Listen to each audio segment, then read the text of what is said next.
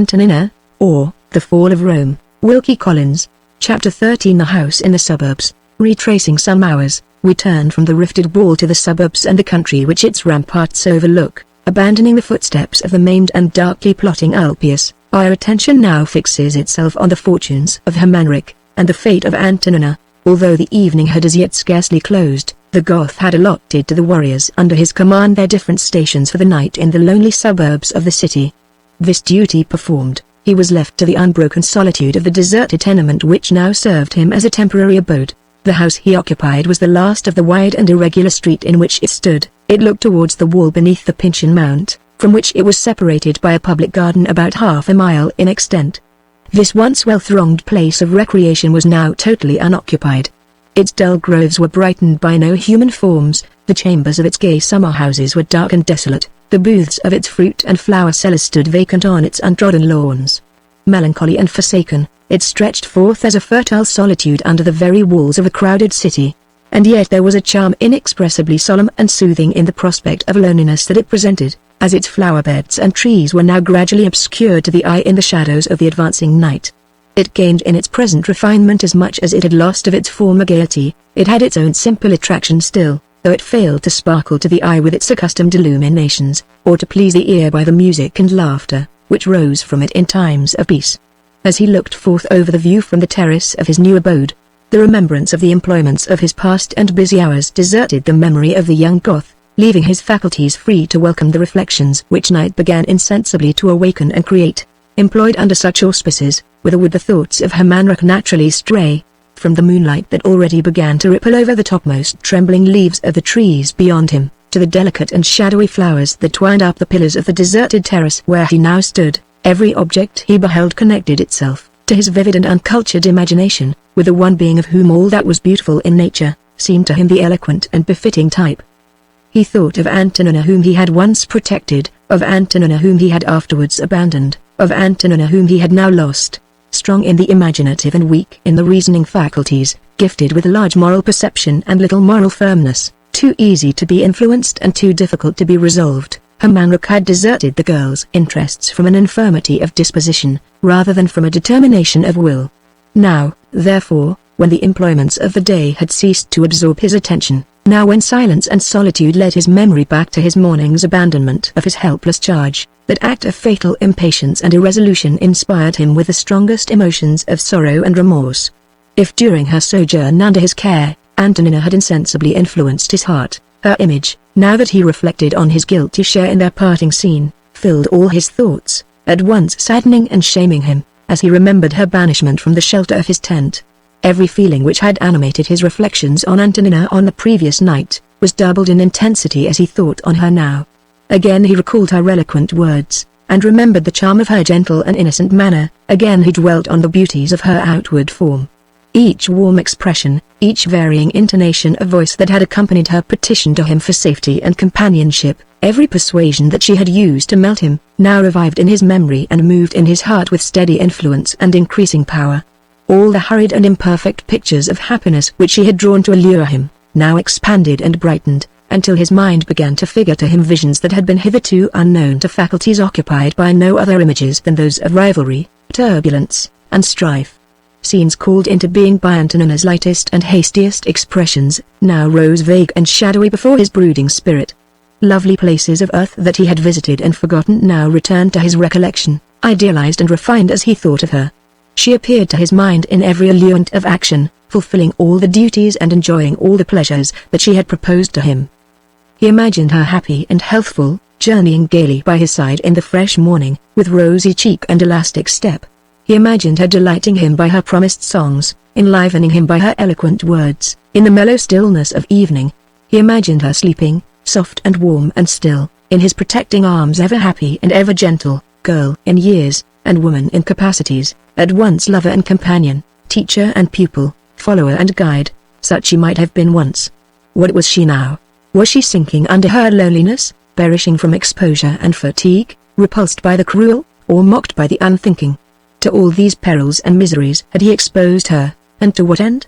To maintain the uncertain favor, to preserve the unwelcome friendship, of a woman abandoned even by the most common and intuitive virtues of her sex, whose frantic craving for revenge confounded justice with treachery, innocence with guilt, helplessness with tyranny, whose claims of nation and relationship should have been forfeited in his estimation, by the openly confessed malignity of her designs, at the fatal moment when she had communicated them to him in all their atrocity, before the walls of Rome. He groaned in despair, as he thought on this, the most unworthy of the necessities, to which the forsaken girl had been sacrificed. Soon, however, his mind reverted from such reflections as these, to his own duties and his own renown, and here his remorse became partially lightened, though his sorrow remained unchanged. Wonderful as had been the influence of Antonina's presence and Antonina's words over the Goth, they had not yet acquired power enough to smother in him entirely the warlike instincts of his sex and nation, or to vanquish the strong and hostile promptings of education and custom. She had gifted him with new emotions, and awakened him to new thought. She had aroused all the dormant gentleness of his disposition to war against the rugged indifference, the reckless energy, that teaching and example had hitherto made a second nature to his heart. She had wound her way into his mind, brightening its dark places, enlarging its narrow recesses, beautifying its unpolished treasures. She had created, she had refined, during her short hours of communication with him, but she had not lured his disposition entirely from its old habits and its old attachments. She had not yet stripped off the false glitter from barbarian strife, or the pomp from martial renown. She had not elevated the inferior intellectual to the height of the superior moral faculties in his inward composition. Submitted almost impartially to the alternate and conflicting dominion of the two masters, love and duty, he at once regretted Antonina, and yet clung mechanically to his old obedience to those tyrannic requirements of nation and name, which had occasioned her loss. Oppressed by his varying emotions, destitute alike of consolation and advice, the very inaction of his present position sensibly depressed him. He rose impatiently, and buckling on his weapons, sought to escape from his thoughts, by abandoning the scene under the influence of which they had been first aroused. Turning his back upon the city, he directed his steps at random, through the complicated labyrinth of streets, composing the extent of the deserted suburbs. After he had passed through the dwellings comprised in the occupation of the Gothic lines, and had gained those situated nearer to the desolate country beyond, the scene around him became impressive enough to have absorbed the attention of any man not wholly occupied by other and more important objects of contemplation. The loneliness he now beheld on all sides, was not the loneliness of ruin. The buildings near him were in perfect repair. It was not the loneliness of pestilence. There were no corpses strewn over the untrodden pavements of the streets. It was not the loneliness of seclusion. There were no barred windows, and few closed doors. It was a solitude of human annihilation. The open halls were unapproached. The benches before the wine shops were unoccupied. Remains of gaudy household wares still stood on the counters of the street booths, watched by none, bought by none. Particles of bread and meat, treasures, fated to become soon of greater value than silver and gold, to beleaguered Rome, rotted here in the open air, like garbage upon dunghills. Children's toys, women's ornaments, purses, money, love tokens, precious manuscripts, lay scattered hither and thither in the public ways, dropped and abandoned by their different owners, in the hurry of their sudden and universal flight. Every deserted street was eloquent of darling projects desperately resigned, of valued labors miserably deserted, of delighting enjoyments irretrievably lost. The place was forsaken even by those household gods of rich and poor, its domestic animals.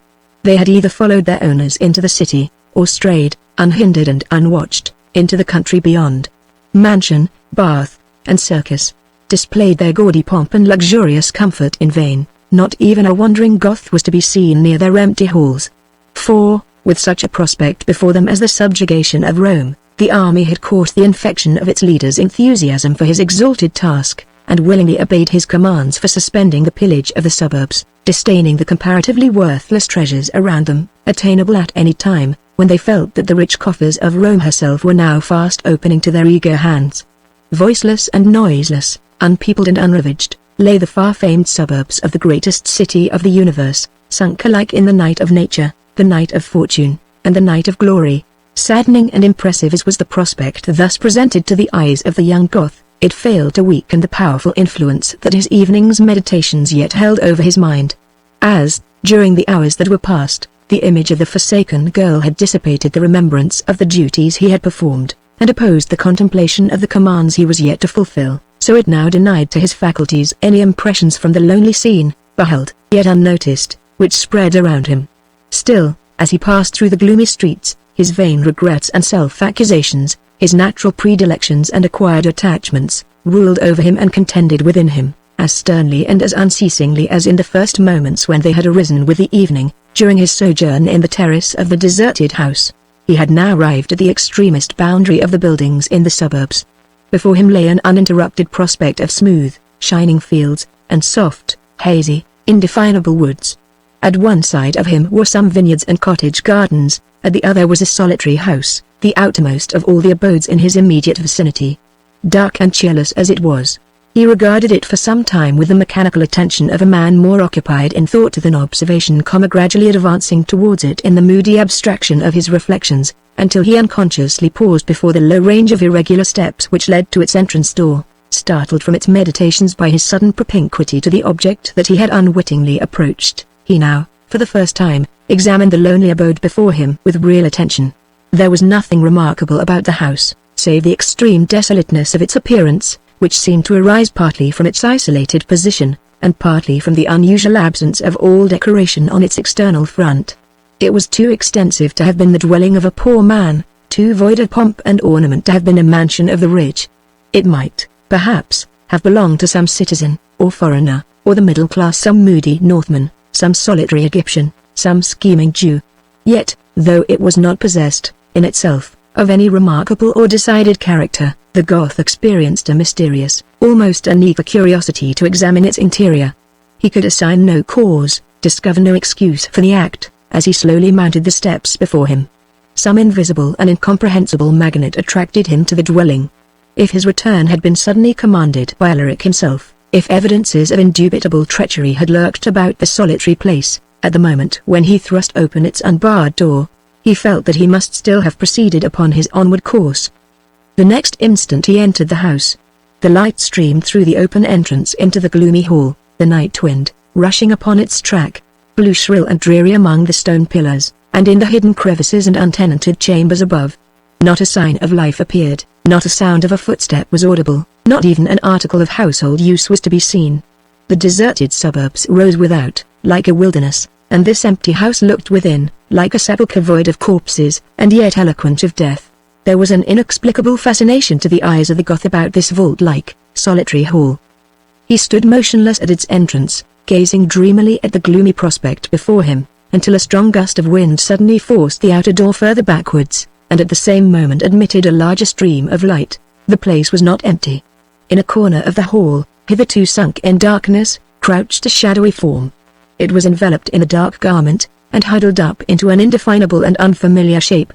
Nothing appeared on it, as a denoting sign of humanity, but one pale hand, holding the black drapery together, and relieved against it in almost ghastly contrast under the cold light of the moon. Vague remembrances of the awful superstitions of his nation's ancient worship hurried over the memory of the young Goth, at the first moment of his discovery of the ghost-like occupant of the hall. As he stood in fixed attention before the motionless figure, it soon began to be endowed with the same strange influence over his will that the lonely house had already exerted. He advanced slowly towards the crouching form. It never stirred at the noise of his approach. The pale hand still held the mantle over the compressed figure, with the same rigid immobility of grasp. Brave as he was, Hermanric shuddered as he bent down and touched the bloodless, icy fingers. At that action, as if endowed with instant vitality from contact with a living being, the figure suddenly started up. Then, the folds of the dark mantle fell back, disclosing a face as pale in hue as the stone pillars around it, and the voice of the solitary being became audible, uttering in faint, monotonous accents, these words: "He was forgotten and abandoned me! Slay me if you will! I am ready to die." Broken, untuned as it was, there yet lurked in that voice a tone of its old music, that beamed in that vacant and heavy eye ray of its native gentleness. With a sudden exclamation of compassion and surprise, the Goth stepped forward, raised the trembling outcast in his arms, and, in the impulse of the moment quitting the solitary house, stood the next instant on the firm earth, and under the starry sky, once more united to the charge that he had abandoned to Antonina whom he had lost. He spoke to her, caressed her, entreated her pardon, assured her of his future care, but she neither answered nor recognized him. She never looked in his face, never moved in his arms, never petitioned for mercy. She gave no sign of life or being, saving that she moaned at regular intervals in piteous accents: "He was forgotten and abandoned me." as if that one simple expression comprised in itself her acknowledgement of the uselessness of her life, and her dirge for her expected death. The Goth's countenance whitened to his very lips. He began to fear that her faculties had sunk under her trials.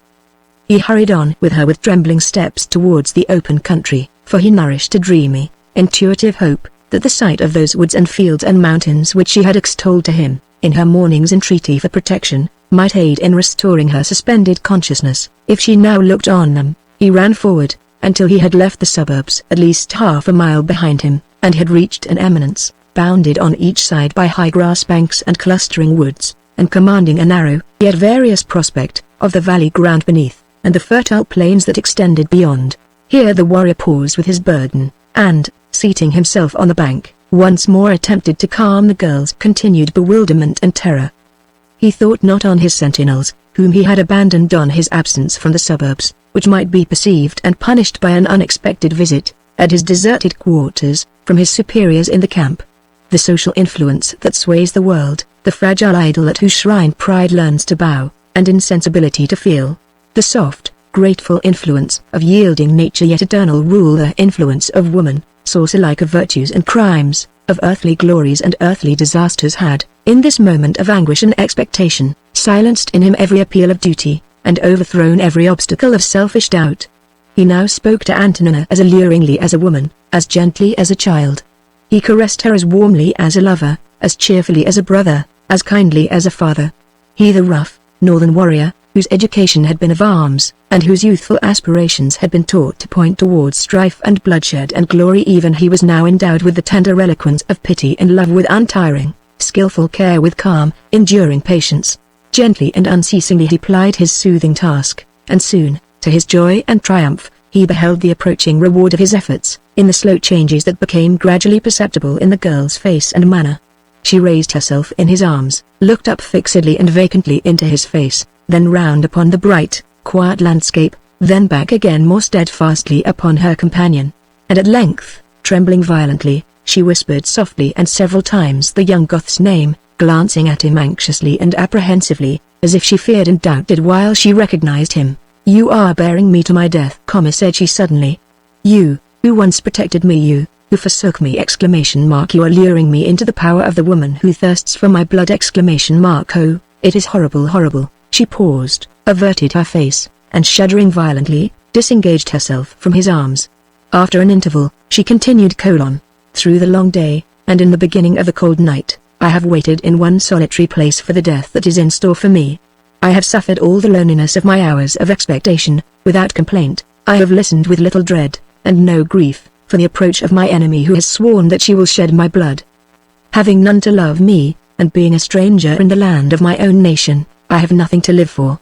But it is a bitter misery to me to behold in you the fulfiller of my doom, to be snatched by the hand of Hermanruk from the heritage of life that I have so long struggled to preserve." Her voice had altered, as she pronounced these words, to an impressive lowness and mournfulness of tone. Its quiet, saddened accents were expressive of an almost divine resignation and sorrow. They seemed to be attuned to a mysterious and untraceable harmony with the melancholy stillness of the night landscape. As she now stood looking up with pale, calm countenance, and gentle, tearless eyes, into the sky whose moonlight brightness shone softly over her form, the Virgin watching the approach of her angel messenger could hardly have been adorned with a more pure and simple loveliness than now dwelt over the features of Numerian's forsaken child. No longer master of his agitation, filled with awe, grief, and despair, as he looked on the victim of his heartless impatience, Hermanruk bowed himself at the girl's feet, and, in the passionate utterance of real remorse, offered up his supplications for pardon and his assurances of protection and love. All that the reader has already learned: the bitter self-upbraidings of his evening, the sorrowful wanderings of his night, the mysterious attraction that led him to the solitary house, his joy at once more discovering his lost charge. All these confessions he now poured forth in the simple yet powerful eloquence of strong emotion and true regret. Gradually and amazedly, as she listened to his words, Antonina awoke from her abstraction. Even the expression of his countenance and the earnestness of his manner, viewed by the intuitive penetration of her sex, wrought with kind and healing influence on her mind. She started suddenly, a bright flush flew over her colorless cheeks, she bent down, and looked earnestly and wistfully into the Goth's face. Her lips moved, but her quick convulsive breathing stifled the words that she vainly endeavored to form. "Yes, continued Hermanric, rising and drawing her towards him again. "You shall never mourn, never fear, never weep more. Though you have lost your father, and the people of your nation are as strangers to you, though you have been threatened and forsaken, you shall still be beautiful, still be happy, for I will watch you, and you shall never be harmed. I will labor for you, and you shall never want people and kindred, fame and duty. I will abandon them all to make atonement to you." Its youthful freshness and hope returned to the girl's heart, as water to the long-parched spring, when the young warrior ceased. The tears stood in her eyes, but she neither sighed nor spoke. Her frame trembled all over with the excess of her astonishment and delight, as she still steadfastly looked on him and still listened intently as he proceeded: "Fear, then, no longer for your safety. Goisvantha, whom you dread, is far from us. She knows not that we are here, she cannot track our footsteps now, to threaten or to harm you. Remember no more how you have suffered and I have sinned. Think only how bitterly I have repented our morning's separation, and how gladly I welcome our meeting of tonight. Oh, Antonina, you are beautiful with a wondrous loveliness, you are young with a perfected and unchildlike youth, your words fall upon my ear with the music of a song of the olden time, it is like a dream of the spirits that my fathers worshipped, when I look up and behold you at my side." An expression of mingled confusion, pleasure, and surprise flushed the girl's half-averted countenance as she listened to the Goth. She rose with a smile of ineffable gratitude and delight, and pointed to the prospect beyond, as she softly rejoined: "Let us go a little further onward, where the moonlight shines over the meadow below. My heart is bursting in this shadowy place. Let us seek the light that is yonder, it seems happy like me." They walked forward, and as they went, she told him again of the sorrows of her past day, of her lonely and despairing progress from his tent to the solitary house where he had found her in the night, and where she had resigned herself from the first to meet a death that had little horror for her then. There was no thought of reproach, no utterance of complaint, in this renewal of her melancholy narration. It was solely that she might luxuriate afresh in those delighting expressions of repentance and devotion, which she knew that it would call forth from the lips of Hermanric, that she now thought of addressing him once more with the tale of her grief. As they still went onward, as she listened to the rude fervent eloquence of the language of the Goth, as she looked on the deep repose of the landscape, and the soft transparency of the night sky, her mind, ever elastic under the shock of the most violent emotions, ever ready to regain its wonted healthfulness and hope, now recovered its old tone, and reassumed its accustomed balance. Again her memory began to store itself with its beloved remembrances, and her heart to rejoice in its artless longings and visionary thoughts. In spite of all her fears and all her sufferings, she now walked on blessed in a disposition that woe had no shadow to darken long, and neglect no influence to warp, still as happy in herself, even yet as forgetful of her past, as hopeful for her future, as on that first evening when we beheld her in her father's garden, singing to the music of her lute. Insensibly as they proceeded, they had diverged from the road, had entered a bypath, and now stood before a gate which led to a small farmhouse, surrounded by its gardens and vineyards, and, like the suburbs that they had quitted, deserted by its inhabitants on the approach of the Goths. They passed through the gate, and arriving at the plot of ground in front of the house, paused for a moment to look around them. The meadows had been already stripped of their grass, and the young trees of their branches by the foragers of the invading army, but here the destruction of the little property had been stayed. The house with its neat thatched roof and shutters of variegated wood, the garden with its small stock of fruit and its carefully tended beds of rare flowers, designed probably to grace the feast of a nobleman or the statue of a martyr, had presented no allurements to the rough tastes of Lyric's soldiery. Not a mark of a footstep appeared on the turf before the house door, the ivy crept in its wonted luxuriance about the pillars of the lowly porch, and as Hermanric and Antonina walked towards the fish pond at the extremity of the garden, the few waterfowl placed there by the owners of the cottage, came swimming towards the bank, as if to welcome in their solitude the appearance of a human form. Far from being melancholy, there was something soothing and attractive about the loneliness of the deserted farm. Its ravaged outhouses and plundered meadows, which might have appeared desolate by day, were so distanced, softened, and obscured by the atmosphere of night, that they presented no harsh contrast to the prevailing smoothness and luxuriance of the landscape around. As Antonina beheld the brightened fields and the shadowed woods, here mingled, the succeeding each other, stretched far onward and onward until they joined the distant mountains, that eloquent voice of nature, whose audience is the human heart, and whose theme is eternal love, spoke inspiringly to her attentive senses. She stretched out her arms as she looked with steady and enraptured gaze upon the bright view before her, as if she longed to see its beauties resolved into a single and living form, into a spirit human enough to be addressed. and visible enough to be adored, beautiful earth. She murmured softly to herself, thy mountains are the watchtowers of angels, thy moonlight is the shadow of God. Her eyes filled with bright, happy tears. She turned to Hermanric, who stood watching her, and continued: Have you never thought that light, and air, and the perfume of flowers, might contain some relics of the beauties of Eden that escaped with Eve, when she wandered into the lonely world? They glowed and breathed for her, and she lived and was beautiful in them.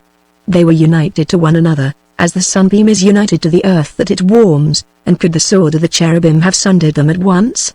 When Eve went forth, did the closed gates shut back in the empty paradise all the beauty that had clung, and grown, and shone round her?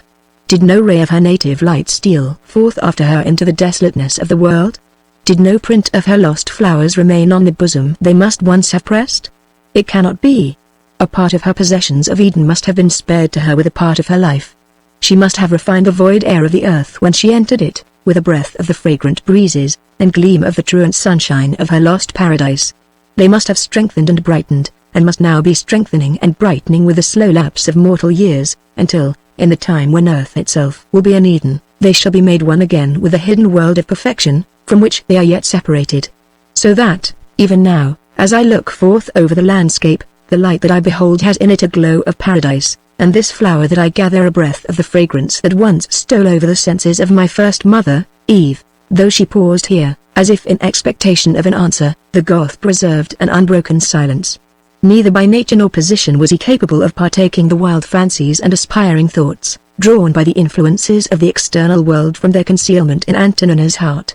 The mystery of his present situation, his vague remembrance of the duties he had abandoned, the uncertainty of his future fortunes and future fate, the presence of the lonely being so inseparably connected with his past emotions and his existence to come, so strangely attractive by her sex, her age, her person, her misfortunes, and her endowments, all contributed to bewilder his faculties. Goisvintha, the army, the besieged city, the abandoned suburbs, seemed to hem him in like a circle of shadowy and threatening judgments, and in the midst of them stood the young denizen of Rome, with her eloquent countenance and her inspiring words, ready to hurry him, he knew not whither, and able to influence him, he felt not how, unconsciously interpreting her companion's silence into a wish to change the scene and the discourse. Antonina, after lingering over the view from the garden for a moment longer, led the way back towards the untenanted house. They removed the wooden padlock from the door of the dwelling, and guided by the brilliant moonlight, entered its principal apartment. The homely adornments of the little room had remained undisturbed, and dimly distinguishable though they now were, gave it to the eyes of the two strangers, the same aspect of humble comfort which had probably once endeared it to its exiled occupants. As Hermanric seated himself by Antonina's side on the simple couch which made the principal piece of furniture in the place, and looked forth from the window over the same view that they had beheld in the garden, the magic stillness and novelty of the scene now began to affect his slow perceptions, as they had already influenced the finer and more sensitive faculties of the thoughtful girl. New hopes and tranquil ideas arose in his young mind, and communicated an unusual gentleness to his expression, an unusual softness to his voice, as he thus addressed his silent companion: With such a home as this, with this garden, with that country beyond, with no warfare, no stern teachers, no enemy to threaten you, with companions and occupations that you love, tell me, Antonina, would not your happiness be complete? As he looked round at the girl to listen to her reply, he saw that her countenance had changed. Their past expression of deep grief had again returned to her features.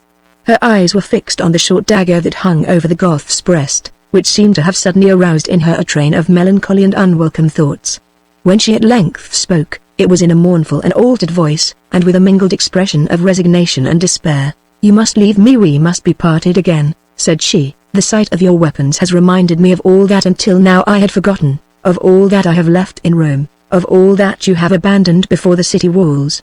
Once I thought we might have escaped together from the turmoil and the danger around us, but now I know that it is better that you should depart. Alas! For my hopes and my happiness, I must be left alone once more. She paused for an instant, struggling to retain her self-possession, and then continued: Yes, you must quit me, and return to your post before the city, for in the day of assault there will be none to care for my father but you. Until I know that he is safe, until I can see him once more, and ask him for pardon, and entreat him for love, I dare not remove from the perilous precincts of Rome. Return, then, to your duties, and your companions, and your occupations of martial renown, and do not forget Numerian when the city is assailed, nor Antonina, who is left to think on you in the solitary plains." She rose from her place, as if to set the example of departing, but her strength and resolution both failed her, and she sank down again on the couch, incapable of making another movement, or uttering another word. Strong and conflicting emotions passed over the heart of the Goth. The language of the girl had quickened the remembrance of his half-forgotten duties, and strengthened the failing influence of his old predilections of education and race. Both conscience and inclination now opposed his disputing her urgent and unselfish request. For a few minutes he remained in deep reflection, then he rose and looked earnestly from the window, then back again upon Antonina and the room they occupied. At length, as if animated by a sudden determination, he again approached his companion, and thus addressed her: "It is right that I should return. I will do your bidding, and depart for the camp, but not till the break of day, while you, Antonina, remain in concealment and in safety here. None can come hither to disturb you. The Goths will not revisit the fields they have already stripped. The husbandman who owns this dwelling is imprisoned in the beleaguered city. The peasants from the country beyond dare not approach so near to the invading hosts, and Goisvinther, whom you dread, knows not even of the existence of such a refuge as this.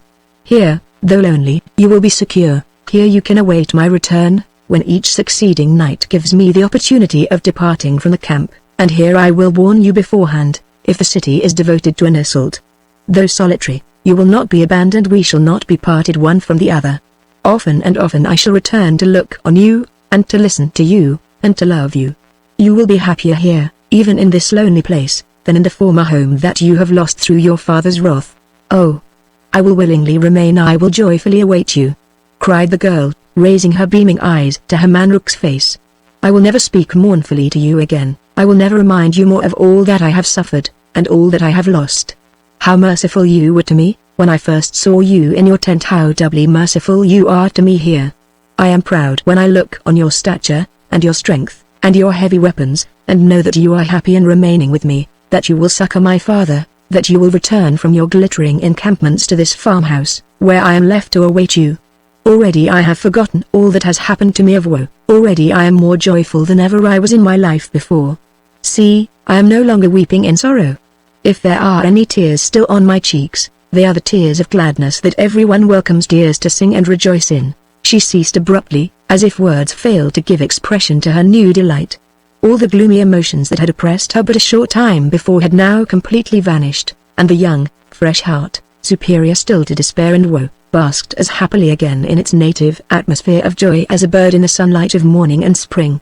Then, when after an interval of delay their former tranquility had returned to them, how softly and lightly the quiet hours of the remaining night flowed onward to the two watchers in the lonely house. How gladly the delighted girl disclosed her hidden thoughts, and poured forth her innocent confessions, to the dweller among other nations and the child of other impressions than her own.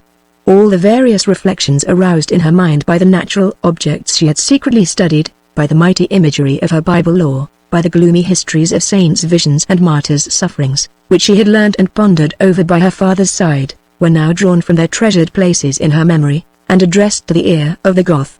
As the child flies to the nurse with the story of its first toy, as the girl resorts to the sister with the confession of her first love, as the poet hurries to the friend with the plan of his first composition, so did Antonina seek the attention of Hermanruk with the first outward revealings enjoyed by her faculties and the first acknowledgement of her emotions liberated from her heart. The longer the Goth listened to her, the more perfect became the enchantment of her words, half struggling into poetry, and her voice half gliding into music. As her low, still, varying tones wound smoothly into his ear, his thoughts suddenly and intuitively reverted to her formerly expressed remembrances of her lost lute, inciting him to ask her, with new interest and animation, of the manner of her acquisition of that knowledge of song, which she had already assured him that she possessed. "I have learned many odes of many poets," said she, quickly and confusedly avoiding the mention of Vetranio, which a direct answer to Hermanruk's question must have produced, "but I remember none perfectly, save those whose theme is of spirits and of other worlds, and of the invisible beauty that we think of but cannot see. Of the few that I know of these, there is one that I first learned and loved most. I will sing it, that you may be assured I will not fail to you in my promised heart." She hesitated for a moment. Sorrowful remembrances of the events that had followed the utterance of the last notes she sang in her father's garden, swelled within her, and held her speechless. Soon, however, after a short interval of silence, She recovered her self-possession, and began to sing, in low tremulous tones, that harmonized well with the character of the words and the strain of the melody which she had chosen. The mission of the tear, the skies were its birthplace. The tear was the child of the dark maiden Sorrow, by young joy beguiled. It was born in convulsion, 'twas nurtured in woe. And the world was yet young when it wandered below, too. No angel bright guardians watched over its birth. Ere yet it was suffered to roam upon earth. No spirits of gladness its soft form caressed. Sighs mourned round its cradle, and hushed it to rest. 3. Though joy might endeavor, with kisses and wiles, to lure it away to his household of smiles, from the daylight he lived in it turned in affright, to nestle with sorrow in climates of night. 4. When it came upon earth, 'twas to choose a career, the brightest and best that is left to a tear, to hallow delight, and bestow the relief denied by despair to the fullness of grief. Few repelled it, some blessed it wherever it came, whether softening their sorrow, or soothing their shame, and the joyful themselves, though its name they might fear, oft welcomed the calming approach of the tear. Years on years have worn onward, as watched from above, speeds that meek spirit yet on its labor of love. Still the exile of heaven, it ne'er shall away. Every heart has a home for it, roam where it may. For the first few minutes after she had concluded the ode, her manrook was hardly conscious that she had ceased, and when at length she looked up at him, her mute petition for approval had an eloquence which would have been marred to the Goth at that moment, by the utterance of single word. A rapture, an inspiration, a new life moved within him. The hour and the scene completed what the magic of the song had begun. His expression now glowed with a southern warmth, his words assumed a Roman fervor. Gradually, as they discoursed, the voice of the girl was less frequently audible. A change was passing over her spirit. From the teacher, she was now becoming the pupil. As she still listened to the Goth, as she felt the birth of new feelings within her while he spoke, her cheeks glowed, her features lightened up, her very form seemed to freshen and expand. No intruding thought or awakening remembrance disturbed her rapt attention. No cold doubt, no gloomy hesitation, appeared in her companion's words. The one listened, the other spoke, with the whole heart, the undivided soul. While a worldwide revolution was concentrating its hurricane forces around them, while the city of an empire tottered already to its tremendous fall, while Goisvanthe plotted new revenge, while Ulpius toiled for his revolution of bloodshed and ruin, while all these dark materials of public misery and private strife seethed and strengthened around them, they could as completely forget the stormy outward world. In themselves, they could think as serenely of tranquil love. The kiss could be given as passionately and returned as tenderly, as if the lot of their existence had been cast in the pastoral days of the shepherd poets, and the future of their duties and enjoyments was securely awaiting them in a land of eternal peace. Chapter 14. The famine. The end of November is approaching. Nearly a month has elapsed since the occurrence of the events mentioned in the last chapter, yet still the Gothic lines stretch round the city walls. Rome, that we left haughty and luxurious even while ruin threatened her at her gates, has now suffered a terrible and warning change. As we approach her again, woe, horror, and desolation have already gone forth to shadow her lofty palaces and to darken her brilliant streets. Over pomp that spurned it, over pleasure that defied it, over plenty that scared it in its secret rounds, the spectre hunger has now risen triumphant at last. Day by day has the city's insufficient allowance of food been more and more sparingly doled out. Higher and higher has risen the value of the coarsest and simplest provision. The hoarded supplies that pity and charity have already bestowed to cheer the sinking people have reached their utmost limits. For the rich, there is still corn in the city, treasure of food to be bartered for treasure of gold. For the poor, man's natural nourishment exists no more. The season of famine's loathsome feasts, the first days of the sacrifice of choice to necessity have darkly and irretrievably begun. It is morning. A sad and noiseless throng is advancing over the cold flagstones of the great square before the Basilica of St. John Lateran. The members of the assembly speak in whispers. The weak are tearful, the strong are gloomy. They all move with slow and languid gait, and hold in their arms their dogs or other domestic animals. On the outskirts of the crowd march the enfeebled guards of the city, grasping in their rough hands rare favorite birds of gaudy plumage and melodious note, and followed by children and young girls vainly and piteously entreating that their favorites may be restored. This strange procession pauses, at length, before a mighty cauldron slung over a great fire in the middle of the square, round which stand the city butchers with bare knives, and the trustiest men of the Roman legions with threatening weapons. A proclamation is then repeated, commanding the populace who have no money left to purchase food, to bring up their domestic animals to be boiled together over the public furnace, for the sake of contributing to the public support. The next minute, in pursuance of this edict, the dumb favorites of the crowd passed from the owner's caressing hand into the butcher's ready grasp. The faint cries of the animals, starved like their masters, mingled for a few moments with the sobs and lamentations of the women and children, to whom the greater part of them belonged. For, in this the first stage of their calamities, that severity of hunger which extinguishes pity and estranges grief was unknown to the populace, and though fast losing spirit, they had not yet sunk to the depths of ferocious despair which even now were invisibly opening between them. 1,000 pangs were felt, 1,000 humble tragedies were acted, in the brief moments of separation between guardian and charge. The child snatched its last kiss of the bird that had sung over its bed, the dog looked its last entreaty for protection from the mistress who had once never met it without a caress. Then came the short interval of agony and death, then the steam rose fiercely from the greedy cauldron, and then the people for a time dispersed, the sorrowful to linger near the confines of the fire, and the hungry to calm their impatience by a visit to the neighboring church. The marble aisles of the noble basilica held the gloomy congregation. 3 small candles were alone lighted on the high altar.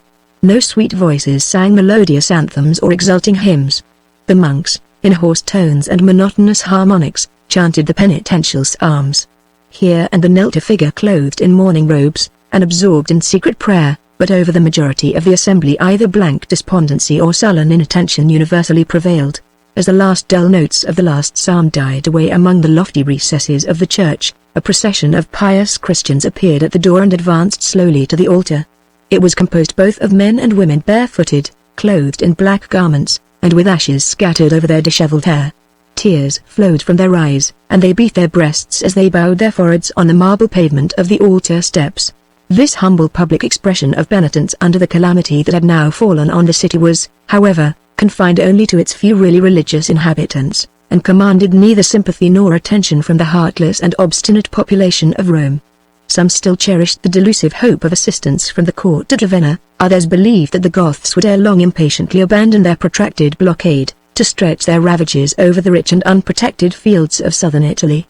But the same blind confidence in the lost terrors of the Roman name, the same fierce and reckless determination to defy the Goths to the very last, sustained the sinking courage and suppressed the despondent emotions of the great mass of the suffering people, from the beggar who prowled for garbage, to the patrician who sighed over his new and unwelcome nourishment of simple bread, while the penitents who formed the procession above described were yet engaged in the performance of their unnoticed and unshared duties of penance and prayer. A priest ascended the great pulpit of the basilica, to attempt the ungrateful task of preaching patience and piety to the hungry multitude at his feet. He began his sermon by retracing the principal occurrences in Rome since the beginning of the Gothic's blockade. He touched cautiously upon the first event that stained the annals of the besieged city, the execution of the widow of the Roman general Stilicho, on the unauthorized suspicion that she had held treasonable communication with Alaric and the invading army. He noticed lengthily the promises of assistance transmitted from Ravenna, after the perpetration of that ill-omened act. He spoke admiringly of the skill displayed by the government in making the necessary and immediate reductions in the daily supplies of food. He lamented the terrible scarcity which followed, too inevitably, those seasonable reductions. He pronounced an eloquent eulogium on the noble charity of Litta, the widow of the Emperor Gratian, who, with her mother, devoted the store of provisions obtained by their imperial revenues to succoring, at that important juncture, the starving and desponding poor. He admitted the new scarcity, consequent on the dissipation of Litta's stores, deplored the present necessity of sacrificing the domestic animals of the citizens, condemned the enormous prices now demanded for the last remnants of wholesome food that were garnered up, announced it as the firm persuasion of everyone that a few days more would bring help from Ravenna, and ended his address by informing his auditory that, as they had suffered so much already, they could patiently suffer a little more, and that if, after this, they were so ill-fated as to sink under their calamities, they would feel it a noble consolation to die in the cause of Catholic and Apostolic Rome, and would assuredly be canonized as saints and martyrs by the next generation of the pious in the first interval of fertile and restoring peace. Flowing as was the eloquence of this oration, it yet possessed not the power of inducing one among those whom it addressed to forget the sensation of his present suffering, and to fix his attention on the vision of future advantage, spread before all listeners by the fluent priest. With the same murmurs of querulous complaint, and the same expressions of impotent hatred and defiance of the Goths which had fallen from them as they entered the church, The populace now departed from it, to receive from the city officers the stinted allowance of repugnant food, prepared for their hunger from the cauldron in the public square. And see, already from other haunts in the neighboring quarter of Rome their fellow citizens press onward at the given signal, to meet them round the cauldron sides. The languid sentinel, released from duty, turns his gaze from the sickening prospect of the Gothic camp, and hastens to share the public meal. The baker starts from sleeping on his empty counter, the beggar rises from his kennel in the butcher's vacant outhouse, the slave deserts his place by the smouldering kitchen fire, all hurried to swell the numbers of the guests that are bidden to the wretched feast. Rapidly and confusedly, the congregation in the basilica pours through its lofty gates.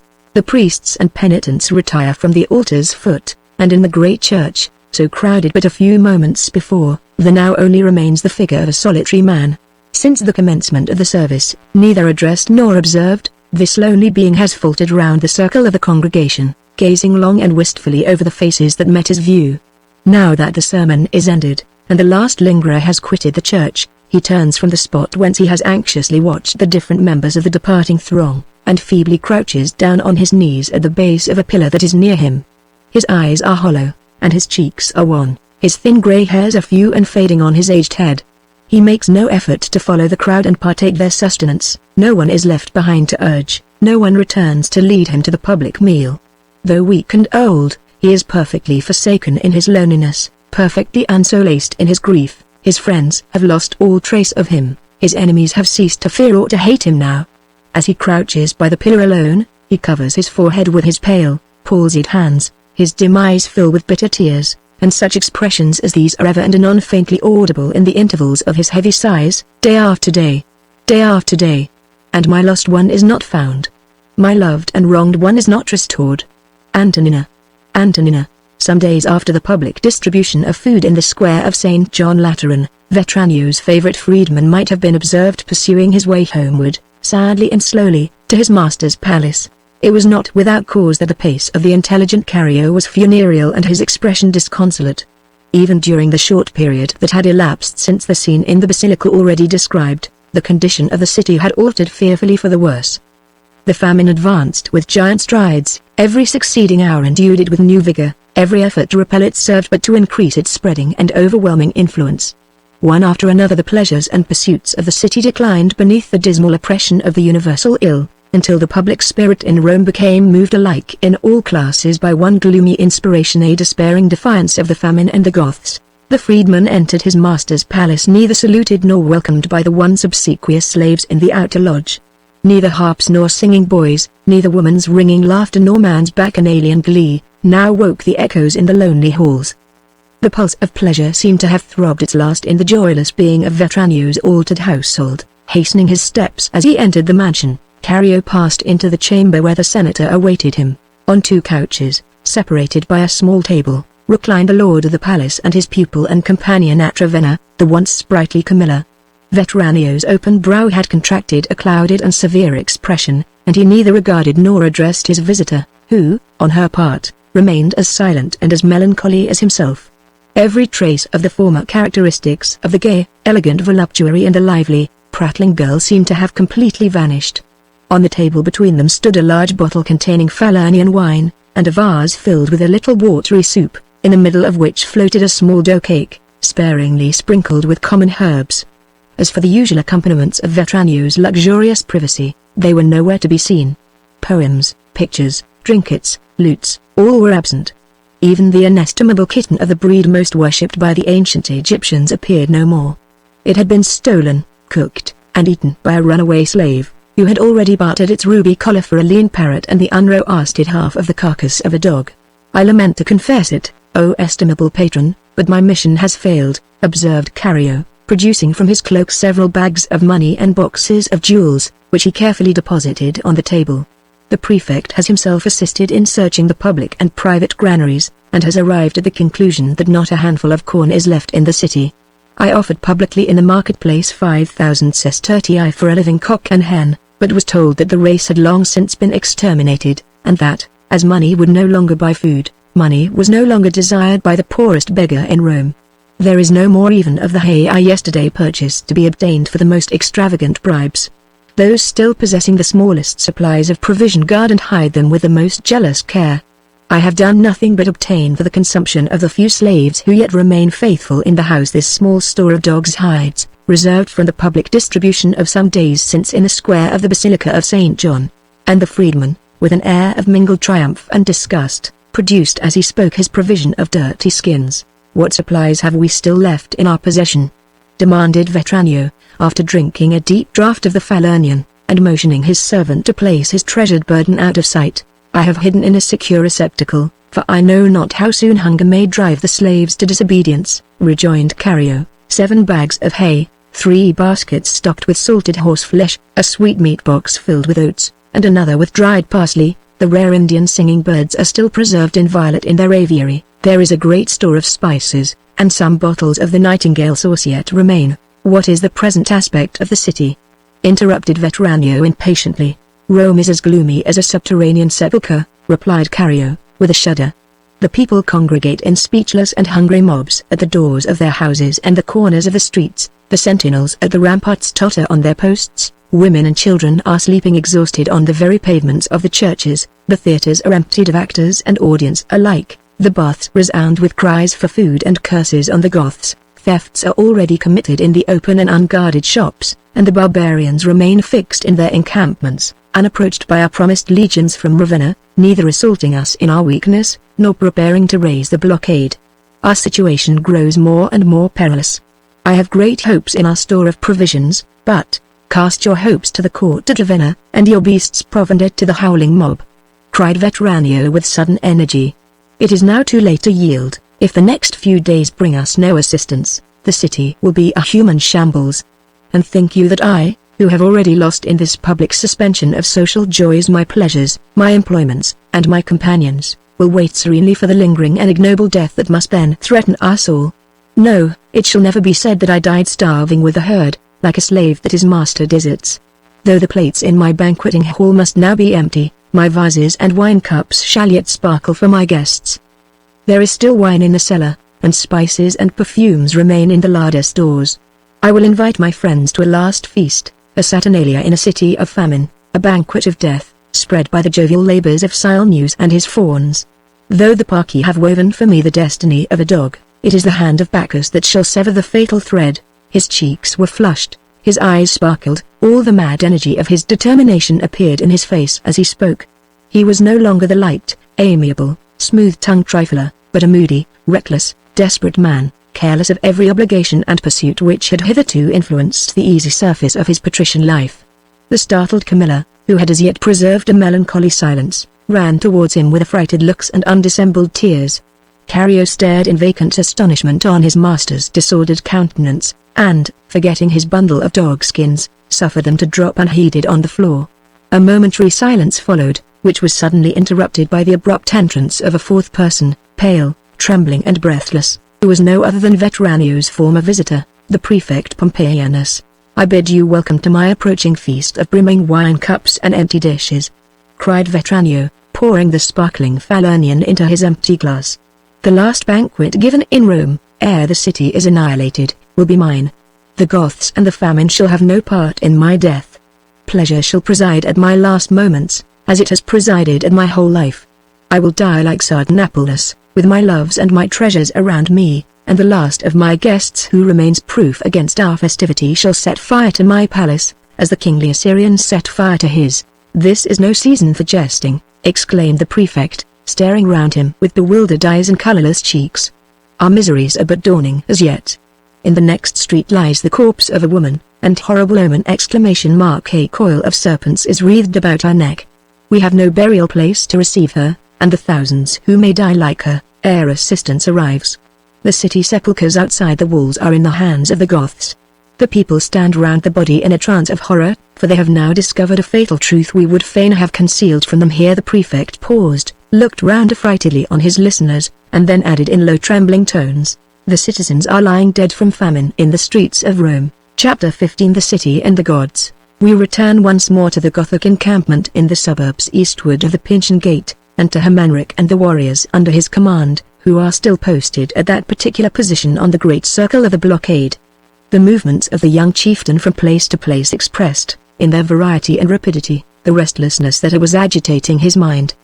He glanced back frequently from the warriors around him to the remote and opposite quarter of the suburbs, occasionally directing his eyes towards the western horizon, as if anxiously awaiting the approach of some particular hour of the coming night. Weary at length of pursuing occupations which evidently irritated rather than soothed his impatience, he turned abruptly from his companions, and advancing towards the city, paced slowly backwards and forwards over the waste ground between the suburbs and the walls of Rome. At intervals he still continued to examine the scene around him. A more dreary prospect than now met his view, whether in earth or sky, can hardly be conceived.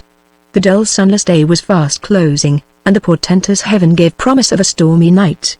Thick, black layers of shapeless cloud hung over the whole firmament, save at the western point, and here lay a streak of pale, yellow light, enclosed on all sides by the firm, ungraduated, irregular edges of the masses of gloomy vapor around it. A deep silence hung over the whole atmosphere. The wind was voiceless among the steady trees. The stir and action in the being of nature and the life of man seemed enthralled, suspended, stifled. The air was laden with a burdensome heat, and all things on earth, animate and inanimate, felt the oppression that weighed on them from the higher elements.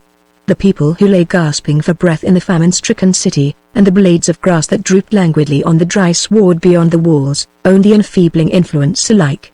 As the hours wore on and night stealthily and gradually advanced, a monotonous darkness overspread, one after another, the objects discernible to Hermann from the solitary ground he still occupied. Soon the great city faded into one vast, impenetrable shadow, while the suburbs and the low country around them vanished in the thick darkness that gathered almost perceptibly over the earth.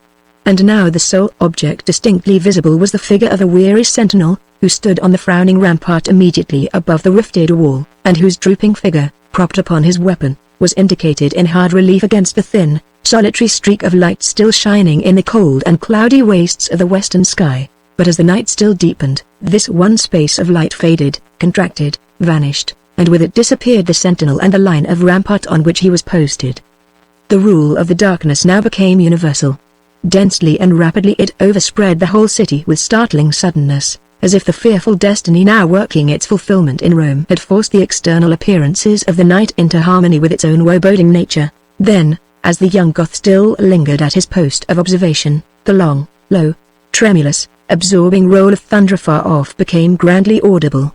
It seemed to proceed from a distance almost incalculable, to be sounding from its cradle in the frozen north, to be journeying about its ice-girdled chambers in the lonely poles.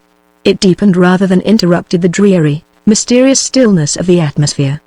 The lightning, too, had a summer softness in its noiseless and frequent gleam.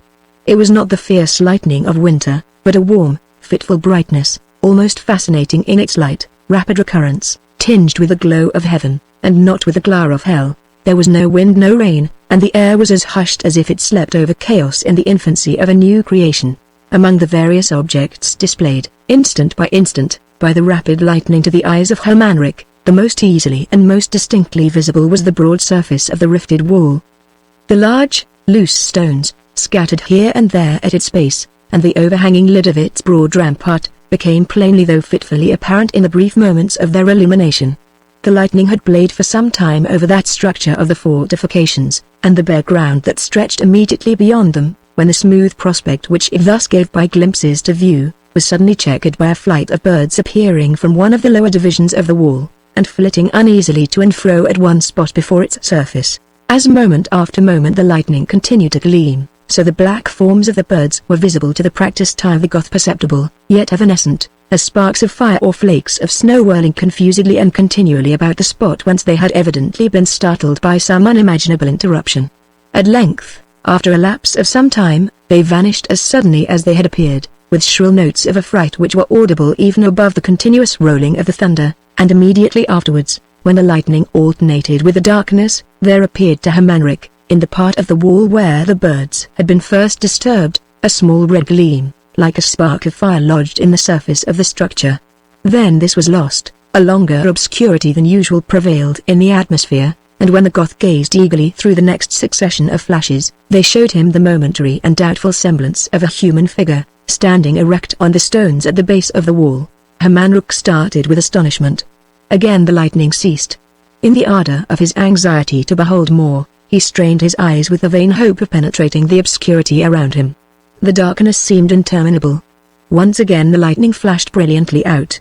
He looked eagerly towards the wall. The figure was still there. His heart throbbed quickly within him, as he stood irresolute on the spot he had occupied since the first peal of thunder had struck upon his ear.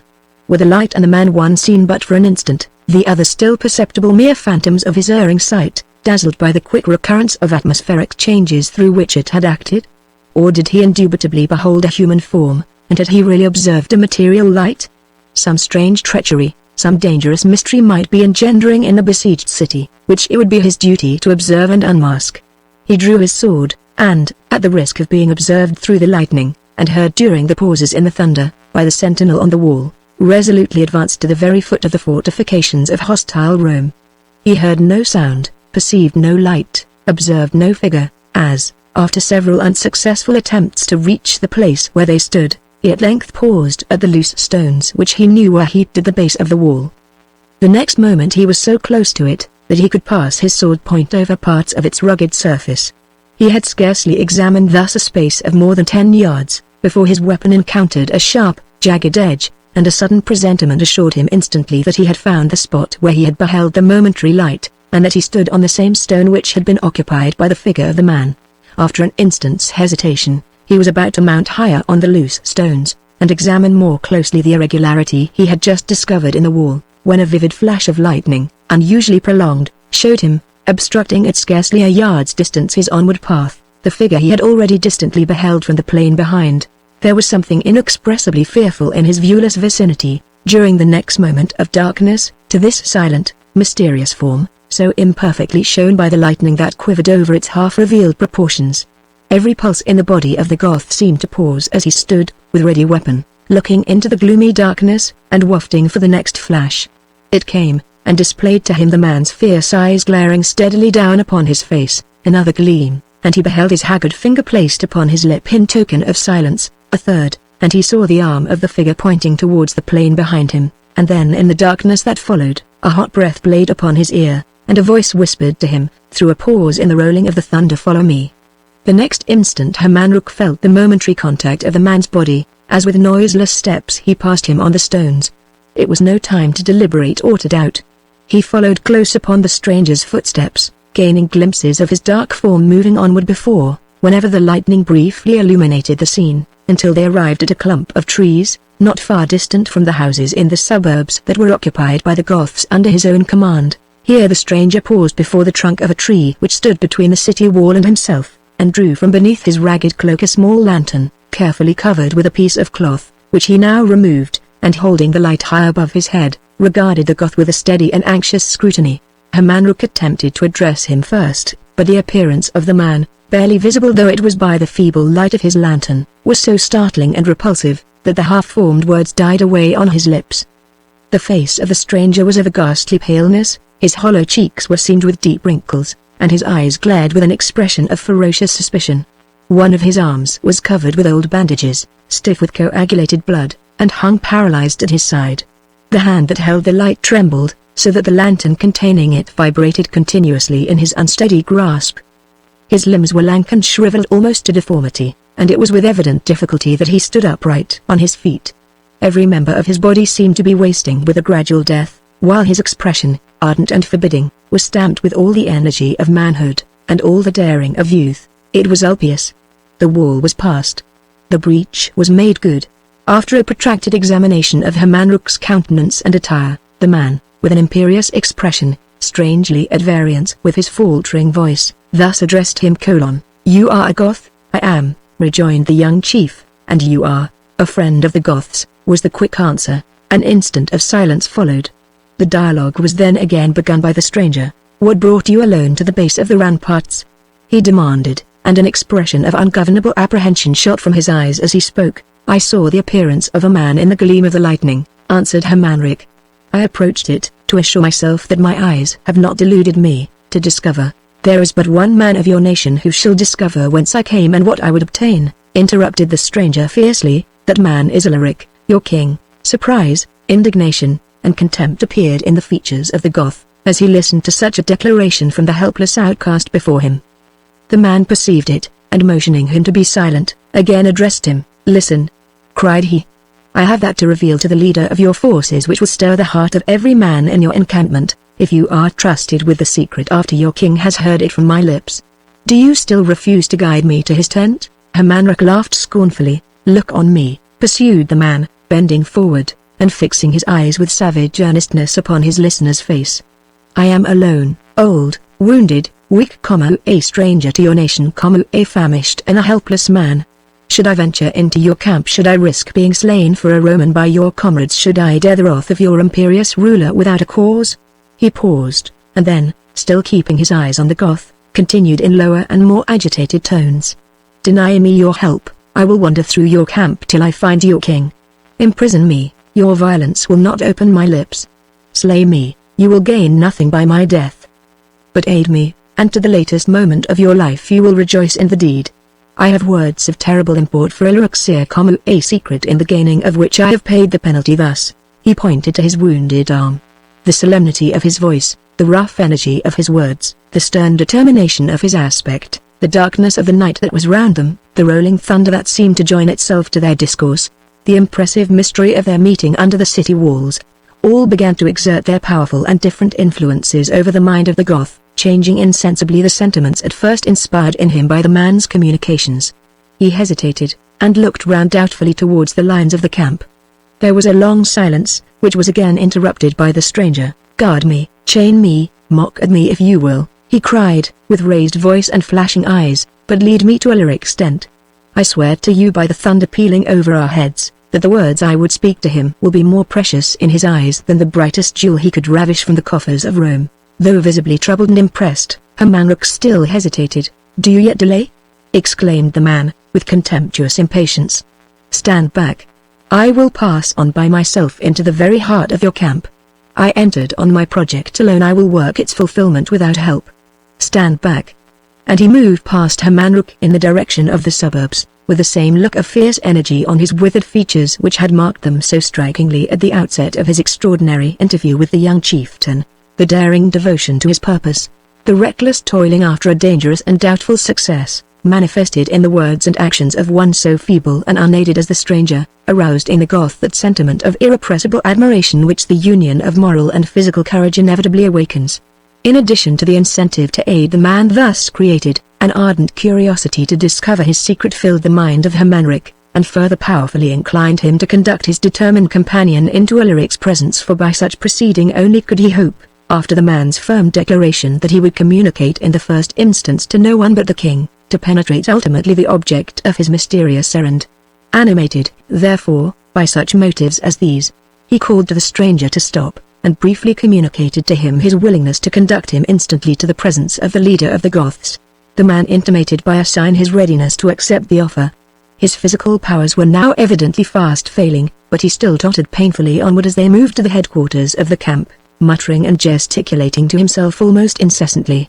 Once only did he address his conductor during their progress, and then with a startling abruptness of manner, and in tones of vehement anxiety and suspicion, he demanded of the young Goth if he had ever examined the surface of the city wall before that night. Hamanruk replied in the negative, and they then proceeded in perfect silence. Their way lay through the line of encampment to the westward, and was imperfectly lighted by the flame of an occasional torch or the glow of a distant watch-fire.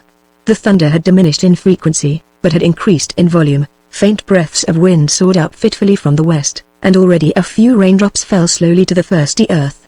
Their warriors not actually on duty at the different posts of observation had retired to the shelter of their tents. None of the 1,000 idlers and attendants attached to the great army appeared at their usual haunts. Even the few voices that were audible sounded distant and low. The night scene here, among the ranks of the invaders of Italy, was as gloomy and repelling as on the solitary plains before the walls of Rome. Ere long the stranger perceived that they had reached a part of the camp more thickly peopled, more carefully illuminated, more strongly fortified, than that through which they had already passed, and the liquid, rushing sound of the waters of the rapid Tiber now caught his suspicious and attentive ear.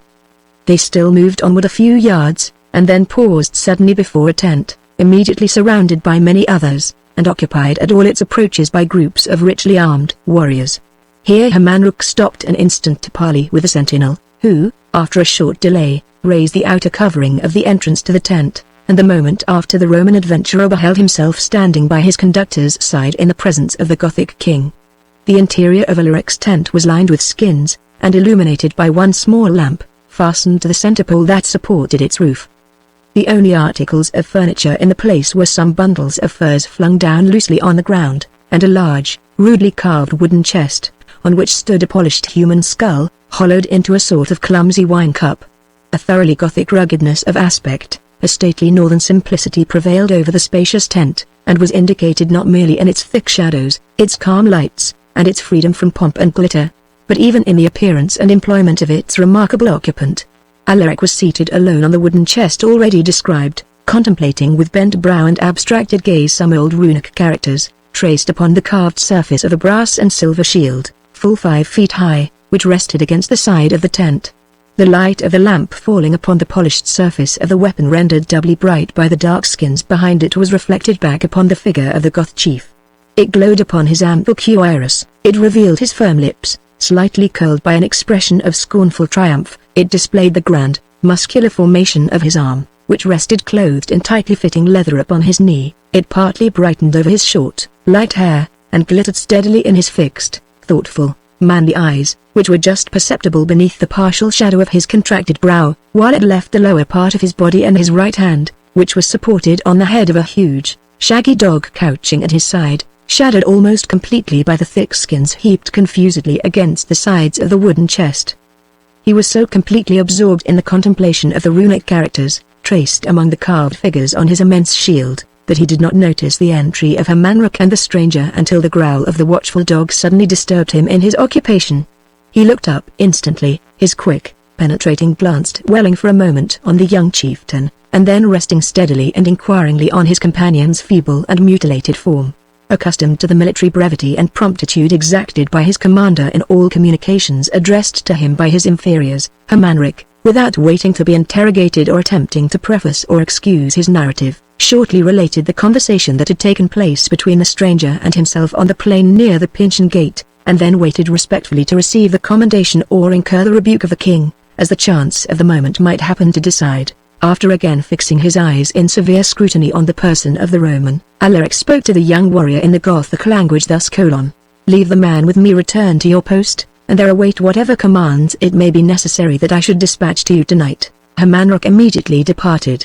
Then, addressing the stranger for the first time, and speaking in the Latin language, the Gothic leader briefly and significantly intimated to his unknown visitant that they were now alone.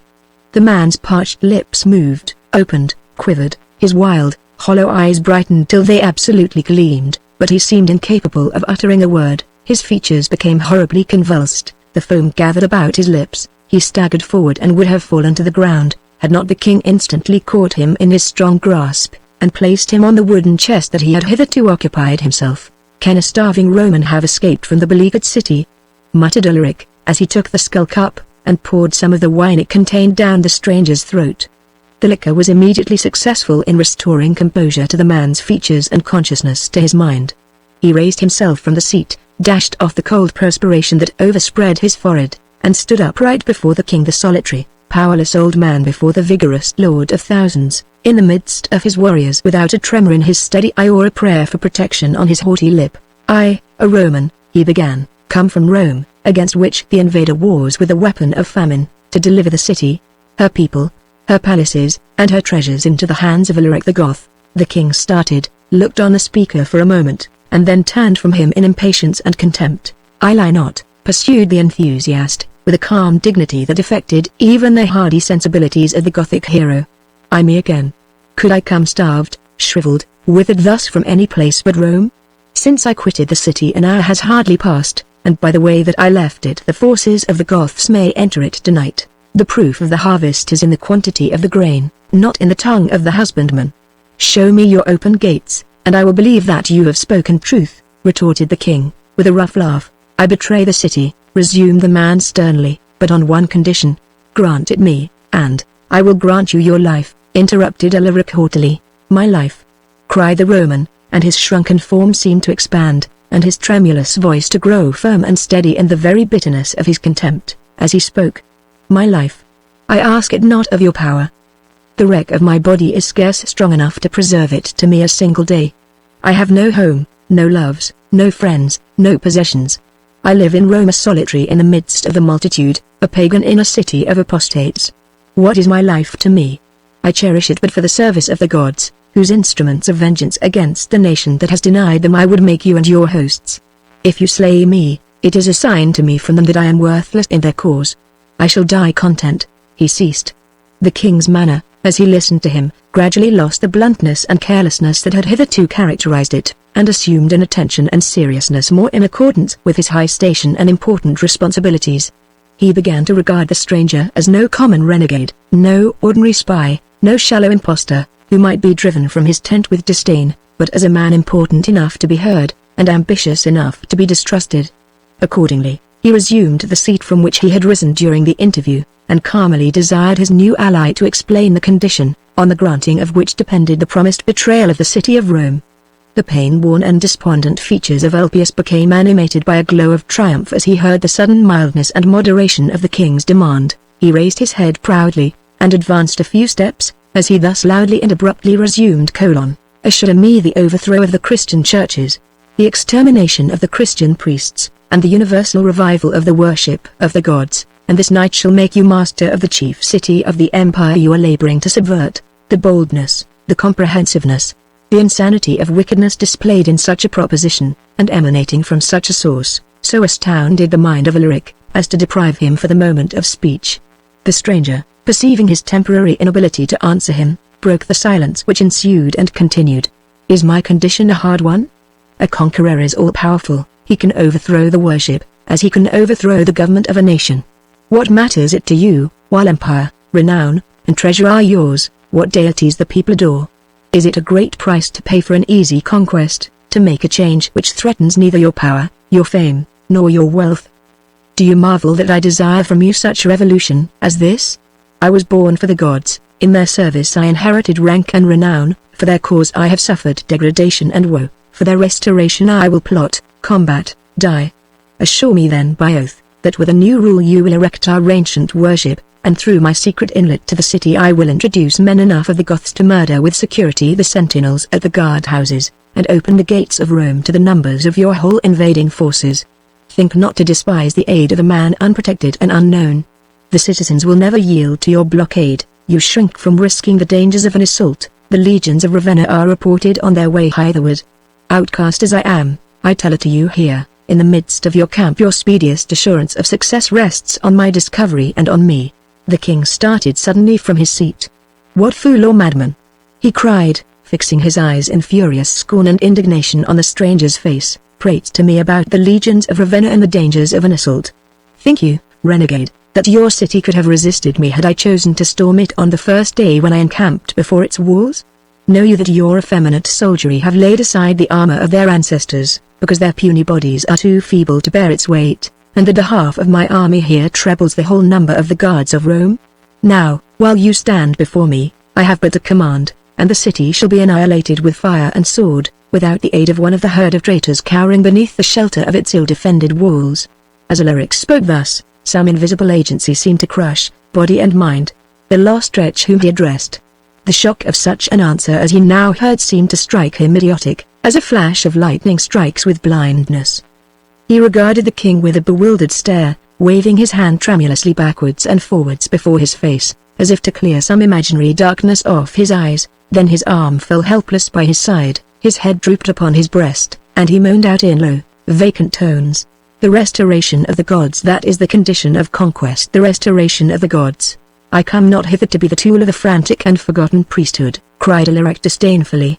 "Wherever I meet with your accursed idols I will melt them down into armor for my warriors and shoes for my horses. I will turn your temples into granaries and cut your images of wood into billets for the watchfires of my hosts. Slay me and be silent," groaned the man, staggering back against the side of the tent, and shrinking under the merciless words of the Goth like a slave under the lash. "I leave the shedding of such blood as yours to your fellow Romans," answered the king. "They alone are worthy of the deed." No syllable of reply now escaped the stranger's lips, and after an interval of silence Alaric resumed, in tones divested of their former fiery irritation, and marked by a solemn earnestness that conferred irresistible dignity and force on every word that he uttered. "Behold the characters engraven there," said he, pointing to the shield. "They trace the curse denounced by Odin against the great oppressor, Rome. Once these words made part of the worship of our fathers, the worship has long since vanished, but the words remain. They seal the eternal hatred of the people of the north to the people of the south. They contain the spirit of the great destiny that has brought me to the walls of Rome. Citizen of a fallen empire, the measure of your crimes is full. The voice of a new nation calls through me for the freedom of the earth, which was made for man, and not for Romans. The rule that your ancestors won by strength their posterity shall no longer keep by fraud. For 200 years, hollow and unlasting truces have alternated with long and bloody wars between your people and mine. Remembering this, remembering the wrongs of the Goths in their settlements in Thrace, the murder of the Gothic youths in the towns of Asia, the massacre of the Gothic hostages in Aquileia, I come chosen by the supernatural decrees of heaven to assure the freedom and satisfy the wrath of my nation, by humbling at its feet the power of tyrannic Rome. It is not for battle and bloodshed that I am encamped before yonder walls. It is to crush to the earth, by famine and woe, the pride of your people and the spirit of your rulers, to tear from you your hidden wealth, and to strip you of your boasted honor, to overthrow by oppression the oppressors of the world, to deny you the glories of a resistance, and to impose on you the shame of a submission. It is for this that I now abstain from storming your city, to encircle it with an immovable blockade. As the declaration of his great mission burst thus from the lips of the Gothic king, the spirit of his lofty ambition seemed to diffuse itself over his outward form. His noble stature, his fine proportions, his commanding features, became invested with a simple, primeval grandeur. Contrasted as he now was with the shrunken figure of the spirit-broken stranger, he looked almost sublime. A succession of protracted shuddering ran through the pagan's frame, but he neither wept nor spoke. The unavailing defense of the temple of Serapis, the defeated revolution at Alexandria, and the abortive intrigue with Vetranio, were now rising on his memory, to heighten the horror of his present and worst overthrow. Every circumstance connected with his desperate passage through the rifted wall revived, fearfully vivid, on his mind. He remembered all the emotions of his first night's labor in the darkness, all the miseries of his second night's torture under the fallen brickwork, all the woe, danger, and despondency that accompanied his subsequent toil persevered in under the obstructions of a famine-weakened body and a helpless arm until he passed, in delusive triumph, the last of the hindrances in the long-labored breach. One after another these banished recollections returned to his memory as he listened to Alaric's rebuking words, reviving past infirmities, opening old wounds, inflicting new lacerations. But, saving the shudderings that still shook his body, no outward witness betrayed the inward torment that assailed him. It was too strong for human words, too terrible for human sympathy. He suffered it in brute silence. Monstrous as was his plot, the moral punishment of its attempted consummation was severe enough to be worthy of the projected crime. After watching the man for a few minutes more, with a glance of pitiless disdain, Alaric summoned one of the warriors in attendance, and, having previously commanded him to pass the word to the sentinels, authorizing the stranger's free passage through the encampment, he then turned, and, for the last time, addressed him as follows: Return to Rome, through the hole whence, reptile-like, you emerged! And feed your starving citizens with the words you have heard in the barbarian's tent. The guard approached, led him from the presence of the king, issued the necessary directions to the sentinels, and left him to himself. Once he raised his eyes in despairing appeal to the heaven that frowned over his head, but still, no word, or tear, or groan, escaped him. He moved slowly on through the thick darkness, and turning his back on the city, passed, careless whither he strayed, into the streets of the desolate and dispeopled suburbs. Chapter 16 Love Meetings. Who that has looked on a threatening and tempestuous sky, has not felt the pleasure of discovering unexpectedly a small spot of serene blue, still shining among the stormy clouds? The more unwillingly the eye has wandered over the gloomy expanse of the rest of the firmament, the more gladly does it finally rest on the little oasis of light which meets at length its weary gaze, and which, when it was dispersed over the whole heaven, was perhaps only briefly regarded with a careless glance. Contrasted with the dark and mournful hues around it, even that small spot of blue gradually acquires the power of investing the wider and sadder prospect with a certain interest and animation that it did not before possess until the mind recognizes in the surrounding atmosphere of storm an object adding variety to the view, a spectacle whose mournfulness may interest as well as repel. Was it with sensations resembling these, applied, however, rather to the mind than to the eye, that the reader perused those pages devoted to Hermanric and Antonina? Does the happiness that described now appear to him to beam through the stormy progress of the narrative as the spot of blue beams through the gathering clouds? Did that small prospect of brightness present itself, at the time, like a garden of repose amid the waste of fierce emotions which encompassed it? did it encourage him, when contrasted with what had gone before, to enter on the field of gloomier interest which was to follow. If, indeed, it has thus affected him, if he can still remember the scene at the farmhouse beyond the suburbs with emotions such as these, he will not now be unwilling to turn again for a moment from the gathering clouds to the spot of blue. He will not deny us an instant's digression from Ulpius and the city of famine to Antonina and the lonely plains. During the period that has elapsed since we left her, Antonina has remained secure in her solitude, happy in her well-chosen concealment. The few straggling Goths who at rare intervals appeared in the neighborhood of her sanctuary never intruded on its peaceful limits. The sight of the ravaged fields and emptied granaries of a deserted little property sufficed invariably to turn their marauding steps in other directions.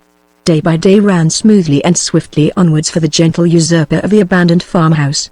In the narrow round of its gardens and protecting woods was comprised for her the whole circle of the pleasures and occupations of her new life. The simple stores left in the house, the fruits and vegetables to be gathered in the garden, sufficed amply for her support.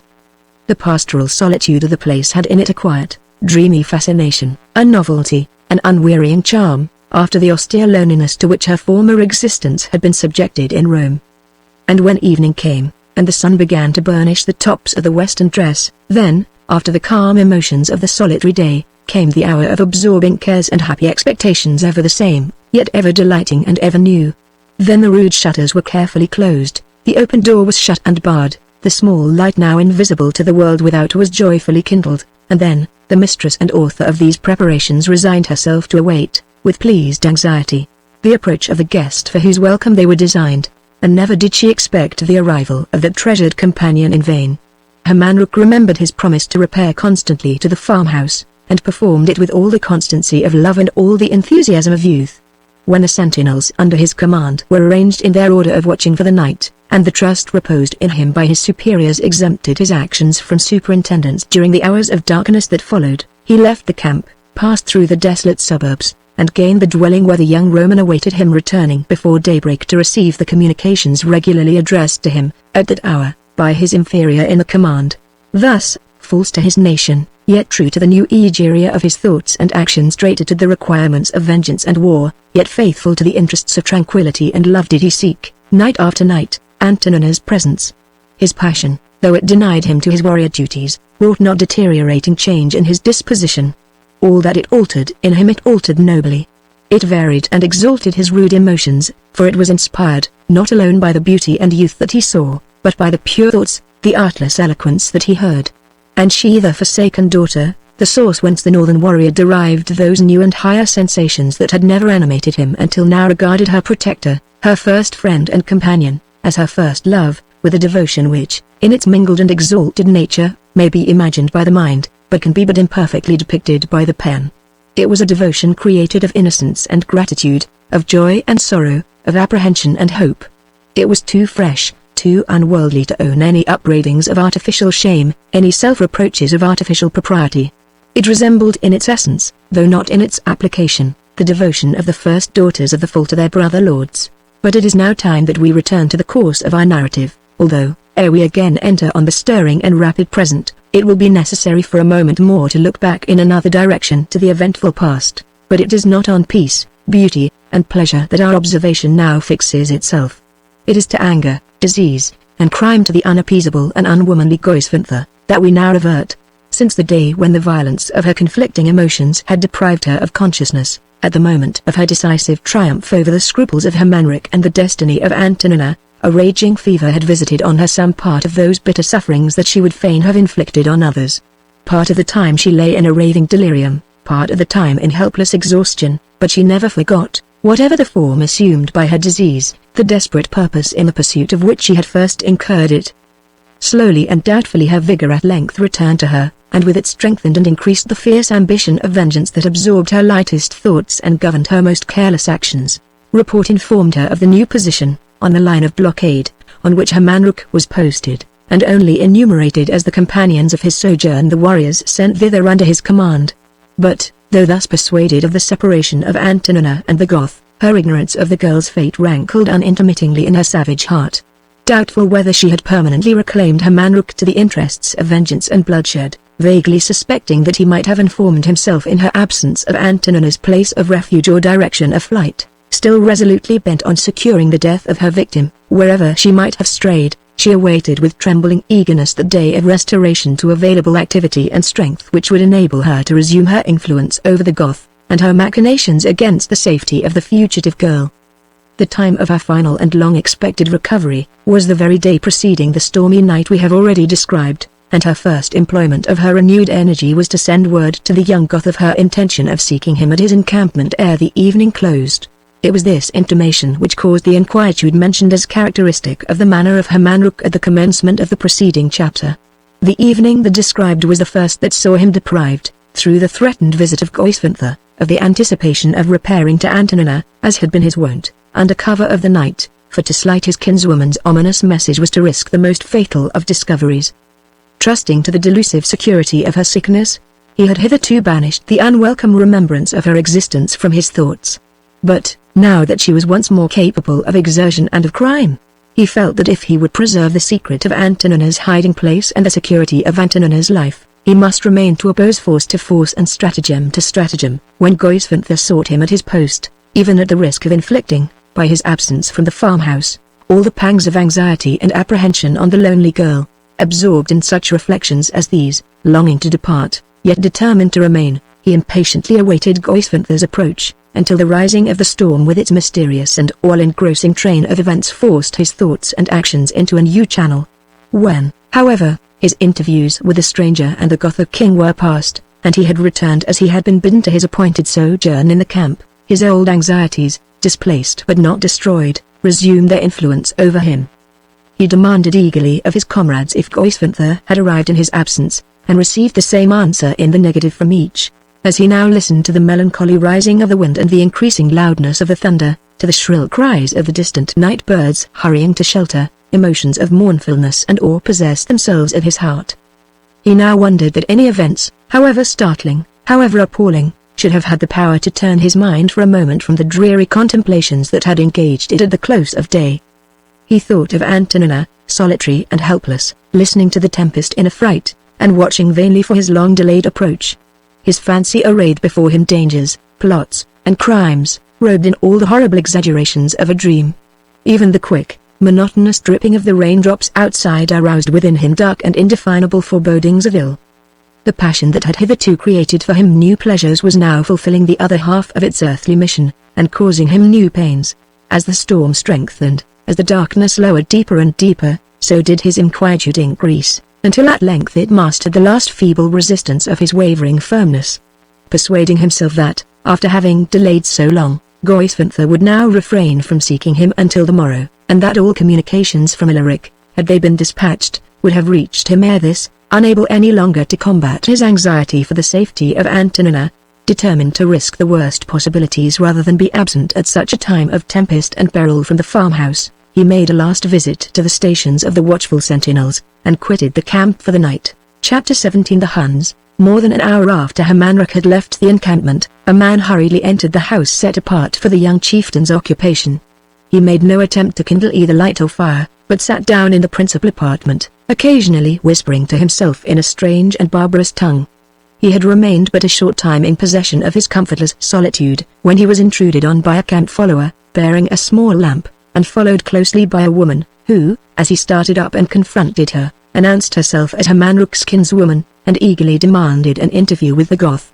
Haggard and ghastly though it was from recent suffering and long agitation, the countenance of Goisvinther, for it was she, appeared absolutely attractive as it was now opposed by the lamplight to the face and figure of the individual she addressed. A flat nose, a swarthy complexion, long, coarse, tangled locks of deep black hair, a beardless, retreating chin, and small, savage, sunken eyes, gave a character almost bestial to this man's physiognomy. His broad, brawny shoulders overhung a form that was as low in stature as it was athletic in build. You looked on him and saw the sinews of a giant strung in the body of a dwarf. And yet this deformed Hercules was no solitary error of nature, no extraordinary exception to his fellow beings, but the actual type of a whole race, stunted and repulsive as himself. He was a Hun, this savage people, the terror even of their barbarous neighbors, living without government, laws, or religion, possessed but one feeling in common with the human race, their instinct of war. Their historical career may be said to have begun with their early conquests in China, and to have proceeded in their first victories over the Goths, who regarded them as demons, and fled at their approach. The hostilities thus commenced between the two nations were at length suspended by the temporary alliance of the conquered people with the empire, and subsequently ceased in the gradual fusion of the interests of each in one animating spirit detestation of Rome. By this bond of brotherhood, the Goths and the Huns became publicly united, though still privately at enmity, for the one nation remembered its former defeats as vividly as the other remembered its former victories. With various disasters, dissensions, and successes, they ran their career of battle and rapine, sometimes separate, sometimes together, until the period of our romance, when Alaric's besieging forces numbered among the ranks of their barbarian auxiliaries a body of Huns, who, unwillingly admitted to the title of Gothic allies, were dispersed about the army in subordinate stations, and of whom the individual above described was one of those contemptuously favored by promotion to an inferior command, under Hermanric, as a Gothic chief. An expression of aversion, but not of terror, passed over Goisvinther's worn features as she approached the barbarian, and repeated her desire to be conducted to Hermanric's presence. For the second time, however, the man gave her no answer. He burst into a shrill, short laugh, and shook his huge shoulders in clumsy derision. The woman's cheek reddened for an instant, and then turned again to livid paleness as she thus resumed, "I came not hither to be mocked by a barbarian, but to be welcomed by a Goth. Again I ask you, where is my kinsman, Hermanric?" "Gone," cried the Hun. And his laughter grew more wild and discordant as he spoke. A sudden tremor ran through Goisvinther's frame as she marked the manner of the barbarian and heard his reply. Repressing with difficulty her anger and agitation, she continued, with apprehension in her eyes and entreaty in her tones, "Whither has he gone? Wherefore has he departed? I know that the hour appointed for our meeting here has long passed, but I have suffered a sickness of many weeks, and when, at evening, I prepared to set forth, my banished infirmities seemed suddenly to return to me again. I was borne to my bed. But, though the woman who succored me bid me remain and repose, I found strength in the night to escape them, and through storm and darkness to come hither alone, for I was determined, though I should perish for it, to seek the presence of Hermanric, as I had promised by my messengers. You, that are the companion of his watch, must know whither he is gone. Go to him, and tell him what I have spoken. I will await his return. His business is secret," sneered the Hun. "He has departed, but without telling me whither. How should I, that am a barbarian, know the whereabouts of an illustrious Goth? It is not for me to know his actions, but to obey his words." "Jeer not about your obedience," returned Goisvinther with breathless eagerness. "I say to you again, you know whither he is gone, and you must tell me for what he has departed.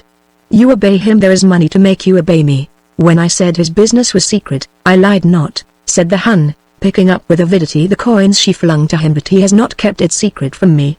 The Huns are cunning.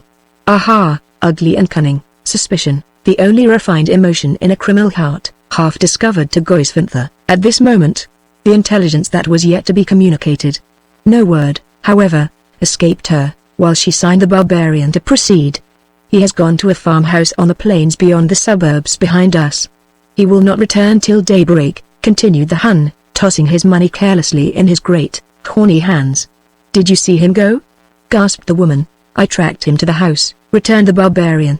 "For many nights I watched and suspected him. Tonight I saw him depart. It is but a short time since I returned from following him. The darkness did not delude me. The place is on the high road from the suburbs. The first bypath to the westward leads to its garden gate. I know it. I have discovered his secret. I am more cunning than he. For what did he seek the farmhouse at night?" demanded Goisvinther after an interval, during which he appeared to be silently fixing the man's last speech in her memory. "Are you cunning enough to tell me that? For what do men venture their safety and their lives, their money and their renown?" laughed the barbarian. "They venture them for women. There is a girl at the farmhouse. I saw her at the door when the chief went in." He paused, but Goisvinther made no answer.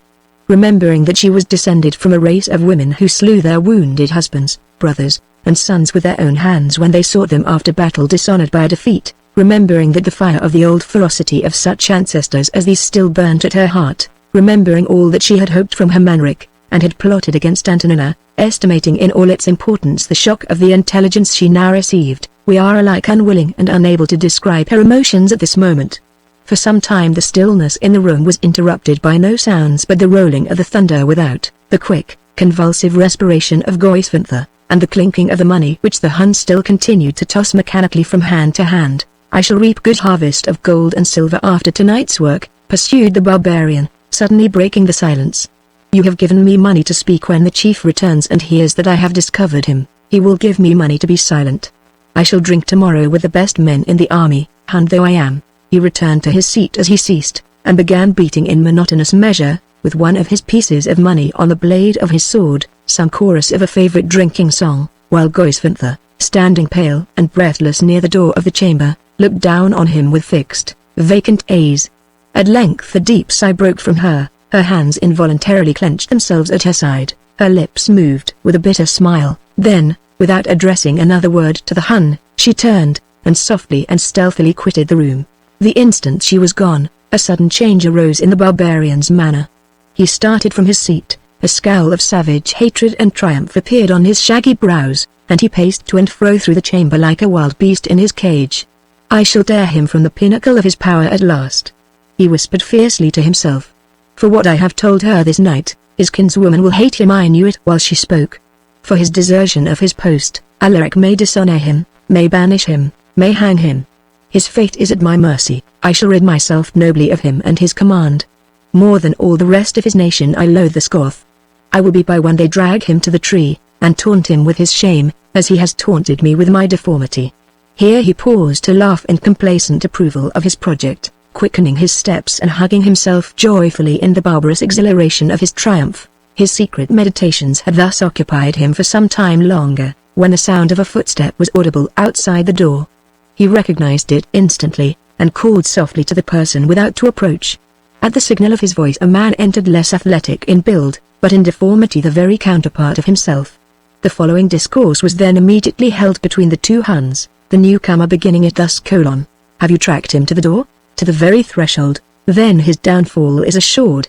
I have seen Alaric, we shall trample him under our feet!" This boy, who has been set over us that are his elders, because he is a Goth and we are Huns. But what of Alaric? How did you gain his ear? The Goths round his tent scoffed at me as a savage, and swore that I was begotten between a demon and a witch. But I remember the time when these boasters fled from their settlements, when our tribes mounted their black steeds and hunted them like beasts. Aha, their very lips were pale with fear in those days. "Speak of Alaric." "Our time is short," interrupted the other fiercely. "I answered not a word to their taunts," resumed his companion. "But I called out loudly that I was a Gothic ally, that I brought messages to Alaric, and that I had the privilege of audience like the rest. My voice reached the ears of the king. He looked forth from his tent, and beckoned me in. I saw his hatred of my nation lowering in his eye as we looked on one another, but I spoke with submission and in a soft voice. I told him how his chieftain whom he had set over us secretly deserted his post. I told him how we had seen his favored warrior for many nights journeying towards the suburbs, how on this night, as on others before, he had stolen from the encampment, and how you had gone forth to track him to his lurking place. Was the tyrant angered? His cheeks reddened, and his eyes flashed, and his fingers trembled round the hilt of his sword while I spoke. When I ceased he answered me that I lied. He cursed me for an infidel Hun who had slandered a Christian chieftain. He threatened me with hanging. I cried to him to send messengers to our quarters to prove the truth ere he slew me. He commanded a warrior to return hither with me. When we arrived, the most Christian chieftain was nowhere to be beheld. None knew whither he had gone. We turned back again to the tent of the king. His warrior, whom he honored, spoke the same words to him as the Hun whom he despised. Then the wrath of Alaric rose. "This very night," he cried, "did I with my own lips direct him to await my commands with vigilance at his appointed post. I would visit such disobedience with punishment on my own son. Go, take with you others of your troop. Your comrade who has tracked him will guide you to his hiding place. Bring him prisoner into my tent." Such were his words. "Our companions wait us without, lest he should escape. Let us depart without delay. And if he should resist us," cried the other, leading the way eagerly towards the door, "what said the king? If he should resist us, slay him with your own hands." Chapter 18. The farmhouse. As the night still advanced, so did the storm increase. On the plains in the open country its violence was most apparent.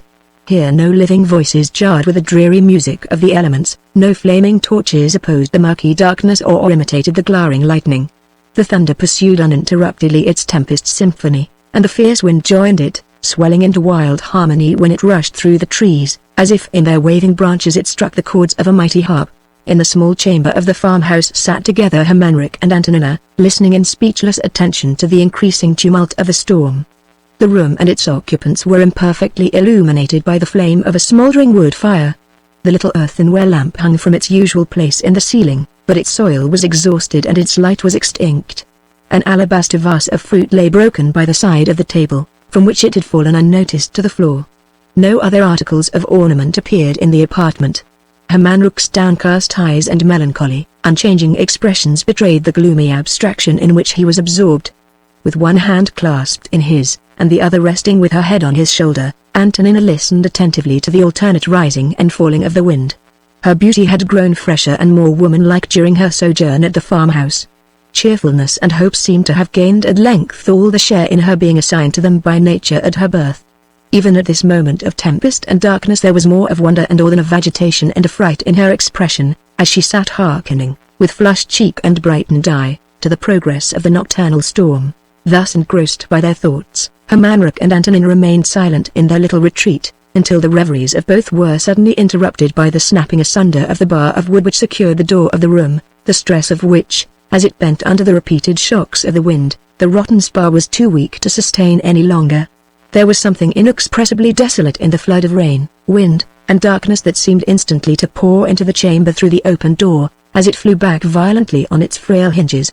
Antonina changed color, and shuddered involuntarily, as Hermanric hastily rose and closed the door again, by detaching its rude latch from the sling which held it when not wanted for use. He looked round the room as he did so for some substitute for the broken bar, but nothing that was fit for the purpose immediately met his eye, and he muttered to himself as he returned impatiently to his seat, "While we are here to watch it the latch is enough, it is new and strong."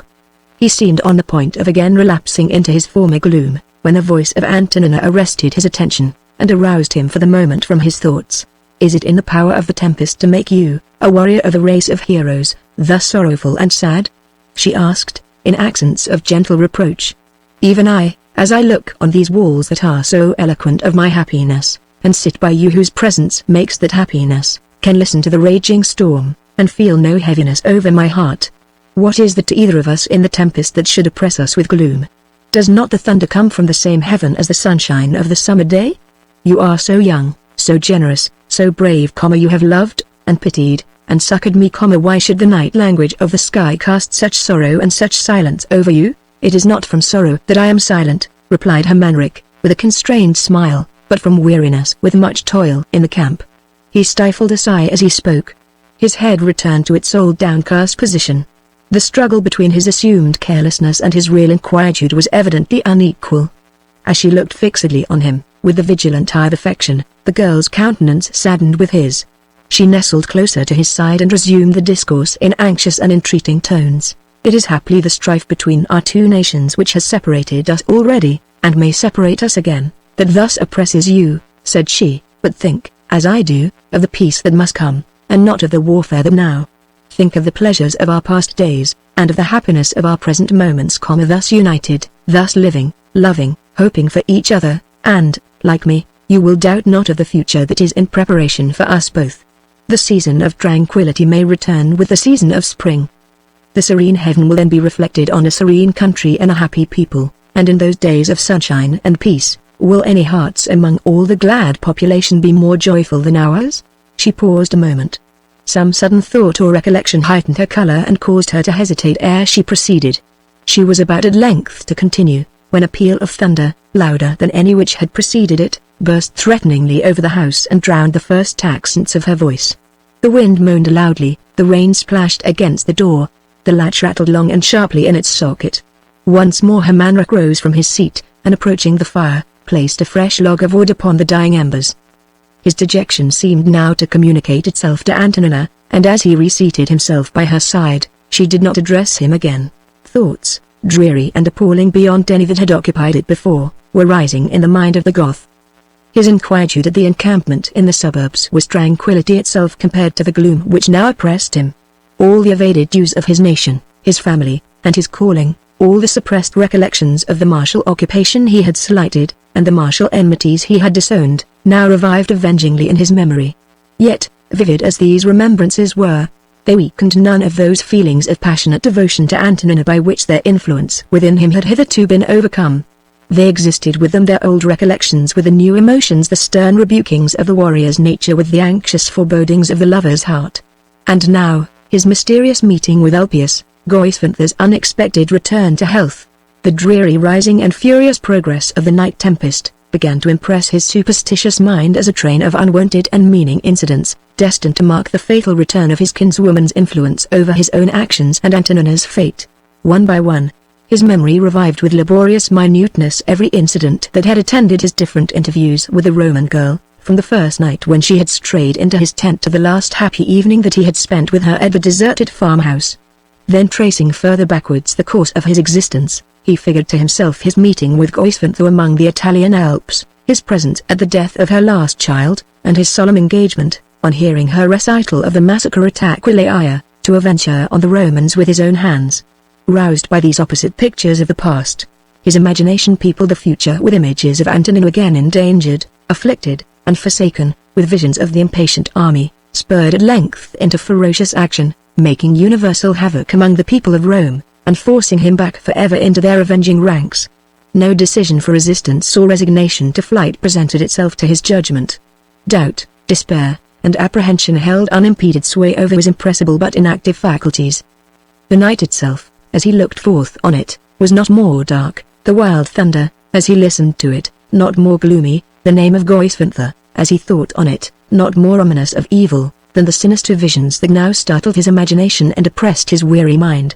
There was something indescribably simple, touching, and eloquent in the very positions of Hermanric and Antonina as they now sat together, the only members of their respective nations who were united in affection and peace in the lonely farmhouse. Both the girl's hands were clasped over Hermanric's shoulder, and her head rested on them, turned from the door towards the interior of the room, and so displaying her rich, black hair in all its luxuriance. The head of the Goth was still sunk on his breast, as though he were wrapped in a deep sleep, and his hands hung listlessly side by side over the scabbard of his sheathed sword, which lay across his knees. The fire flamed only at intervals, the fresh log that had been placed on it not having been thoroughly kindled as yet. Sometimes the light played on the white folds of Antonina's dress, sometimes over the bright surface of Hermanric's cuirass, which he had removed and laid by his side on the ground, sometimes over his sword, and his hands, as they rested on it, but it was not sufficiently powerful or lasting to illuminate the room, the walls and corners of which he left in almost complete darkness. The thunder still pealed from without, but the rain and wind had partially lulled. The night hours has moved on more swiftly than our narrative of the events that marked them. It was now midnight. No sound within the room reached Antonina's ear but the quick rattling of the door latch, shaken in its socket by the wind. As one by one the moments journeyed slowly onward, it made its harsh music with as monotonous a regularity as though it were moved by their progress, and kept pace with their eternal march. Gradually the girl found herself listening to this sharp, discordant sound, with all the attention she could have bestowed at other times on the ripple of a distant rivulet or the soothing harmony of a lute, when, just as it seemed adapting itself most easily to her senses, it suddenly ceased, and the next instant a gust of wind, like that which had rushed through the open door on the breaking of the rotten bar, waved her hair about her face and fluttered the folds of her light, loose dress. She raised her head and whispered tremulously to Hermanric, "The door is open again, the latch has given way." The Goth started from his reverie and looked up hastily. At that instant the rattling of the latch recommenced as suddenly as it had ceased, and the air of the room recovered its former tranquillity. "Calm yourself, beloved one," said Hermanric gently, "your fancy has misled you, the door is safe." He parted back her dishevelled hair caressingly as he spoke. Incapable of doubting the lightest word that fell from his lips, and hearing no suspicious or unwanted sound in the room, she never attempted to justify her suspicions. As she again rested her head on his shoulder, a vague misgiving oppressed her heart, and drew from her an irrepressible sigh, but she gave her apprehensions no expression in words. After listening for a moment more to assure himself of the security of the latch, the Goth resumed insensibly the contemplations from which he had been disturbed. Once more his head drooped, and again his hands returned mechanically to their old listless position, side by side, on the scabbard of his sword. The faint, fickle flames still rose and fell, gleaming here and sinking there. The latch sounded sharply in its socket, the thunder yet uttered its surly peal, but the wind was now subsiding into fainter moans, and the rain began to splash faintly and more faintly against the shutters without. To the watchers in the farmhouse nothing was altered to the eye, and little to the ear. Fatal security. The last few minutes had darkly determined their future destinies. In the loved and cherished retreat they were now no longer alone. They heard no stealthy footsteps pacing round their dwelling. They saw no fierce eyes peering into the interior of the farmhouse through a chink in the shutters. They marked no dusky figure passing through the softly and quickly opened door, and gliding into the darkest corner of the room. Yet, now as they sat together, communing in silence with their young, sad hearts, the threatening figure of Goisvinther stood, shrouded in congenial darkness, under their protecting roof and in their beloved chamber, rising still and silent almost at their very sides. Though the fire of her past fever had raged again through her veins, and those startling visions of the murders at Aquileia had flashed before her mind as the wild lightning before her eyes, she had traced her way through the suburbs and along the high road, and down the little path to the farmhouse gate, without straying, without hesitating. Regardless of the darkness and the storm, she had prowled about the house, had raised the latch, had waited for a loud peal of thunder ere she passed the door, and had stolen shadow-like into the darkest corner of the room, with a patience and a determination that nothing could disturb. And now, when she stood at the goal of her worst wishes, even now, when she looked down upon the two beings by whom she had been thwarted and deceived, her fierce self-possession did not desert her, her lips quivered over her locked teeth, her bosom heaved beneath her drenched garments, but neither sighs nor curses, not even a smile of triumph or a movement of anger escaped her. She never looked at Antonina, her eyes wandered not for a moment from her Manruk's form. The quickest, faintest gleam of firelight that gleamed over it was followed through its fitful course by her eager glance, rapid and momentary as itself. Soon her attention was fixed wholly upon his hands, as they lay over the scabbard of his sword, and then, slowly and obscurely, a new and fatal resolution sprung up within her. The various emotions pictured in her face became resolved into one sinister expression, and, without removing her eyes from the Goth, she slowly drew from the bosom folds of her garment a long sharp knife. The flames alternately trembled into light and subsided into darkness as at first. Her Manruk and Antonina yet continued in their old positions, absorbed in their thoughts and in themselves, and still Goisvinther remained unmoved as ever, knife in hand, watchful, steady, silent as before. But beneath the concealment of her outward tranquility raged a contention under which her mind darkened and her heart writhed. Twice she returned the knife to its former hiding place, and twice she drew it forth again. Her cheeks grew paler and paler, she pressed her clenched hand convulsively over her bosom, and leant back languidly against the wall behind her. No thought of Antonina had part in this great strife of secret emotions. Her wrath had too much of anguish in it to be spent against a stranger and an enemy. After the lapse of a few moments more, her strength returned, her firmness was aroused. The last traces of grief and despair that had hitherto appeared in her eyes vanished from them in an instant. Rage, vengeance, ferocity, lowered over them as she crept stealthily forward to the very side of the Goth, and, when the next gleam of the fire played upon him, drew the knife fiercely across the back of his hands. The cut was true, strong, and rapid. It divided the tendons from first to last. He was crippled for life. At that instant the fire touched the very heart of the log that had been laid on it. It crackled gaily, it blazed out brilliantly. The whole room was as brightly illuminated as if a Christmas festival of ancient England had been preparing within its walls. The warm, cheerful light showed the Goth the figure of his assassin, ere the first cry of anguish had died away on his lips, or the first start of irrepressible horror ceased to vibrate through his frame. The cries of his hapless companion, as the whole scene of vengeance, treachery, and mutilation flashed in one terrible instant before her eyes, seemed not even to reach his ears. Once he looked down upon his helpless hands, when the sword rolled heavily from them to the floor. Then his gaze directed itself immovably upon Goisvinther, as she stood at a little distance from him, with her blood-stained knife, silent as himself. There was no fury, no defiance, not even the passing distortion of physical suffering in his features, as he now looked on her. Blank, rigid horror, tearless, voiceless, helpless despair, seemed to have petrified the expression of his face into an everlasting form, unyouthful and unhopeful as if he had been imprisoned from his childhood, and a voice was now taunting him with the pleasures of liberty, from a grating in his dungeon walls. Not even when Antonina, recovering from her first agony of terror, pressed her convulsive kisses on his cold cheek, entreating him to look on her, did he turn his head, or remove his eyes from Goisvinther's form. At length the deep steady accents of the woman's voice were heard through the desolate silence. "Traitor in word and thought you may be yet, but traitor indeed you never more shall be," she began, pointing to his hands with her knife. "Those hands, that have protected a Roman life, shall never grasp a Roman sword, shall never pollute again by their touch a Gothic weapon." I remembered. as I watched you in the darkness, how the women of my race once punished their recreant warriors when they fled to them from a defeat. So have I punished you. The arm that served not the cause of sister and sister's children of king and king's nation shall serve no other. I am half avenged of the murders at Aquileia, now that I am avenged on you. Go, fly with the Roman you have chosen to the city of her people. Your life as a warrior is at an end." He made her no answer.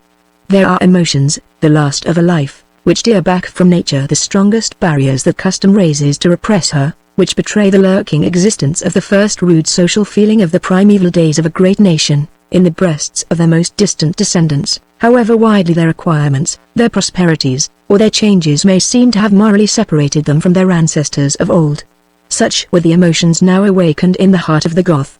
His Christianity, his love, his knowledge of high aims, and his experience of new ideas, sank and deserted him, as though he had never known them. He thought on his mutilated hands, and no other spirit moved within him, but the ancient Gothic spirit of centuries back. The inspiration of his nation's early northern songs and early northern achievements, the renown of courage and the supremacy of strength.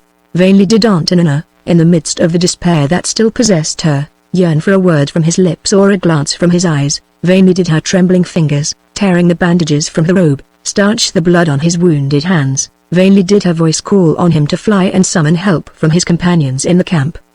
His mind was far away, brooding over the legends of the battlefields of his ancestors, remembering how, even in the day of victory, they slew themselves if they were crippled in the fray, how they scorned to exist for other interests than the interests of strife, how they mutilated traitors as Goisvinther had mutilated him. Such were the objects that enchained his inward faculties, while his outward senses were still enthralled by the horrible fascination that existed for him in the presence of the assassin by his side. His very consciousness of his existence, though he moved and breathed, seemed to have ceased.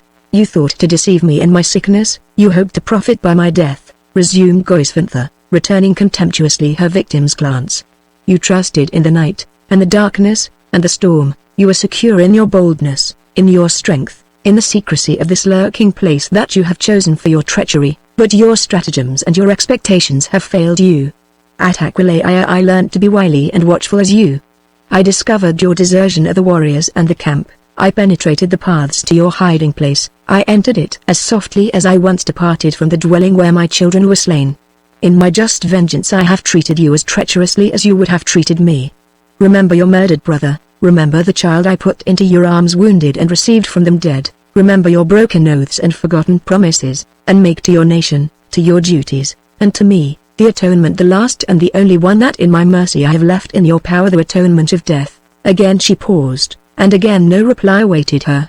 Still the Goth neither moved nor spoke, and still Antonina, kneeling unconsciously upon the sword, now useless to him forever, continued to stanch the blood on his hands with a mechanical earnestness that seemed to shut out the contemplation of every other object from her eyes. The tears streamed incessantly down her cheeks, but she never turned towards Goisvinther, never suspended her occupation. Meanwhile, the fire still blazed noisily on the cheerful hearth, but the storm, as if disdaining the office of heightening the human horror of the farmhouse scene, was rapidly subsiding. The thunder pealed less frequently and less loudly. The wind fell into intervals of noiseless calm, and occasionally the moonlight streamed, in momentary brightness, through the ragged edges of the fast-breaking clouds. The breath of the still morning was already moving upon the firmament of the stormy night. "Has life its old magic for you yet?" continued Goisvinther, in tones of pitiless reproach. "Have you forgotten, with the spirit of your people, the end for which your ancestors lived? Is not your sword at your feet? Is not the knife in my hand? Do not the waters of the Tiber, rolling yonder to the sea, offer to you the grave of oblivion that all may seek? Die then. In your last hour be a Goth. Even to the Romans you are worthless now. Already your comrades have discovered your desertion. Will you wait till you are hung for a rebel? Will you live to implore the mercy of your enemies, or, dishonored and defenseless, will you endeavor to escape? You are of the blood of my family, but again I say it to you, die." His pale lips trembled. He looked round for the first time at Antonina, but his utterance struggled ineffectually, even yet, against unyielding despair. He was still silent. Goisvinther turned from him disdainfully, and approaching the fire sat down before it, bending her haggard features over the brilliant flames. For a few minutes she remained absorbed in her evil thoughts, but no articulate word escaped her, and when at length she again abruptly broke the silence, it was not to address the Goth or to fix her eyes on him as before. Still cowering over the fire, apparently as regardless of the presence of the two beings whose happiness she had just crushed forever as if they had never existed. She began to recite, in solemn, measured, chanting tones, a legend of the darkest and earlier stage of Gothic history, keeping time to herself with the knife that she still held in her hand. The malignity in her expression, as she pursued her employment, betrayed the heartless motive that animated it, almost as palpably as the words of the composition she was repeating. Thus she now spoke: The tempest god's pinions o'ershadow the sky. The waves leap to welcome the storm that is nigh. Through the hall of old Odin re-echo the shocks that the fierce ocean hurls at his rampart of rocks. As, alone on the crags that soar up from the sands, with his virgin son of the young Agnes stands, tears sprinkle their dew on the sad maiden's cheeks, and the voice of the chieftain sinks low while he speaks. Crippled in the fight forever, numbered with the worse than slain, weak, deformed, disabled! Never can I join the hosts again, with the battle that is won. Agnes' earthly course is run, when thy shattered frame must yield, if thou seek'st a future field. When thy arm, that swayed the strife, fails to shield thy worthless life, when thy hands no more afford full employment to the sword, then, preserve, respect thy name. Meet thy death, to live is shame, such is Odin's mighty will. Such commands I now fulfill. At this point in the legend, she paused and turned suddenly to observe its effect on her Manrik. All its horrible application to himself thrilled through his heart. His head drooped, and a low groan burst from his lips. But even this evidence of the suffering she was inflicting failed to melt the iron malignity of Goisvanthar's determination. Do you remember the death of Agnar? She cried. When you were a child, I sang it to you ere you slept, and you vowed as you heard it, that when you were a man, if you suffered his wounds you would die his death. He was crippled in a victory, yet he slew himself on the day of his triumph. You are crippled in your treachery, and have forgotten your boy's honor, and will live in the darkness of your shame. Have you lost remembrance of that ancient song? You heard it from me in the morning of your years. Listen, and you shall hear it to the end. It is the dirge for your approaching death, she continued. Sana, mourn not! Where I go, their warriors feel nor pain nor woe. They raise aloft the gleaming steel. Their wounds, though warm, untended heal. Their arrows bellow through the air, in showers, as they battle there. In mighty cups their wine is poured. Bright virgins throng their midnight board. Yet think not that I die unmoved. I mourn the doom that sets me free. As I think, betrothed beloved, on all the joys I lose in thee, to form my boys to meet the fray. Where are the Gothic banner streams, to guard thy night, to glad thy day? Made all the bliss of Agnar's dreams, dreams that must now be all forgot. Earth's joys have passed from Agnar's lot. See, athwart the face of light, float the clouds of sullen night. Odin's warriors watch for me, by the earth encircling sea, the water's sturges howl my knell. 'Tis time I die, farewell, farewell. He rose with a smile to prepare for the spring. He flew from the rock like a bird on the wing. The sea met her prey with a leap and a roar, and the maid stood alone by the wave-riven shore. The winds muttered deep, with a woe-boding sound, as she wept o'er the footsteps he'd left on the ground. And the wild vultures shrieked, for the chieftain who spread their battlefield banquets was laid with the dead. As, with a slow and measured emphasis, Goisvantha pronounced the last lines of the poem, she again approached her Manrik. But the eyes of the Goth sought her no longer. She had calmed the emotions that she had hoped to irritate. Of the latter divisions of her legend, those only which were pathetic had arrested the lost chieftain's attention, and the blunted faculties of his heart recovered their old refinement as he listened to them. A solemn composure of love, grief, and pity appeared in the glance of affection that he now directed on the girl's despairing countenance. Years of good thoughts, an existence of tender cares, an eternity of youthful devotion spoke in that rapt, momentary, eloquent gaze, and imprinted on his expression a character ineffably beautiful and calm, a nobleness above the human, and approaching the angelic and divine. Intuitively Goisvantha followed the direction of his eyes, and looked, like him, on the Roman girl's face. A lowering expression of hatred replaced the scorn that had hitherto distorted her passionate features. Mechanically her hand again half raised the knife, and the accents of her wrathful voice once more disturbed the sacred silence of affection and grief. Is it for the girl that you would still live? She cried sternly. I foreboded it, coward, when I first looked on you. I prepared for it when I wounded you. I made sure that when my anger again threatened this new ruler of your thoughts and mover of your actions, you should have lost the power to divert it from her again. Think you that, because my disdain has delayed it, my vengeance on her is abandoned? Long since I swore to you that she should die, and I will hold to my purpose. I have punished you, I will slay her. Can you shield her from the blow tonight, as you shielded her in your tent? You are weaker before me than a child." She ceased abruptly, for at this moment a noise of hurrying footsteps and contending voices became suddenly audible from without. As she heard it, a ghastly paleness chased the flush of anger from her cheeks. With the promptitude of apprehension she snatched the sword of her manrook from under Antonina, and ran it through the staples intended to hold the rude bar of the door. The next instant the footsteps sounded on the garden path, and the next the door was assailed. The good sword held firm, but the frail barrier that it sustained yielded at the second shock and fell inwards, shattered, to the floor. Instantly the gap was darkened by human forms, and the firelight glowed over the repulsive countenances of two Huns who headed the intruders, habited in complete armor and furnished with naked swords. "Yield yourself prisoner by Alaric's command," cried one of the barbarians, "or you shall be slain as a deserter where you now stand." The Goth had risen to his feet as the door was burst in. The arrival of his pursuers seemed to restore his lost energies, to deliver him at once from an all-powerful thraldom. An expression of triumph and defiance shone over his steady features when he heard the summons of the Hun. For a moment he stooped towards Antonina, as she clung fainting round him. His mouth quivered and his eye glistened as he kissed her cold cheek. In that moment all the hopelessness of his position, all the worthlessness of his marred existence, all the ignominy preparing for him when he returned to the camp, rushed over his mind. In that moment the worst horrors of departure and death, the fiercest rackings of love and despair, assailed but did not overcome him.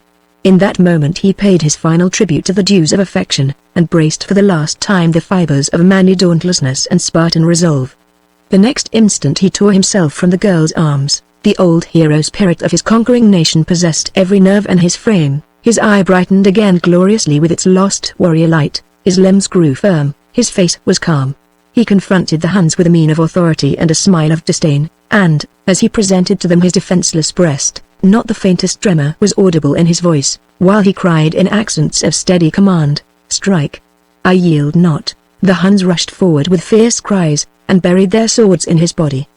His warm young blood gushed out upon the floor of the dwelling which had been the love shrine of the heart that shed it. Without a sigh from his lips or a convulsion on his features, he fell dead at the feet of his enemies. All the valor of his disposition, all the gentleness of his heart, all the vigor of his form, resolved in one humble instant into a senseless and burdensome mass. Antonina beheld the assassination, but was spared the sight of the death that followed it. She fell insensible by the side of her young warrior. Her dress was spotted with his blood, her form was motionless as his own. Leave him there to rot. His pride and his superiority will not serve him now even to a grave, cried the Hun leader to his companions, as he dried on the garments of the corpse his reeking sword. "And this woman," demanded one of his comrades, "is she to be liberated or secured?" He pointed as he spoke to Goisvinther. During the brief scene of the assassination, the very exercise of her faculties seemed to have been suspended. She had never stirred a limb or uttered a word. The Hun recognized her as the woman who had questioned and bribed him at the camp. "She is the traitor's kinswoman and is absent from the tents without leave," he answered. "Take her prisoner to Alaric. She will bear us witness that we have done as he commanded us. As for the girl," he continued, glancing at the blood on Antonina's dress, and stirring her figure carelessly with his foot, "she may be dead too, for she neither moves nor speaks, and may be left like her protector to lie graveless where she is.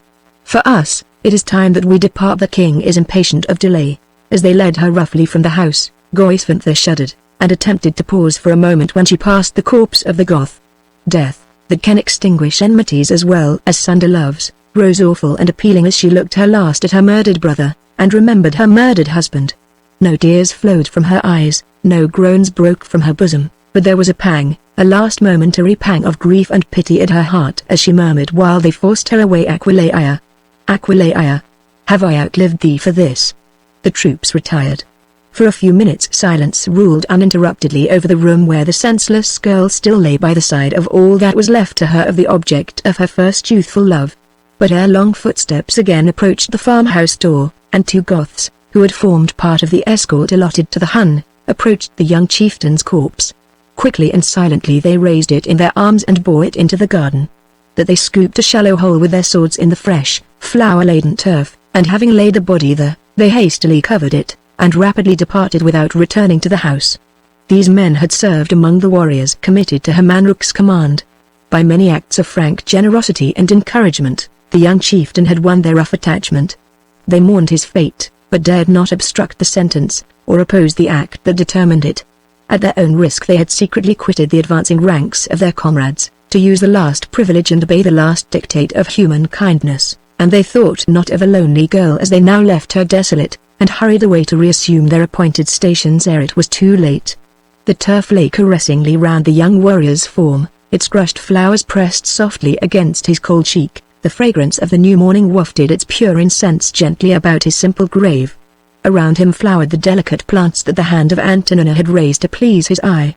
Near him stood the dwelling, sacred to the first and last kiss that he had impressed upon her lips, and about him, on all sides, rose the plains and woodlands that had engrossed, with her image, the devotion of all her dearest thoughts.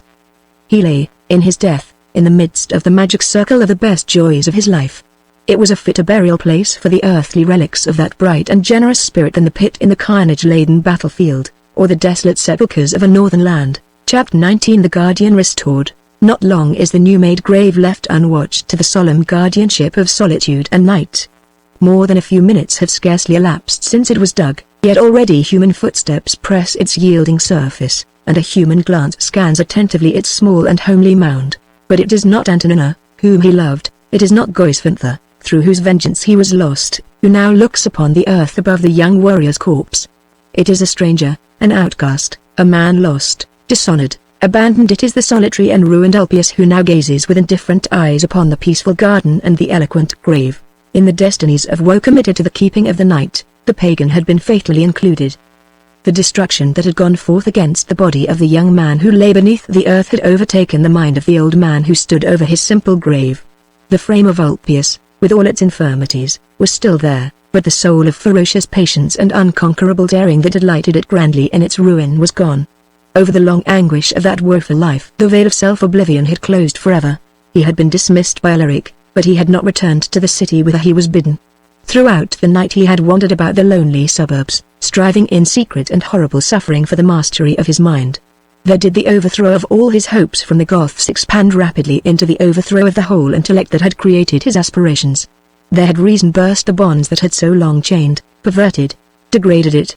At length, wandering hither and thither, he had dragged the helpless body, possessed no longer by the perilous mind, to the farmhouse garden in which he now stood, gazing alternately at the upturned sods of the chieftain's grave and the red gleam of the fire as it glowed from the dreary room through the gap of the shattered door. His faculties were fatally disordered rather than utterly destroyed.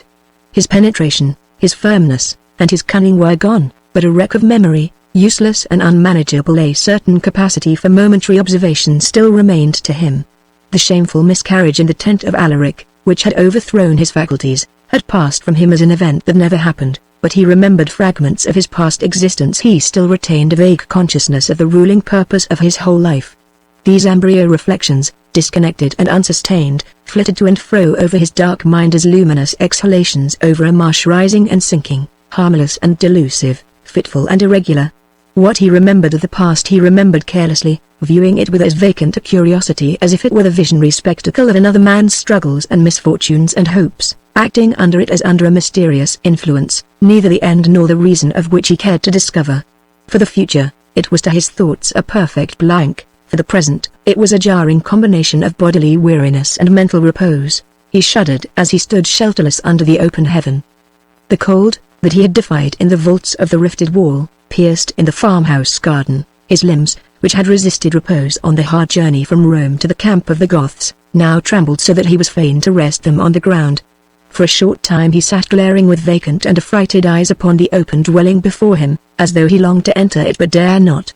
At length the temptation of the ruddy firelight seemed to vanquish his irresolution. He rose with difficulty, and slowly and hesitatingly entered the house. He had advanced, thief-like, but a few steps. He had felt but for a moment the welcome warmth of the fire, when the figure of Antonina, still extended insensible upon the floor, caught his eye. He approached it with eager curiosity, and, raising the girl on his arm, looked at her with a long and rigid scrutiny. For some moments no expression of recognition passed his lips or appeared on his countenance, as, with a mechanical, doting gesture of fondness, he smoothed her dishevelled hair over her forehead. While he was thus engaged, while the remains of the gentleness of his childhood were thus awfully revived in the insanity of his age, a musical string wound round a small piece of gilt wood fell from its concealment in her bosom. He snatched it from the ground. It was the fragment of her broken lute, which had never quitted her since the night when, in her innocent grief, she had wept over it in her maiden bedchamber. Small, obscure, insignificant as it was, this little token touched the fibre in the pagan's shattered mind which the all-eloquent form and presence of its hapless mistress had failed to reach. His memory flew back instantly to the garden on the Pincian Mount, and to his past duties in Numerian's household, but spoke not to him of the calamities he had wreaked since that period on his confiding master. His imagination presented to him at this moment but one image: his servitude in the Christian's abode, and as he now looked on the girl he could regard himself but in one light as the guardian restored. "What does she with her music here?" he whispered apprehensively. "This is not her father's house, and the garden yonder looks not from the summit of the hill." As he curiously examined the room, the red spots on the floor suddenly attracted his attention. A panic, a frantic terror seemed instantly to overwhelm him. He rose with a cry of horror, and, still holding the girl on his arm, hurried out into the garden trembling and breathless, as if the weapon of an assassin had scared him from the house. The shock of her rough removal, the sudden influence of the fresh, cold air, restored Antonina to the consciousness of life at the moment when Ulpius, unable to support her longer, laid her against the little heap of turf which marked the position of the young chieftain's grave. Her eyes opened wildly, their first glance fixed upon the shattered door and the empty room. She rose from the ground, advanced a few steps towards the house, then paused, rigid, breathless, silent, and, turning slowly, faced the upturned turf. The grave was all eloquent of its tenant. His cuirass, which the soldiers had thought to bury with the body that it had defended in former days, had been overlooked in the haste of the secret interment, and lay partly embedded in the broken earth, partly exposed to view, a simple monument over a simple grave. Her tearless, dilated eyes looked down on it as though they would number each blade of grass, each morsel of earth by which it was surrounded. Her hair waved idly about her cheeks, as the light wind fluttered it, but no expression passed over her face, no gestures escaped her limbs. Her mind toiled and quivered, as if crushed by a fiery burden, but her heart was voiceless, and her body was still. Ulpius had stood unnoticed by her side. At this moment he moved so as to confront her, and she suddenly looked up at him. A momentary expression of bewilderment and suspicion lightened the heavy vacancy of despair which had chased their natural and feminine tenderness from her eyes, but it disappeared rapidly. She turned from the pagan, knelt down by the grave, and pressed her face and bosom against the little mound of turf beneath her. No voice comforted her, no arm caressed her, as her mind now began to penetrate the mysteries, to probe the darkest depths of the long night's calamities. Unaided and unsolaced, while the few and waning stars glimmered from their places in the sky, while the sublime stillness of tranquilized nature stretched around her, she knelt at the altar of death, and raised her soul upward to the great heaven above her, charged with its sacred offering of human grief. Long did she thus remain, and when at length she arose from the ground, when, approaching the pagan, she fixed on him her tearless, dreary eyes, he quailed before her glance, as his dull faculties struggled vainly to resume the old, informing power that they had now forever lost. Nothing but the remembrance aroused by his first sight of the fragment of the lute lived within even yet, as he whispered to her in low, entreating tones, "Come home, come home. Your father may return before us, come home." As the words home and father, those household gods of the heart's earliest existence, struck upon her ears, a change flashed with electric suddenness over the girl's whole aspect. She raised her wan hands to the sky, all her woman's tenderness repossessed itself of her heart, and as she again knelt down over the grave, her sobs rose audibly through the calmed and fragrant air. With her Manruk's corpse beneath her, with the blood-sprinkled room behind her, with a hostile army and a famine-wasted city beyond her, it was only through that flood of tears, that healing passion of gentle emotions, that she rose superior to the multiplied horrors of her situation at the very moment when her faculties and her life seemed sinking under them alike. Fully, freely, bitterly she wept, on the kindly and parent earth, the patient, friendly ground that once bore the light footsteps of the first of a race not created for death, that now holds in its sheltering arms the loved ones, whom, in morning, we laver to sleep, that shall yet be bound to the farthermost of its depths, when the sun-bright presence of returning spirits shines over its renovated frame, and love is resumed in angel perfection at the point where death suspended it in mortal frailness. "Come home, your father is awaiting you, come home," repeated the pagan vacantly, moving slowly away as he spoke. At the sound of his voice she started up, and clasping his arm with her trembling fingers, to arrest his progress, looked affrightedly into his seared and listless countenance. As she thus gazed on him she appeared for the first time to recognize him. Fear and astonishment mingled in her expression with grief and despair as she sank at his feet, moaning in tones of piercing entreaty, "O Ulpius!" If Ulpius you are, have pity on me and take me to my father. My father. My father. In all the lonely world there is nothing left to me but my father. Why do you weep to me about your broken lute?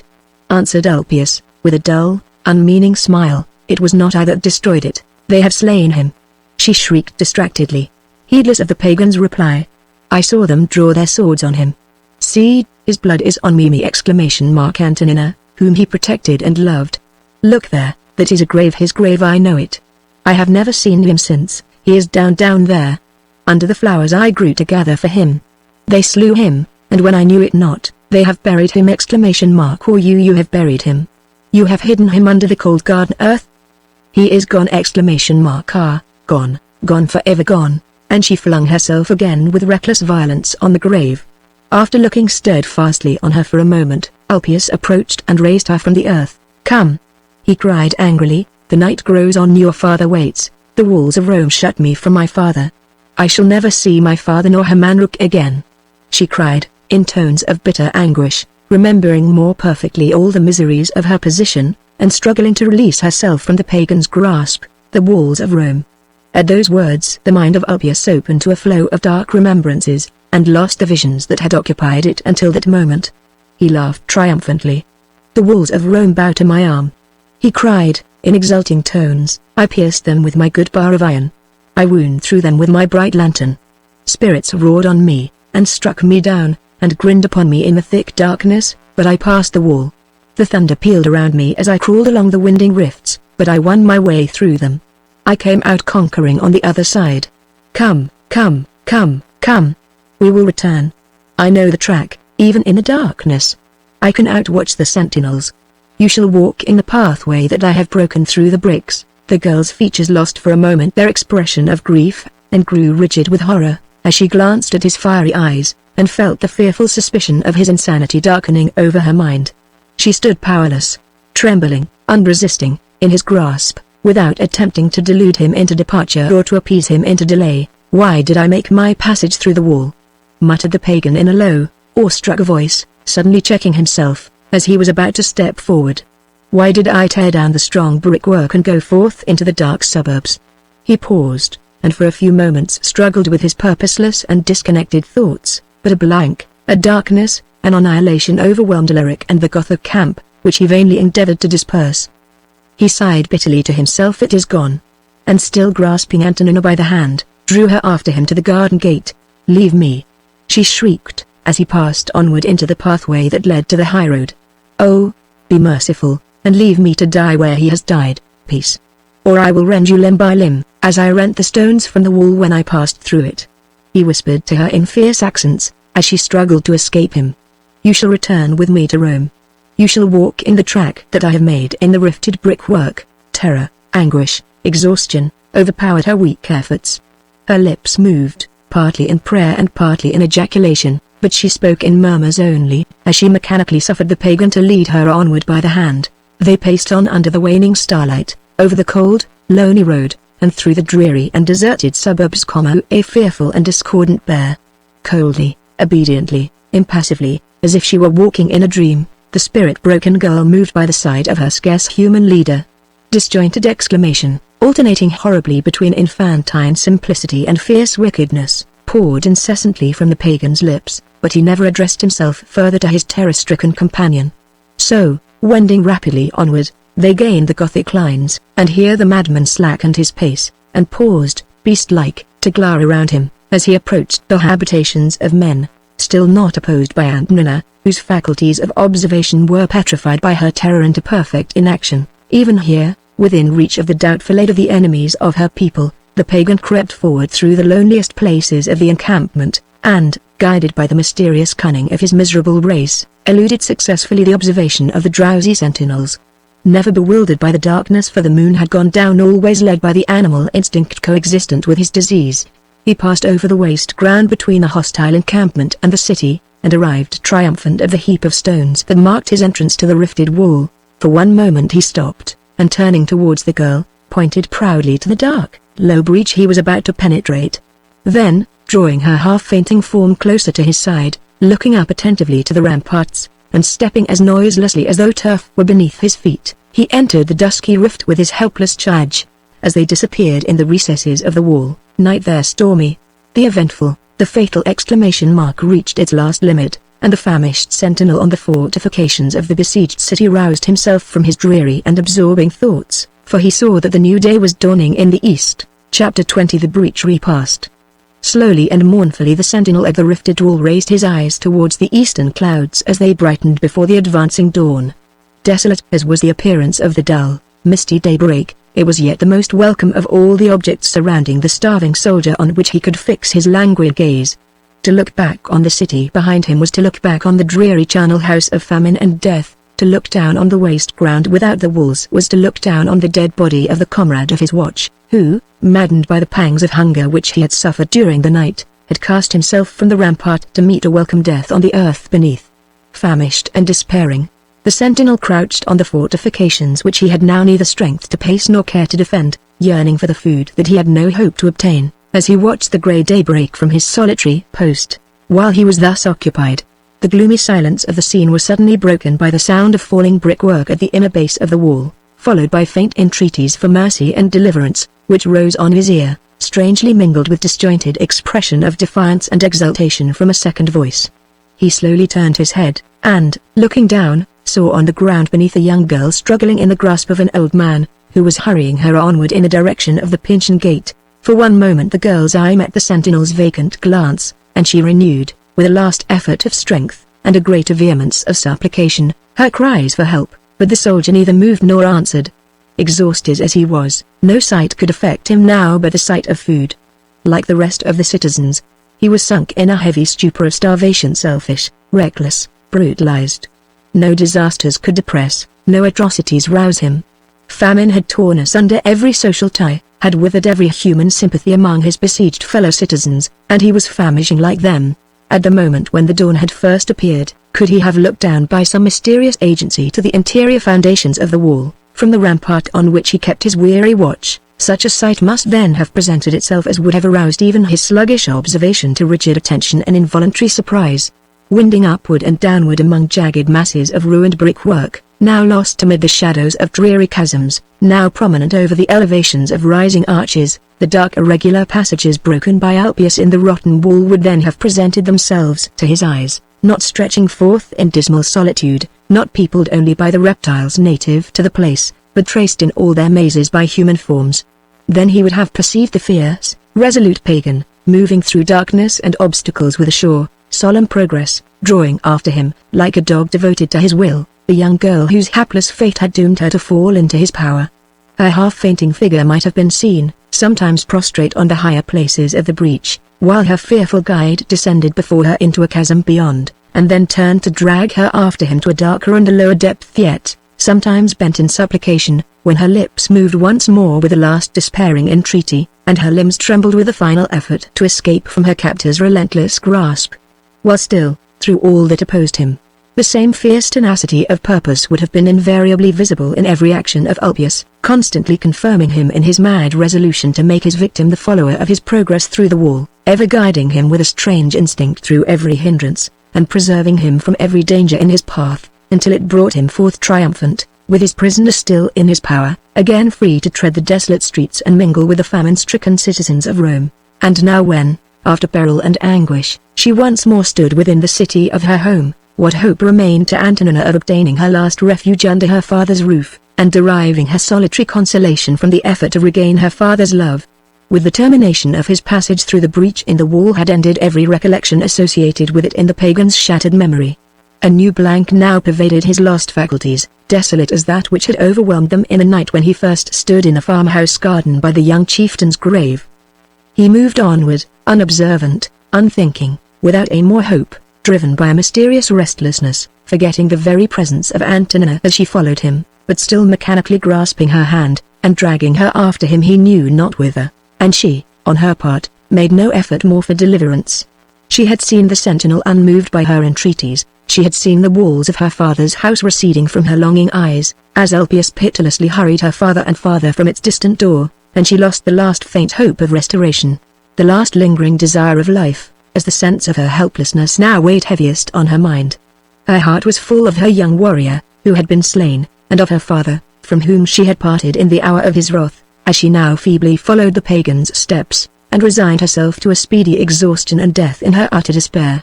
They turned from the Pincian Gate and gained the Campus Martius, and here the aspect of the besieged city and the condition of its doomed inhabitants were fully and fearfully disclosed to view. On the surface of the noble area, once thronged with bustling crowds passing to and fro in every direction as their various destinations or caprices might lead them, not 20 moving figures were now discernible. These few, who still retained their strength or the resolution to pace the greatest thoroughfare of Rome, stalked backwards and forwards incessantly, their hollow eyes fixed on vacancy, their wan hands pressed over their mouths, each separate, distrustful, and silent, fierce as imprisoned madmen, restless as spectres disturbed in a place of tombs. Such were the citizens who still moved over the Campus Martius, and, besetting their path wherever they turned, lay the gloomy numbers of the dying and the dead, the victims already stricken by the pestilence which had now arisen in the infected city, and joined the famine in its work of desolation and death. Around the public fountains, where the water still bubbled up as freshly as in the summertime of prosperity and peace, the poorer population of beleaguered Rome had chiefly congregated to expire. Some still retained strength enough to drink greedily at the margin of the stone basins, across which others lay dead, their heads and shoulders immersed in the water, drowned from lack of strength to draw back after their first draught.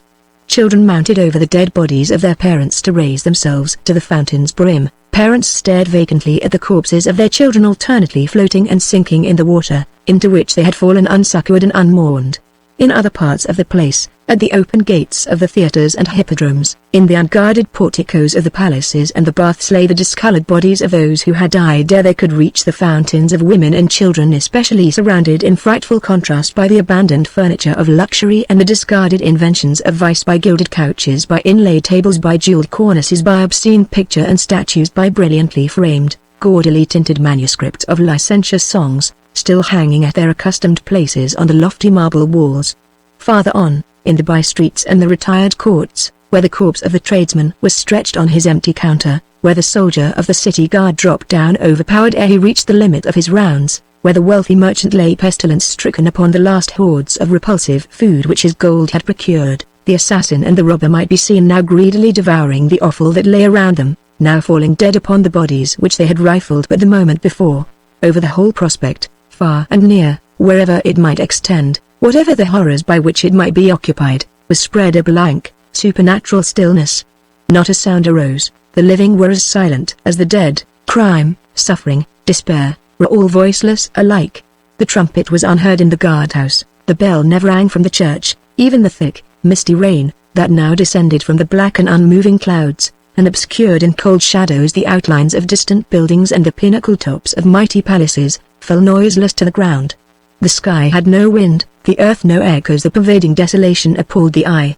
The vast stillness weighed dull on the ear. It was a scene as of the last left city of an exhausted world, decaying noiselessly into primeval chaos. Through this atmosphere of darkness and death, along these paths of pestilence and famine, unregarding and unregarded, the pagan and his prisoner passed slowly onward towards the quarter of the city opposite the Pincian Mount.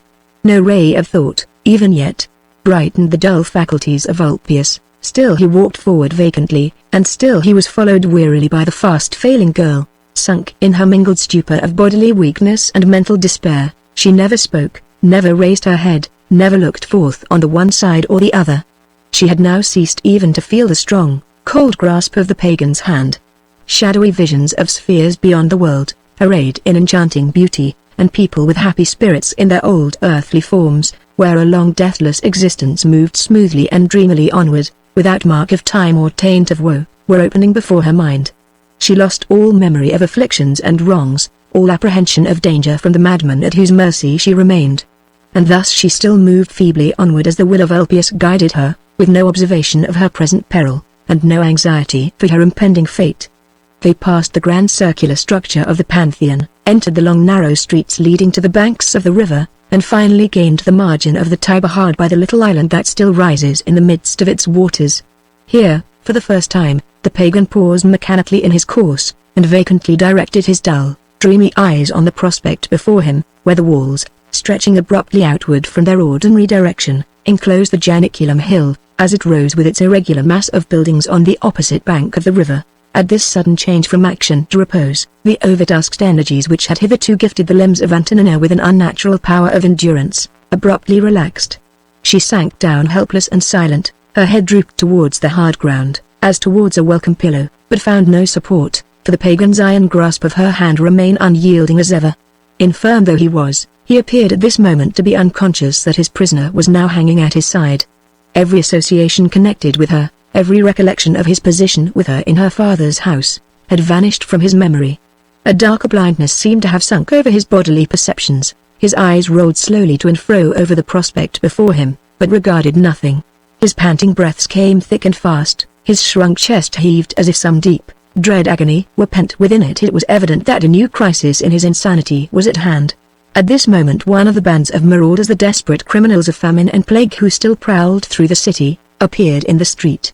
Their trembling hands sought their weapons, and their haggard faces brightened, when they first discerned the pagan and the girl, but as they approached nearer they saw enough in the figures of the two, at a glance, to destroy their hopes of seizing on them either plunder or food.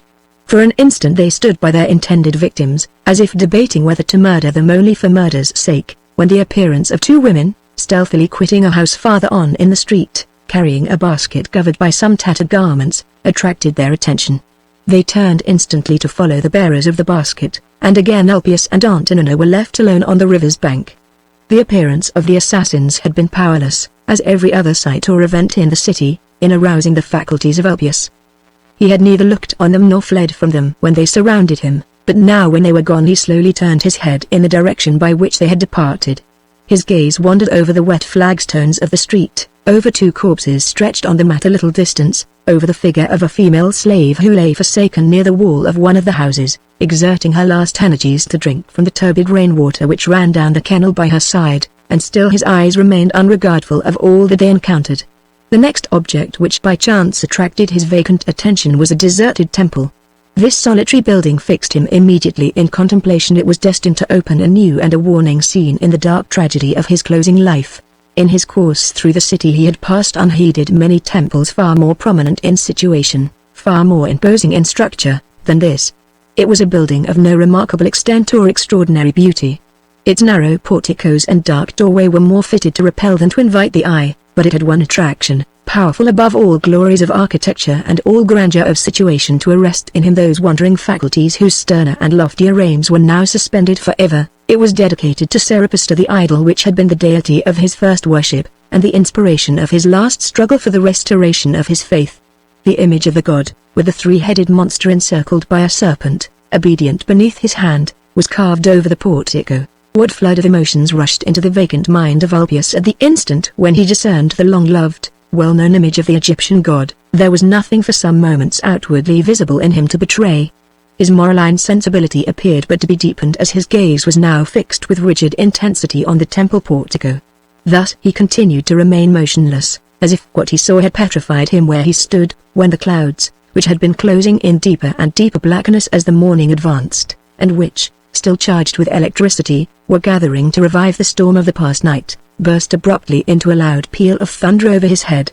At that warning sound, as if it had been a supernatural signal awaited to arouse him, as if in one brief moment it awakened every recollection of all that he had resolutely attempted during the night of thunder that was past, he started into instant animation. His countenance brightened, his form expanded, he dropped the hand of Antonina, raised his arm aloft towards the wrathful heaven in frantic triumph, then staggering forwards, fell on his knees at the base of the temple steps. Whatever the remembrances of his passage through the wall at the Pincian Hill, and of the toil and peril succeeding it, which had revived when the thunder first sounded in his ear, they now vanished as rapidly as they had arisen, and left his wandering memory free to revert to the scenes which the image of Serapis was most fitted to recall. Recollections of his boyish enjoyments in the temple at Alexandria, of his youth's enthusiasm, of the triumphs of his early manhood, all disjointed and wayward, yet all bright, glorious, intoxicating, flashed before his shattered mind. Tears, the first that he had shed since his happy youth, flowed quickly down his withered cheeks. He pressed his hot forehead. He beat his parched hand in ecstasy on the cold, wet steps beneath him. He muttered breathless ejaculations.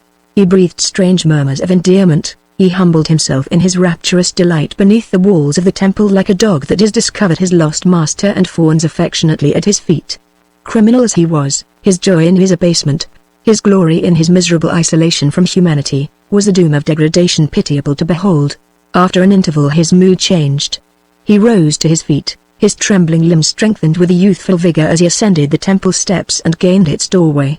He turned for a moment, and looked forth over the street, ere he entered the hallowed domain of his distempered imagination. To him the cloudy sky above was now shining with the radiance of the sun-bright east. The death-laden highways of Rome, as they stretched before him, were beautiful with lofty trees, and populous with happy figures, and along the dark flagstones beneath, where still lay the corpses which he had no eye to see, he beheld already the priests of Serapis with his revered guardian, his beloved Macrinus of former days, at their head, advancing to meet and welcome him in the hall of the Egyptian god. Visions such as these passed gloriously before the pagan's eyes as he stood triumphant on the steps of the temple, and brightened to him with a noonday light its dusky recesses when, after his brief delay, he turned from the street and disappeared through the doorway of the sacred place. The rain poured down more thickly than before. The thunder, once aroused, now sounded in deep and frequent peals as Antonina raised herself from the ground and looked around her, in momentary expectation that the dreaded form of Ulpius must meet her eyes. No living creature was visible in the street. The forsaken slave still reclined near the wall of the house where she had first appeared when the pagan gained the approaches to the temple, but she now lay the dead. No fresh bands of robbers appeared in sight. An uninterrupted solitude prevailed in all directions as far as the eye could reach. At the moment when Ulpius had relinquished his grasp of her hand, Antonina had sunk to the ground, helpless and resigned, but not exhausted beyond all power of sensation or all capacity for thought. While she lay on the cold pavement of the street, her mind still pursued its visions of a speedy death, and a tranquil life in death to succeed it in a future state. But, as minute after minute elapsed, and no harsh voice sounded in her ear, no pitiless hand dragged her from the ground, no ominous footsteps were audible around her, a change passed gradually over her thoughts. The instinct of self-preservation slowly revived within her, and, as she raised herself to look forth on the gloomy prospect, the chances of uninterrupted flight and present safety presented by the solitude of the street, aroused her like a voice of encouragement, like an unexpected promise of help. Her perception of outer influences returned. She felt the rain that drenched her garments, she shuddered at the thunder sounding over her head, she marked with horror the dead bodies lying before her on the stones. An overpowering desire animated her to fly from the place, to escape from the desolate scene around, even though she should sink exhausted by the effort in the next street. Slowly she arose, her limbs trembled with a premature infirmity, but she gained her feet. She tottered onward, turning her back on the river, passed bewildered between long rows of deserted houses, and arrived opposite a public garden surrounding a little summer house, whose deserted portico offered both concealment and shelter. Here, therefore, she took refuge, crouching in the darkest corner of the building, and hiding her face in her hands, as if to shut out all view of the dreary though altered scenes which spread before her eyes. Woeful thoughts and recollections now moved within her in bewildering confusion. All that she had suffered since Ulpius had dragged her from the farmhouse in the suburbs, the night pilgrimage over the plain, the fearful passage through the wall revived in her memory, mingled with vague ideas, now for the first time aroused, of the plague and famine that were desolating the city, and, with sudden apprehensions that Goisvantha might still be following her, knife in hand, through the lonely streets, while passively prominent over all these varying sources of anguish and dread, the scene of the young chieftain's death lay like a cold weight on her heavy heart. The damp turf of his grave seemed still to press against her breast. His last kiss yet trembled on her lips. She knew, though she dared not look down on them, that the spots of his blood yet stained her garments. Whether she strove to rise and continue her flight, whether she crouched down again under the portico, resigned for one bitter moment to perish by the knife of Goisvantha if Goisvantha were near, to fall once more into the hands of Ulpius if Ulpius were tracking her to her retreat, the crushing sense that she was utterly bereaved of her beloved protector, that the friend of her brief days of happiness was lost to her forever, that Hermanric, who had preserved her from death, had been murdered in his youth and his strength by her side, never deserted her. Since the assassination in the farmhouse, she was now for the first time alone, and now for the first time she felt the full severity of her affliction, and knew how dark was the blank which was spread before every aspiration of her future life, enduring, almost eternal, as the burden of her desolation seemed now to have become. It was yet to be removed, ere long, by feelings of a tenderer mournfulness and a more resigned woe.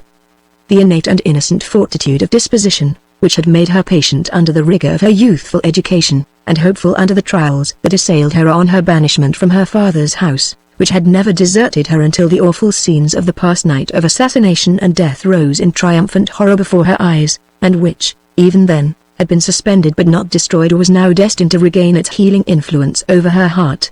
As she still cowered in her lonely refuge, the final hope, the yearning dependence on a restoration to her father's presence and her father's love, that had moved her over the young chieftain's grave, and had prompted her last effort for freedom when Ulpius had dragged her through the passage in the rifted wall, suddenly revived. Once more she arose, and looked forth on the desolate city and the stormy sky, but now with mild and unshrinking eyes.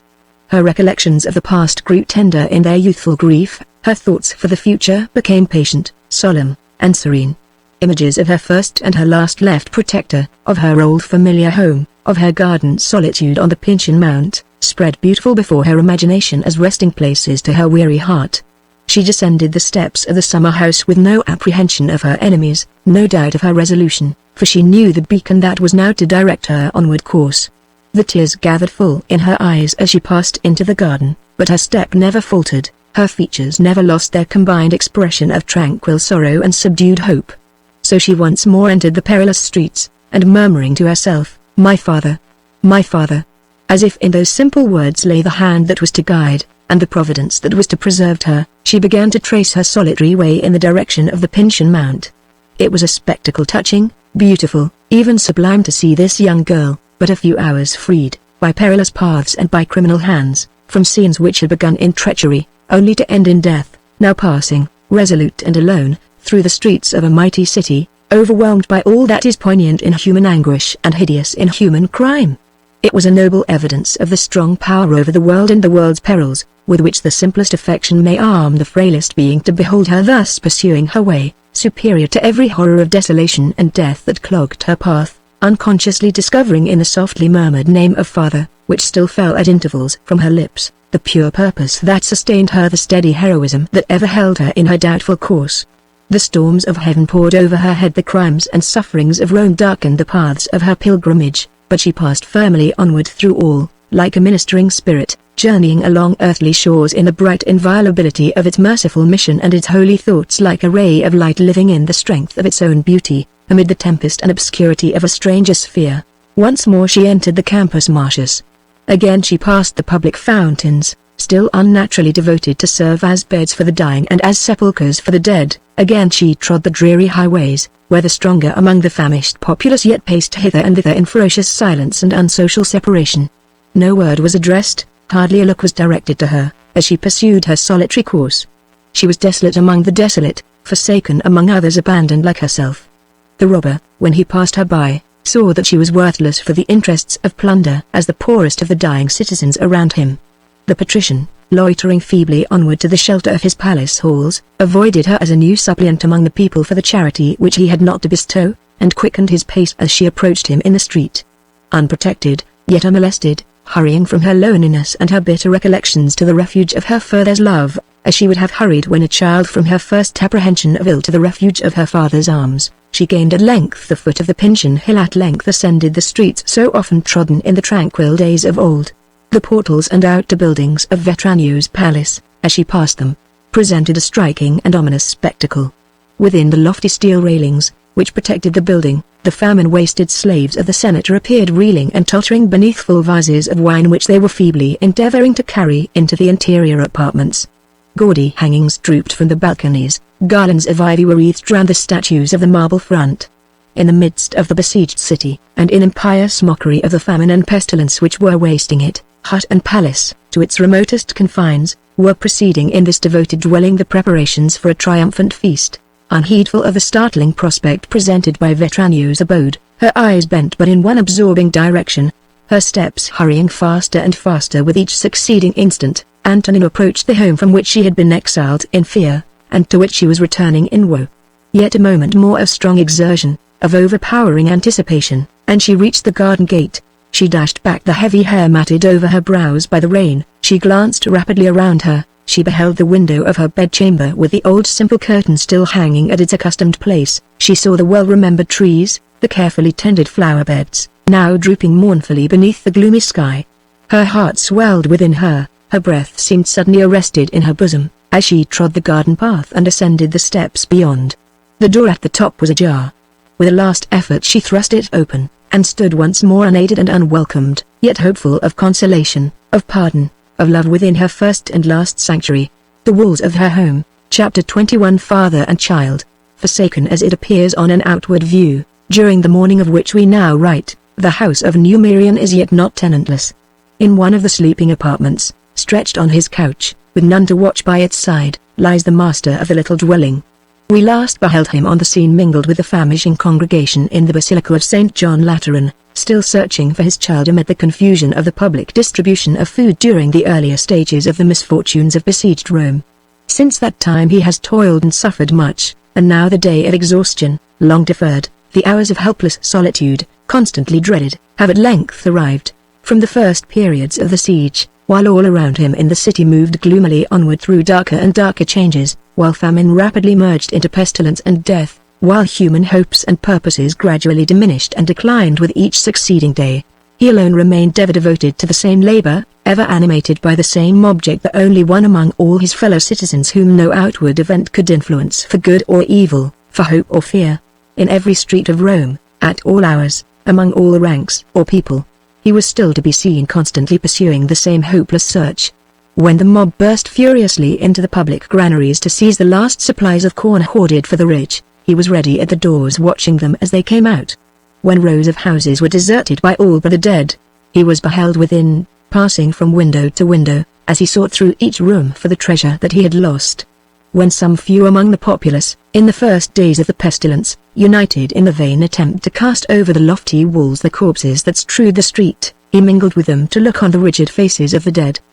In solitary places, where the parent, not yet lost to affection, strove to carry his dying child from the desert roadway to the shelter of a roof, where the wife, still faithful to her duties, received her husband's last breath in silent despair, he was seen gliding by their sides, and for one brief instant looking on them with attentive and mournful eyes.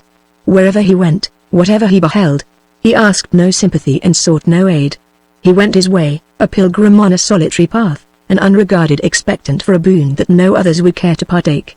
When the famine first began to be felt in the city, he seemed unconscious of its approach. He made no effort to procure beforehand the provision of a few days' sustenance. If he attended the first public distributions of food, it was only to prosecute his search for his child amid the throng around him. He must have perished with the first feeble victims of starvation, had he not been met, during his solitary wanderings, by some of the members of the congregation whom his piety and eloquence had collected in former days. By these persons, whose entreaties that he would suspend his hopeless search he always answered with the same firm and patient denial. His course was carefully watched and his wants anxiously provided for. Out of every supply of food which they were enabled to collect, his share was invariably carried to his abode. They remembered their teacher in the hour of his dejection, as they had formerly reverenced him in the day of his vigor. They toiled to preserve his life as anxiously as they had labored to profit by his instructions. They listened as his disciples once, they served him as his children now. But over these, as over all other offices of human kindness, the famine was destined gradually and surely to prevail. The provision of food garnered up by the congregation ominously lessened with each succeeding day. When the pestilence began darkly to appear, the numbers of those who sought their afflicted teacher at his abode, or followed him through the dreary streets, fatally decreased. Then, as the nourishment which had supported, and the vigilance which had watched him, thus diminished, so did the hard-tasked energies of the unhappy father fail him faster and faster. Each morning as he arose, his steps were more feeble, his heart grew heavier within him, his wanderings through the city were less and less resolute and prolonged. At length his powers totally deserted him. The last left members of his congregation, as they approached his abode with the last left provision of food which they possessed, found him prostrate with exhaustion at his garden gate. They bore him to his couch, placed their charitable offering by his side, and leaving one of their number to protect him from the robber and the assassin, they quitted the house in despair. For some days the guardian remained faithful to his post, until his sufferings from lack of food overpowered his vigilance. Dreading that, in his extremity, he might be tempted to take from the old man's small store of provision what little remained, he fled from the house, to seek sustenance, however loathsome, in the public streets, and henceforth New Merion was left defenseless in his solitary abode. He was first beheld on the scenes which these pages present, a man of austere purpose, of unwearied energy, a valiant reformer, who defied all difficulties that beset him in his progress, a triumphant teacher, leading at his will whoever listened to his words, a father, proudly contemplating the future position which he destined for his child. Far different did he now appear. Lost to his ambition, broken in spirit, helpless in body, separated from his daughter by his own act, he lay on his untended couch in a death-like lethargy. The cold wind blowing through his opened window awakened no sensations in his torpid frame. The cup of water and the small relics of coarse food stood near his hand, but he had no vigilance to discern them. His open eyes looked steadfastly upward, and yet he reposed as one in a deep sleep, or as one already devoted to the tomb, save when, at intervals, his lips moved slowly with a long and painfully drawn breath, or a fever flush tinged his hollow cheek with changing and momentary hues. While thus in outward aspect appearing to linger between life and death, his faculties yet remained feebly vital within him. Aroused by no external influence, and governed by no mental restraint, they now created before him a strange waking vision, palpable as an actual event. It seemed to him that he was reposing, not in his own chamber, but in some mysterious world, filled with a twilight atmosphere, inexpressibly soothing and gentle to his aching sight. Through this mild radiance he could trace, at long intervals, shadowy representations of the scenes through which he had passed in search of his lost child. The gloomy streets, the lonely houses abandoned to the unburied dead, which he had explored, alternately appeared and vanished before him in solemn succession, and ever and anon, as one vision disappeared ere another rose, he heard afar off a sound as of gentle, womanly voices, murmuring in solemn accents, "The search has been made in penitence, in patience, in prayer, and has not been pursued in vain. The lost shall return, the beloved shall yet be restored." Thus, as it had begun, the vision long continued. Now the scenes through which he had wandered passed slowly before his eyes, now the soft voices murmured pityingly in his ear. At length the first disappeared, and the last became silent, then ensued a long vacant interval, and then the grey, tranquil light brightened slowly at one spot, out of which he beheld advancing towards him the form of his lost child. She came to his side, she bent lovingly over him. He saw her eyes, with their old patient, childlike expression, looking sorrowfully down upon him. His heart revived to a sense of unspeakable awe and contrition, to emotions of yearning love and mournful hope. His speech returned, he whispered tremulously, "Child, child, I repented in bitter woe the wrong that I did to thee. I sought thee, in my loneliness on earth, through the long day and the gloomy night. And now the merciful God has sent thee to pardon me. I love thee, I wept for thee." His voice died within him, for now his outward sensations quickened. He felt warm tears falling on his cheeks, he felt embracing arms clasped round him, he heard tenderly repeated, "Father, speak to me as you were wont, love me, Father, and forgive me, as you loved and forgave me when I was a little child." The sound of that well-remembered voice which had ever spoken kindly and reverently to him, which had last addressed him in tones of despairing supplication, which he had hardly hoped to hear again on earth, penetrated his whole being, like awakening music in the dead silence of night. His eyes lost their vacant expression, he raised himself suddenly on the couch. He saw that what had begun as a vision had ended as a reality, that his dream had proved the immediate forerunner of its own fulfillment, that his daughter in her bodily presence was indeed restored, and his head drooped forward, and he trembled and wept upon her bosom, in the overpowering fullness of his gratitude and delight. For some moments Antonina, calming with the resolute heroism of affection her own thronging emotions of awe and affright, endeavored to soothe and support her fast-failing parent. Her horror almost overwhelmed her, as she thought that now, when, through grief and peril, she was at last restored to him, he might expire in her arms, but even yet her resolution did not fail her. The last hope of her brief and bitter life was now the hope of reviving her father, and she clung to it with the tenacity of despair. She calmed her voice while she spoke to him, she entreated him to remember that his daughter had returned to watch over him, to be his obedient pupil as in days of old. Vain effort. Even while the words passed her lips, his arms, which had been pressed over her, relaxed, his head grew heavier on her bosom. In the despair of the moment, she tore herself from him, and looked round to seek the help that none were near to afford. The cup of water, the last provision of food, attracted her eye. With quick instinct she caught them up. Hope, success, salvation, lay in those miserable relics. She pressed the food into his mouth, she moistened his parched lips, his dry brow, with the water. During one moment of horrible suspense she saw him still insensible, then the vital functions revived, his eyes opened again and fixed famine struck on the wretched nourishment before him. He devoured it ravenously. He drained the cup of water to its last drop. He sank back again on the couch. But now the torpid blood moved once more in his veins. His heart beat less and less feebly. He was saved. She saw it as she bent over him, saved by the lost child in the hour of her return. It was a sensation of ecstatic triumph and gratitude which no woeful remembrances had power to embitter in its bright, sudden birth. She knelt down by the side of the couch, almost crushed by her own emotions. Over the grave of the young warrior she had raised her heart to heaven in agony and grief, and now by her father's side she poured forth her whole soul to her Creator in trembling ejaculations of thankfulness and hope. Thus the one slowly recovering whatever of life and vigor yet continued in his weakened frame, the other still filled with her all-absorbing emotions of gratitude. The father and daughter long remained. And now, as morning waned towards noon, the storm began to subside.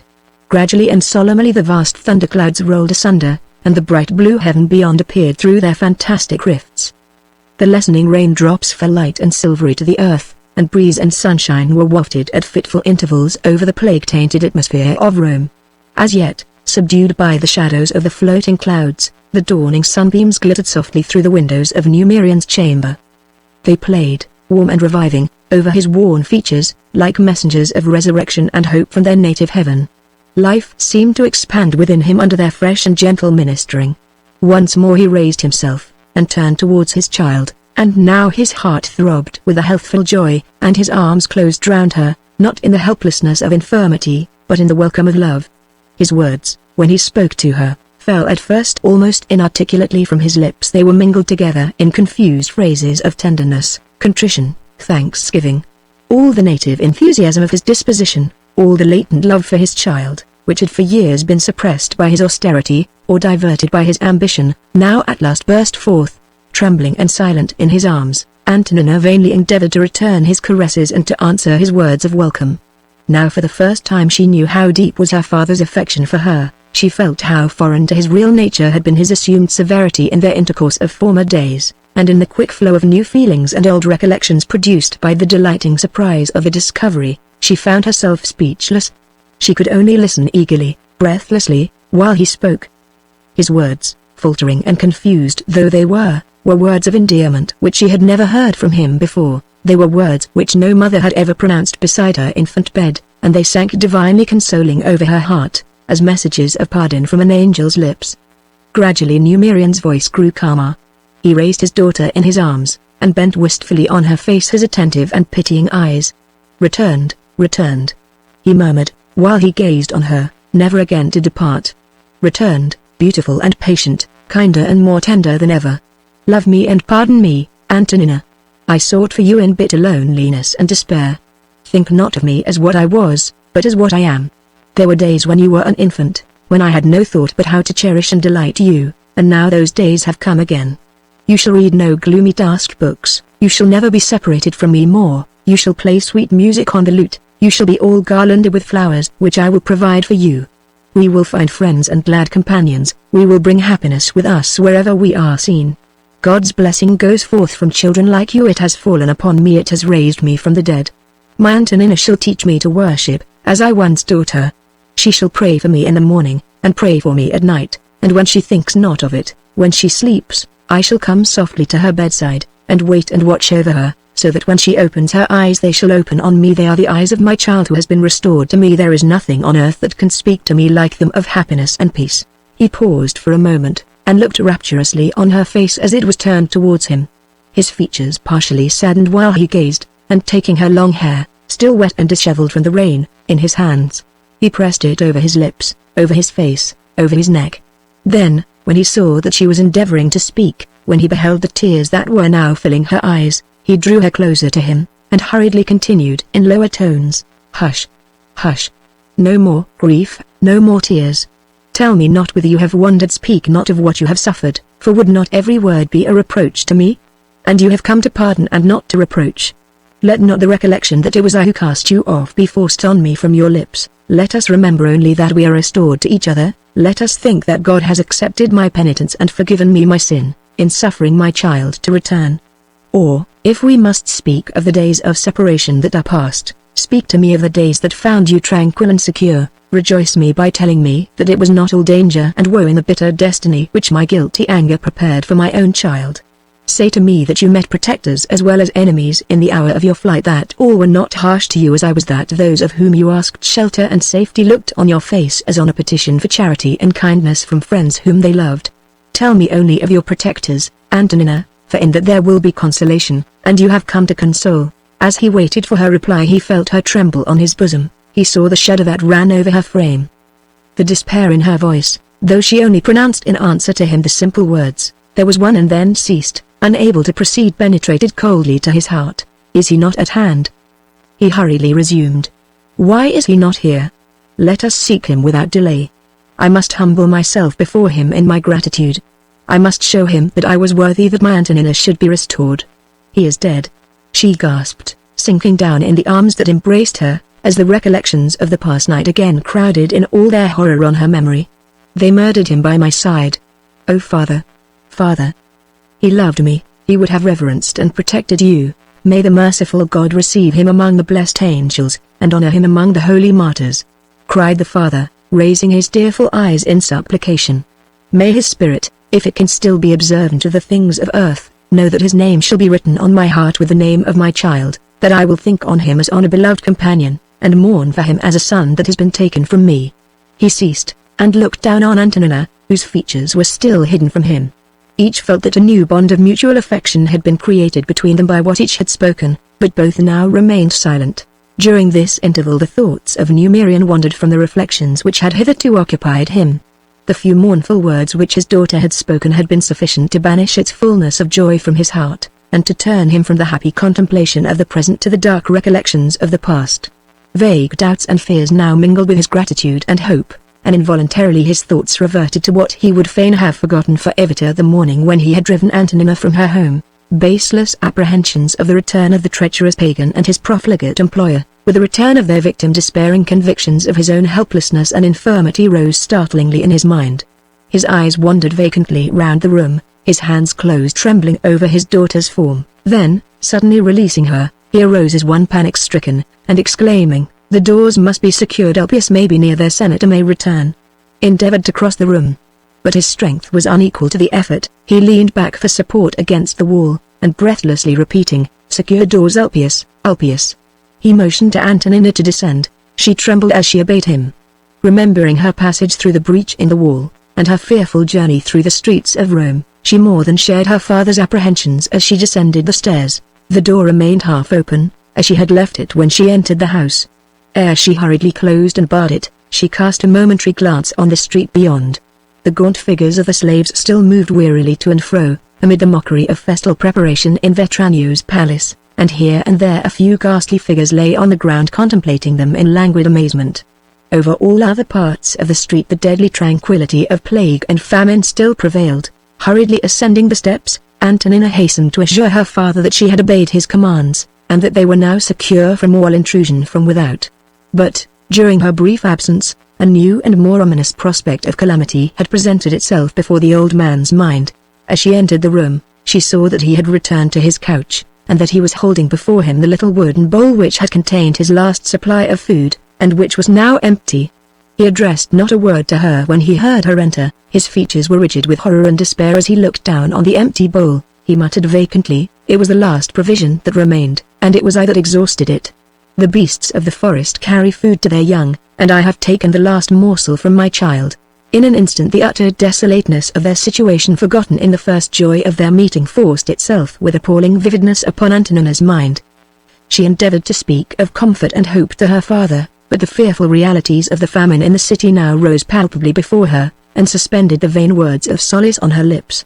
In the midst of still populous Rome, within sight of those surrounding plains where the creative sun ripened hour by hour the vegetation of the teeming earth, where field and granary displayed profusely their abundant stores, the father and daughter now looked on each other, as helpless to replace their exhausted provision of food as if they had been abandoned on the raft of the shipwrecked in an unexplored sea, or banished to a lonely island whose inland products were withered by infected winds, and around whose arid shores ran such destroying waters as seethe over the cities of the plain. The silence which had long prevailed in the room, The bitter reflections which still held the despairing father and the patient daughter speechless alike, were at length interrupted by a hollow and melancholy voice from the street, pronouncing, in the form of a public notice, these words: I, Publius Dalmatius, messenger of the Roman Senate, proclaim, that in order to clear the streets from the dead, 3,000 sestertii will be given by the prefect for every 10 bodies that are cast over the walls. This is the true decree of the Senate. The voice ceased, but no sound of applause, no murmur of popular tumult was heard in answer. Then, after an interval, it was once more faintly audible as the messenger passed on and repeated the decree in another street, and then the silence again sank down over all things more awfully pervading than before. Every word of the proclamation, when repeated in the distance as when spoken under his window, had clearly reached Numerian's ears. His mind, already sinking in despair, was riveted on what he had heard from the woe-boding voice of the herald, with a fascination as absorbing as that which rivets the eye of the traveller, already giddy on the summit of a precipice, upon the spectacle of the yawning gulfs beneath. When all sound of the proclamation had finally died away, the unhappy father dropped the empty bowl which he had hitherto mechanically continued to hold before him, and glancing affrightedly at his daughter, groaned to himself, "The corpses are to be cast over the walls, the dead are to be flung forth to the winds of heaven. There is no help for us in the city. Oh God, God!" She may die! Her body may be cast away like the rest, and I may live to see it. He rose suddenly from the couch. His reason seemed for a moment to be shaken as he tottered to the window, crying, "Food! Food!" I will give my house and all it contains for a morsel of food. I have nothing to support my own child. She will starve before me by tomorrow if I have no food. I am a citizen of Rome. I demand help from the Senate. Food! Food! In tones declining lower and lower he continued to cry thus from the window. But no voice answered him either in sympathy or derision. Of all the people now increased in numbers collected in the street before Vetranio's palace, no one turned even to look on him. For days and days passed, such fruitless appeals as his had been heard, and heard unconcernedly, at every hour and in every street of Rome, now ringing through the heavy air in the shrieks of delirium, now faintly audible in the last faltering murmurs of exhaustion and despair, thus vainly entreating help and pity from a populace who had ceased to give the one or to feel the other. Numerian might long have remained, but now his daughter approached his side, and drawing him gently towards his couch, said in tender and solemn accents, "Remember, father, that God sent the ravens to feed Elijah, and replenished the widow's cruse. He will not desert us, for he has restored us to each other, and has sent me hither not to perish in the famine, but to watch over you. God has deserted the city and all that it contains." He answered distractedly, "The angel of destruction has gone forth into our streets, and death walks in his shadow. On this day, when hope and happiness seemed opening before us both, our little household has been doomed. The young and the old, the weary and the watchful, they strew the streets alike. The famine has mastered them all. The famine will master us. There is no help, no escape. I, who would have died patiently for my daughter's safety, must now die despairing, leaving her friendless in the wide, dreary, perilous world, in the dismal city of anguish, of horror, of death, where the enemy threatens without, and hunger and pestilence waste within. Oh Antonina, you have returned to me but for a little time. The day of our second separation draws near." For a few moments his head drooped, and his sobs choked his utterance. Then he once more rose painfully to his feet. Heedless of Antonina's entreaties, he again endeavored to cross the room, only again to find his feeble powers unable to sustain him. As he fell back panting upon a seat, his eyes assumed a wild, unnatural expression. Despair of mind and weakness of body had together partially unhinged his faculties. When his daughter affrightedly approached to soothe and succor him, he impatiently waved her back, and began to speak in a dull, hoarse, monotonous voice, pressing his hand firmly over his brow, and directing his eyes backwards and forwards incessantly, on object after object, in every part of the room. "Listen, child, listen," he hastily began. "I tell you there is no food in the house, and no food in Rome! We are besieged. They have taken from us our granaries in the suburbs, and our fields on the plains. There is a great famine in the city. Those who still eat strange food which men sicken at when it is named. I would seek even this, but I have no strength to go forth into the byways and force it from others at the point of the sword. I am old and feeble, and heartbroken. I shall die first, and leave fatherless my good, kind daughter, whom I sought for so long, and whom I loved as my only child." He paused for an instant, not to listen to the words of encouragement and hope which Antonina mechanically addressed to him while he spoke, but to collect his wandering thoughts, to rally his failing strength. His voice acquired a quicker tone. and his features presented a sudden energy and earnestness of expression, as if some new project had flashed across his mind, when, after an interval, he continued thus: But though my child shall be bereaved of me, though I shall die in the hour when I most long to live for her, I must not leave her helpless. I will send her among my congregation who have deserted me, but who will repent when they hear that I am dead, and will receive Antonina among them for my sake. Listen to this, listen. You must tell them to remember all that I once revealed to them of my brother, from whom I parted in my boyhood, my brother, whom I have never seen since. He may yet be alive, he may be found, they must search for him, for to you he would be father to the fatherless, and guardian to the unguarded. He may now be in Rome, he may be rich and powerful, he may have food to spare, and shelter that is good against all enemies and strangers. Attend, child, to my words. In these latter days I have thought of him much. I have seen him in dreams as I saw him for the last time in my father's house. He was happier and more beloved than I was, and in envy and hatred I quitted my parents and parted from him. You have heard nothing of this, but you must hear it now, that when I am dead you may know you have a protector to seek. So I received in anger my brother's farewell, and fled from my home. Those days were well remembered by me once, but all things grow dull on my memory now. Long years of turmoil and change passed on, and I never met him, and men of many nations were my companions, but he was not among them. Then much affliction fell upon me, and I repented and learnt the fear of God, and went back to my father's house. Since that, years have passed, I know not how many. I could have told them when I spoke of my former life to him, to my friend, when we stood near St. Peter's, ere the city was besieged, looking on the sunset, and speaking of the early days of our companionship, but now my very remembrance fails me. The famine that threatens us with separation and death casts darkness over my thoughts. Yet hear me patiently, for your sake I must continue. Not now, father, not now.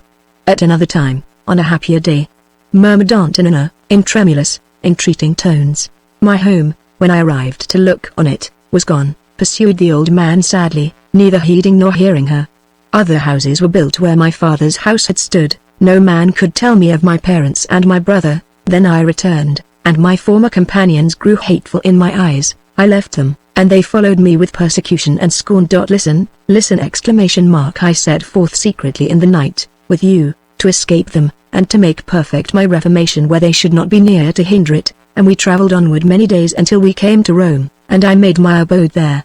But I feared that my companions whom I abhorred might discover and persecute me again, and in the new city of my dwelling I called myself by another name than the name that I bore. Thus I knew that all trace of me would be lost, and that I should be kept secure from men whom I thought on only as enemies now. Go, child. Go quickly! Bring your tablets and write down the names that I shall tell you, for so you will discover your protector when I am gone. Say not to him that you are the child of Numerian, he knows not the name. Say that you are the daughter of Cleander, his brother, who died longing to be restored to him. Write carefully, Cleander! That was the name my father gave to me, that was the name I bore until I fled from my evil companions and changed it, dreading their pursuit. Cleander. Write and remember, Cleander. I have seen in visions that my brother shall be discovered. He will not be discovered to me, but he will be discovered to you. Your tablets! Write his name with mine. It is. He stopped abruptly. His mental powers, fluctuating between torpor and animation, shaken, but not overpowered by the trials which had assailed them, suddenly rallied, and resuming somewhat of their accustomed balance, became awakened to a sense of their own aberration. His vague revelations of his past life, which the reader will recognize as resembling his communications on the same subject to the fugitive landowner, previously related, now appeared before him in all their incongruity and uselessness. His countenance fell. He sighed bitterly to himself. My reason begins to desert me! My judgment, which should guide my child, my resolution, which should uphold her, both fail me. How should my brother, since childhood lost to me, be found by her?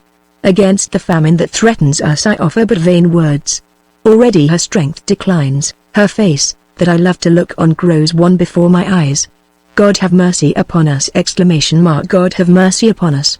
He returned feebly to his couch, his head declined on his bosom, sometimes a low groan burst from his lips, but he spoke no more. Deep as was the prostration under which he had now fallen, it was yet less painful to Antonina to behold it than to listen to the incoherent revelations which had fallen from his lips but the moment before, and which, in her astonishment and affright, she had dreaded might be the awful indications of the overthrow of her father's reason. As she again placed herself by his side, She trembled to feel that her own weariness was fast overpowering her, but she still struggled with her rising despair, still strove to think only of capacity for endurance and chances of relief. The silence in the room was deep and dismal while they now sat together. The faint breezes, at long intervals, drowsily rose and fell as they floated through the open window. The fitful sunbeams alternately appeared and vanished as the clouds rolled upward in airy succession over the face of heaven.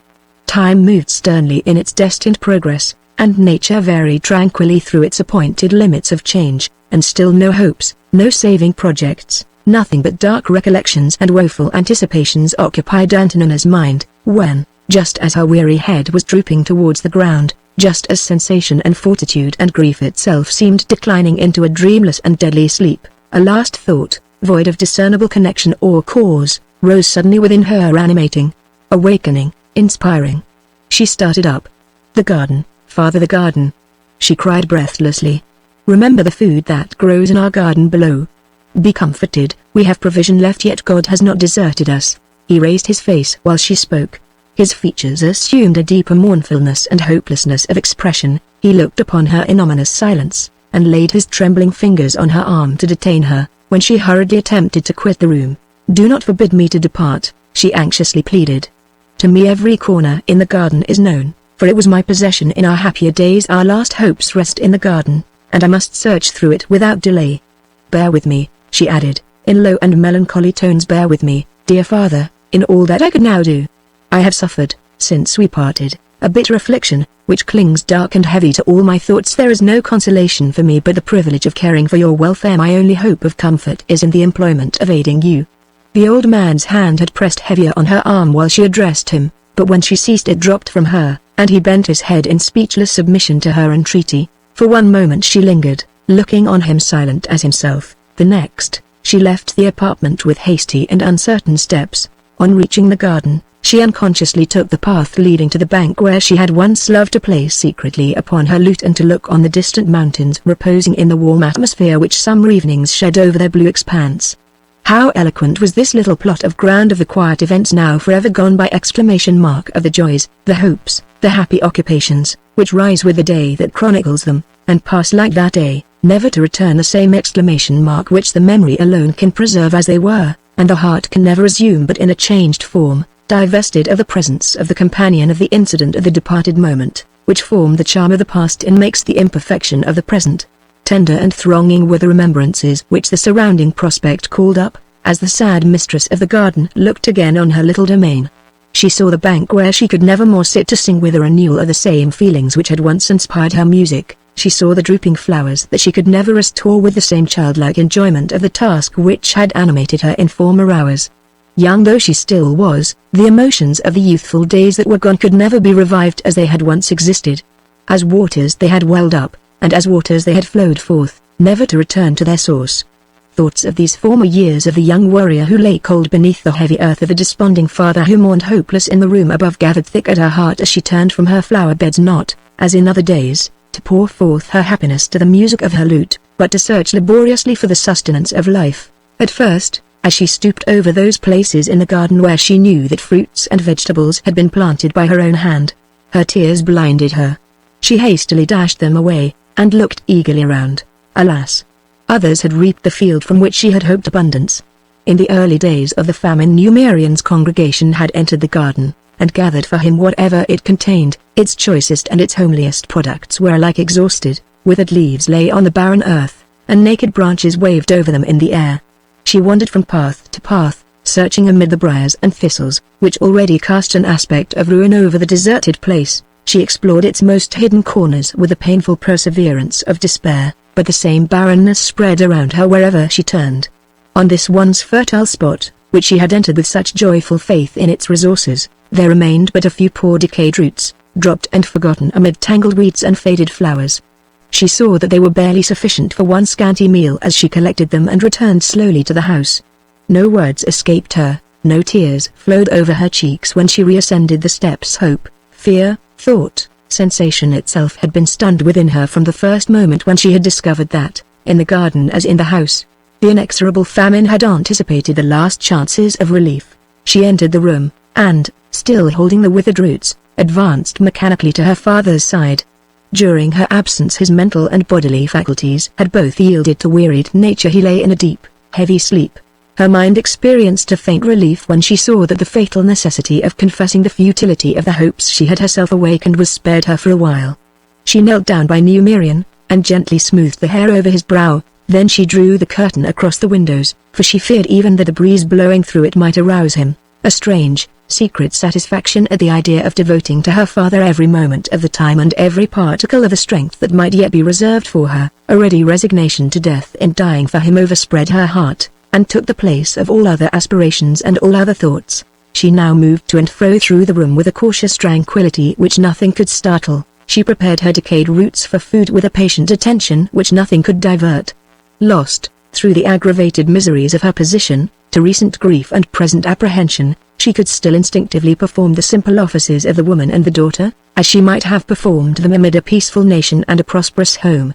Thus do the firstborn affections outlast the exhaustion of all the stormy emotions, all the aspiring thoughts of after years, which may occupy, but which cannot absorb, the spirit within us. Thus does their friendly and familiar voice, when the clamor of contending passions has died away in its own fury, speak again, serene and sustaining as in the early time, when the mind moved secure within the limits of its native simplicity, and the heart yet lay happy in the pure tranquility of its first repose. The last scanty measure of food was soon prepared. It was bitter and unpalatable when she tasted it. Life could barely be preserved, even in the most vigorous, by provision so wretched, but she set it aside as carefully as if it had been the most precious luxury of the most abundant feast. Nothing had changed during the interval of her solitary employment. Her father yet slept.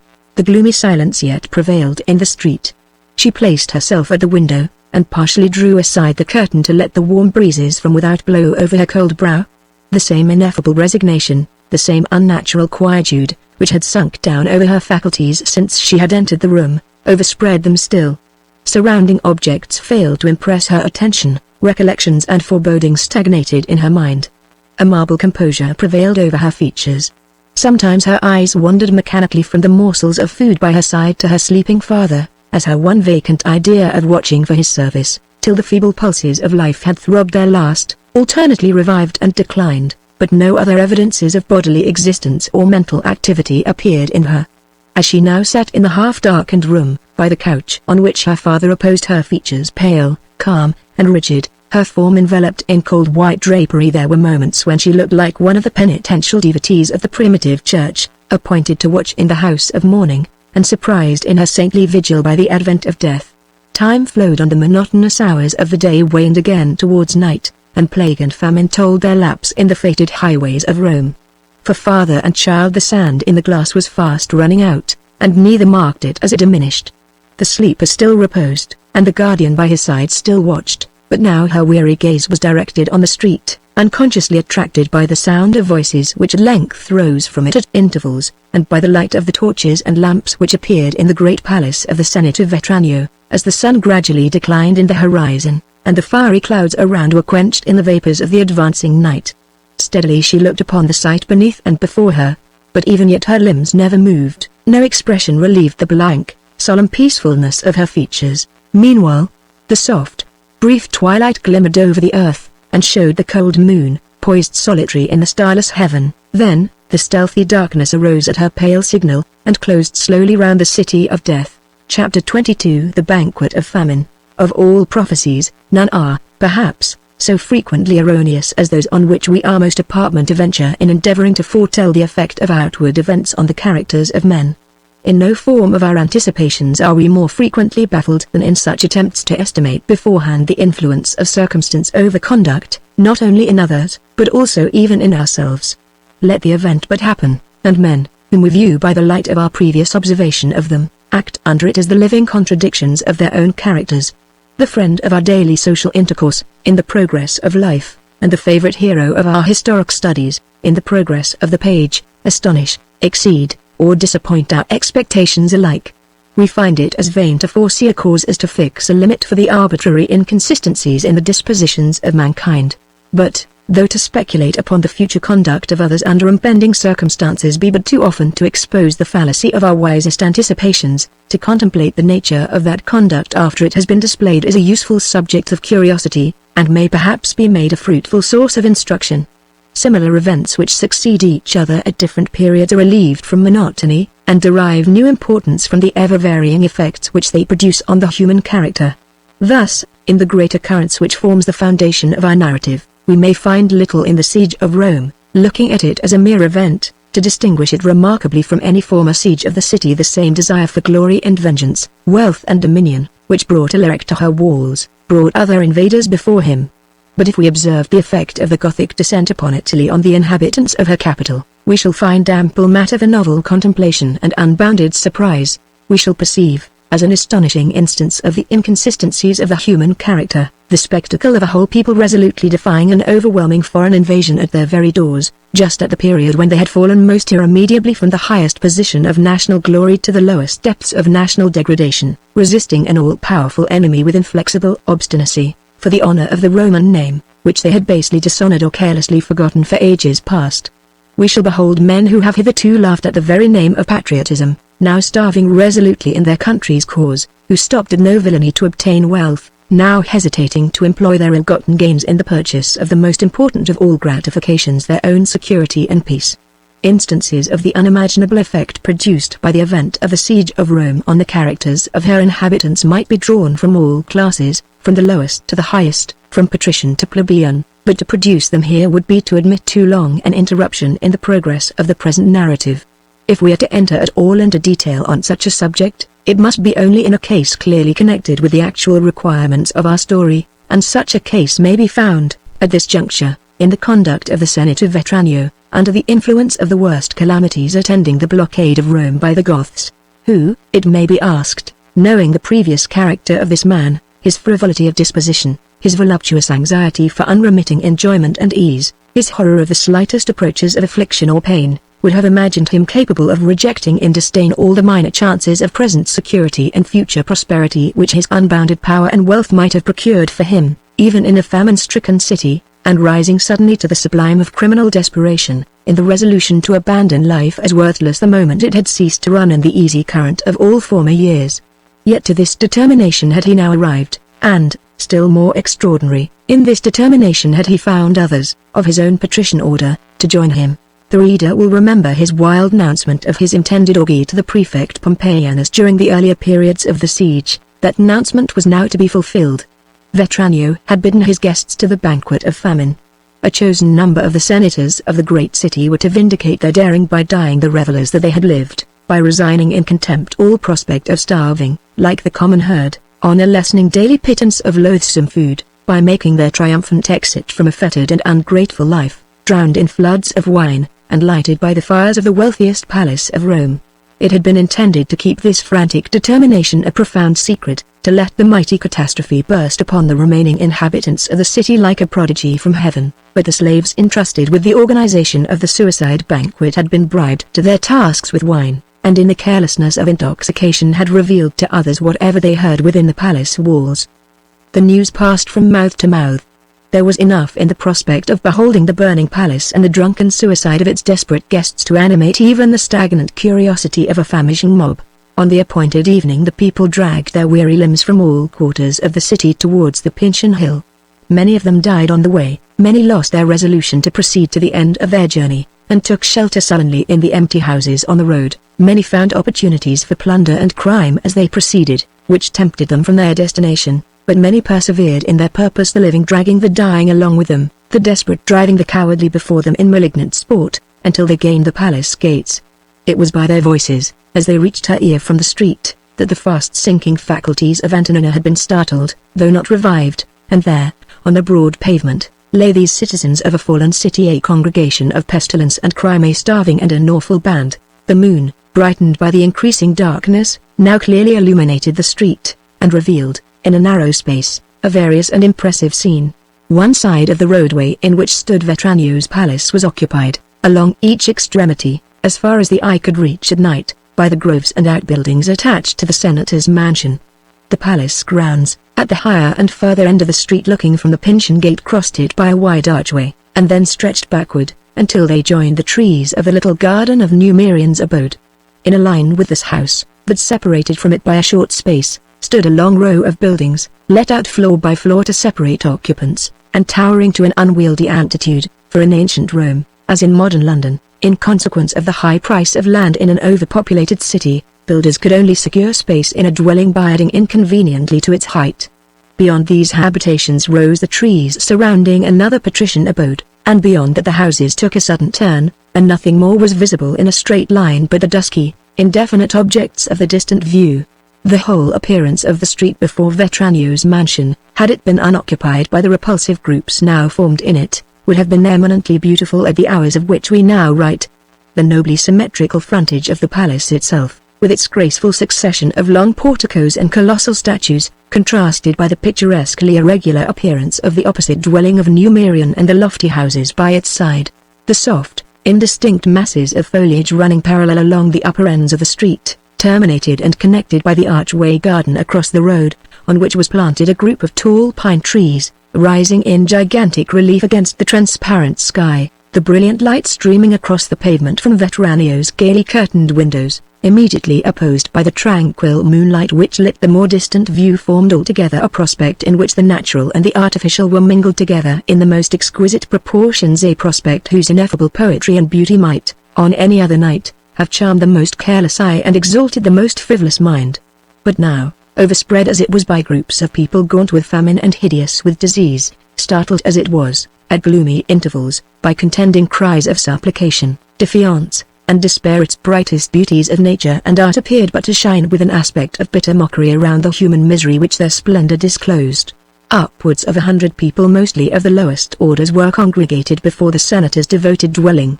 Some few among them passed slowly to and fro in the street, their figures gliding shadowy and solemn through the light around them, but the great number lay on the pavement before the wall of Numerian's dwelling and the doorways of the lofty houses by its side. Illuminated by the full glare of the light from the palace windows, these groups, huddled together in the distorted attitudes of suffering and despair, assumed a fearful and unearthly appearance. Their shriveled faces, their tattered clothing, their wan forms, here prostrate, there half raised, were bathed in a steady red glow. High above them, at the windows of the tall houses, now tenanted in every floor by the dead, appeared a few figures, the mercenary guardians of the dying within, bending forward to look out upon the palace opposite, their haggard faces showing pale in the clear moonlight. Sometimes their voices were heard calling in mockery to the mass of people below to break down the strong steel gates of the palace, and tear the full wine cup from its master's lips. Sometimes those beneath replied with execrations, which rose wildly mingled with the wailing of women and children, the moans of the plague-stricken, and the supplications of the famished, to the slaves passing backwards and forwards behind the palace railings for charity and help. In the intervals, when the tumult of weak voices was partially lulled, there was heard a dull, regular, beating sound, produced by those who had found dry bones on their road to the palace, and were pounding them on the pavement, in sheltered places, for food. The wind, which had been refreshing during the day, had changed at sunset, and now swept up slowly over the street in hot, faint gusts, plague-laden, from the east.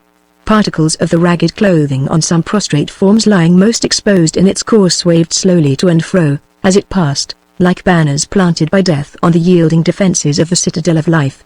It wound through the open windows of the palace, hot and mephitic, as if tainted with the breath of the foul and furious words which it bore onward into the banqueting hall of the senator's reckless guests. Driven over such scenes as now spread beneath it, it derived from them a portentous significance. It seemed to blow like an atmosphere exuded from the furnace depths of center earth, breathing sinister warnings of some deadly convulsion in the whole fabric of nature over the thronged and dismal street. Such was the prospect before the palace, and such the spectators assembled in ferocious anxiety to behold the destruction of the senator's abode. Meanwhile, within the walls of the building, the beginning of the fatal orgy was at hand. It had been covenanted by the slaves, who, during the calamities in the besieged city, had relaxed in their accustomed implicit obedience to their master with perfect impunity, that, as soon as the last labors of preparation were completed, they should be free to consult their own safety by quitting the devoted palace. Already some of the weakest and the most timid of their numbers might be seen passing out hastily into the gardens by the back gates, like engineers who had fired a train, and were escaping ere the explosion burst forth. Those among the menials who still remained in the palace were for the greater part occupied in drinking from the vases of wine which had been placed before them, to preserve to the last moment their failing strength. The mockery of festivity had been extended even to their dresses. Green liveries girt with cherry-colored girdles arrayed their wasted forms. They drank in utter silence. Not the slightest appearance of revelry or intoxication prevailed among their ranks. Confusedly huddled together, as if for mutual protection, they ever and anon cast quick glances of suspicion and apprehension upon some 6 or 8 of the superior attendants of the palace, who walked backwards and forwards at the outer extremity of the hall occupied by their comrades, and occasionally advancing along the straight passages before them to the front gates of the building, appeared to be exchanging furtive signals with some of the people in the street. Reports had been vaguely spread of a secret conspiracy between some of the principal of the slaves and certain chosen ruffians of the populace, to murder all the inmates of the palace, seize on its treasures, and, opening the city gates to the Goths, escape with their booty during the confusion of the pillage of Rome. Nothing had as yet been positively discovered, but the few attendants who kept ominously apart from the rest were unanimously suspected by their fellows, who now watched them over their wine cups with anxious eyes. Different as was the scene among the slaves still left in the palace from the scene among the people dispersed in the street, the one was nevertheless in its own degree as gloomily suggestive of some great impending calamity as the other. The grand banqueting hall of the palace, prepared though it now was for festivity, wore a changed and melancholy aspect.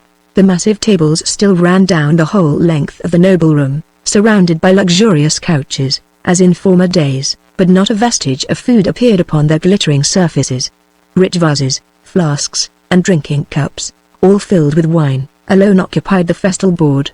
Above, hanging low from the ceiling, burnt 10 large lamps, corresponding to the number of guests assembled, as the only procurable representatives of the hundreds of revelers who had feasted at Veteranio's expense during the brilliant nights that were now past forever.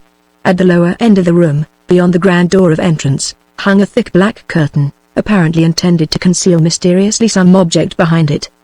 Before the curtain burnt a small lamp of yellow glass, raised upon a high gilt pole, and around and beneath it, heaped against the side walls, and over part of the table, lay a various and confused mass of rich objects, all of a nature more or less inflammable, and all besprinkled with scented oils. Hundreds of yards of gorgeously variegated hangings, rolls upon rolls of manuscripts, gaudy dresses of all colors, toys, utensils, innumerable articles of furniture formed in rare and beautifully inlaid woods, were carelessly flung together against the walls of the apartment, and rose high towards its ceiling. On every part of the tables not occupied by the vases of wine were laid gold and jeweled ornaments which dazzled the eye by their brilliancy, while, in extraordinary contrast to the magnificence thus profusely displayed, there appeared in one of the upper corners of the hall an old wooden stand covered by a coarse cloth, on which were placed 1 or 2 common earthenware bowls, containing what might be termed a mash of boiled bran and salted horse flesh. Any repulsive odor which might have arisen from this strange compound was overpowered by the various perfumes sprinkled about the room, which, mingling with the hot breezes wafted through the windows from the street, produced an atmosphere as oppressive and debilitating, in spite of its artificial allurements to the sense of smell, as the air of a dungeon or the vapors of marsh. Remarkable as was the change in the present appearance of the banqueting hall, it was but the feeble reflection of the alteration for the worse in the aspect of the host and his guests. Veteranio reclined at the head of the table, dressed in a scarlet mantle. An embroidered towel with purple tassels and fringes, connected with rings of gold, fell over his breast, and silver and ivory bracelets were clasped round his arms. But of the former man the habiliments were all that remained. His head was bent forward, as if with the weakness of age. His emaciated arms seemed barely able to support the weight of the ornaments which glittered on them. His eyes had contracted a wild, unsettled expression, and a deadly paleness overspread the once plump and jovial cheeks which so many mistresses had kissed in mercenary rapture in other days. Both in countenance and manner the elegant voluptuary of our former acquaintance at the court of Ravenna was entirely and fatally changed.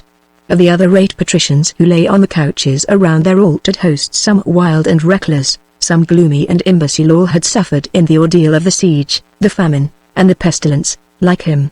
Such were the members of the assemblage, represented from the ceiling by 9 of the burning lamps. The 10th and last lamp indicated the presence of one more guest who reclined a little apart from the rest. This man was hump-backed, his gaunt, bony features were repulsively disproportioned to his puny frame, which looked doubly contemptible, enveloped as it was in an ample tawdry robe. Sprung from the lowest ranks of the populace, he had gradually forced himself into the favor of his superiors by his skill in coarse mimicry, and his readiness in ministering to the worst vices of all who would employ him.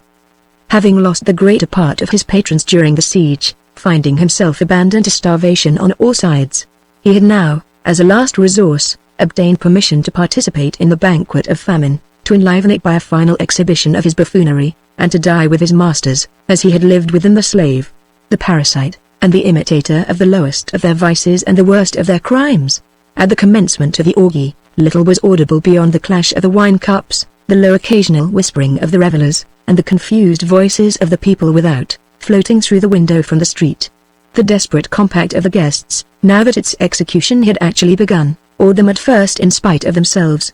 At length, when there was a lull of all sounds, when a temporary calm prevailed over the noises outside, when the wine cups were emptied, and left for a moment ere they were filled again, Vetranio feebly rose, and, announcing with a mocking smile that he was about to speak a funeral oration over his friends and himself, pointed to the wall immediately behind him as to an object fitted to awaken the astonishment or the hilarity of his moody guests. Against the upper part of the wall were fixed various small statues in bronze and marble, all representing the owner of the palace, and all hung with golden plates. Beneath these appeared the rent roll of his estates, written in various colors on white vellum, and beneath that, scratched on the marble in faint irregular characters, was no less an object than his own epitaph, composed by himself. It may be translated thus: Stop, spectator, if thou hast reverently cultivated the pleasures of the taste. Pause amid these illustrious ruins of what was once a palace, and peruse with respect on this stone the epitaph of Vetranio, a senator. He was the first man who invented a successful nightingale sauce. His bold and creative genius added much, and would have added more, to the art of cookery. But, alas for the interests of science, he lived in the days when the Gothic barbarians besieged the imperial city. Famine left him no matter for gustatory experiment, and pestilence deprived him of cooks to enlighten, opposed at all points by the force of adverse circumstances.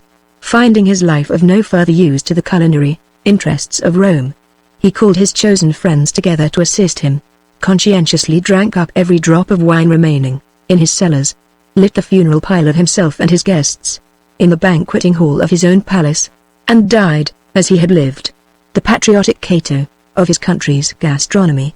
Behold, cried Vetranio, pointing triumphantly to the epitaph, behold in every line of those eloquent letters at once the seal of my resolute adherence to the engagement that unites us here, and the foundation of my just claim to the reverence of posterity on the most useful of the arts which I exercised for the benefit of my species.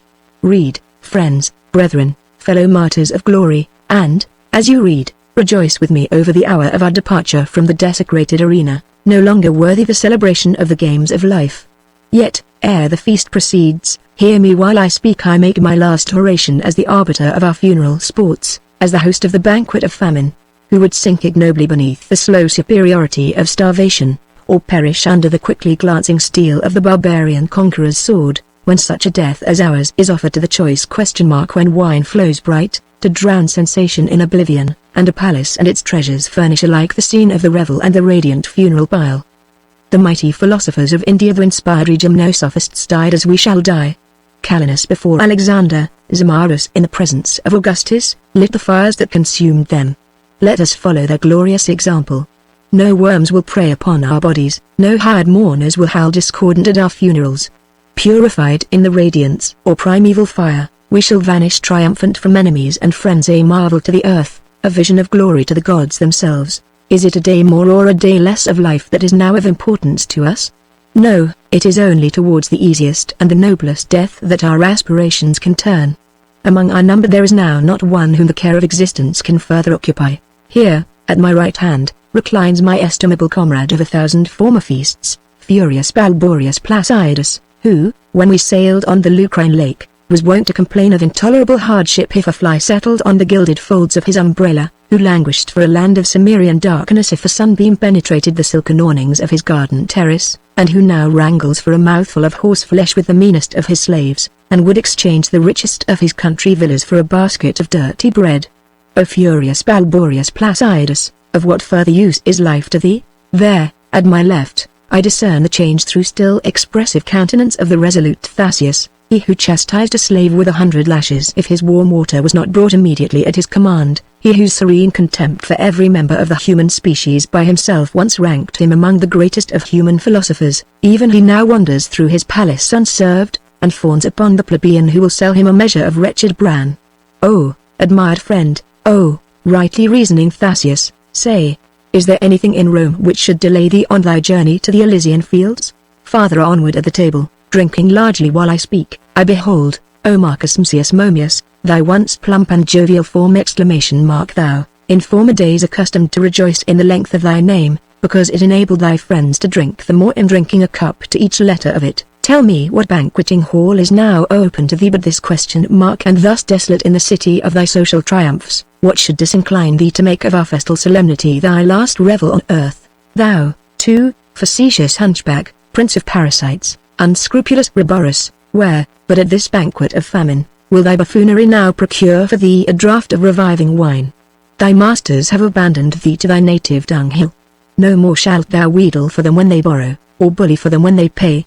No more charges of poisoning or magic shalt thou forge to imprison their troublesome creditors. Oh, officious sycophant, thy occupations are no more.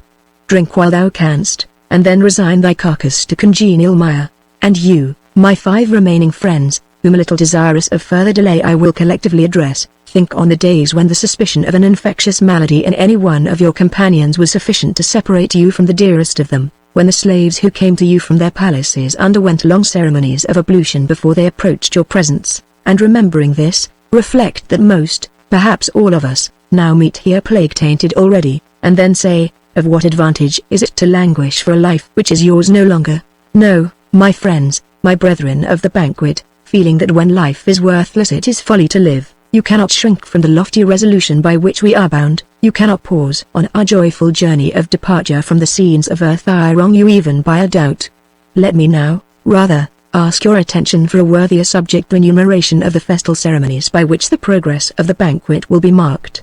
That task concluded, that last ceremony of my last welcome to you these halls duly performed, I join you once more in your final homage to the deity of our social lives, the god of wine. It is not unknown to you, learned as you are in the jovial antiquities of the table, that it was, among some of the ancients, a custom for a master spirit of philosophy to preside the teacher as well as the guest at their feasts. This usage it has been my care to revive, and, as this meeting is unparalleled in its heroic design, so it was my ambition to bid to it one unparalleled, either as a teacher or a guest. Fired by an original idea, unobserved of my slaves, aided only by my singing boy, the faithful Glyco, I have succeeded in placing behind that black curtain such an associate of our revels as you have never feasted with before, whose appearance at the fitting moment must strike you irresistibly with astonishment, and whose discourse not of human wisdom only will be inspired by the midnight secrets of the tomb. By my side, on this parchment, lies the formulary of questions to be addressed by Raborus, when the curtain is withdrawn, to the oracle of the mysteries of other spheres. Before you, behold in those vases all that remains of my once well-stocked cellars, and all that is provided for the palates of my guests. We sit at the banquet of famine, and no coarser sustenance than inspiring wine finds admittance at the bacchanalian board. Yet, should any among us, in his last moments, be feeble enough to pollute his lips with nourishment alone worthy of the vermin of the earth, let him seek the wretched and scanty table, type of the wretched and scanty food that covers it, placed yonder in obscurity behind me. There will he find, in all barely sufficient for one man's poorest meal, the last morsels of the vilest nourishment left in the palace. For me, my resolution is fixed. It is only the generous wine cup that shall now approach my lips. Above me are the 10 lamps, answering to the number of my friends here assembled. One after another, as the wine overpowers us, those burning images of life will be extinguished in succession by the guests who remain proof against our draughts, and the last of these, lighting this torch at the last lamp, will consummate the banquet, and celebrate its glorious close, by firing the funeral pile of my treasures heaped yonder against my palace walls. If my powers fail me before yours, swear to me that whoever among you is able to lift the cup to his lips after it has dropped from the hands of the rest, will fire the pile. Swear it by your lost mistresses, your lost friends, your lost treasures! By your own lives, devoted to the pleasures of wine and the purification of fire, as, with flashing eyes and flushed countenance, Vetranio sank back on his couch, his companions, inflamed with the wine they had already drunk, a rose cup in hand, and turned towards him. Their voices, discordantly mingled, pronounced the oath together. Then, as they resumed their former positions, their eyes all turned towards the black curtain in ardent expectation.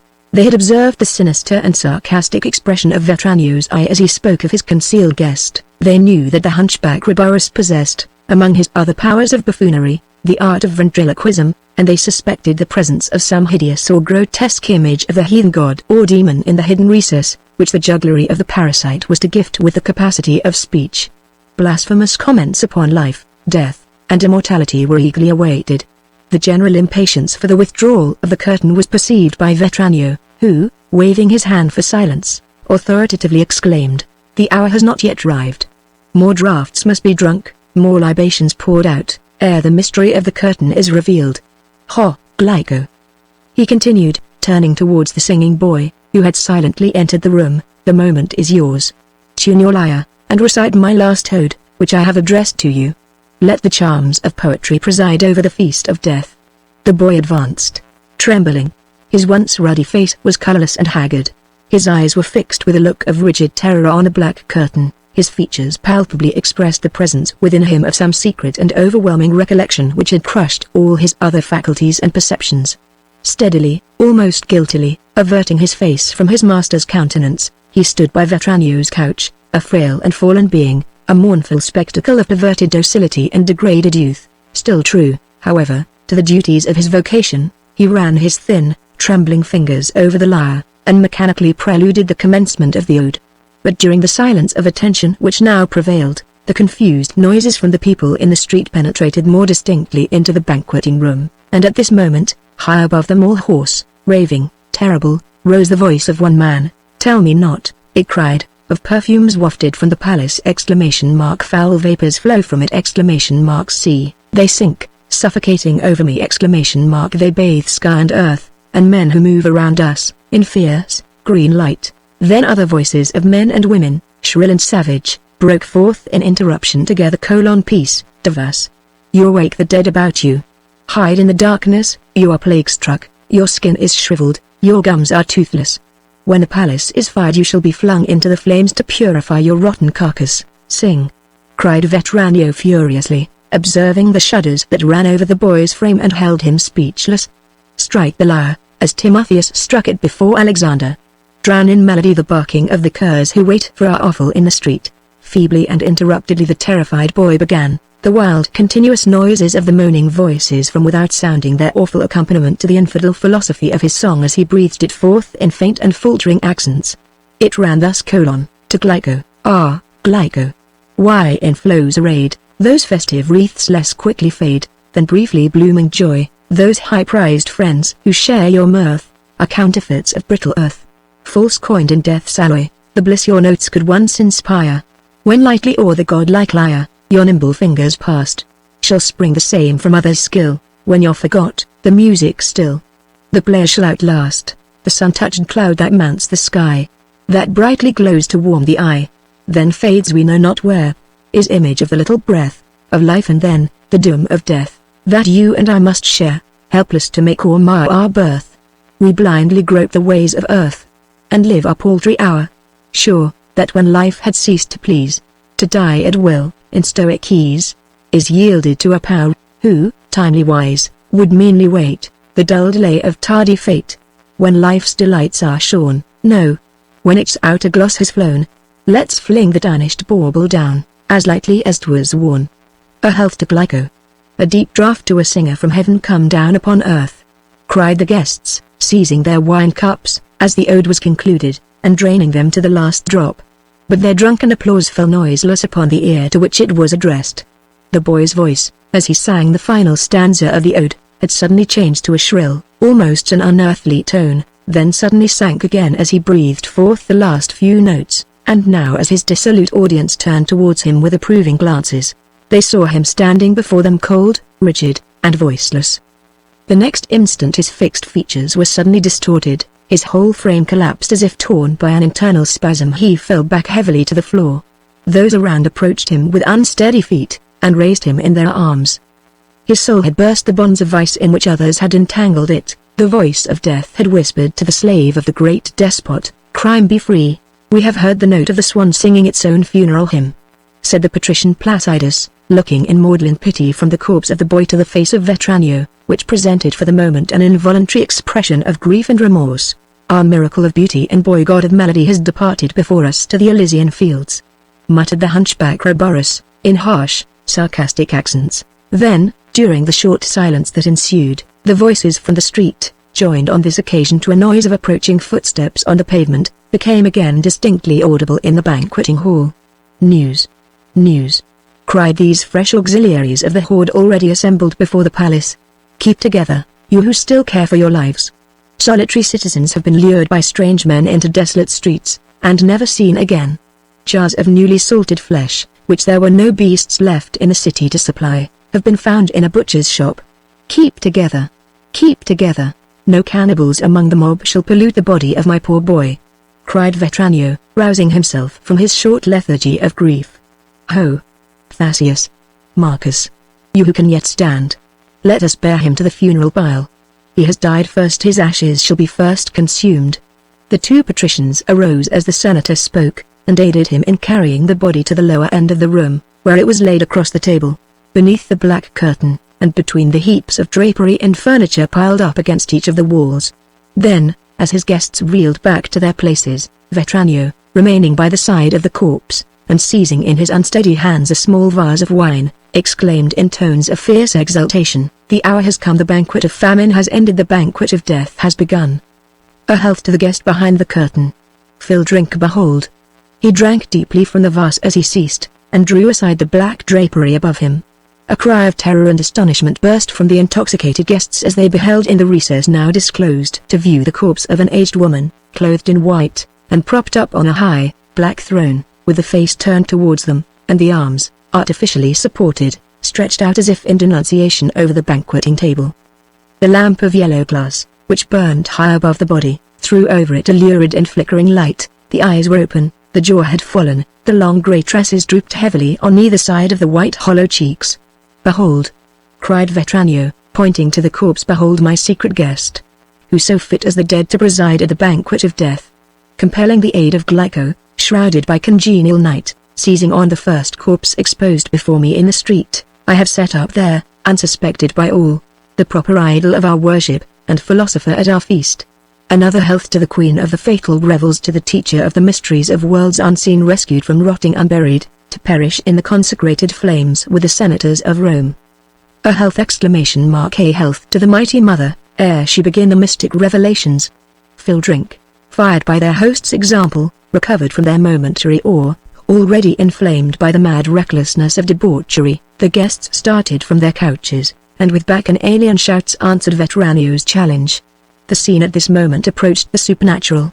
The wild disorder of the richly laden tables, the wine flowing over the floor from overthrown vases, the great lamps burning bright and steady over the confusion beneath, the fierce gestures, the disordered countenances of the revelers, as they waved their jeweled cups over their heads in frantic triumph, and then the gloomy and terrific prospect at the lower end of the hall, the black curtain, the light burning solitary on its high pole, the dead boy lying across the festal table, the living master standing by his side, and, like an evil spirit, pointing upward in mockery to the white-robed corpse of the woman, as it towered above all in its unnatural position, with its skinny arms stretched forth, with its ghastly features appearing to move as the faint and flickering light played over them, produced together such a combination of scarce earthly objects as might be painted, but cannot be described.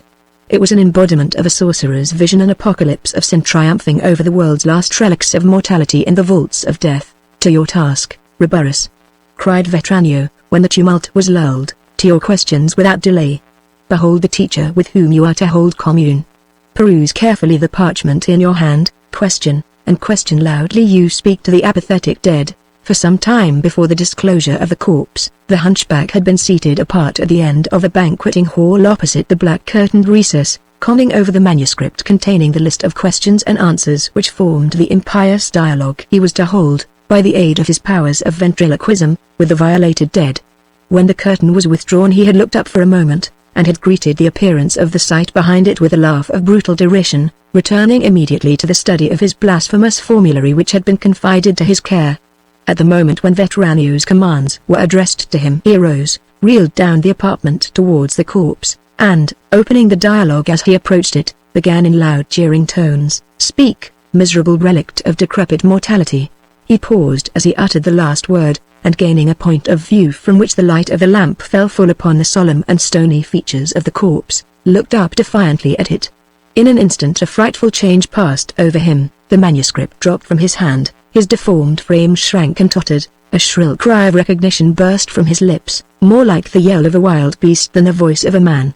The next moment, when the guests started up to question or deride him, he turned slowly and faced them. Desperate and drunken as they were, his look awed them into utter silence. His face was death-like in hue. As the face of the corpse above him, thick drops of perspiration trickled down it like rain. His dry glaring eyes wandered fiercely over the startled countenances before him, and, as he extended towards them his clenched hands, he muttered in a deep gasping whisper, "Who has done this? My mother.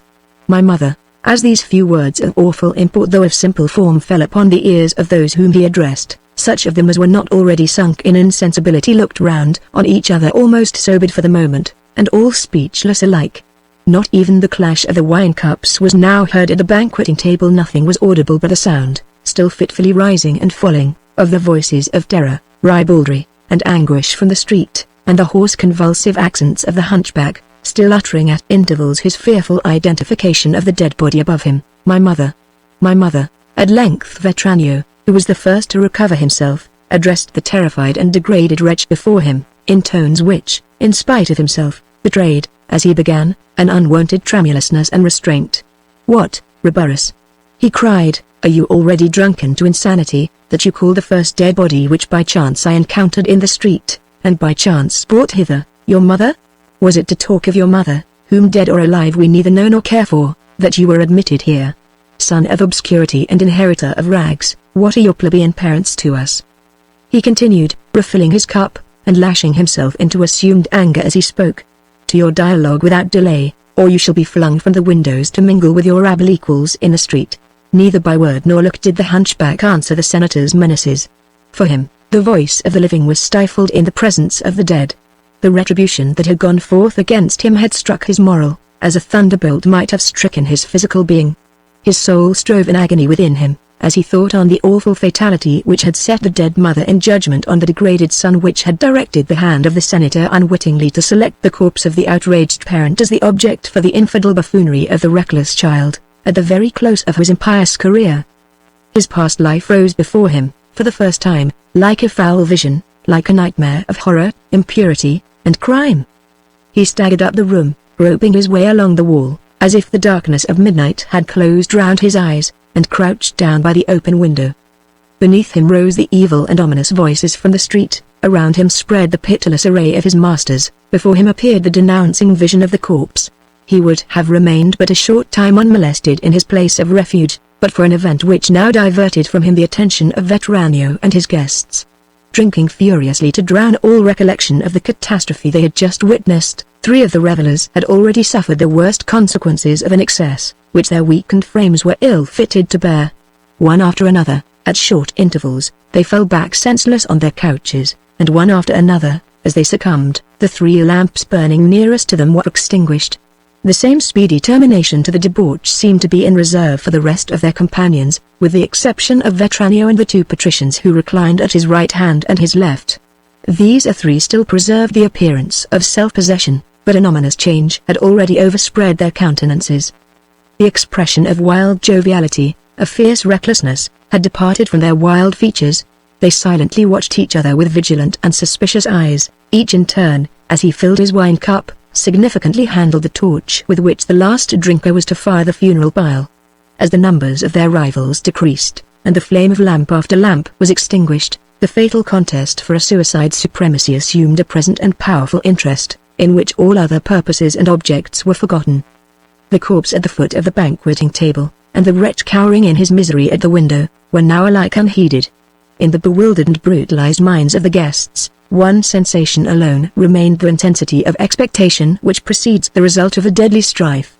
But ere long, awakening the attention which might otherwise never have been aroused, the voice of the hunchback was heard, as the spirit of repentance now moved within him, uttering, in wild, moaning tones, a strange confession of degradation and sin addressed to none, proceeding, independent of consciousness or will, from the depths of his stricken soul.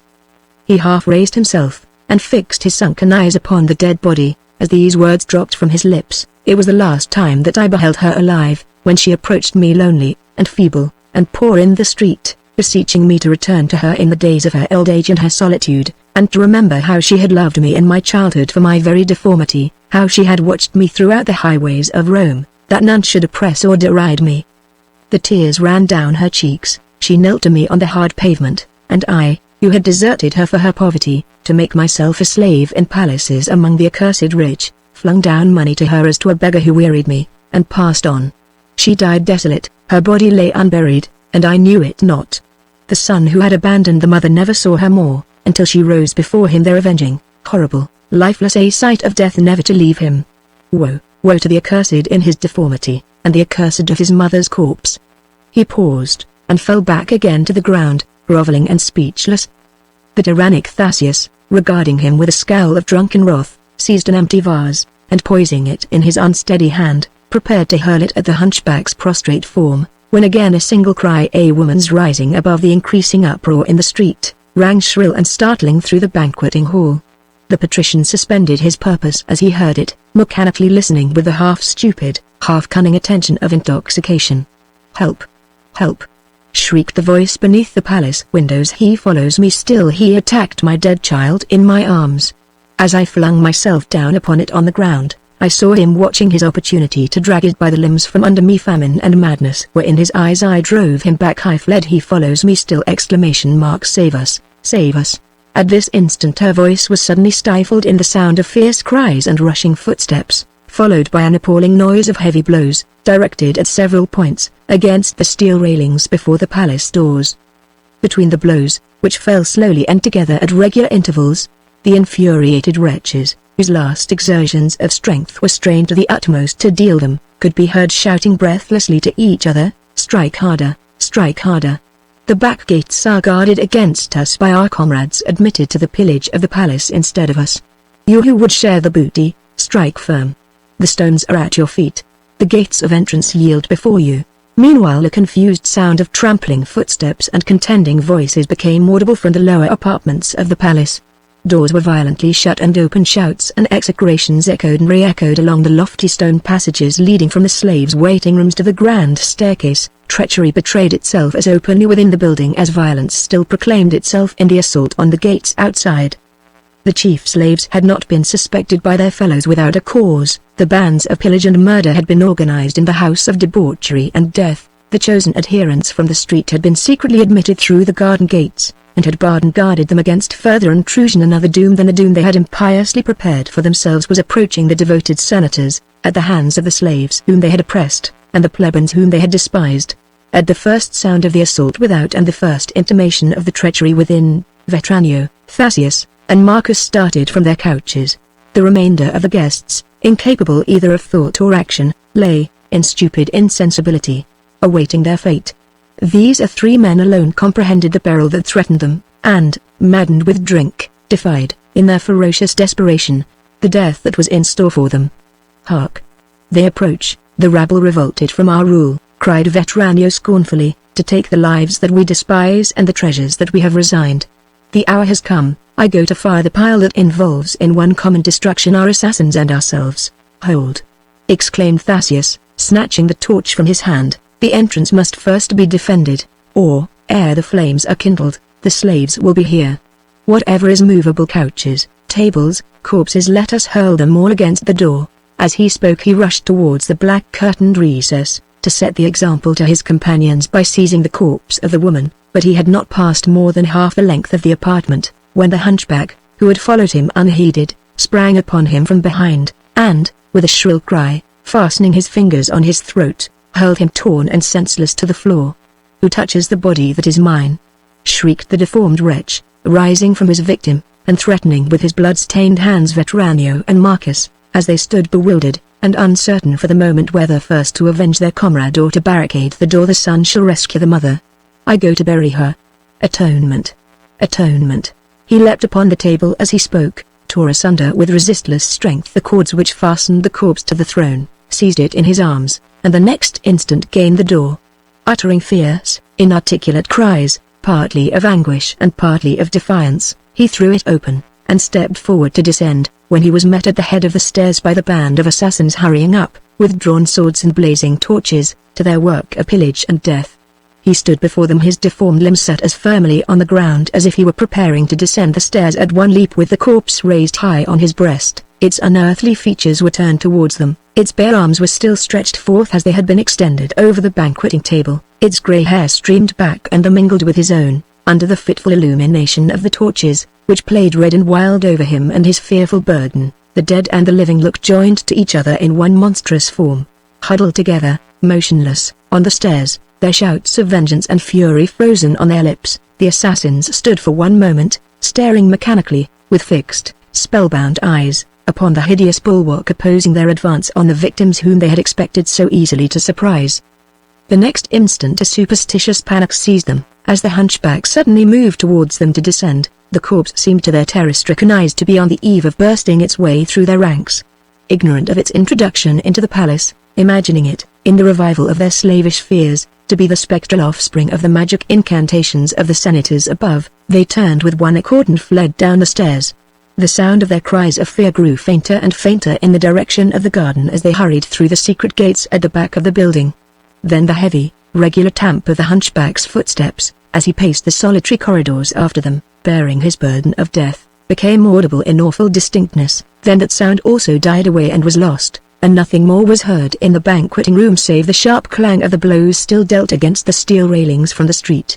But now these grew rare and more rare in their recurrence. The stronger metal resisted triumphantly the utmost efforts of the exhausted rabble who assailed it. As the minutes moved on, the blows grew rapidly fainter and fewer. Soon they diminished to 3, struck at long intervals, soon to 1, followed by deep execrations of despair, and, after that, a great silence sank down over the palace and the street, where such strife and confusion had startled the night echoes but a few moments before. In the banqueting hall this rapid succession of events, the marvels of a few minutes passed before Vetranio and Marcus as visions beheld by their eyes, but neither contained nor comprehended by their minds. Stolid in their obstinate recklessness, stupefied by the spectacle of the startling perils menacing yet harmless, terrifying though transitory which surrounded them, neither of the senators moved a muscle or uttered a word, from the period when Thascius had fallen beneath the hunchback's attack, to the period when the last blow against the palace railings, and the last sound of voices from the street, had ceased in silence. Then the wild current of drunken exultation, suspended within them during this brief interval, flowed once more, doubly fierce, in its old course. Insensible, the moment after they had passed away, to the warning and terrific scenes they had beheld, each now looked round on the other with a glance of triumphant levity. "Hark!" cried Vetranio. The mob without, feeble and cowardly to the last, abandoned their puny efforts to force my palace gates. Behold our banqueting tables still sacred from the intrusion of the revolted menials, driven before my guest from the dead, like a flock of sheep before a single dog. Say, O Marcus, did I not well to set the corpse at the foot of our banqueting table? What marvels has it not effected, borne before us by the frantic Roborus, as a banner of the hosts of death, against the cowardly slaves whose fit inheritance is oppression, and whose sole sensation is fear. See, we are free to continue and conclude the banquet as we had designed. The gods themselves have interfered to raise us in security above our fellow mortals, whom we despise. Another health, in gratitude to our departed guest, the instrument of our deliverance, under the auspices of omnipotent Jove. As Vetranio spoke, Marcus alone, out of all the revellers, answered his challenge. These two, the last remaining combatants of the strife, having drained their cups to the health proposed, passed slowly down each side of the room, looking contemptuously on their prostrate companions, and extinguishing every lamp but the two which burnt over their own couches. Then returning to the upper end of the tables, they resumed their places, not to leave them again until the fatal rivalry was finally decided, and the moment of firing the bile had actually arrived. The torch lay between them, the last vases of wine stood at their sides. Not a word escaped the lips of either, to break the deep stillness prevailing over the palace. Each fixed his eyes on the other, in stern and searching scrutiny, and cup for cup, drank in slow and regular alternation. The debauch, which had hitherto presented a spectacle of brutal degradation and violence, now that it was restricted to two men only, each equally unimpressed by the scenes of horror he had beheld, each vying with the other for the attainment of the supreme of depravity, assumed an appearance of hardly human iniquity. It became a contest for a satanic superiority of sin. For some time little alteration appeared in the countenances of either of the suicide rivals, but they had now drunk to that final point of excess at which wine either acts as its own antidote, or overwhelms in fatal suffocation the pulses of life. The crisis in the strife was approaching for both, and the first to experience it was Marcus. Vetranio, as he watched him, observed a dark purple flush overspreading his face, hitherto pale, almost colorless. His eyes suddenly dilated. He panted for breath. The vase of wine, when he strove with a last effort to fill his cup from it, rolled from his hand to the floor. The stare of death was in his face as he half raised himself and for one instant looked steadily on his companion. The moment after, without word or groan, he dropped backward over his couch. The contest of the night was decided. The host of the banquet and the master of the palace had been reserved to end the one and to fire the other. A smile of malignant triumph parted Vetranio's lips as he now rose and extinguished the last lamp burning besides his own. That done, he grasped the torch. His eyes, as he raised it, wandered dreamily over the array of his treasures, and the forms of his dead or insensible fellow patricians around him, to be consumed by his act in annihilating fire. The sensation of his solemn night solitude in his fated palace began to work in vivid and varying impressions on his mind, which was partially recovering some portion of its wonted acuteness, under the bodily reaction now produced in him by the very extravagance of the night's success. His memory began to retrace confusedly the scenes with which the dwelling that he was about to destroy had been connected at distant or at recent periods. At one moment the pomp of former banquets, the jovial congregation of guests since departed or dead, revived before him. At another, he seemed to be acting over again his secret departure from his dwelling on the night before his last feast, his stealthy return with the corpse that he had dragged from the street, his toil in setting it up in mockery behind the black curtain, and inventing the dialogue to be spoken before it by the hunchback. Now his thoughts reverted to the minutest circumstances of the confusion and dismay among the members of his household when the first extremities of the famine began to be felt in the city, and now, without visible connection or cause, they turned suddenly to the morning when he had hurried through the most solitary paths in his grounds to meet the betrayer Ulpius at Numerian's garden gate. Once more the image of Antonina, so often present to his imagination since the original was lost to his eyes, grew palpable before him.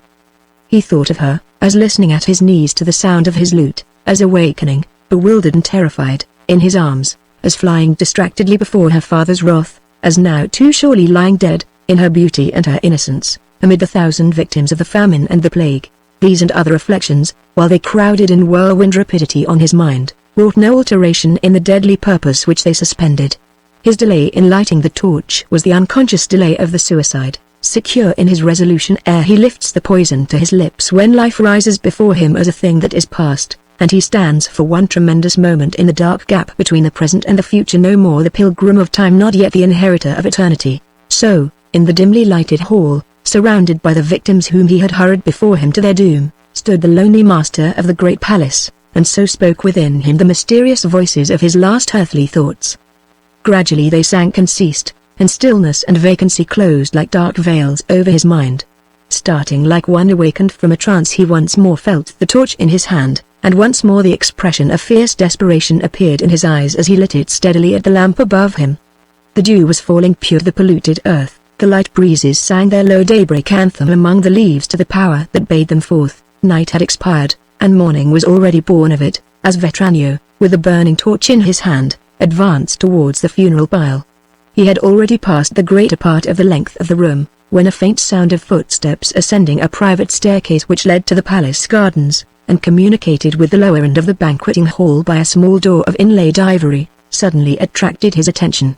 He hesitated in his deadly purpose, listening to the slow, regular approaching sound, which, feeble though it was, struck mysteriously impressive upon his ear in the dreary silence of all things around him. Holding the torch high above his head, as the footsteps came nearer, he fixed his eyes in intense expectation upon the door. It opened, and the figure of a young girl clothed in white stood before him. One moment he looked upon her with startled eyes, the next the torch dropped from his hand, and smoldered unheeded on the marble floor. It was Antonina. Her face was overspread with a strange transparent paleness. Her once soft, round cheeks had lost their girlish beauty of form. Her expression, ineffably mournful, hopeless, and subdued, threw a simple, spiritual solemnity over her whole aspect. She was changed, awfully changed to the profligate senator from the being of his former admiration, but still there remained in her despairing eyes enough of the old look of gentleness and patience, surviving through all anguish and dread, to connect her, even as she was now, with what she had been. She stood in the chamber of debauchery and suicide between the funeral pile and the desperate man who was vowed to fire it, a feeble, helpless creature, yet powerful in the influence of her presence. at such a moment and in such a form, as a saving and reproving spirit, armed with the omnipotence of heaven to mold the purposes of man. Awed and astounded, as if he beheld an apparition from the tomb, Vetranio looked upon this young girl whom he had loved with the least selfish passion that ever inspired him, whom he had lamented as long since lost and dead with the sincerest grief he had ever felt, whom he now saw standing before him at the very moment ere he doomed himself to death, altered, desolate, supplicating with emotions which held him speechless in wonder, and even in dread. While he still gazed upon her in silence, he heard her speaking to him in low, melancholy, imploring accents, which fell upon his ear, after the voices of terror and desperation that had risen around him throughout the night, like tones never addressed to it before. "Neumerian, my father, is sinking under the famine," she began. "If no help is given to him, he may die even before sunrise. You are rich and powerful, I have come to you, having nothing now but his life to live for, to beg sustenance for him." She paused, overpowered for the moment, and bent her eyes wistfully on the senator's face. Then seeing that he vainly endeavored to answer her, her head drooped upon her breast, and her voice sank lower as she continued: "I have striven for patience under much sorrow and pain through the long night that is past. My eyes were heavy and my spirit was faint. I could have rendered up my soul willingly in my loneliness and feebleness to God who gave it, but that it was my duty to struggle for my life and my father's, now that I was restored to him after I had lost all beside. I could not think, or move, or weep, as, looking forth upon your palace, I watched and waited through the hours of darkness.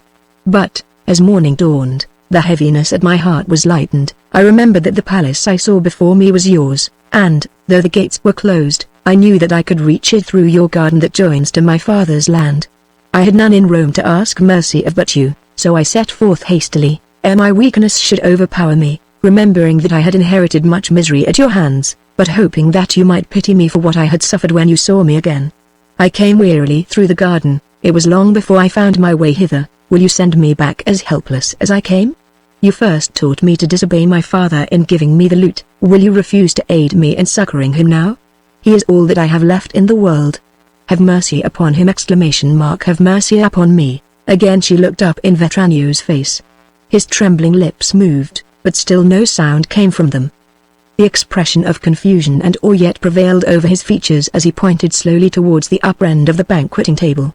To her this simple action was eloquent beyond all power of speech. She turned her feeble steps instantly in the direction he had indicated.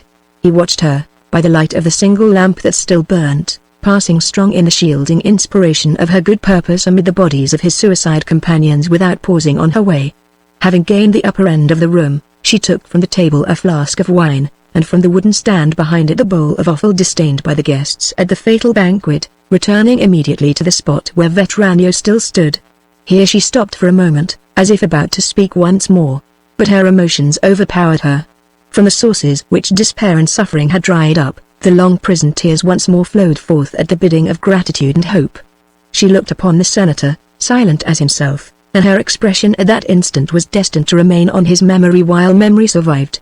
Then, with faltering and hasty steps, she departed by the way she had come, and in the great palace, which his evil supremacy over the wills of others has made a hideous charnel house, he was once more left alone. He made no effort to follow or detain her as she left him. The torch still smoldered beside him on the floor, but he never stooped to take it up. He dropped down on a vacant couch, stupefied by what he had beheld. That which no entreaties, no threats, no fierce violence of opposition could have effected in him.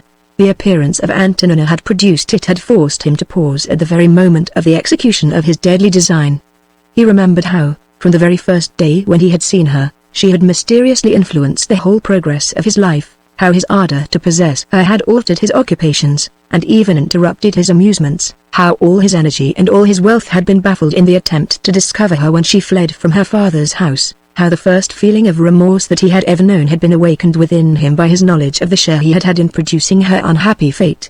Recalling all this, reflecting that, had she approached him at an earlier period, she would have been driven back affrighted by the drunken clamor of his companions, and had she arrived at a later, would have found his palace in flames, thinking at the same time of her sudden presence in the banqueting hall when he had believed her to be dead, when her appearance at the moment before he fired the pile was most irresistible in its supernatural influence over his actions, that vague feeling of superstitious dread which exists intuitively in all men's minds, which had never before been aroused in his, thrilled through him.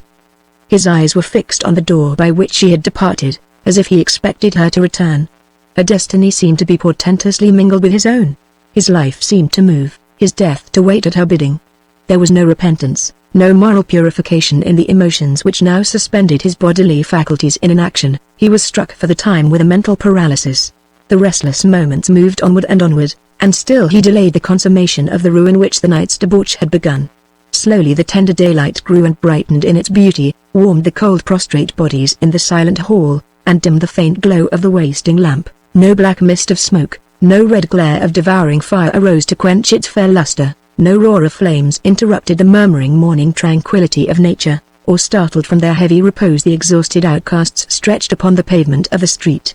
Still the noble palace stood unshaken on its firm foundations, still the adornments of its porticos and its statues glittered as of old in the rays of the rising sun, and still the hand of the master who had sworn to destroy it, as he had sworn to destroy himself, hung idly near the torch which lay already extinguished in harmless ashes at his feet. Chapter 23 The last efforts of the besieged. We return to the street before the palace. The calamities of the siege had fallen fiercely on those who lay there during the night. From the turbulent and ferocious mob of a few hours since, not even the sound of a voice was now heard. Some, surprised in a paroxysm of hunger by exhaustion and insensibility, lay with their hands half forced into their mouths, as if in their ravenous madness they had endeavored to prey upon their own flesh. Others now and then wearily opened their languid eyes upon the street, no longer regardful, in the present extremity of their sufferings, of the building whose destruction they had assembled to behold, but watching for a fancied realization of the visions of richly spread tables and speedy relief called up before them, as if in mockery, by the delirium of starvation and disease.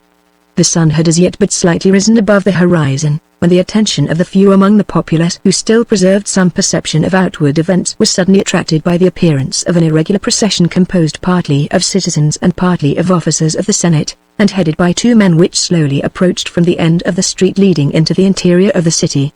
This assembly of persons stopped opposite Vetranio's palace, and then such members of the mob who watched them as were not yet entirely abandoned by hope, heard the inspiring news that the procession they beheld was a procession of peace, and that the two men who headed it were the Spaniard, Basilius, a governor of a province, and Johannes, the chief of the imperial notaries appointed ambassadors to conclude a treaty with the Goths. As this intelligence reached them, men who had before appeared incapable of the slightest movement now rose painfully, yet resolutely, to their feet, and crowded round the two ambassadors as round two angels descended to deliver them from bondage and death. Meanwhile, some officers of the Senate, finding the front gates of the palace closed against them, proceeded to the garden entrance at the back of the building, to obtain admission to its owner. The absence of Vetranio and his friends from the deliberations of the government had been attributed to their disgust at the obstinate and unavailing resistance offered to the Goths. Now, therefore, when submission had been resolved upon, it had been thought both expedient and easy to recall them peremptorily to their duties. In addition to this motive for seeking the interior of the palace, the servants of the Senate had another errand to perform there. The widely rumored determination of Vetranio and his associates to destroy themselves by fire, in the frenzy of a last debauch disbelieved or disregarded while the more imminent perils of the city were under consideration, became a source of some apprehension and anxiety to the acting members of the Roman Council, now that their minds were freed from part of the responsibility which had weighed on them, by their resolution to treat for peace. Accordingly, the persons now sent into the palace were charged with the duty of frustrating its destruction, if such an act had been really contemplated, as well as the duty of recalling its inmates to their appointed places in the Senate House. How far they were enabled, at the time of their entrance into the banqueting hall, to accomplish their double mission, the reader is well able to calculate. They found Vetranio still in the place which he had occupied since Antonina had quitted him. Startled by their approach from the stupor which had hitherto weighed on his faculties, the desperation of his purpose returned. He made an effort to tear from its place the lamp which still feebly burned, and to fire the pile in defiance of all opposition. But his strength, already taxed to the utmost, failed him. Uttering impotent threats of resistance and revenge, he fell, swooning and helpless, into the arms of the officers of the Senate who held him back. One of them was immediately dismissed, while his companions remained in the palace, to communicate with the leaders of the assembly outside. His report concluded, the two ambassadors moved slowly onward, separating themselves from the procession which had accompanied them, and followed only by a few chosen attendants, a mournful and a degraded embassy, sent forth by the people who had once imposed their dominion, their customs, and even their language, on the eastern and western worlds, to bargain with the barbarians whom their fathers had enslaved for the purchase of a disgraceful peace. On the departure of the ambassadors, all the spectators still capable of the effort repaired to the forum to await their return, and were joined there by members of the populace from other parts of the city. It was known that the first intimation of the result of the embassy would be given from this place, and in the eagerness of their anxiety to hear it, in the painful intensity of their final hopes of deliverance, even death itself seemed for a while to be arrested in its fatal progress through the ranks of the besieged. In silence and apprehension they counted the tardy moments of delay, and watched with sickening gaze the shadows lessening and lessening, as the sun gradually rose in the heavens to the meridian point. At length, after an absence that appeared of endless duration, the two ambassadors re-entered Rome. Neither of them spoke as they hurriedly passed through the ranks of the people, but their looks of terror and despair were all eloquent to every beholder. Their mission had failed. For some time no member of the government appeared to have resolution enough to come forward and harangue the people on the subject of the unsuccessful embassy. After a long interval, however, the prefect Pompeianus himself, urged partly by the selfish entreaties of his friends, and partly by the childish love of display which still adhered to him through all his present anxieties and apprehensions, stepped into one of the lower balconies of the Senate House to address the citizens beneath him. The chief magistrate of Rome was no longer the pompous and portly personage whose intrusion on Vetranio's privacy during the commencement of the siege has been described previously. The little superfluous flesh still remaining on his face hung about it like an ill-fitting garment. His tones had become lachrymose. The oratorical gestures, with which he was wont to embellish profusely his former speeches, were all abandoned. Nothing remained of the original man but the bombast of his language and the impudent complacency of his self-applause, which now appeared in contemptible contrast to his crestfallen demeanor and his disheartening narrative of degradation and defeat. Men of Rome, let each of you exercise in his own person the heroic virtues of a Regulus or a Cato. The prefect began. A treaty with the barbarians is out of our power. It is the scourge of the empire, Alaric himself, who commands the invading forces. Vain were the dignified remonstrances of the grave Basilius, futile was the persuasive rhetoric of the astute Johannes, addressed to the slaughtering and vainglorious Goth. On their admission to his presence, the ambassadors, anxious to awe him into a capitulation, enlarged, with sagacious and commendable patriotism, on the expertness of the Romans in the use of arms, their readiness for war, and their vast numbers within the city walls. I blush to repeat the barbarian's reply. Laughing immoderately, he answered, "The thicker the grass, the easier it is to cut." Still undismayed, the ambassadors, changing their tactics, talked indulgently of their willingness to purchase a peace. At this proposal, his insolence burst beyond all bounds of barbarous arrogance. "I will not relinquish the siege," he cried, "until I have delivered to me all the gold and silver in the city, all the household goods in it, and all the slaves from the northern countries." "What then, O king, will you leave us?" asked our amazed ambassadors. "Your lives," answered the implacable Goth. Hearing this, even the resolute Basilius and the wise Johannes despaired. They asked time to communicate with the Senate, and left the camp of the enemy without further delay. Such was the end of the embassy, such the arrogant ferocity of the barbarian foe. Here the prefect paused, from sheer weakness and want of breath. His oration, however, was not concluded.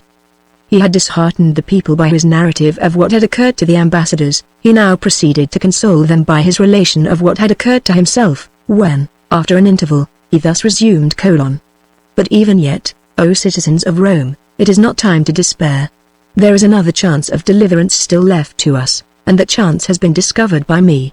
It was my lot, during the absence of the ambassadors, to meet with certain men of Tuscany, who had entered Rome a few days before the beginning of the siege, and who spoke of a project for relieving the city which they would communicate to the prefect alone. Ever anxious for the public welfare, daring all treachery from strangers for advantage of my office, I accorded to these men a secret interview. They told me of a startling and miraculous event. The town of Nevea, lying, as you well know, in the direct road of the barbarians when they marched upon Rome, was protected from their pillaging bands by a tempest of thunder and lightning terrible to behold. This tempest arose not, as you may suppose, from an accidental convulsion of the elements, but was launched over the heads of the invaders by the express interference of the tutelary deities of the town, invocated by the inhabitants, who returned in their danger to the practice of their ancient manner of worship. So said the men of Tuscany, and such pious resources as those employed by the people of Nevea did they recommend to the people of Rome. For my part, I acknowledge to you that I have faith in their project. the antiquity of our former worship is still venerable in my eyes. The prayers of the priests of our new religion have wrought no miraculous interference in our behalf. Let us therefore imitate the example of the inhabitants of Nevea, and by the force of our invocations hurl the thunders of Jupiter on the barbarian camp. Let us trust for deliverance to the potent interposition of the gods whom our fathers worship, those gods who now, perhaps, avenge themselves for our desertion of their temples by our present calamities. I go without delay to propose to the Bishop Innocentius and to the Senate, the public performance of solemn ceremonies of sacrifice at the Capitol. I leave you in the joyful assurance that the gods, appeased by our returning fidelity to our altars, will not refuse the supernatural protection which they accorded to the people of a provincial town to the citizens of Rome. No sounds either of applause or disapprobation followed the prefect's notable proposal for delivering the city from the besiegers by the public apostasy of the besieged. As he disappeared from their eyes, the audience turned away speechless.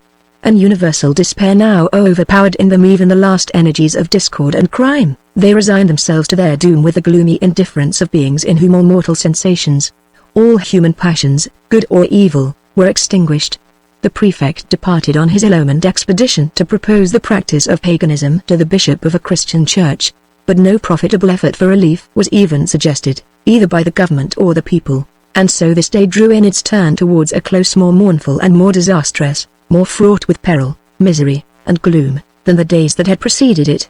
The next morning dawned, but no preparations for the ceremonies of the ancient worship appeared at the Capitol.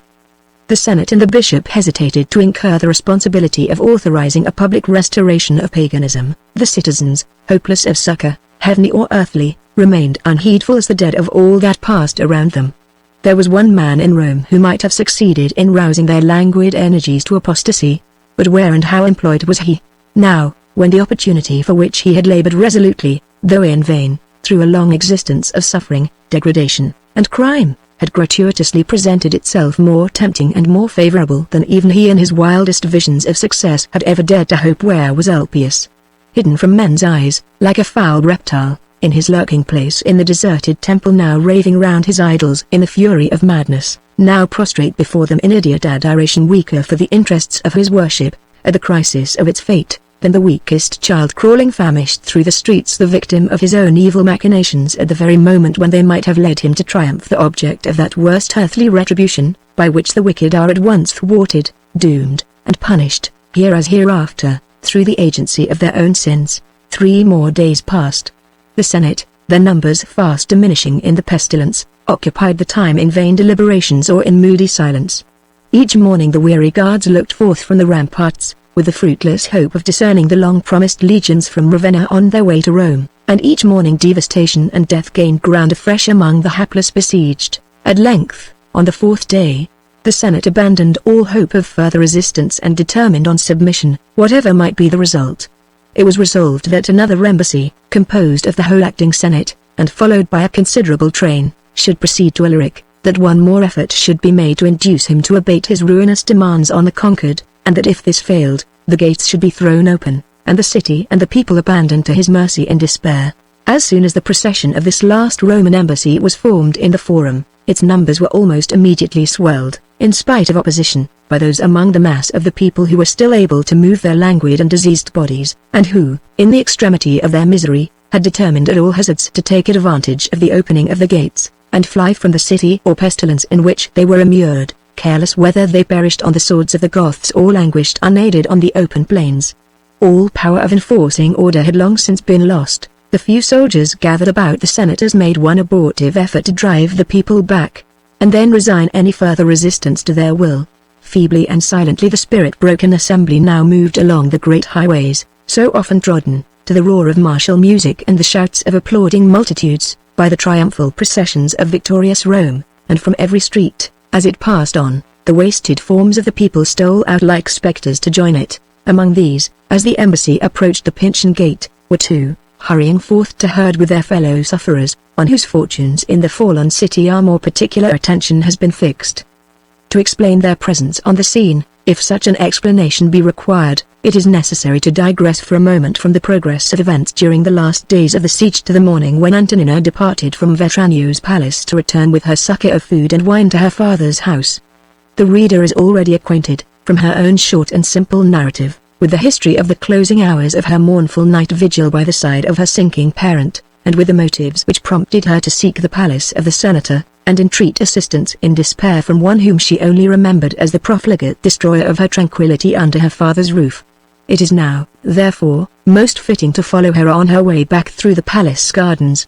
No living creature but herself trod the grassy paths, along which she hastened with faltering steps, those paths which she dimly remembered to have first explored when in former days she ventured forth to follow the distant sounds of Vetranio's lute. In spite of her vague, heavy sensations of solitude and grief, this recollection remained painfully present to her mind, unaccountably mingled with the dark and dreary apprehension which filled her heart as she hurried onward, until she once more entered her father's dwelling, and then, as she again approached his couch, every other feeling became absorbed in the faint, overpowering fear, lest, after all her perseverance and success in her errand of filial devotion, she might have returned too late. The old man still lived, his weary eyes opened gladly on her, when she aroused him to partake of the treasured gifts from the senator's banqueting table.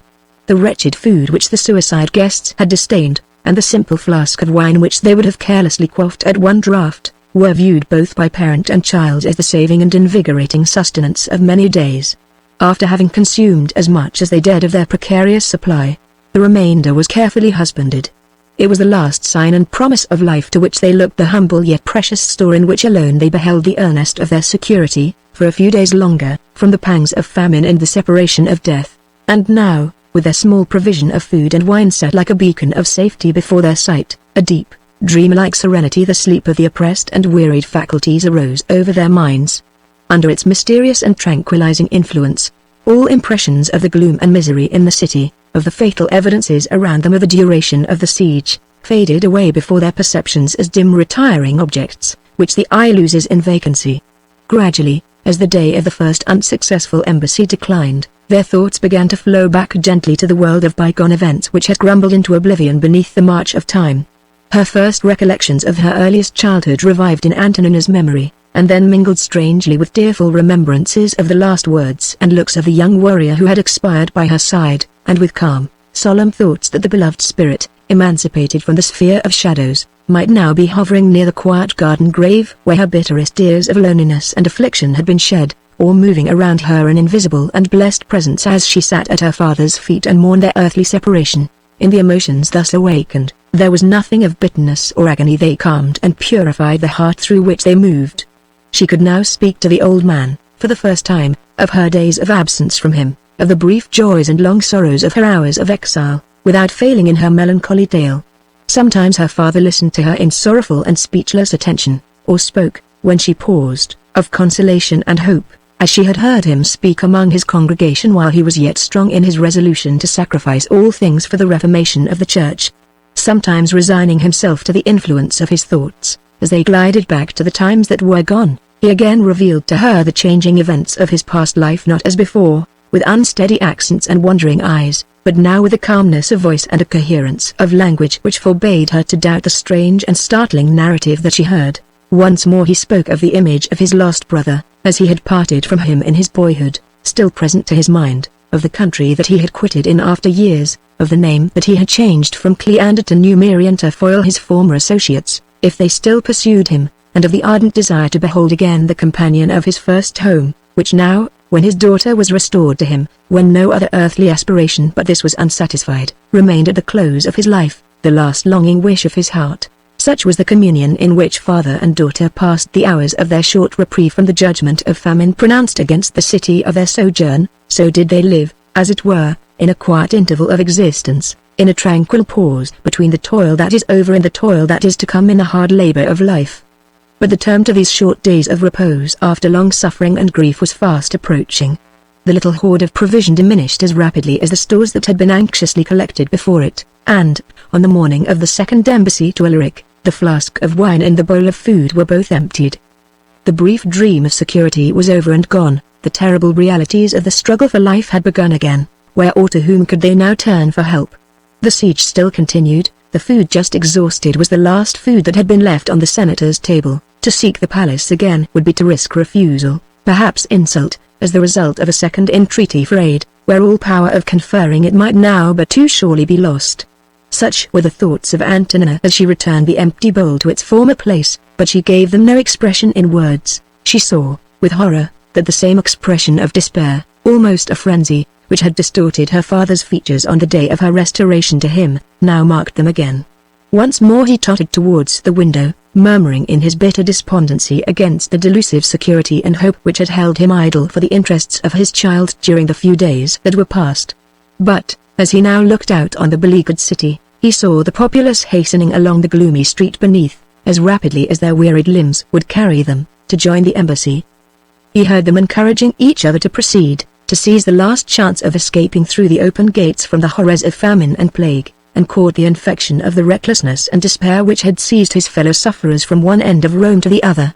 Turning instantly, he grasped his daughter's hand and drew her from the room, commanding her to come forth with him and join the citizens in their flight, ere it was too late.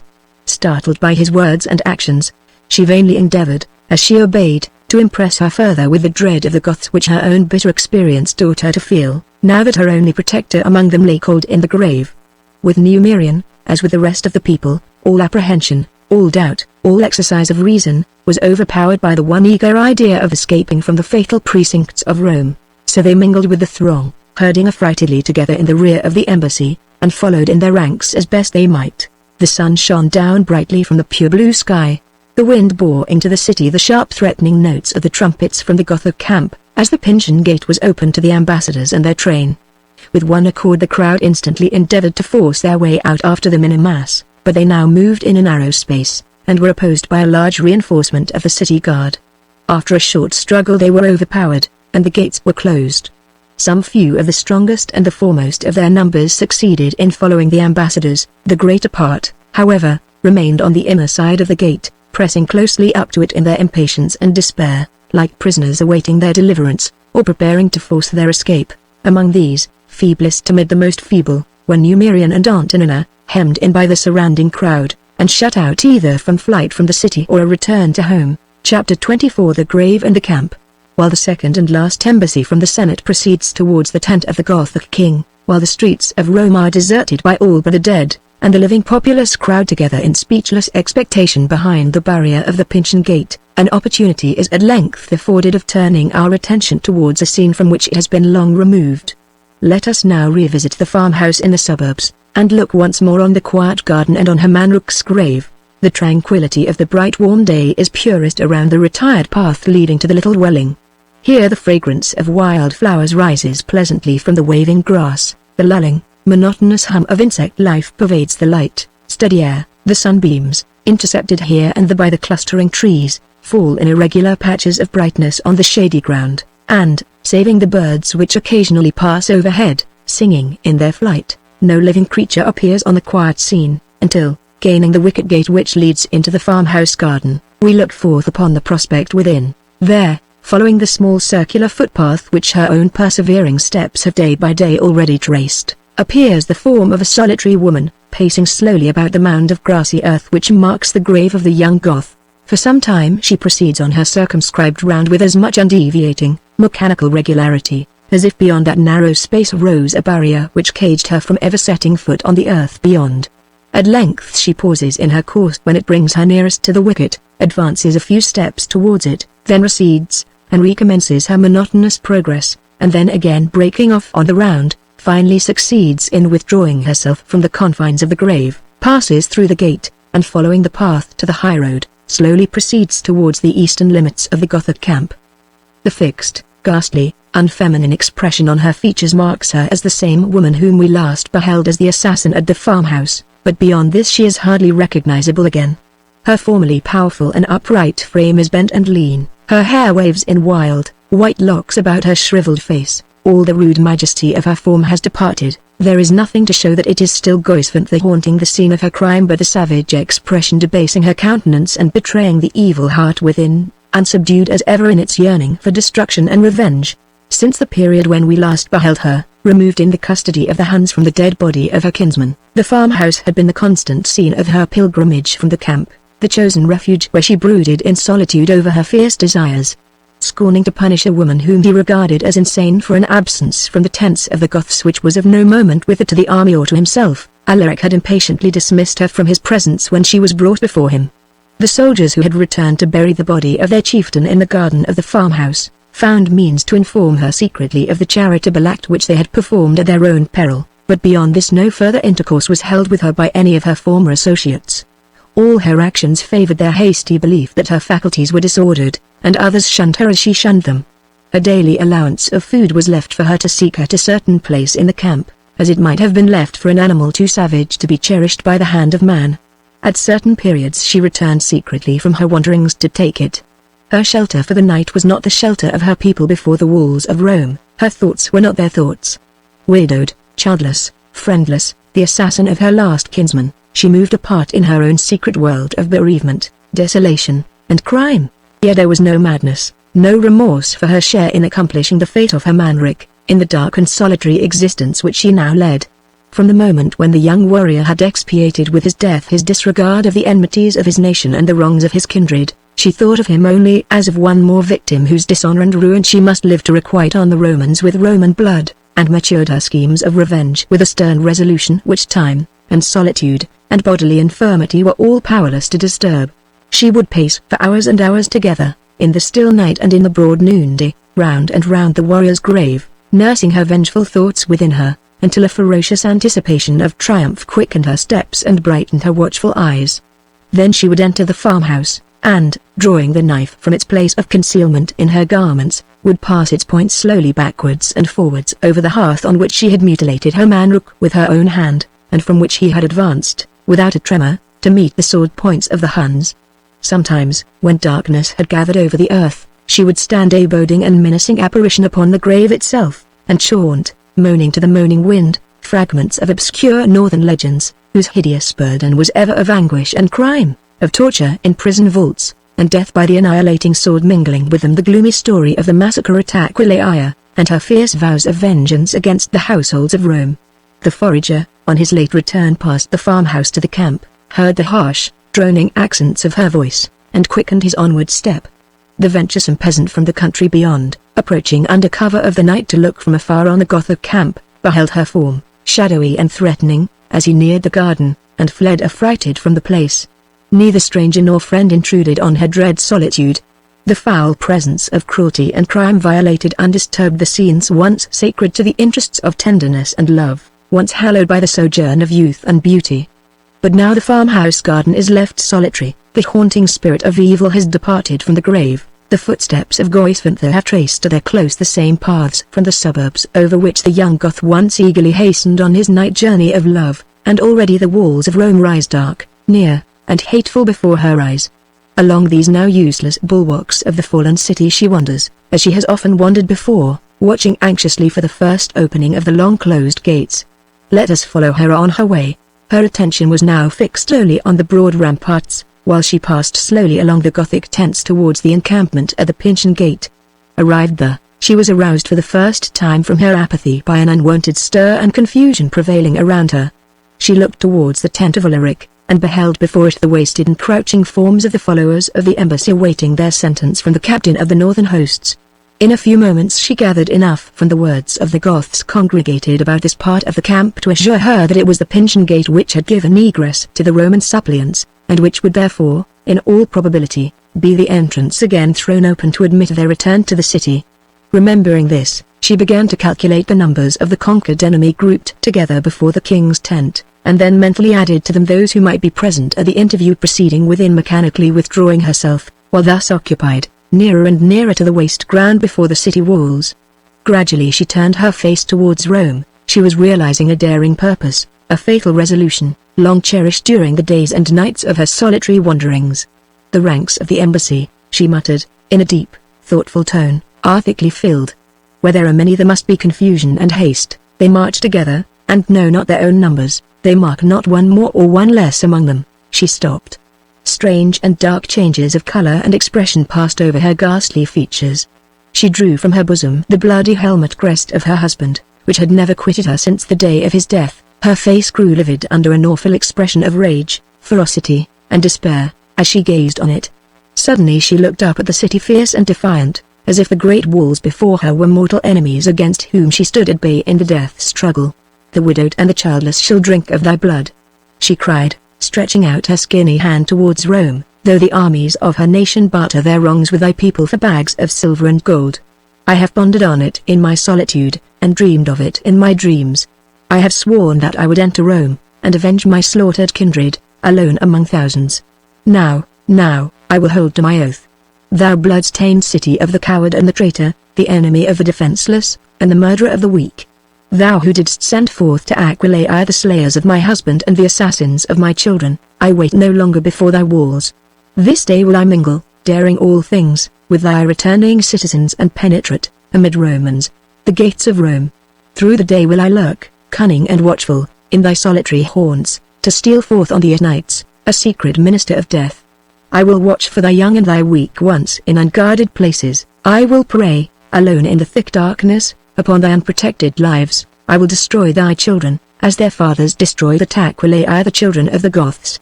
Thy rabble will discover me and arise against me. They will tear me in pieces and trample my mangled body on the pavement of the streets, but it will be after I have seen the blood that I have sworn to shed flowing under my knife. My vengeance will be complete, and torments and death will be to me as guests that I welcome, and as deliverers whom I await." Again she paused. The wild triumph of the fanatic on the burning pile was flashing in her face. Suddenly her eyes fell once more upon the stained helmet crest, then her expression changed again to despair, and her voice grew low and moaning, when she thus resumed: "I am weary of my life. When the vengeance is done I shall be delivered from this prison of the earth. In the world of shadows I shall see my husband, and my little ones will gather round my knees again. The living have no part in me. I yearn towards the spirits who wander in the halls of the dead." For a few minutes more she continued to fix her tearless eyes on the helmet crest. But soon the influence of the evil spirit revived in all its strength. She raised her head suddenly, remained for an instant absorbed in deep thought, then began to retrace her steps rapidly in the direction by which she had come. Sometimes she whispered softly, "I must be doing ere the time fail me. My face must be hidden and my garments changed. Yonder, among the houses, I must search, and search quickly." Sometimes she reiterated her denunciations of vengeance, her ejaculations of triumph in her frantic project. At the recapitulation of these the remembrance of Antonina was aroused, and then a bloodthirsty superstition darkened her thoughts, and threw a vague and dreamy character over her speech. When she spoke now, it was to murmur to herself that the victim who had twice escaped her might yet be alive, that the supernatural influences which had often guided the old Goths, on the day of retribution, might still guide her, might still direct the stroke of her destroying weapon, the last stroke ere she was discovered and slain, straight to the girl's heart. Thoughts such as these, wandering and obscure, arose in close, quick succession within her. But whether she gave them expression in word and action, or whether she suppressed them in silence, she never wavered or halted in her rapid progress. Her energies were braced to all emergencies, and her strong will suffered them not for an instant to relax. She gained a retired street in the deserted suburbs, and looking round to see that she was unobserved, entered one of the houses abandoned by its inhabitants on the approach of the besiegers. Passing quickly through the outer halls, she stopped at length in one of the sleeping apartments, and here she found, among other possessions left behind in the flight, the store of wearing apparel belonging to the owner of the room. From this she selected a Roman robe, upper mantle, and sandals, the most common in color and texture that she could find, and folding them up into the smallest compass, hid them under her own garments. Then, avoiding all those whom she met on her way, she returned in the direction of the king's tent, but when she approached it, branched off stealthily towards Rome, until she reached a ruined building halfway between the city and the camp.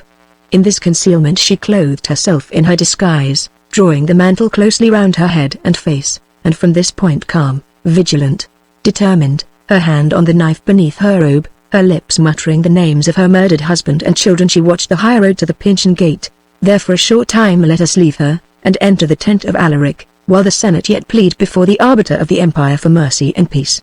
At the moment of which we write, the embassy had already exhausted its powers of intercession, apparently without moving the leader of the Goths from his first pitiless resolution of fixing the ransom of Rome at the price of every possession of value which the city contained. There was a momentary silence now in the great tent. At one extremity of it, congregated in a close and irregular group, stood the wearied and broken-spirited members of the Senate, supported by such of their attendants as had been permitted to follow them. At the other appeared the stately forms of Alaric and the warriors who surrounded him as his council of war.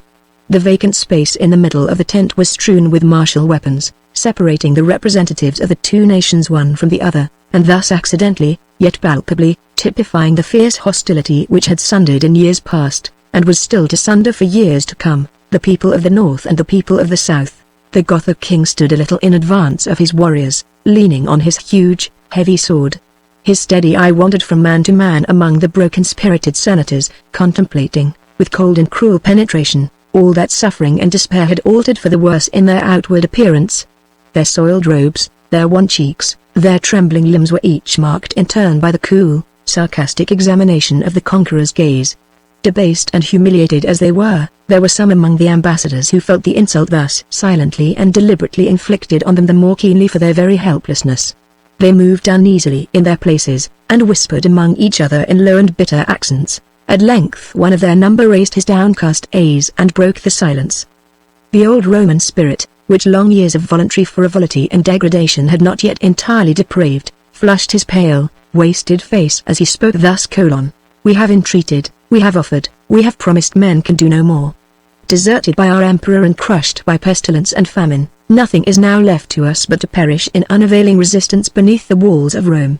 It was in the power of Alaric to win everlasting renown by moderation to the unfortunate of an illustrious nation, but he has preferred to attempt the spoiling of a glorious city and the subjugation of a suffering people.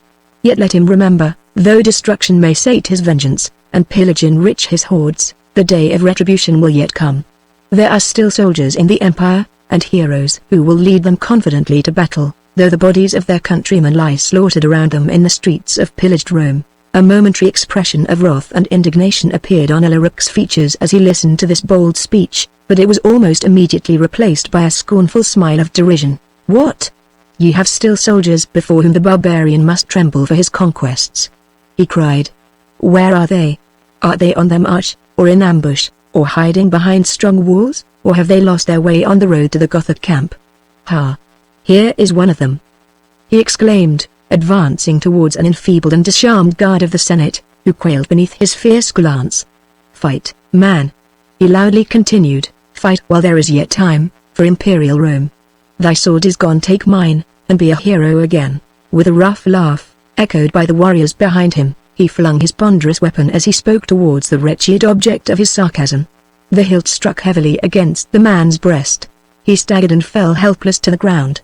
The laugh was redoubled among the Goths, but now their leader did not join in it.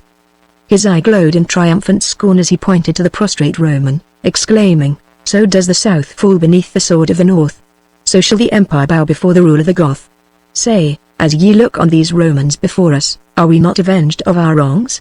They die not fighting on our swords, they live to entreat our pity, as children that are in terror of the whip." He paused.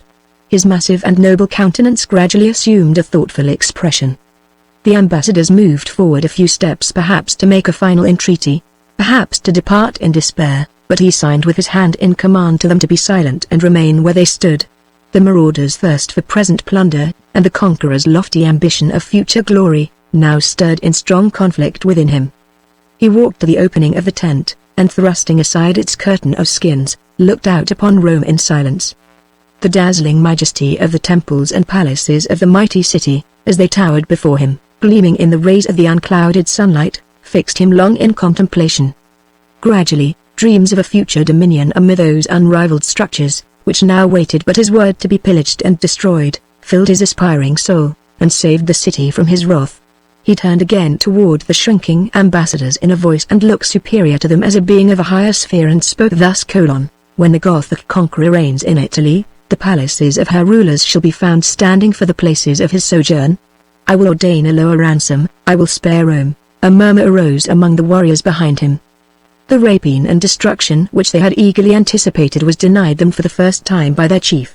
As their muttered remonstrances caught his ear, Alaric instantly and sternly fixed his eyes upon them, and, repeating in accents of deliberate command, "I will ordain a lower ransom, I will spare Rome," steadily scanned the countenances of his ferocious followers. Not a word of dissent fell from their lips, not a gesture of impatience appeared in their ranks. They preserved perfect silence as the king again advanced towards the ambassadors and continued, "I fix the ransom of the city at 5,000 pounds of gold, at 30,000 pounds of silver." Here he suddenly ceased, as if pondering further on the terms he should exact. The hearts of the Senate, lightened for a moment by Alaric's unexpected announcement that he would moderate his demands, sank within them again as they thought on the tribute required of them, and remembered their exhausted treasury. But it was no time now to remonstrate or to delay, and they answered with one accord, ignorant though they were of the means of performing their promise, "The ransom shall be paid." The king looked at them when they spoke, as if in astonishment that men whom he had deprived of all freedom of choice ventured still to assert it by intimating their acceptance of terms which they dared not decline. The mocking spirit revived within him while he thus gazed on the helpless and humiliated embassy, and he laughed once more as he resumed, partly addressing himself to the silent array of the warriors behind him. "The gold and silver are but the first dues of the tribute. My army shall be rewarded with more than the wealth of the enemy. You men of Rome have laughed at our rough bearskins and our heavy armor. You shall clothe us with your robes of festivity. I will add to the gold and silver of your ransom 4,000 garments of silk, and 3,000 pieces of scarlet cloth. My barbarians shall be barbarians no longer. I will make patricians, epicures, Romans of them." The members of the ill-fated embassy looked up as he paused, in mute appeal to the mercy of the triumphant conqueror, but they were not yet to be released from the crushing infliction of his rapacity and scorn. "Hold!" he cried, "I will have more still. You are a nation of feasters, we will rival you in your banquets when we have stripped you of your banqueting robes. To the gold, the silver, the silk, and the cloth, I will add yet more 3,000 pounds weight of pepper, your precious merchandise, bought from far countries with your lavish wealth! See that you bring it hither, with the rest of the ransom, to the last grain. The flesh of our beasts shall be seasoned for us like the flesh of yours." He turned abruptly from the senators as he pronounced the last words, and began to speak in jesting tones and in the Gothic languages to the council of warriors around him. Some of the ambassadors bowed their heads in silent resignation, others, with the utter thoughtlessness of men bewildered by all that they had seen and heard during the interview that was now close, unhappily revived the recollection of the broken treaties of former days, by mechanically inquiring, in the terms of past formularies, what security the besiegers would require for the payment of their demands. "Security!" cried Alaric fiercely, instantly relapsing as they spoke into his sterner mood. "Behold yonder the future security of the Goths for the faith of Rome." And flinging aside the curtain of the tent, he pointed proudly to the long lines of his camp, stretching round all that was visible of the walls of the fallen city. The ambassadors remembered the massacre of the hostages of Aquileia, and the evasion of the payment of tribute money promised in former days, and were silent as they looked through the opening of the tent. "Remember the conditions of the ransom," pursued Alaric in warning tones. "Remember my security that the ransom shall be quickly paid. So shall you live for a brief space in security, and feast and be merry again while your territories yet remain to you. Go. I have spoken, it is enough." He withdrew abruptly from the senators, and the curtain of the tent fell behind them as they passed out. The ordeal of the judgment was over, the final sentence had been pronounced, the time had already arrived to go forth and obey it. The news that terms of peace had been at last settled filled the Romans who were waiting before the tent with emotions of delight, equally unalloyed by reflections on the past or forebodings for the future. Barred from their reckless project of flying to the open country by the Goths surrounding them in the camp, shut out from retreating to Rome by the gates through which they had rashly forced their way, exposed in their helplessness to the brutal jeers of the enemy while they waited in a long agony of suspense for the close of the perilous interview between Alaric and the Senate, they had undergone every extremity of suffering, and had yielded unanimously to despair when the intelligence of the concluded treaty sounded like a promise of salvation in their ears. None of the apprehensions aroused in the minds of their superiors by the vastness of the exacted tribute now mingled with the unreflecting ecstasy of their joy at the prospect of the removal of the blockade. They arose to return to the city from which they had fled in dismay, with cries of impatience and delight. They fawned like dogs upon the ambassadors, and even upon the ferocious Goths. On their departure from Rome they had mechanically preserved some regularity in their progress. But now they hurried onward without distinction of place or discipline of march. Senators, guards, plebeians, all were huddled together in the disorderly equality of a mob. Not one of them, in their newborn security, marked the ruined building on the highroad. Not one of them observed the closely robed figure that stole out from it to join them in their rear, and then, with stealthy footstep and shrouded face, soon mingled in the thickest of their ranks. The attention of the ambassadors was still engrossed by their forebodings of failure in collecting the ransom. The eyes of the people were fixed only on the Pincian Gate, their ears were open to no sounds but their own ejaculations of delight. Not one disguised stranger only, but many, might now have joined them in their tumultuous progress, alike unquestioned and unobserved. So they hastily re-entered the city, where thousands of heavy eyes were strained to look on them, and thousands of attentive ears drank in their joyful news from the Gothic camp. Then were heard in all directions the sounds of hysterical weeping and idiotic laughter, the low groans of the weak who died victims of their sudden transport, and the confused outbursts of the strong who had survived all extremities, and at last beheld their deliverance in view. Still silent and serious, the ambassadors now slowly penetrated the throng on their way back to the forum, and as they proceeded the crowd gradually dispersed on either side of them.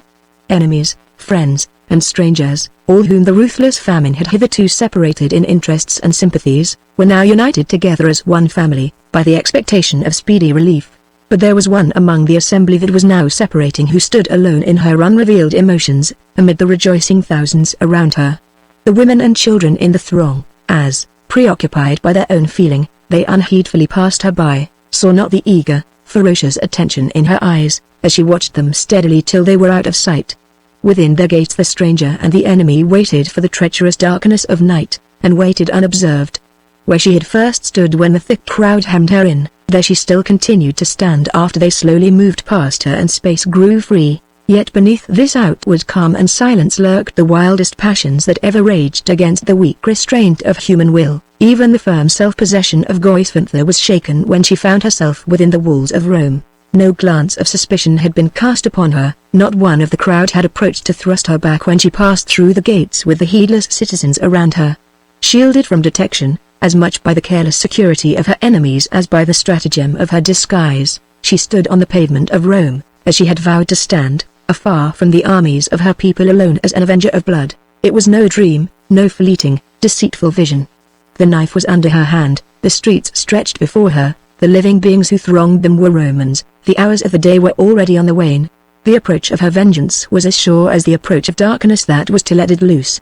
A wild exultation quickened in her the pulses of life, while she thought on the dread projects of secret assassination and revenge which now opposed her, a solitary woman, in deadly enmity against the defenseless population of a whole city. As her eyes travelled slowly from side to side over the moving throng, as she thought on the time that might still elapse ere the discovery and death, the martyrdom in the cause of blood which she expected and defied, would overtake her, her hands trembled beneath her robe, and she reiterated in whispers to herself, "Husband, children, brother, there are 5 deaths to avenge. Remember Aquileia. Remember Aquileia." Suddenly, as she looked from group to group among the departing people, her eyes became arrested by one object. She instantly stepped forwards, then abruptly restrained herself and moved back where the crowd was still thick, gazing fixedly ever in the same direction. She saw the victim twice snatched from her hands at the camp and in the farmhouse, a third time offered to her grasp in the streets of Rome. The chance of vengeance last expected was the chance that had first arrived. A vague, oppressing sensation of awe mingled with the triumph at her heart. A supernatural guidance seemed to be directing her with fell rapidity, through every mortal obstacle, to the climax of her revenge. She screened herself behind the people, she watched the girl from the most distant point, but concealment was now vain. Their eyes had met. The robe had slipped aside when she suddenly stepped forward, and in that moment Antonina had seen her. Numerian, moving slowly with his daughter through the crowd, felt her hand tighten round his, and saw her features stiffen into sudden rigidity, but the change was only for an instant. Ere he could speak, she caught him by the arm, and drew him forward with convulsive energy. Then, in accents hardly articulate, low, breathless, unlike her wonted voice, he heard her exclaim, as she struggled on with him, "She is there behind us. To kill me, as she killed him. Home. Home." Exhausted already, through long weakness and natural infirmity, by the rough contact of the crowd, bewildered by Antonina's looks and actions, and by the startling intimation of unknown peril, conveyed to him in her broken exclamations of affright, Numerian's first impulse, as he hurried onward by her side, led him to entreat protection and help from the surrounding populace. But even could he have pointed out to them the object of his dread amid that motley throng of all nations, the appeal he now made would have remained unanswered. Of all the results of the frightful severity of privation suffered by the besieged, none were more common than those mental aberrations which produced visions of danger, enemies, and death, so palpable as to make the persons beholding them implore assistance against the hideous creation of their own delirium. Accordingly, most of those to whom the entreaties of Numerian were addressed passed without noticing them. Some few carelessly bid him remember that there were no enemies now, that the days of peace were approaching, and that a meal of good food, which he might soon expect to enjoy, was the only help for a famished man. No one, in that period of horror and suffering, which was now drawing to a close, saw anything extraordinary in the confusion of the father and the terror of the child. So they pursued their feeble flight unprotected, and the footsteps of Goisvanther followed them as they went. They had already commenced the ascent of the Pincian Hill, when Antonina stopped abruptly, and turned to look behind her. Many people yet thronged the street below, but her eyes penetrated among them, sharpened by peril, and instantly discerned the ample robe and the tall form, still at the same distance from them, and pausing as they had paused. For one moment, the girl's eyes fixed in the wild, helpless stare of terror on her father's face, but the next, that mysterious instinct of preservation, which is coexistent with the instinct of fear which gifts the weakest animal with cunning to improve its flight, and takes the place of reason, reflection, and resolve, when all are banished from the mind, warned her against the fatal error of permitting the pursuer to track her to her home. "Not there! Not there!" she gasped faintly as Numerian endeavored to lead her up the ascent. "She will see us as we enter the doors!" Through the streets. "Oh, father, if you would save me! We may lose her in the streets!" The guards, the people are the... Back! Back! Numerian trembled as he marked the terror in her looks and gestures, but it was vain to question or oppose her. Nothing short of force could restrain her. No commands or entreaties could draw from her more than the same breathless exclamation, "Onward, father, onward, if you would save me!" She was insensible to every sensation but fear, incapable of any other exertion than flight. Turning and winding, hurrying forward ever at the same rapid pace, they passed unconsciously along the intricate streets that led to the riverside, and still the avenger tracked the victim, constant as the shadow to the substance, steady, vigilant, unwearied, as a bloodhound on a hot scent. And now, even the sound of the father's voice ceased to be audible in the daughter's ears. She no longer felt the pressure of his hand, no longer perceived his very presence at her side. At length, frail and shrinking, she again paused, and looked back. The street they had reached was very tranquil and desolate. 2 slaves were walking at its further extremity. While they were in sight, no living creature appeared in the roadway behind, but as soon as they had passed away, a shadow stole slowly forward over the pavement of a portico in the distance, and the next moment Goisvanther appeared in the street. The sun glared down fiercely over her dark figure as she stopped and for an instant looked stealthily around her. She moved to advance, and Antonina saw no more. Again she turned to renew her hopeless flight, and again her father, perceiving only as the mysterious cause of her dread a solitary woman, who, though she followed, attempted not to arrest, or even to address them, prepared to accompany her to the last, in despair of all other chances of securing her safety. More and more completely did her terror now enchain her faculties, as she still unconsciously traced her rapid way through the streets that led to the Tiber. It was not Numerian, not Rome, not daylight in a great city, that was before her eyes. It was the storm, the assassination, the night at the farmhouse, that she now lived through over again. Still the quick flight and the ceaseless pursuit were continued, as if neither were ever to have an end, but the close of the scene was, nevertheless, already at hand. During the interval of the passage through the streets, Numerian's mind had gradually recovered from its first astonishment and alarm. At length he perceived the necessity of instant and decisive action, while there was yet time to save Antonina from sinking under the excess of her own fears. Though a vague, awful foreboding of disaster and death filled his heart, his resolution to penetrate at once, at all hazards, the dark mystery of impending danger indicated by his daughter's words and actions, did not fail him, for it was aroused by the only motive powerful enough to revive all that suffering and infirmity had not yet destroyed of the energy of his former days, the preservation of his child. There was something of the old firmness and vigor of the intrepid reformer of the church, in his dim eyes, as he now stopped, and enclosing Antonina in his arms, arrested her instantly in her flight. She struggled to escape, but it was faintly, and only for a moment. Her strength and consciousness were beginning to abandon her. She never attempted to look back. She felt in her heart that Goisvanther was still behind, and dared not to verify the frightful conviction with her eyes. Her lips moved, but they expressed an altered and a vain petition. "Hermanric! Oh Hermanric!" was all they murmured now. They had arrived at the long street that ran by the banks of the Tiber. The people had either retired to their homes or repaired to the forum to be informed of the period when the ransom would be paid. No one but Goisvanther was in sight as Numerian looked around him, and she, after having carefully viewed the empty street, was advancing towards them at a quickened pace.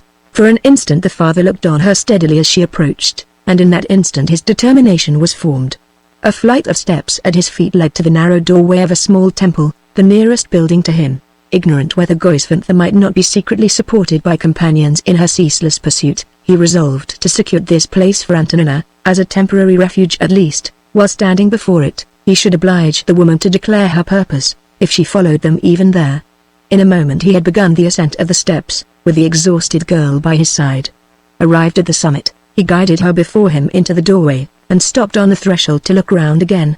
Goisvantha was nowhere to be seen. Not duped by the woman's sudden disappearance into the belief that she had departed from the street, persisting in his resolution to lead his daughter to a place of repose, where she might most immediately feel herself secure, and might therefore most readily recover her self-possession, Numerian drew Antonina with him into the temple. He lingered there for a moment, ere he departed to watch the street from the portico outside. The light in the building was dim, it was admitted only from a small aperture in the roof, and through the narrow doorway, where it was intercepted by the overhanging bulk of the outer portico. A crooked pile of dark heavy-looking substances on the floor, rose high towards the ceiling in the obscure interior. Irregular in form, flung together one over the other in strange disorder, for the most part dusky in hue, yet here and there gleaming at points with a metallic brightness, these objects presented a mysterious, indefinite, and startling appearance. It was impossible, on a first view of their confused arrangement, to discover what they were, or to guess for what purpose they could have been piled together on the floor of a deserted temple. From the moment when they had first attracted Numerian's observation, his attention was fixed on them, and as he looked a faint thrill of suspicion, vague, inexplicable, without apparent cause or object, struck chill to his heart. He had moved a step forward to examine the hidden space at the back of the pile, when his further advance was instantly stopped by the appearance of a man who walked forth from it dressed in the floating, purple-edged robe and white fillet of the pagan priests. Before either father or daughter could speak, even before they could move to depart, he stepped up to them, and, placing his hand on the shoulder of each, confronted them in silence. At the moment when the stranger approached, Numerian raised his hand to thrust him back, and, in so doing, fixed his eyes on the man's countenance, as a ray of light from the doorway floated over it. Instantly his arm remained outstretched and rigid, then it dropped to his side, and the expression of horror on the face of the child became reflected, as it were, on the face of the parent. Neither moved under the hand of the dweller in the temple when he laid it heavily on each, and both stood before him speechless as himself. Chapter 25 The Temple and the Church. It was Ulpius. The pagan was changed in bearing and countenance as well as in apparel.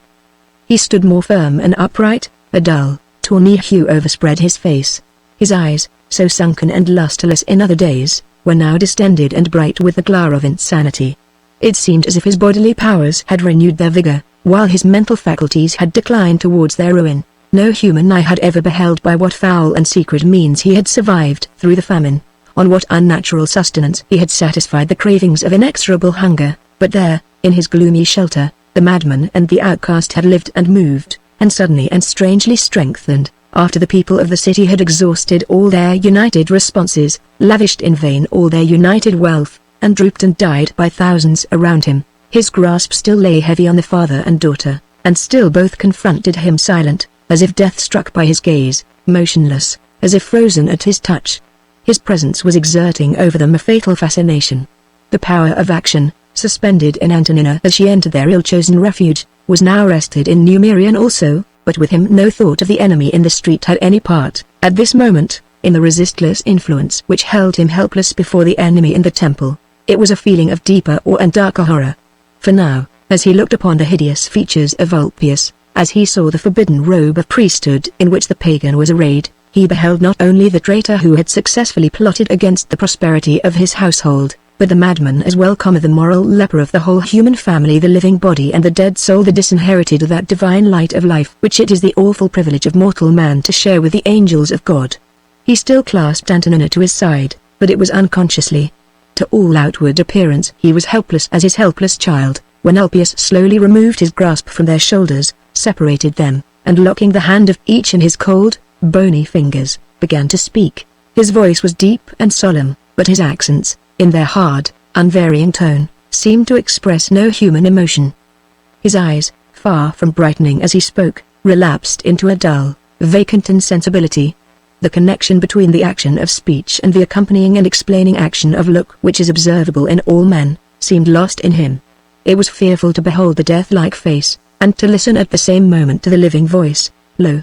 The votaries come to the temple," murmured the pagan. the good servants of the mighty worship gather at the voice of the priest. In the far provinces, where the enemies of the gods approach to profane the sacred groves, behold the scattered people congregating by night to journey to the shrine of Serapis. Adoring thousands kneel beneath the lofty porticos, while within, in the secret hall where the light is dim, where the air quivers round the breathing deities on their pedestals of gold, the high priest Ulpius reads the destinies of the future, that are unrolled before his eyes like a book. As he ceased, and, still holding the hands of his captives, looked on them fixedly as ever, his eyes brightened and dilated again, but they expressed not the slightest recognition either of father or daughter. The delirium of his imagination had transported him to the temple at Alexandria. The days were revived when his glory had risen to its culminating point, when the Christians trembled before him as their fiercest enemy, and the pagans surrounded him as their last hope. The victims of his former and forgotten treachery were but as two among the throng of votaries allured by the fame of his eloquence, by the triumphant notoriety of his power to protect the adherents of the ancient creed. But it was not always thus that his madness declared itself. There were moments when it rose to appalling frenzy. Then he imagined himself to be again hurling the Christian assailants from the topmost walls of the besieged temple, in that past time when the image of Serapis was doomed by the Bishop of Alexandria to be destroyed. His yells of fury, his frantic execrations of defiance were heard afar, in the solemn silence of pestilence-stricken Rome. Those who, during the most fatal days of the Gothic's blockade, dropped famished on the pavement before the little temple, as they endeavored to pass it on their onward way, presented a dread reality of death, to embody the madman's visions of battle and slaughter. As these victims of famine lay expiring in the street, they heard above them his raving voice cursing them for Christians, triumphing over them as defeated enemies destroyed by his hand, exhorting his imaginary adherents to fling the slain above on the dead below, until the bodies of the besiegers of the temple were piled, as barriers against their living comrades, round its walls. Sometimes his frenzy gloried in the fancied revival of the foul and sanguinary ceremonies of pagan superstition. Then he bared his arms, and shouted aloud for the sacrifice. He committed dark and nameless atrocities, for now again the dead and the dying lay before him, to give substance to the shadow of his evil thoughts, and plague and hunger were as creatures of his will, and slew the victim for the altar ready to his hands. At other times, when the raving fit had passed away, and he lay panting in the darkest corner of the interior of the temple, his insanity assumed another and a mournful form. His voice grew low and moaning. The wreck of his memory, wandering and uncontrollable, floated back, far back, on the dark waters of the past, and his tongue uttered fragments of words and phrases that he had murmured at his father's knees, farewell, childish wishes that he had breathed in his mother's ear, innocent, anxious questions which he had addressed to Macrinus, the high priest, when he first entered the service of the gods at Alexandria. His boyish reveries, the gentleness of speech and poetry of thought of his first youthful days, were now, by the unsearchable and arbitrary influences of his disease, revived in his broken words, renewed in his desolate old age of madness and crime, breathed out in unconscious mockery by his lips, while the foam still gathered about them, and the last flashes of frenzy yet lightened in his eyes. This unnatural calmness of language and vividness of memory, this treacherous appearance of thoughtful, melancholy self-possession, would often continue through long periods, uninterrupted, but, sooner or later, the sudden change came, the deceitful chain of thought snapped asunder in an instant. The word was left half-uttered, the wearied limbs started convulsively into renewed action, and as the dream of violence returned and the dream of peace vanished, the madman rioted afresh in his fury, and journeyed as his visions led him, round and round his temple sanctuary, and hither and thither, when the night was dark and death was busiest in Rome, among the expiring in deserted houses, and the lifeless in the silent streets. But there were other later events in his existence that never revived within him. The old familiar image of the idol Serapis, which had drawn him into the temple when he re-entered Rome, absorbed in itself and in its associated remembrances all that remained active of his paralyzed faculties. His betrayal of his trust in the house of Numerian, his passage through the rifted wall, his crushing repulse in the tent of Lyric, never for a moment occupied his wandering thoughts.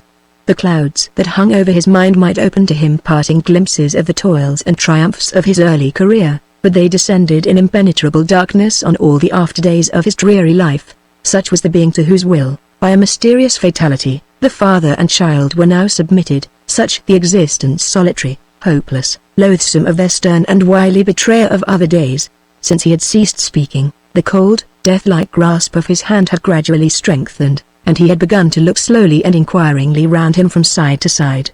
Had this change marked the approaching return of his raving paroxysm, The lives of Numerian and Antonina would have been sacrificed the next moment, but all that it now denoted was the quickening of the lofty and obscure ideas of celebrity and success, of priestly honor and influence, of the splendor and glory of the gods, which had prompted his last words. He moved suddenly, and drew the victims of his dangerous caprice a few steps farther into the interior of the temple, then led them close up to the lofty pile of objects which had first attracted Numerian's eyes on entering the building. "Kneel and adore!" cried the madman fiercely, replacing his hands on their shoulders and pressing them to the ground. "You stand before the gods, in the presence of their high priest." The girl's head sank forward, and she hid her face in her hands, but her father looked up tremblingly at the pile. His eyes had insensibly become more accustomed to the dim light of the temple, and he now saw more distinctly the objects composing the mass that rose above him. Hundreds of images of the gods, in gold, silver, and wood, many in the latter material being larger than life, canopies, vestments, furniture, utensils, all of ancient pagan form, were heaped together, without order or arrangement, on the floor, to a height of full 15 feet. There was something at once hideous and grotesque in the appearance of the pile. The monstrous figures of the idols, with their rude carved draperies and symbolic weapons, lay in every wild variety of position, and presented every startling eccentricity of line, more especially towards the higher portions of the mass, where they had evidently been flung up from the ground by the hand that had raised the structure. The draperies mixed among the images and the furniture were here coiled serpent-like around them, and they hung down towards the ground, waving slow and solemn in the breezes that wound through the temple doorway. The smaller objects of gold and silver, scattered irregularly over the mass, shone out from it like gleaming eyes, while the pile itself, seen in such a place under a dusky light, looked like some vast, misshapen monster, the gloomy embodiment of the bloodiest superstitions of paganism, the growth of damp airs and teeming ruin, of shadow and darkness, of accursed and infected solitude. Even in its position, as well as in the objects of which it was composed, the pile wore an ominous and startling aspect. Its crooked outline, expanding towards the top, was bent over fearfully in the direction of the doorway. It seemed as if a single hand might sway it in its uncertain balance, and hurl it instantly in one solid mass to the floor. Many toilsome hours had passed away, long secret labor had been expended in the erection of this weird and tottering structure, but it was all the work of one hand. Night after night did the pagan enter the deserted temples in the surrounding streets, and pillage them of their contents to enrich his favored shrine. The removal of the idols from their appointed places, which would have been sacrilege in any meaner man, was in his eyes the dread privilege of the high priest alone. He had borne heavy burdens, and torn asunder strong fastenings, and journeyed again for hours together over the same gloomy streets, without loitering in his task. He had raised treasures and images one above another. He had strengthened the base and heightened the summit of this precious and sacred heap. He had repaired and rebuilt, whenever it crumbled and fell, this new Babel that he longed to rear to the Olympus of the temple roof, with a resolute patience and perseverance that no failure or fatigue could overcome. It was the dearest purpose of his dreamy superstition to surround himself with innumerable deities, as well as to assemble innumerable worshippers, to make the sacred place of his habitation a mighty pantheon, as well as a point of juncture for the scattered congregations of the pagan world. This was the ambition in which his madness expanded to the fiercest fanaticism, and as he now stood erect with his captives beneath him, his glaring eyes looked awestruck when he fixed them on his idols.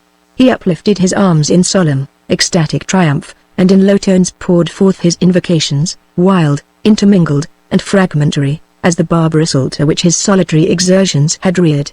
Whatever was the effect on Numerian of his savage and confused ejaculations, they were unnoticed, even unheard, by Antonina, for now, while the madman's voice softened to an undertone, and while she hid all surrounding objects from her eyes, her senses were awakened to sounds in the temple which she had never remarked before.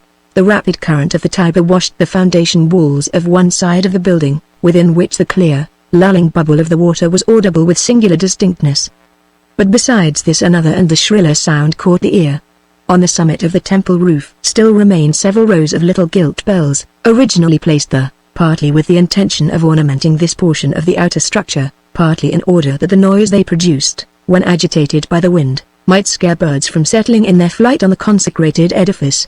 The sounds produced by these bells were silvery and high-pitched. Now, when the breeze was strong, they rang together merrily and continuously. Now, when it fell, their notes were faint, separate, and irregular, almost plaintive in their pure metallic softness.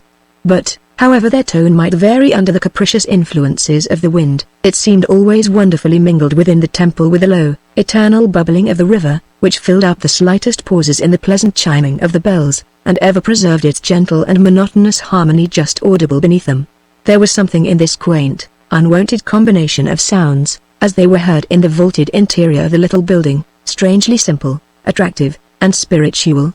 The longer they were listened to, the more completely did the mind lose the recollection of their real origin, and gradually shape out of them wilder and wilder fancies, until the bells as they rang their small peal seemed like happy voices of a heavenly stream, borne lightly onward on its airy bubbles, and ever rejoicing over the gliding current that murmured to them as it ran.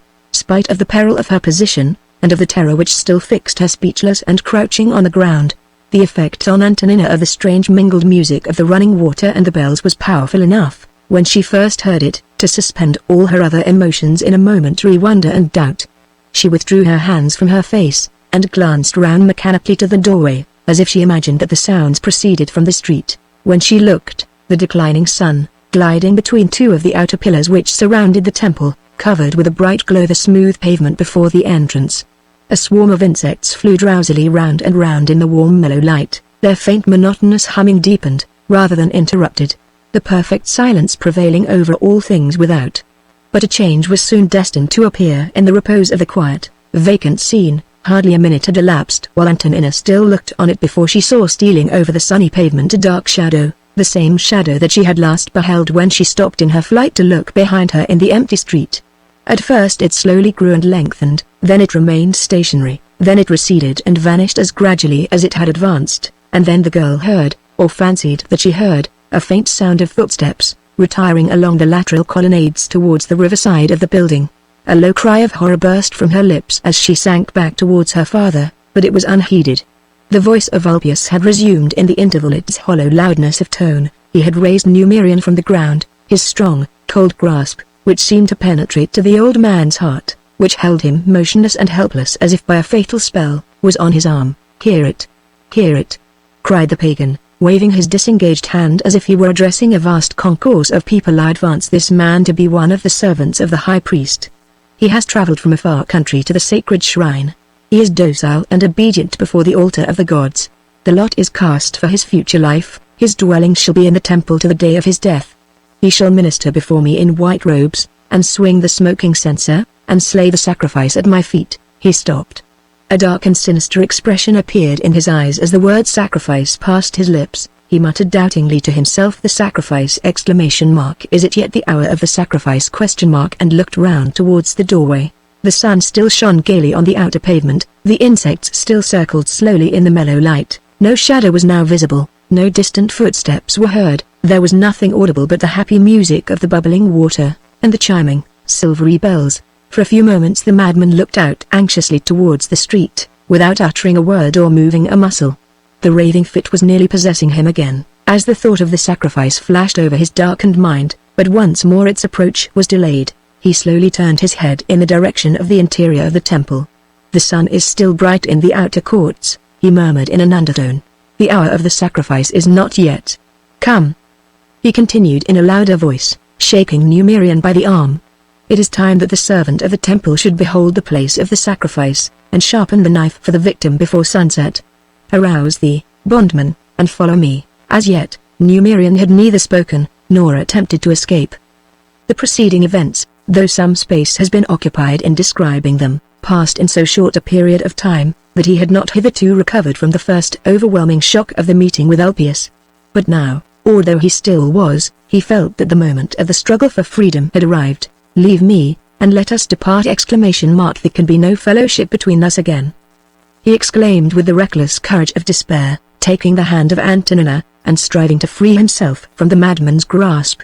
But the effort was vain. Ulpius tightened his hold and laughed in triumph. "What?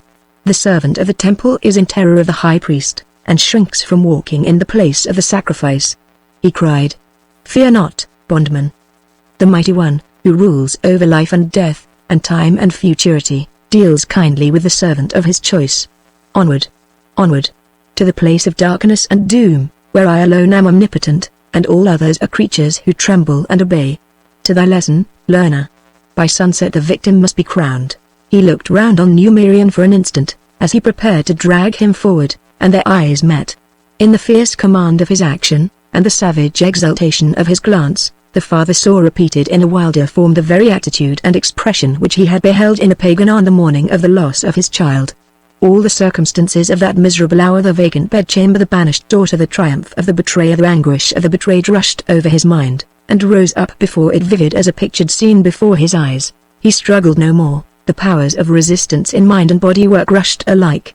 He made an effort to remove Antonina from his side, as if, in forgetfulness of the hidden enemy without, he designed to urge her flight through the open door, while the madman's attention was yet distracted from her.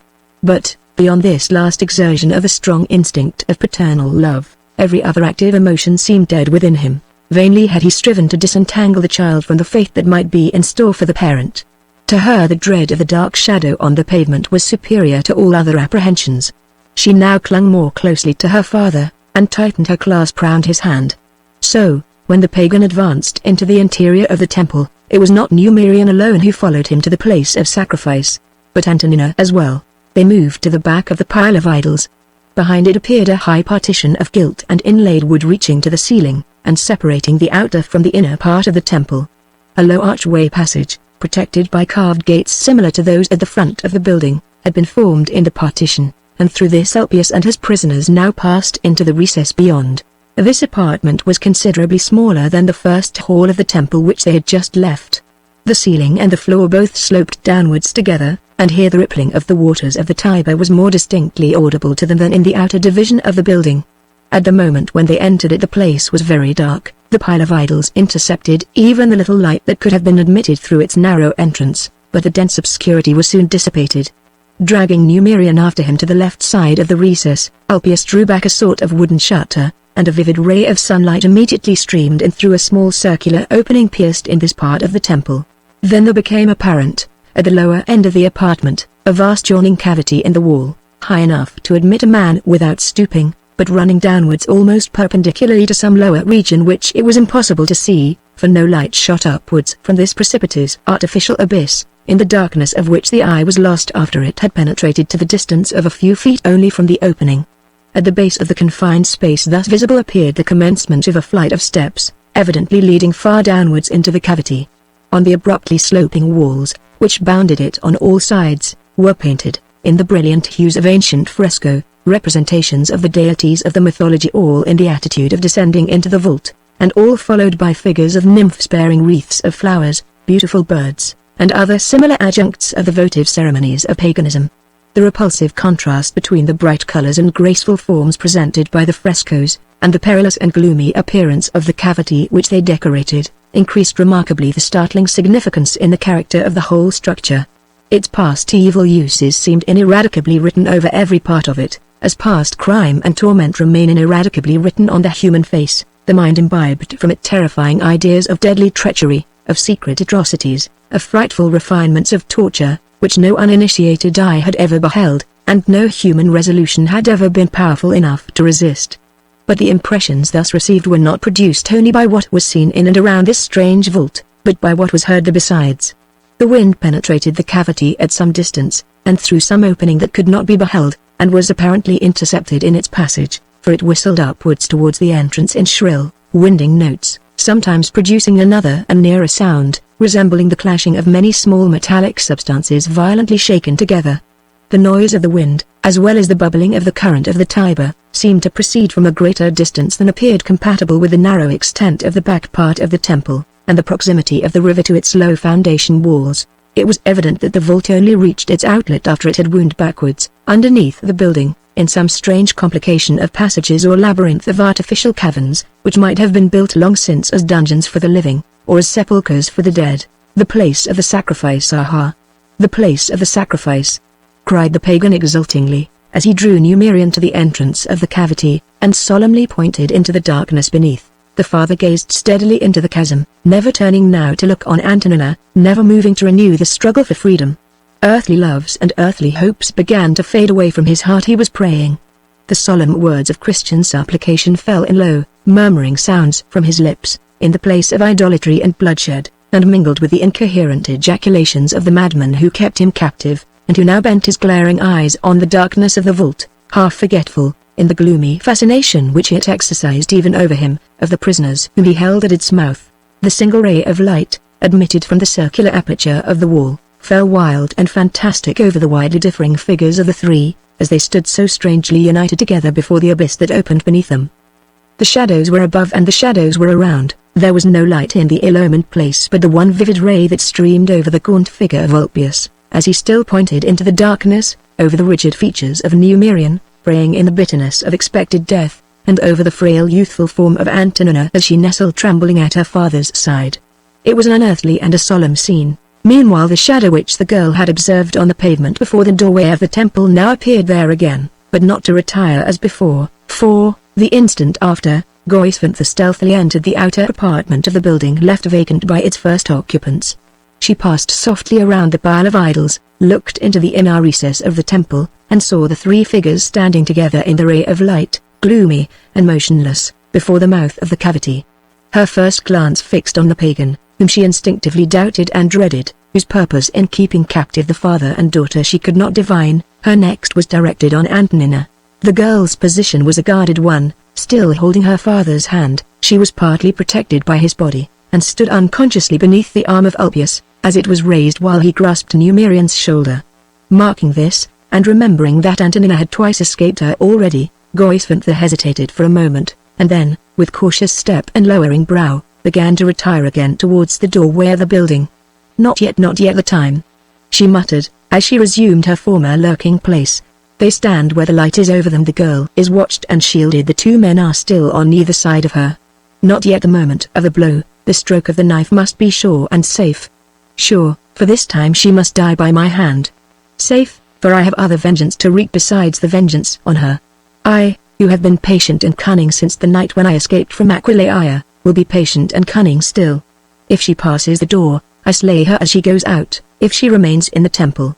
At the last word, Goisvantha paused and gazed upward. The setting sun threw its fiery glow over her haggard face. Her eye brightened fiercely in the full light as she looked.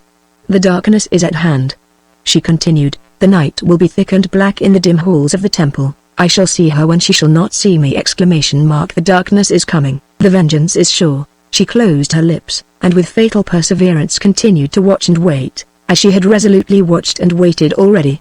The Roman and the Goth, the opposite in sex, nation, and fate, the madman who dreamed of the sanguinary superstitions of paganism before the temple altar, and the assassin who brooded over the chances of bloodshed beneath the temple portico, were now united in a mysterious identity of expectation, uncommunicated and unsuspected by either. The hour when the sun vanished from the heaven was the hour of the sacrifice for both. There is now a momentary pause in the progress of events. Occurrences to be hereafter related render it necessary to take advantage of this interval to inform the reader of the real nature and use of the vault in the temple wall, the external appearance of which we have already described. The marking peculiarity in the construction of the pagan religion may be most aptly compared to the marking peculiarity in the construction of the pagan temples. Both were designed to attract the general eye by the outward effect only, which was in both a false delusive reflection of the inward substance. In the temple, the people, as they worshipped beneath the long colonnades, or beheld the lofty porticos from the street, were left to imagine the corresponding majesty and symmetry of the interior of the structure, and were not admitted to discover how grievously it disappointed the brilliant expectations which the exterior was so well calculated to inspire, how little the dark, narrow halls of the idols, the secret vaults and gloomy recesses within, fulfilled the promise of the long flights of steps, the broad extent of pavement, the massive sun-brightened pillars without.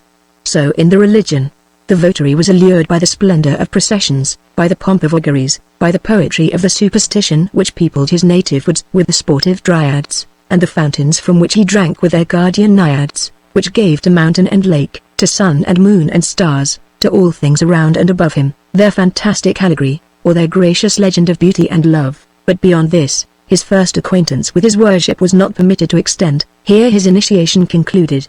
He was kept in ignorance of the dark and dangerous depths which lurked beneath this smooth and attractive surface. He was left to imagine that what was displayed was but the prelude to the future discovery of what was hidden of beauty in the rites of paganism. He was not admitted to behold the wretched impostures, the loathsome orgies, the hideous incantations, the bloody human sacrifices perpetrated in secret, which made the foul, real substance of the fair exterior form. His first sight of the temple was not less successful in deceiving his eye than his first impression of the religion in deluding his mind. With these hidden and guilty mysteries of the pagan worship, The vault before which Ulpius now stood with his captives was intimately connected. The human sacrifices offered among the Romans were of two kinds, those publicly and those privately performed. The first were of annual recurrence in the early years of the Republic, were prohibited at a later date, were revived by Augustus, who sacrificed his prisoners of war at the altar of Julius Caesar, and were afterwards, though occasionally renewed for particular purposes under some subsequent reigns, wholly abandoned as part of the ceremonies of paganism during the later periods of the empire. The sacrifices perpetrated in private were much longer practiced. They were connected with the most secret mysteries of the mythology, were concealed from the supervision of government, and lasted probably until the general extinction of heathen superstition in Italy and the provinces.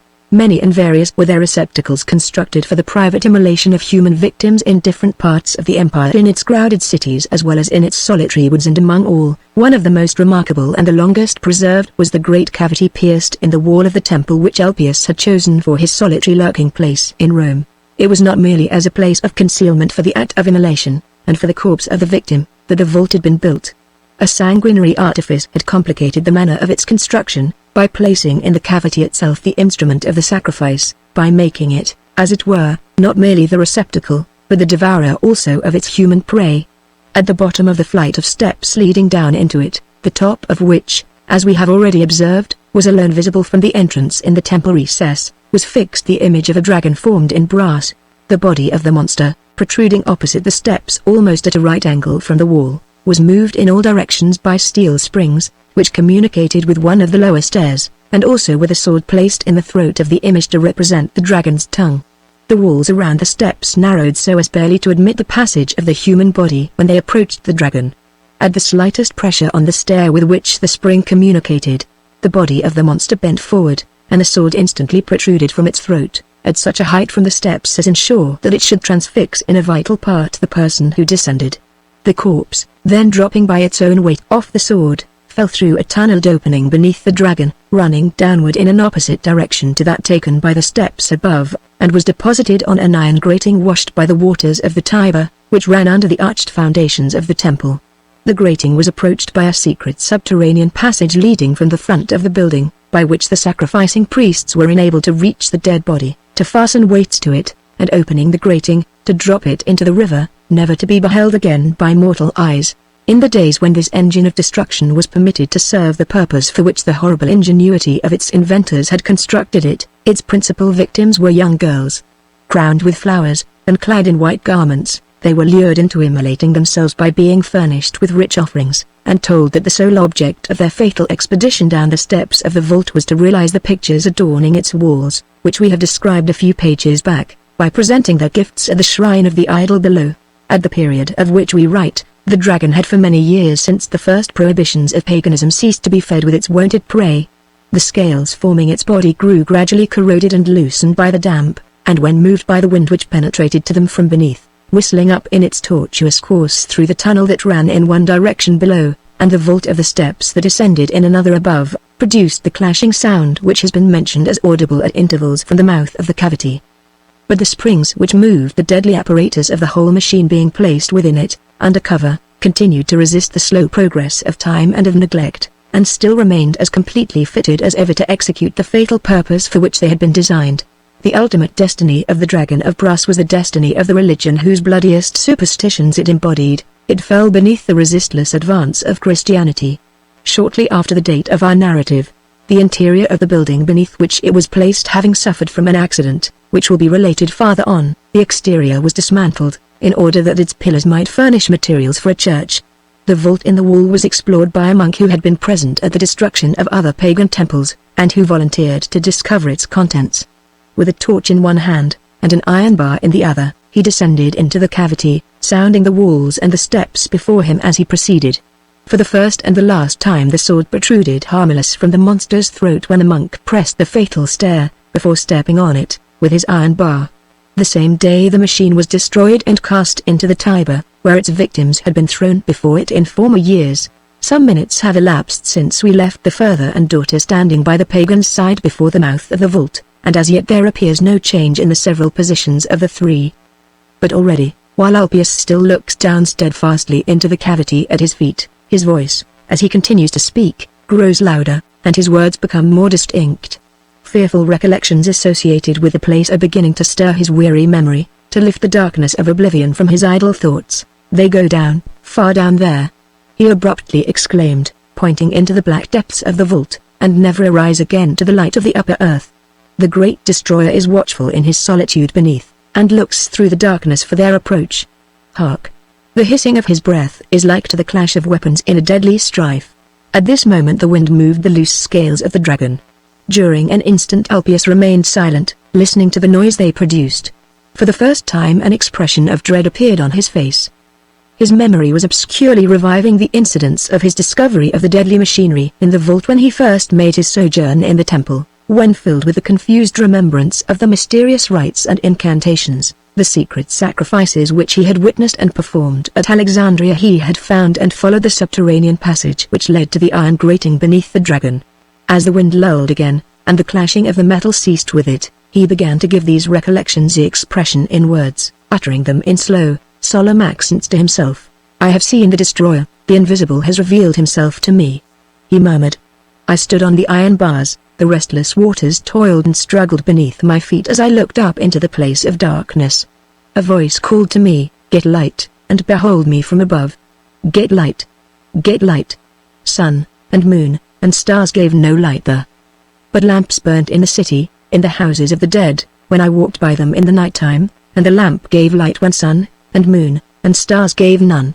From the top steps I looked down, and saw the powerful one in his golden brightness, and approached not, but watched and listened in fear." The voice again ! The voice was heard again !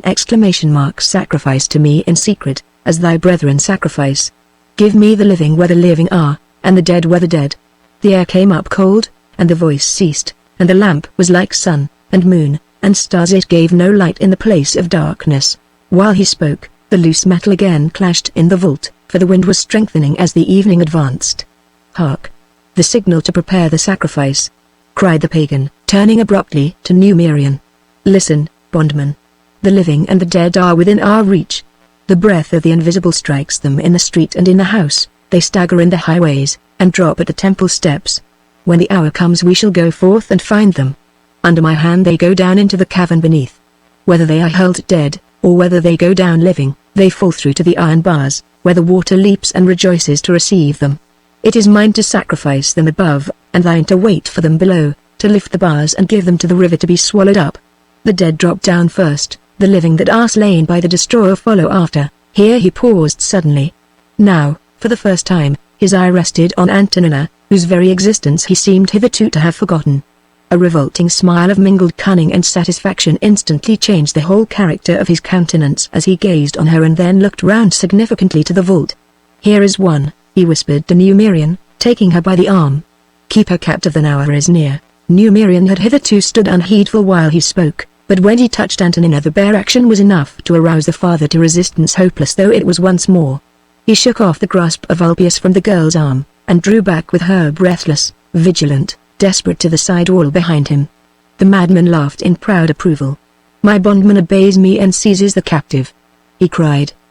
"He remembers that the hour is near and loosens not his hold.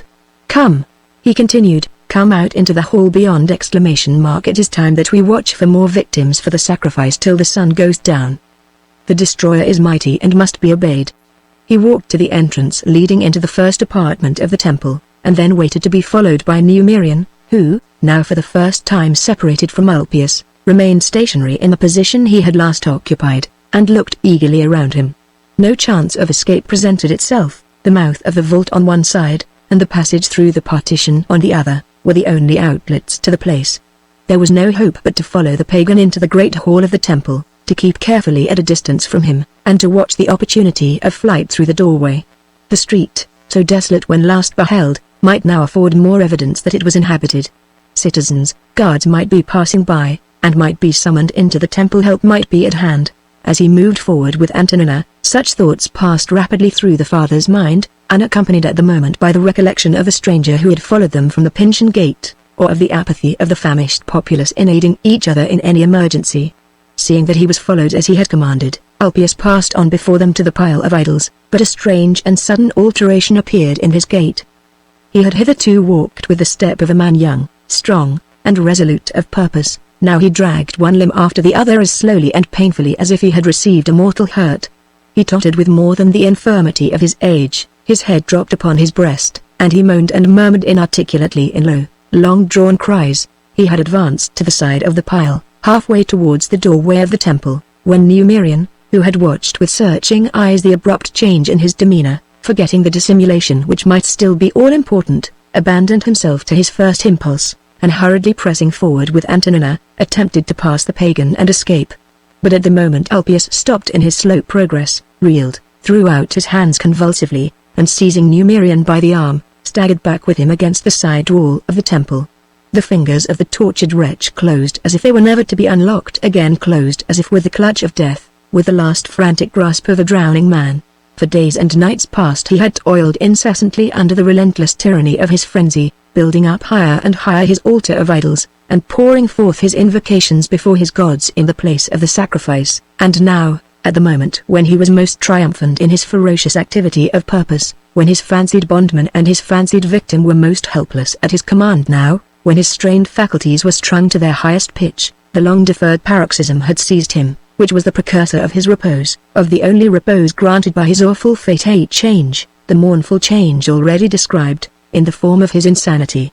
For at those rare periods when he slept, his sleep was not unconsciousness, not rest, it was a trance of hideous dreams. His tongue spoke, his limbs moved, when he slumbered as when he woke.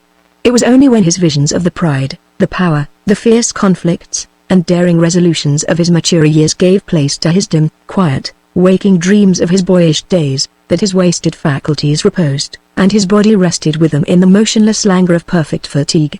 Then, if words were still uttered by his lips, they were as murmurs of an infant happy sleep, for the innocent phrases of his childhood which they then revived, seemed for a time to bring with them the innocent tranquility of his childhood as well. Go! Go! Fly while you are yet free! Cried Numerian, dropping the hand of Antonina, and pointing to the door. But for the second time the girl refused to move forward a step.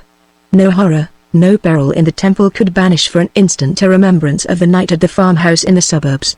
She kept her head turned towards the vacant entrance, fixed her eyes on it in the unintermitting watchfulness of terror, and whispered affrightedly, "Goisvinther! Goisvinther!" When her father spoke, the clasp of the pagan's fingers remained fixed and deathlike as at first. He leaned back against the wall, as still as if life and action had forever departed from him. The paroxysm had passed away, his face, distorted but the moment before, was now in repose, but it was a repose that was awful to look on.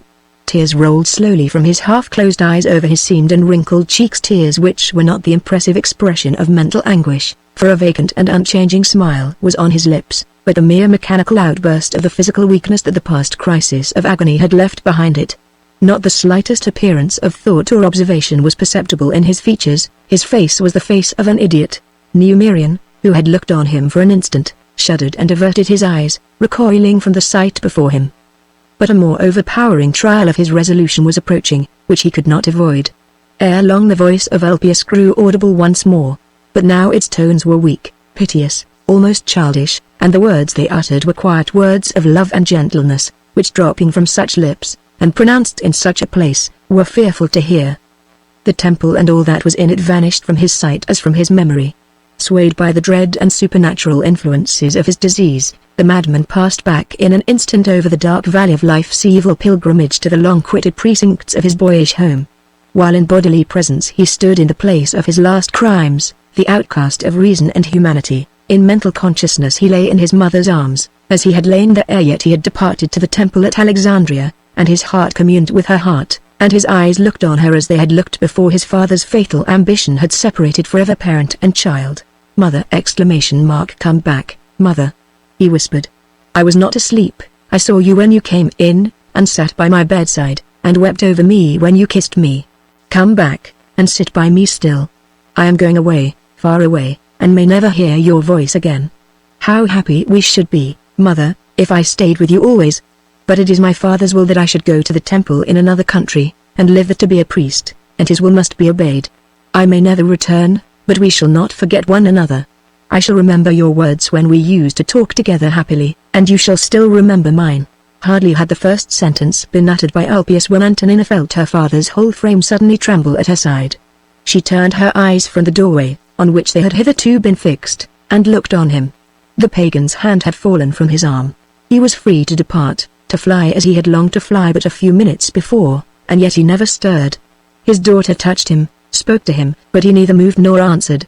It was not merely the shock of the abrupt transition in the language of Ulpius from the ravings of crime to the murmurs of love. It was not merely astonishment at hearing from him, in his madness, revelations of his early life which had never passed his lips during his days of treacherous servitude in the house on the Pincian Hill, that thus filled Numerian's inmost soul with awe, and struck his limbs motionless. There was more in all that he heard than this. The words seemed as words that had doomed him at once and forever. His eyes, directed full on the face of the madman, were dilated with horror, and his deep, gasping, convulsive breathings mingled heavily, during the moment of silence that ensued, with the chiming of the bells above and the bubbling of the water below, the lulling music of the temple, playing its happy evening hymn at the pleasant close of day. "We shall remember, mother!" "We shall remember," continued the pagan softly, "and be happy in our remembrances. My brother, who loves me not, will love you when I am gone. You will walk in my little garden, and think on me as you look at the flowers that we have planted and watered together in the evening hours, when the sky was glorious to behold, and the earth was all quiet around us. Listen, mother, and kiss me. When I go to the far country, I will make a garden like my garden here, and plant the same flowers that we have planted here, and in the evening I will go out and give them water at the hour when you go out to give my flowers water at home, and so, though we see each other no more, it will yet be as if we labored together in the garden as we labor now." The girl still fixed her eager gaze on her father.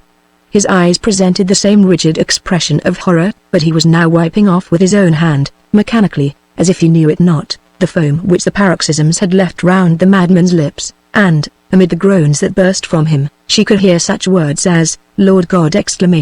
"Mercy, Lord God! Thou, who hast thus restored him to me thus, worse than dead!" "Mercy! Mercy!" The light on the pavement beneath the portico of the temple was fading visibly. The sun had gone down. For the third time the madman spoke, but his tones were losing their softness. They were complaining, plaintive, unutterably mournful. His dreams of the past were already changing. "Farewell, brother, farewell for years and years," he cried. "You have not given me the love that I gave you. The fault was not mine that our father loved me the best, and chose me to be sent to the temple to be a priest at the altar of the gods. The fault was not mine that I partook not in your favored sports, and joined not the companions whom you sought. It was our Father's will that I should not live as you lived, and I obeyed it. You have spoken to me in anger, and turned from me in disdain, but farewell again, and farewell in forgiveness and in love." He might have spoken more, but his voice was drowned in one long shriek of agony which burst from Numerian's lips, and echoed discordantly through the hall of the temple, and he sank down with his face to the ground at the pagan's feet. The dark and terrible destiny was fulfilled. The enthusiast for the right and the fanatic for the wrong, the man who had toiled to reform the church, and the man who had toiled to restore the temple, the master who had received and trusted the servant in his home, and the servant who in that home had betrayed the master's trust, the two characters, separated hitherto in the sublime disunion of good and bad, now struck together in tremendous contact, as brethren who had drawn their life from one source, who as children had been sheltered under the same roof. Not in the hours when the good Christian succored the then forsaken pagan, wandering homeless in Rome, was the secret disclosed. No chance word of it was uttered when the deceiver told the feigned relation of his life to the benefactor whom he was plotting to deceive, or when, on the first morning of the siege, the machinations of the servant triumphed over the confidence of the master. It was reserved to be revealed in the words of delirium, at the closing years of madness, when he who discovered it was unconscious of all that he spoke, and his eyes were blinded to the true nature of all that he saw, when earthly voices that might once have called him back to repentance, to recognition, and to love, were become to him as sounds that have no meaning, when, by a ruthless and startling fatality, it was on the brother who had wrought for the true faith that the whole crushing weight of the terrible disclosure fell, unpartaken by the brother who had wrought for the false. But the judgments pronounced in time go forth from the tribunal of that eternity to which the mysteries of life tend, and in which they shall be revealed neither waiting on human seasons nor abiding by human justice, but speaking to the soul in the language of immortality, which is heard in the world that is now, and interpreted in the world that is to come. Lost, for an instant, even the recollection that Goisvantha might still be watching her opportunity from without, calling despairingly on her father, and vainly striving to raise him from the ground, Antonina remembered not, in the overwhelming trial of the moment, the revelations of Numerian's past life that had been disclosed to her in the days when the famine was at its worst in Rome. The name of Cleander, which she had then heard her father pronounce, as the name that he had abandoned when he separated himself from the companions of his sinful choice, passed unheeded by her when the pagan unconsciously uttered it. She saw the whole scene but as a fresh menace of danger, as a new vision of terror, more ominous of ill than all that had preceded it. Thick as was the darkness in which the lulling and involuntary memories of the past had enveloped the perceptions of Ulpius, the father's piercing cry of anguish seemed to have penetrated it with a sudden ray of light. The madman's half-closed eyes opened instantly and fixed, dreamily at first, on the altar of idols. He waved his hands to and fro before him, as if he were parting back the folds of a heavy veil that obscured his sight, but his wayward thoughts did not resume as yet their old bias towards ferocity and crime. When he spoke again, his speech was still inspired by the visions of his early life, but now of his early life in the temple at Alexandria. His expressions were more abrupt, more disjointed than before, yet they continued to display the same evidence of the mysterious, instinctive vividness of recollection, which was the result of the sudden change in the nature of his insanity. His language wandered, still as if the words came from him undesignedly and unconsciously, over the events of his boyish introduction to the service of the gods, and, though confusing them in order, still preserved them in substance, as they have been already related in the history of his apprenticeship to the temple. Now he was in imagination looking down once more from the summit of the temple of Serapis on the glittering expanse of the Nile and the wide country around it, and now he was walking proudly through the streets of Alexandria by the side of his uncle, Macrinus, the high priest. Now he was wandering at night, in curiosity and awe, through the gloomy vaults and subterranean corridors of the sacred place, and now he was listening, well pleased, to the kindly greeting, the inspiring praises of Macrinus during their first interview. But at this point, and while dwelling on this occasion, his memory became darkened again. It vainly endeavored to retrace the circumstances attending the crowning evidence of the high priest's interest in his pupil, and anxiety to identify him completely with his new protector and his new duties, which had been displayed when he conferred on the trembling boy the future distinction of one of his own names. And here, let it be remembered, as a chief link in the mysterious chain of fatalities which had united to keep the brothers apart as brethren after they had met as men, that both had, from widely different causes, abandoned in afterlife the names which they bore in their father's house, that while one, by his own act and for his own purpose, transformed himself from Cleander, the associate of the careless and the criminal, to Numerian, the preacher of the gospel and reformer of the church, the other had, to quote the words of the 4th chapter, become from the boy Emilius the student Ulpius, by the express and encouraging command of his master, Macrinus, the high priest. While the pagan still fruitlessly endeavored to revive the events connected with the change in his designation on his arrival in Alexandria, and, chafing under the burden of oblivion that weighed upon his thoughts, attempted for the first time to move from the wall against which he had hitherto leant, while Antonina still strove in vain to recall her father to the recollection of the terrible exigencies of the moment as he crouched prostrate at the madman's feet. The doorway of the temple was darkened once more by the figure of Goisvintha. She stood on the threshold, a gloomy and indistinct form in the fading light, looking intently into the deeply shadowed interior of the building. As she marked the altered positions of the father and daughter, she uttered a suppressed ejaculation of triumph, but, while the sound passed her lips, she heard, or thought she heard, a noise in the street behind. Even now her vigilance and cunning, her deadly, calculating resolution to await in immovable patience the fitting time for striking the blow deliberately and with impunity, did not fail her. Turning instantly, she walked to the top step of the temple, and stood there for a few moments, watchfully surveying the open space before her. But in those few moments the scene in the building changed once more. The madman, while he still wavered between relapsing into the raving fit and continuing under the influence of the tranquil mood in which he had been prematurely disturbed, caught sight of Goisvintha when her approach suddenly shadowed the entrance to the temple. Her presence, momentary though it was for him the presence of a figure that had not appeared before, that had stood in a strange position between the shade within and the faint light without. It was a new object, presented to his eyes while they were straining to recover such imperfect faculties of observation as had been their wont, and its ascendancy over him was instantaneous and all-powerful. He started, bewildered like a deep sleeper suddenly awoke. Violent shudderings ran for a moment over his frame, then it strengthened again with its former unnatural strength. The demon raged within him in renewed fury as he tore his robe which Numerian held as he lay at his feet from the feeble grasp that confined it, and, striding up to the pile of idols, stretched out his hands in solemn deprecation. The high priest has slept before the altar of the gods. He cried loudly, but they have been patient with their well-beloved, their thunder has not struck him for his crime.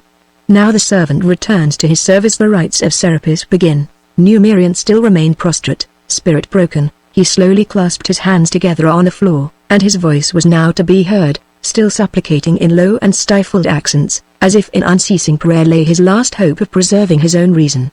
God, thou art the God of mercy. Be merciful to him. He murmured. Thou acceptest of repentance, grant repentance to him.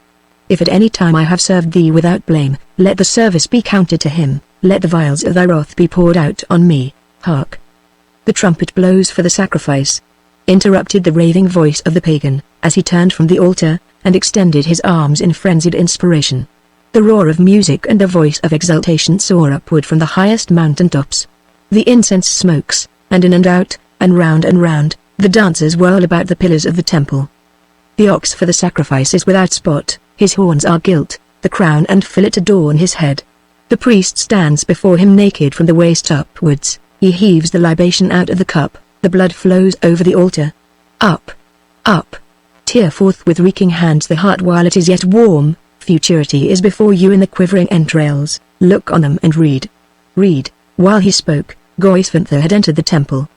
The street was still desolate, no help was at hand. Not advancing at once, she concealed herself near the door behind a projection in the pile of idols, watching from it until Ulpius, in the progress of his frenzy, should turn away from Antonina, whom he stood fronting at this instant. But she had not entered unperceived, Antonina had seen her again. And now the bitterness of death, when the young die unprotected in their youth, came over the girl, and she cried in a low wailing voice, as she knelt by Numerian's side, I must die, father, I must die, as Hermanric died. Look up at me, and speak to me before I die. Her father was still praying. He heard nothing, for his heart was bleeding in atonement at the shrine of his boyish home, and his soul still communed with its maker.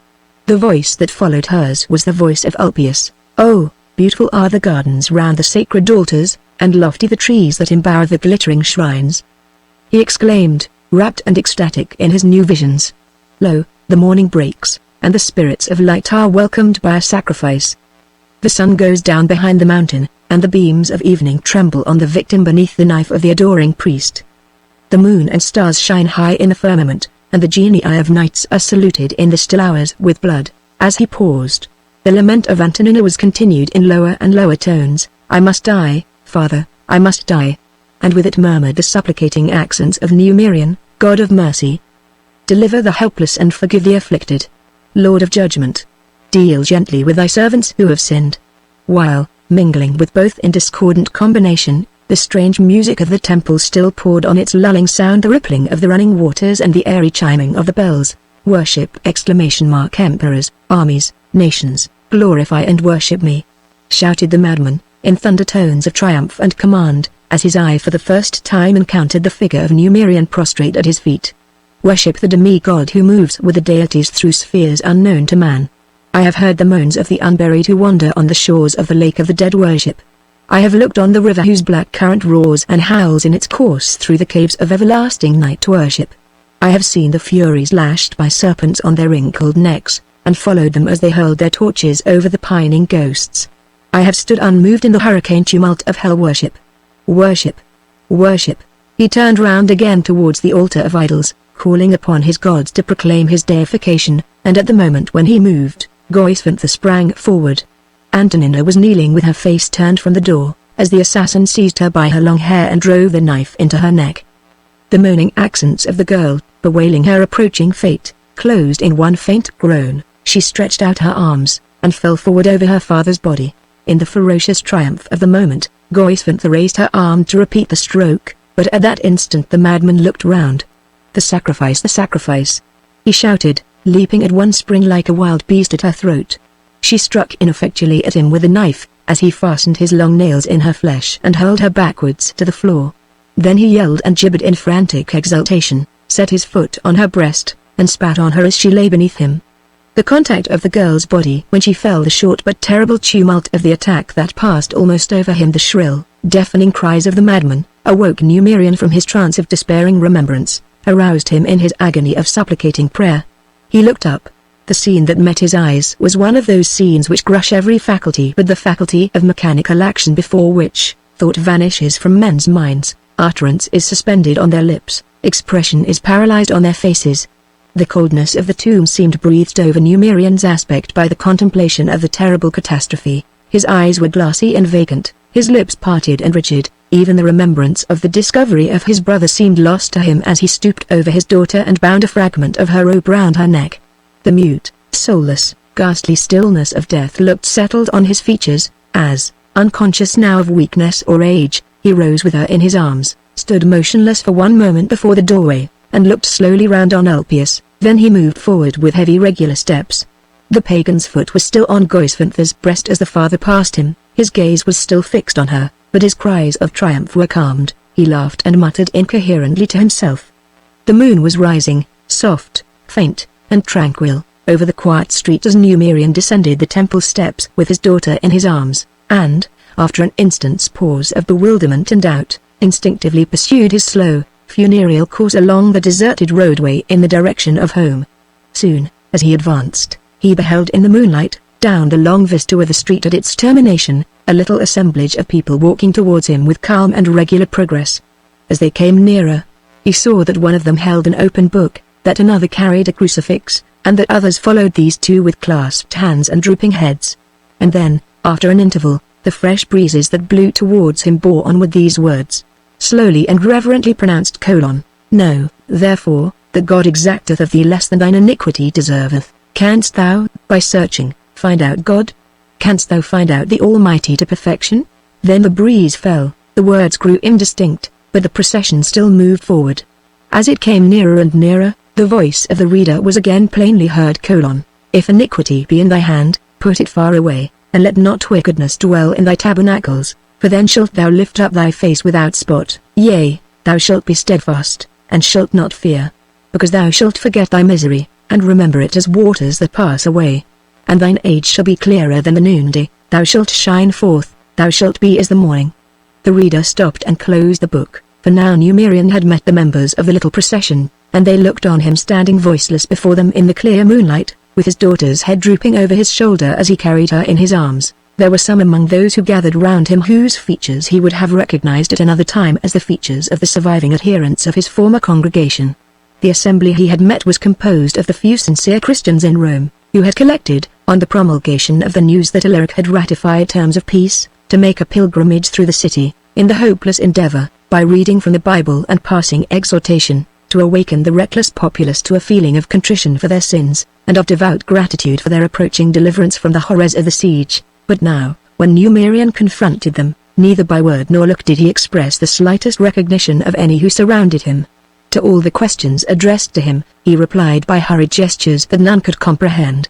To all the promises of help and protection heaped upon him in the first outbreak of the grief and pity of his adherents of other days, he answered but by the same dull, vacant glance. It was only when they relieved him of his burden, and gently prepared to carry the senseless girl among them back to her father's house, that he spoke, and then, in faint entreating tones, he besought them to let him hold her hand as they went, so that he might be the first to feel her pulse beat if it yet moved. They turned back by the way they had come, a sorrowful and slow-moving procession.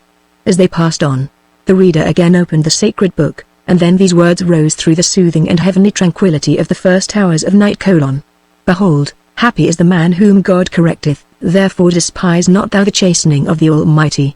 For he maketh sore, and bindeth up, he woundeth, and his hands make whole." Chapter 26 Retribution. As, in the progress of life, each man pursues his course with the passions, good and evil, set, as it were, on either side of him, and viewing their results in the actions of his fellow men, finds his attention, while still attracted by the spectacle of what is noble and virtuous, suddenly challenged by the opposite display of what is mean and criminal. So, in the progress of this narrative, which aims to be the reflection of life, the reader who has journeyed with us thus far, and who may now be inclined to follow the little procession of Christian devotees, to walk by the side of the afflicted father, and to hold with him the hand of his ill-fated child, is yet, in obedience to the conditions of the story, required to turn back for a while to the contemplation of its darker passages of guilt and terror. He must enter the temple again, but he will enter it for the last time. The scene before the altar of idols was fast proceeding to its fatal climax. The pagan's frenzy had exhausted itself in its own fury. His insanity was assuming a quieter and a more dangerous form. His eye grew cunning and suspicious, a stealthy deliberation and watchfulness appeared in all his actions.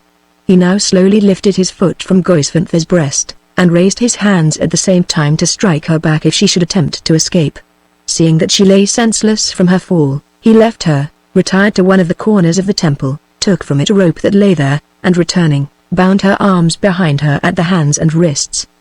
The rope cut deep through the skin. The pain restored her to her senses. She suffered the sharp agony in her own body, in the same place where she had inflicted it on the young chieftain at the farmhouse beyond the suburbs. The minute after, she felt herself dragged along the ground, farther into the interior of the building. The madman drew her up to the iron gates of the passage through the partition, and fastening the end of the rope to them, left her there. This part of the temple was enveloped in total darkness. Her assailant addressed not a word to her. She could not obtain even a glimpse of his form, but she could hear him still laughing to himself in hoarse, monotonous tones, that sounded now near, and now distant again. She abandoned herself as lost, prematurely devoted to the torment and death that she had anticipated, but, as yet, her masculine resolution and energy did not decline. The very intensity of the anguish she suffered from the bindings at the wrists, producing a fierce bodily effort to resist it, strengthened her iron-strung nerves. She neither cried for help nor appealed to the pagan for pity. The gloomy fatalism which she had inherited from her savage ancestors sustained her in a suicide pride. Ere long the laughter of Ulpius, while he moved slowly hither and thither in the darkness of the temple, was overpowered by the sound of her voice, deep, groaning, but yet steady as she uttered her last words. Words poured forth like the wild dirges, the fierce death songs of the old Goths when they died deserted on the bloody battlefield, or were cast bound into deep dungeons, a prey to the viper and the asp. Thus she spoke: I swore to be avenged. While I went forth from Aquileia with the child that was killed and the child that was wounded, while I climbed the high wall in the night time, and heard the tumult of the beating waves near the bank where I buried the dead, while I wandered in the darkness over the naked heath and through the lonely forest, while I climbed the pathless sides of the mountains, and made my refuge in the cavern by the waters of the dark lake, I swore to be avenged. While the warriors approached me on their march, and the roaring of the trumpets and the clash of the armor sounded in my ears, while I greeted my kinsman, Hermanric, a mighty chieftain, at the king's side, among the invading hosts, while I looked on my last child, dead like the rest, and knew that he was buried afar from the land of his people, and from the others that the Romans had slain before him, I swore to be avenged. While the army encamped before Rome, and I stood with Hermanric, looking on the great walls in the misty evening, while the daughter of the Roman was a prisoner in our tent, and I eyed her as she lay on my knees, while for her sake my kinsman turned traitor, and withheld my hand from the blow, while I passed unseen into the lonely farmhouse to deal judgment on him with my knife, while I saw him die the death of a deserter at my feet, and knew that it was a Roman who had lured him from his people, and blinded him to the righteousness of revenge, I swore to be avenged. While I walked round the grave of the chieftain who was the last of my race, while I stood alone out of the army of my people in the city of the slayers of my babes, while I tracked the footsteps of the Roman who had twice escaped me, as she fled through the street, while I watched and was patient among the pillars of the temple, and waited till the sun went down, and the victim was unshielded for the moment to strike, I swore to be avenged. And my oath has been fulfilled. The knife that still bleeds drops with her blood. The chief vengeance has been wreaked. The rest that were to be slain remain for others, and not for me. For now I go to my husband and my children, now the hour is near at hand when I shall herd with their spirits in the twilight world of shadows, and make my long abiding place with them in the valley of eternal repose. The destinies have willed it. It is enough. Her voice trembled and grew faint as she pronounced the last words. The anguish of the fastenings at her wrists was at last overpowering her senses, conquering, in spite of all resistance, her stubborn endurance. For a little while yet she spoke at intervals, but her speech was fragmentary and incoherent. At one moment she still gloried in her revenge, at another she exulted in the fancied contemplation of the girl's body still lying before her, and her hands writhed beneath their bonds in the effort to repossess themselves of the knife and strike again. But soon all sounds ceased to proceed from her lips, save the loud, thick, irregular breathings, which showed that she was yet conscious and yet lived. Meanwhile the madman had passed into the inner recess of the temple, and had drawn the shutter over the opening in the wall, through which light had been admitted into the place when Numerian and Antonina first entered it. Even the black chasm formed by the mouth of the vault of the dragon now disappeared, with all other objects, in the thick darkness. but no obscurity could confuse the senses of Ulpius in the temple, whose every corner he visited in his restless wanderings by night and by day alike.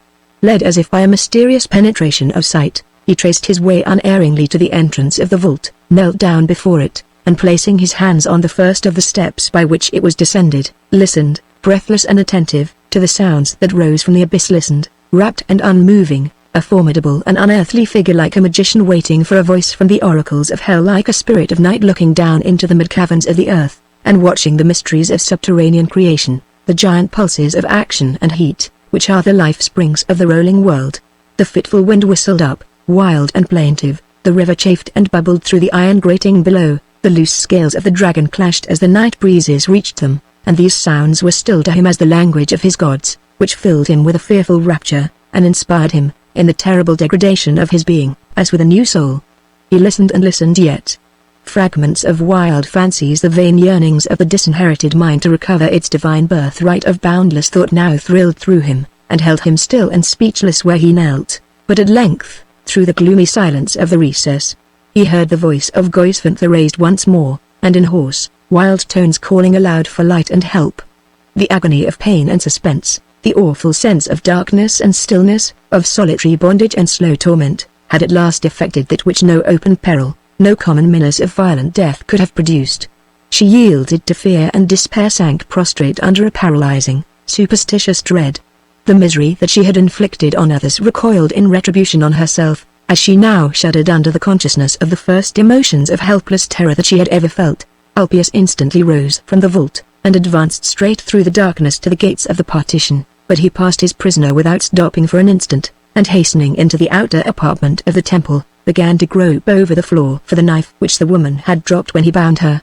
He was laughing to himself once more, for the evil spirit was prompting him to a new project, tempting him to a pitiless refinement of cruelty and deceit. He found the knife, and returning with it to Goisvintha, cut the rope that confined her wrists. Then she became silent when the first sharpness of her suffering was assuaged. He whispered softly in her ear, "Follow me, and escape." Bewildered and daunted by the darkness and mystery around her, she vainly strained her eyes to look through the obscurity as Ulpius drew her on into the recess. He placed her at the mouth of the vault, and here she strove to speak, but low, inarticulate sounds alone proceeded from her powerless utterance. Still there was no light, still the burning, gnawing agony at her wrists, relieved but for an instant when the rope was cut, continued and increased, and still she felt the presence of the unseen being at her side, whom no darkness could blind, and who bound and loosed at his arbitrary will. By nature fierce, resolute, and vindictive under injury, she was a terrible evidence of the debasing power of crime, as she now stood, enfeebled by the weight of her own avenging guilt, upraised to crush her in the hour of her pride, by the agency of darkness, whose perils the innocent and the weak have been known to brave, by suspense, whose agony they have resisted, by pain, whose infliction they have endured in patience. "Go down, far down the steep steps, and escape," whispered the madman, in soft, beguiling tones. "The darkness above leads to the light below. Go down, far down." He quitted his hold of her as he spoke. She hesitated, shuddered, and drew back, but again she was urged forward, and again she heard the whisper, "The darkness above leads to the light below. Go down, far down." Despair gave the firmness to proceed, and dread the hope to escape. Her wounded arms trembled as she now stretched them out and felt for the walls of the vault on either side of her. The horror of death in utter darkness, from unseen hands, and the last longing aspiration to behold the light of heaven once more, were at their strongest within her as she began slowly and cautiously to tread the fatal stairs. While she descended, the pagan dropped into his former attitude at the mouth of the vault, and listened breathlessly. Minutes seemed to elapse between each step as she went lower and lower down. Suddenly he heard her pause, as if panic-stricken in the darkness, and her voice ascended to him, groaning, "Light! Light! Oh, where is the light?" He rose up, and stretched out his hands to hurl her back if she should attempt to return, but she descended again. Twice he heard her heavy footfall on the steps, then there was an interval of deep silence, then a sharp, grinding clash of metal echoed piercingly through the vault, followed by the noise of a dull, heavy fall, faintly audible far beneath, and then the old familiar sounds of the place were heard again, and were not interrupted more. The sacrifice to the dragon was achieved. The madman stood on the steps of the sacred building, and looked out on the street shining before him in the bright Italian moonlight. No remembrance of Numerian and Antonina, and of the earlier events in the temple, remained within him. He was pondering imperfectly, in vague pride and triumph, over the sacrifice that he had offered up at the shrine of the dragon of brass. Thus secretly exulting, he now remained inactive. Absorbed in his wandering meditations, he delayed to trace the subterranean passages leading to the iron grating where the corpse of Goisvantha lay washed by the waters, as they struggled onward through the bars, and waiting but his hand to be cast into the river, where all past sacrifices had been engulfed before it. His tall solitary figure was lit by the moonlight streaming through the pillars of the portico, his loose robes waved slowly about him in the wind, as he stood firm and erect before the door of the temple. He looked more like the spectral genius of departed paganism than a living man. But, lifeless though he seemed, his quick eye was still on the watch, still directed by the restless suspicion of insanity. Minute after minute quietly elapsed, and as yet nothing was presented to his rapid observation but the desolate roadway, and the high, gloomy houses that bounded it on either side. It was soon, however, destined to be attracted by objects which startled the repose of the tranquil street with the tumult of action and life. He was still gazing earnestly on the narrow view before him, vaguely imagining to himself, the while, Goisvantha's fatal descent into the vault, and thinking triumphantly of her dead body that now lay on the grating beneath it, when a red glare of torchlight, thrown wildly on the moon-brightened pavement, whose purity it seemed to stain, caught his eye. The light appeared at the end of the street leading from the more central portion of the city, and ere long displayed clearly a body of 40 or 50 people advancing towards the temple. The pagan looked eagerly on them as they came nearer and nearer. The assembly was composed of priests, soldiers, and citizens, the priests bearing torches, the soldiers carrying hammers, crowbars, and other similar tools, or bending under the weight of large chests secured with iron fastenings, close to which the populace walked, as if guarding them with jealous care. This strange procession was preceded by two men, who were considerably in advance of it, a priest and soldier. An expression of impatience and exultation appeared on their pale, famine-wasted countenances, as they approached the temple with rapid steps. Ulpius never moved from his position, but fixed his piercing eyes on them as they advanced. Not vainly did he now stand, watchful and menacing, before the entrance of his gloomy shrine. He had seen the first degradations heaped on fallen paganism, and he was now to see the last. He had immolated all his affections and all his hopes, all his faculties of body and mind, his happiness in boyhood, his enthusiasm in youth, his courage in manhood, his reason in old age, at the altar of his gods, and now they were to exact from him, in their defense, lonely criminal, maddened, as he already was in their cause, more than all this. The decree had gone forth from the Senate which devoted to legalized pillage the treasures in the temples of Rome. Rulers of a people impoverished by former exactions, and comptrollers only of an exhausted treasury, the government of the city had searched vainly among all ordinary resources for the means of paying the heavy ransom exacted by Alaric as the price of peace. The one chance of meeting the emergency that remained was to strip the pagan temples of the mass of jeweled ornaments and utensils, the costly robes, the idols of gold and silver which they were known to contain, and which, under that mysterious hereditary influence of superstition, whose power it is the longest labor of truth to destroy, had remained untouched and respected, alike by the people and the Senate, after the worship that they represented had been interdicted by the laws, and abandoned by the nation.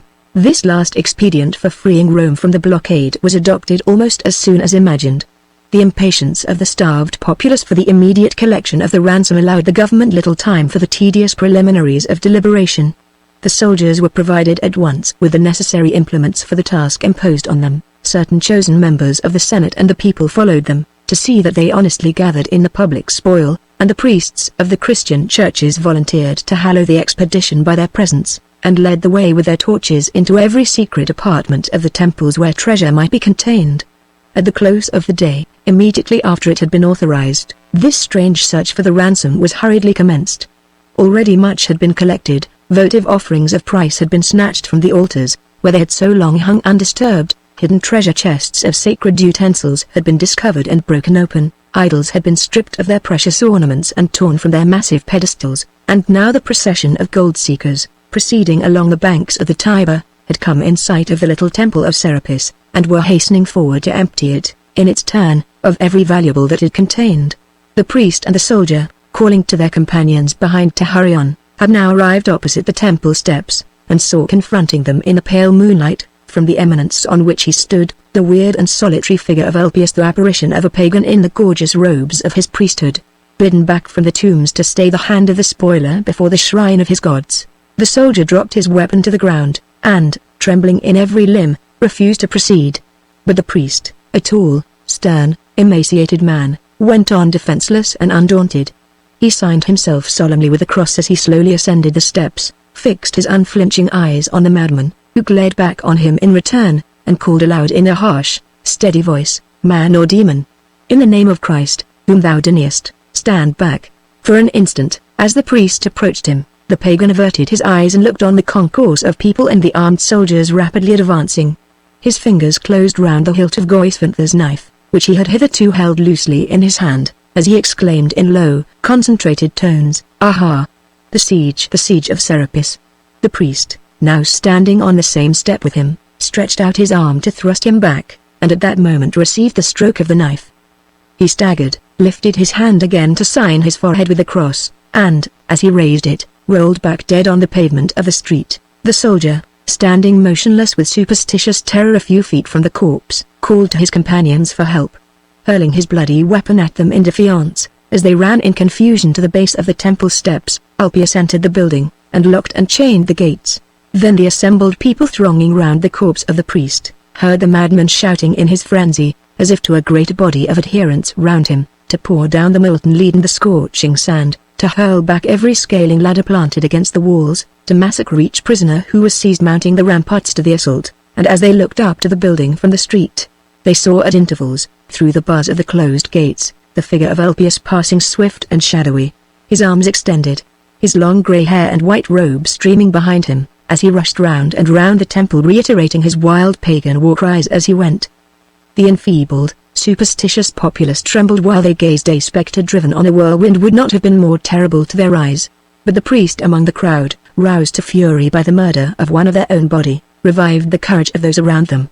Even the shouts of Ulpius were now overpowered by the sound of their voices, raised to the highest pitch, promising heavenly and earthly rewards, salvation, money, absolution, promotion to all who would follow them up the steps and burst their way into the temple.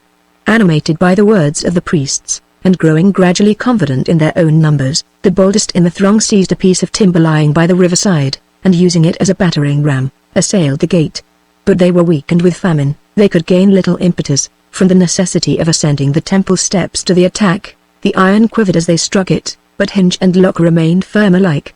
They were preparing to renew the attempt, when a tremendous shock, a crash as if the whole heavy roof of the building had fallen in, drove them back in terror to the street. Recalled by the sight of the armed men, the priests and the attendant crowd of people who were advancing to invade his sanctuary, to the days when he had defended the great temple of Serapis at Alexandria, against enemies similar in appearance, though far superior in numbers, persuaded in the revival of these, the most sanguinary visions of his insanity, that he was still resisting the Christian fanatics, supported by his adherents in his sacred fortress of former years. The pagan displayed none of his accustomed cunning and care in moving through the darkness around him. He hurried hither and thither, encouraging his imaginary followers, and glorying in his dreams of slaughter and success, forgetful in his frenzy of all that the temple contained. As he pursued his wild course round and round the altar of idols, his robe became entangled, and was torn by the projecting substances at one corner of it. The whole overhanging mass tottered at the moment, but did not yet fall.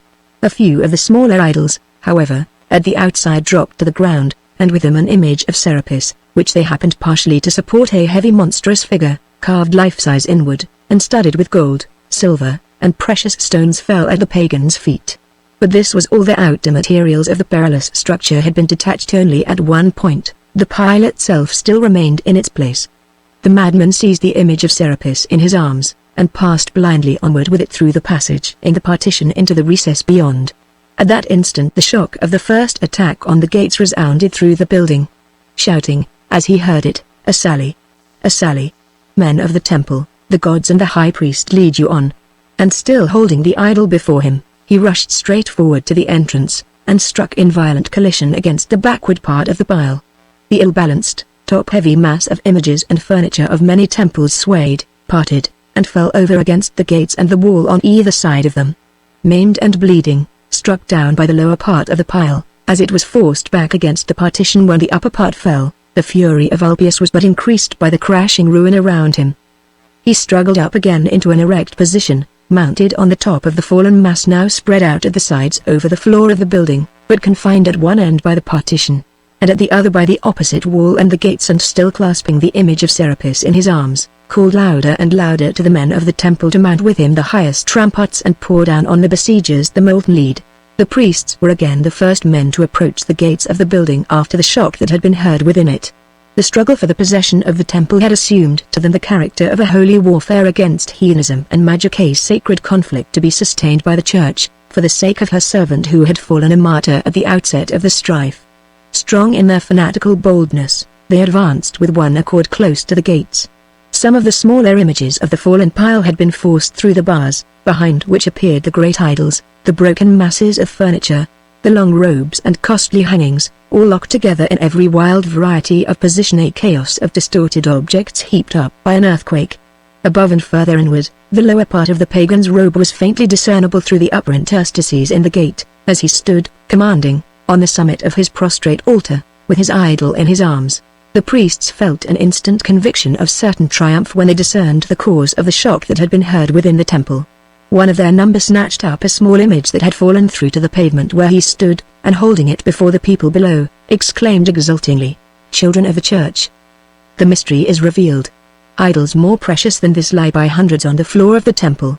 It is no demon, but a man, one man, who still defies us!" A robber who would defraud the Romans of the ransom of their lives! The pillage of many temples is around him.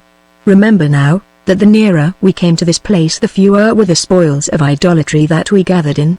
The treasure which is yours, the treasure which is to free you from the famine, has been seized by the assassin of our holy brother. It is there scattered at his feet. To the gates! To the gates again!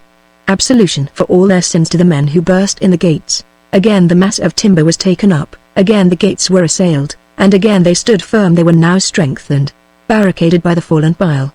It seemed hopeless to attempt to break them down without a reinforcement of men, without employing against them the heaviest missiles, the strongest engines of war.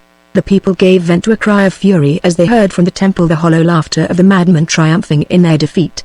The words of the priest, in allaying their superstitious fears, had aroused the deadly passions that superstition brings forth.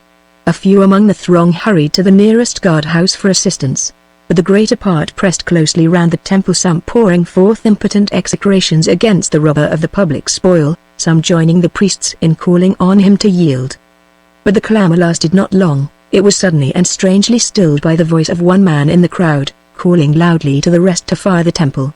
The words were hardly spoken ere they were repeated triumphantly on all sides. "Fire the temple!" cried the people ferociously. "Burn it over the robber's head! A furnace, a furnace!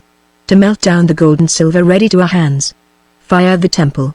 Fire the temple!" Those who were most active among the crowd, which was now greatly increased by stragglers from all parts of the city, entered the houses behind them, and returned in a few minutes with every inflammable substance that they could collect in their hands. A heap of fuel, 2 or 3 feet in height, was raised against the gates immediately, and soldiers and people pressed forward with torches to light it. But the priest who had before spoken waved them back. "Wait!"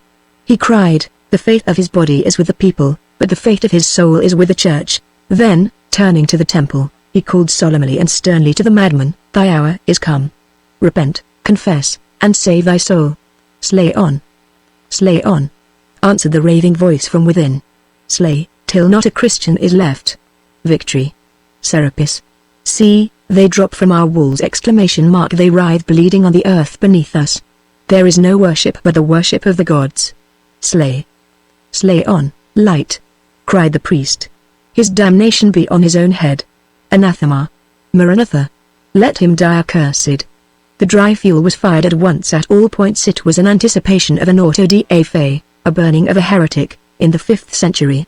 As the flames rose, the people fell back and watched their rapid progress. The priests, standing before them in a line, stretched out their hands in denunciation against the temple, and repeated together the awful excommunication service of the Roman Church. The fire at the gates had communicated with the idols inside. It was no longer on his prostrate altar, but on his funeral pile that Ulpius now stood, and the image that he clasped was the stake to which he was bound. A red glare, dull at first, was now brightening and brightening below him. Flames, quick and noiseless, rose and fell, and rose again, at different points, illuminating the interior of the temple with fitful and changing light. The grim, Swarthy forms of the idols seemed to sway and writhe like living things in torment, as fire and smoke alternately displayed and concealed them.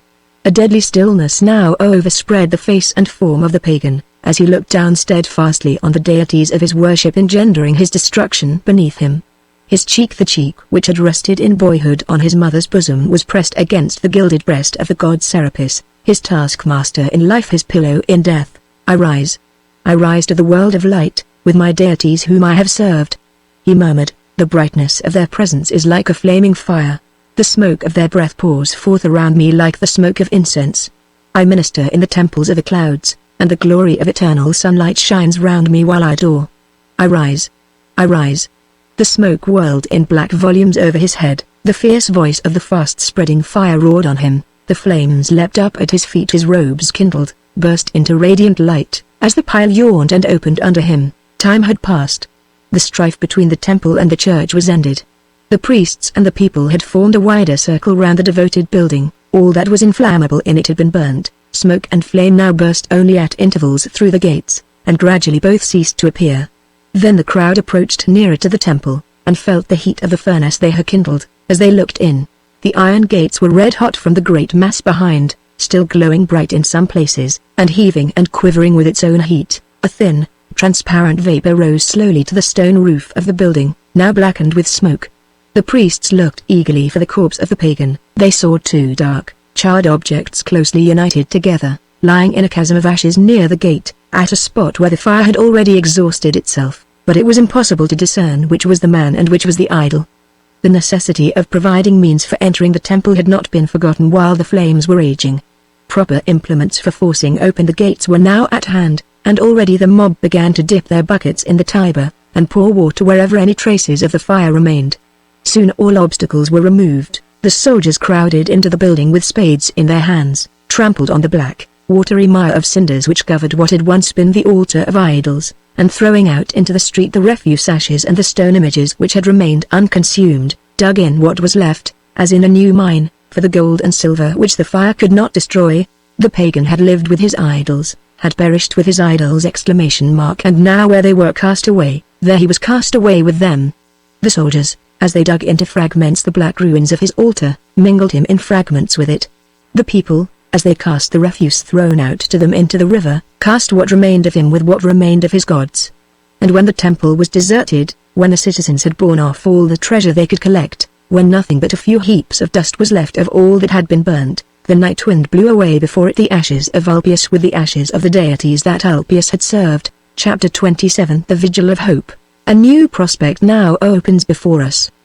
The rough paths through which we have hitherto threaded our way grow smoother as we approach their close.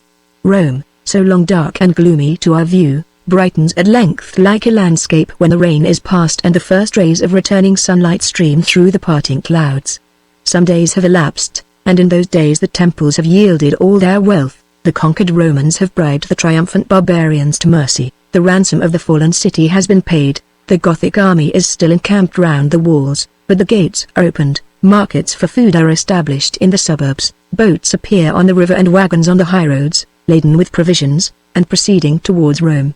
All the hidden treasure kept back by the citizens is now bartered for food, the merchants who hold the market reap a rich harvest of spoil, but the hungry are filled, the weak are revived, everyone is content. It is the end of the second day since the free sale of provisions and the liberty of egress from the city have been permitted by the Goths. The gates are closed for the night, and the people are quietly returning, laden with their supplies of food, to their homes.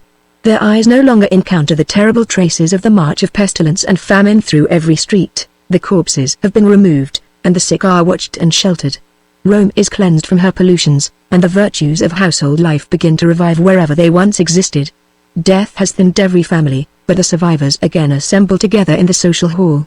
Even the veriest criminals, the lowest outcasts of the population, are united harmlessly for a while in the general participation of the first benefits of peace. To follow the citizens to their homes, to trace in their thoughts, words, and action the effect on them of their deliverance from the horrors of the blockade, to contemplate in the people of a whole city, now recovering as it were from a deep swoon, the varying forms of the first reviving symptoms in all classes, in good and bad, rich and poor would afford matter enough in itself for a romance of searching human interest, for a drama of the passions, moving absorbingly through strange, intricate, and contrasted scenes. But another employment than this now claims our care. It is to an individual, and not to a divided source of interest, that our attention turns. We relinquish all observations on the general mass of the populace to revert to Numerian and Antonina alone to penetrate once more into the little dwelling on the Pincian Hill. The apartment where the father and daughter had suffered the pangs of famine together during the period of the blockade, presented an appearance far different from that which it had displayed on the occasion when they had last occupied it. The formerly bare walls were now covered with rich, thick hangings, and the simple couch and scanty table of other days had been exchanged for whatever was most luxurious and complete in the household furniture of the age. At one end of the room 3 women, attended by a little girl, were engaged in preparing some dishes of fruit and vegetables. At the other, 2 men were occupied in low, earnest conversation, occasionally looking round anxiously to a couch placed against the third side of the apartment, on which Antonina lay extended, while Numerian watched by her in silence. The point of Goisvanther's knife had struck deep, but, as yet, the fatal purpose of the assassination had failed. The girl's eyes were closed, her lips were parted in the languor of suffering, one of her hands lay listless on her father's knee. A slight expression of pain, melancholy in its very slightness, appeared on her pale face, and occasionally a long-drawn, quivering breath escaped her, nature's last touching utterance of its own feebleness. The old man, as he sat by her side, fixed on her a wistful, inquiring glance. Sometimes he raised his hand, and gently and mechanically moved to and fro the long locks of her hair, as they spread over the head of the couch, but he never turned to communicate with the other persons in the room. He sat as if he saw nothing save his daughter's figure stretched before him, and heard nothing save the faint, fluttering sound of her breathing, close at his ear. It was now dark, and one lamp hanging from the ceiling threw a soft equal light over the room. The different persons occupying it presented but little evidence of health and strength in their countenances. To contrast them in appearance with the wounded girl, all had undergone the wasting visitation of the famine, and all were pale and languid, like her. A strange, indescribable harmony prevailed over the scene. Even the calmness of absorbing expectation and trembling hope, expressed in the demeanor of Numerian, seemed reflected in the actions of those around him, in the quietness with which the women pursued their employment, in the lower and lower whispers in which the men continued their conversation. There was something pervading the air of the whole apartment that conveyed a sense of the solemn, unworldly stillness which we attach to the abstract idea of religion. Of the 2 men cautiously talking together, one was the patrician, Vetranio; the other, a celebrated physician of Rome. Both the countenance and manner of the senator gave melancholy proof that the orgy at his palace had altered him for the rest of his life. He looked what he was, a man changed forever in constitution and character. A fixed expression of anxiety and gloom appeared in his eyes. His emaciated face was occasionally distorted by a nervous, involuntary contraction of the muscles. It was evident that the paralyzing effect of the debauch which had destroyed his companions would remain with him to the end of his existence. No remnant of his careless self-possession, his easy, patrician affability, appeared in his manner, as he now listened to his companion's conversation. Years seemed to have been added to his life since he had headed the table at the banquet of famine. "Yes," said the physician, a cold, calm man, who spoke much, but pronounced all his words with emphatic deliberation. "Yes, as I have already told you. The wound in itself was not mortal. If the blade of the knife had entered near the center of the neck, she must have died when she was struck. But it passed outwards and backwards, the large vessels escaped, and no vital part has been touched. And yet you persist in declaring that you doubt her recovery," exclaimed Vetranio, in low, mournful tones. "I do," pursued the physician. "She must have been exhausted in mind and body when she received the blow. I have watched her carefully, I know it. There is nothing of the natural health and strength of youth to oppose the effects of the wound. I have seen the old die from injuries that the young recover, because life in them was losing its powers of resistance. She is in the position of the old. They have died before me, and she will die before me. I shall lose all," sighed Vetranio bitterly to himself. "The resources of our art are exhausted," continued the other. "Nothing remains but to watch carefully and wait patiently. The chances of life or death will be decided in a few hours. They are equally balanced now. I shall lose all!" All, repeated the senator mournfully, as if he heeded not the last words. "If she dies," said the physician, speaking in warmer tones, for he was struck with pity, in spite of himself, at the spectacle of Vetranio's utter dejection. "If she dies, you can at least remember that all that could be done to secure her life has been done by you. Her father, helpless in his lethargy and his age, was fitted only to sit and watch her, as he has sat and watched her day after day, but you have spared nothing, forgotten nothing. Whatever I have asked for, that you have provided, the hangings round the room, and the couch that she lies on, are yours. The first fresh supplies of nourishment from the newly opened markets were brought here from you. I told you that she was thinking incessantly of what she had suffered, that it was necessary to preserve her against her own recollections, that the presence of women about her might do good, that a child appearing sometimes in the room might soothe her fancy, might make her look at what was passing, instead of thinking of what had passed. You found them, and sent them. I have seen parents less anxious for their children, lovers for their mistresses, than you for this girl. My destiny is with her, interrupted Vetranio, looking round superstitiously to the frail form on the couch. I know nothing of the mysteries that the Christians call their faith, but I believe now in the soul. I believe that one soul contains the fate of another, and that her soul contains the fate of mine. The physician shook his head derisively. His calling had determined his philosophy. He was as ardent a materialist as Epicurus himself. Listen, said Vetranio, since I first saw her, a change came over my whole being. It was as if her life was mingled with mine. I had no influence over her, save an influence for ill. I loved her, and she was driven defenseless from her home. I sent my slaves to search Rome night and day. I exerted all my power, I lavished my wealth to discover her, and, for the first time in this one effort, I failed in what I had undertaken. I felt that through me she was lost, dead. Days passed on, life weighed weary on me, the famine came. You know in what way I determined that my career should close.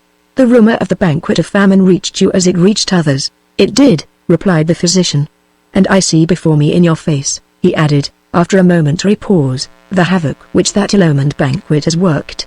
My friend, be advised! Abandon forever the turmoil of your Roman palace, and breathe in tranquility the air of a country home.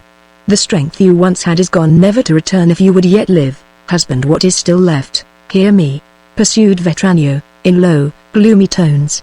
I stood alone in my doomed palace, the friends whom I had tempted to their destruction lay lifeless around me.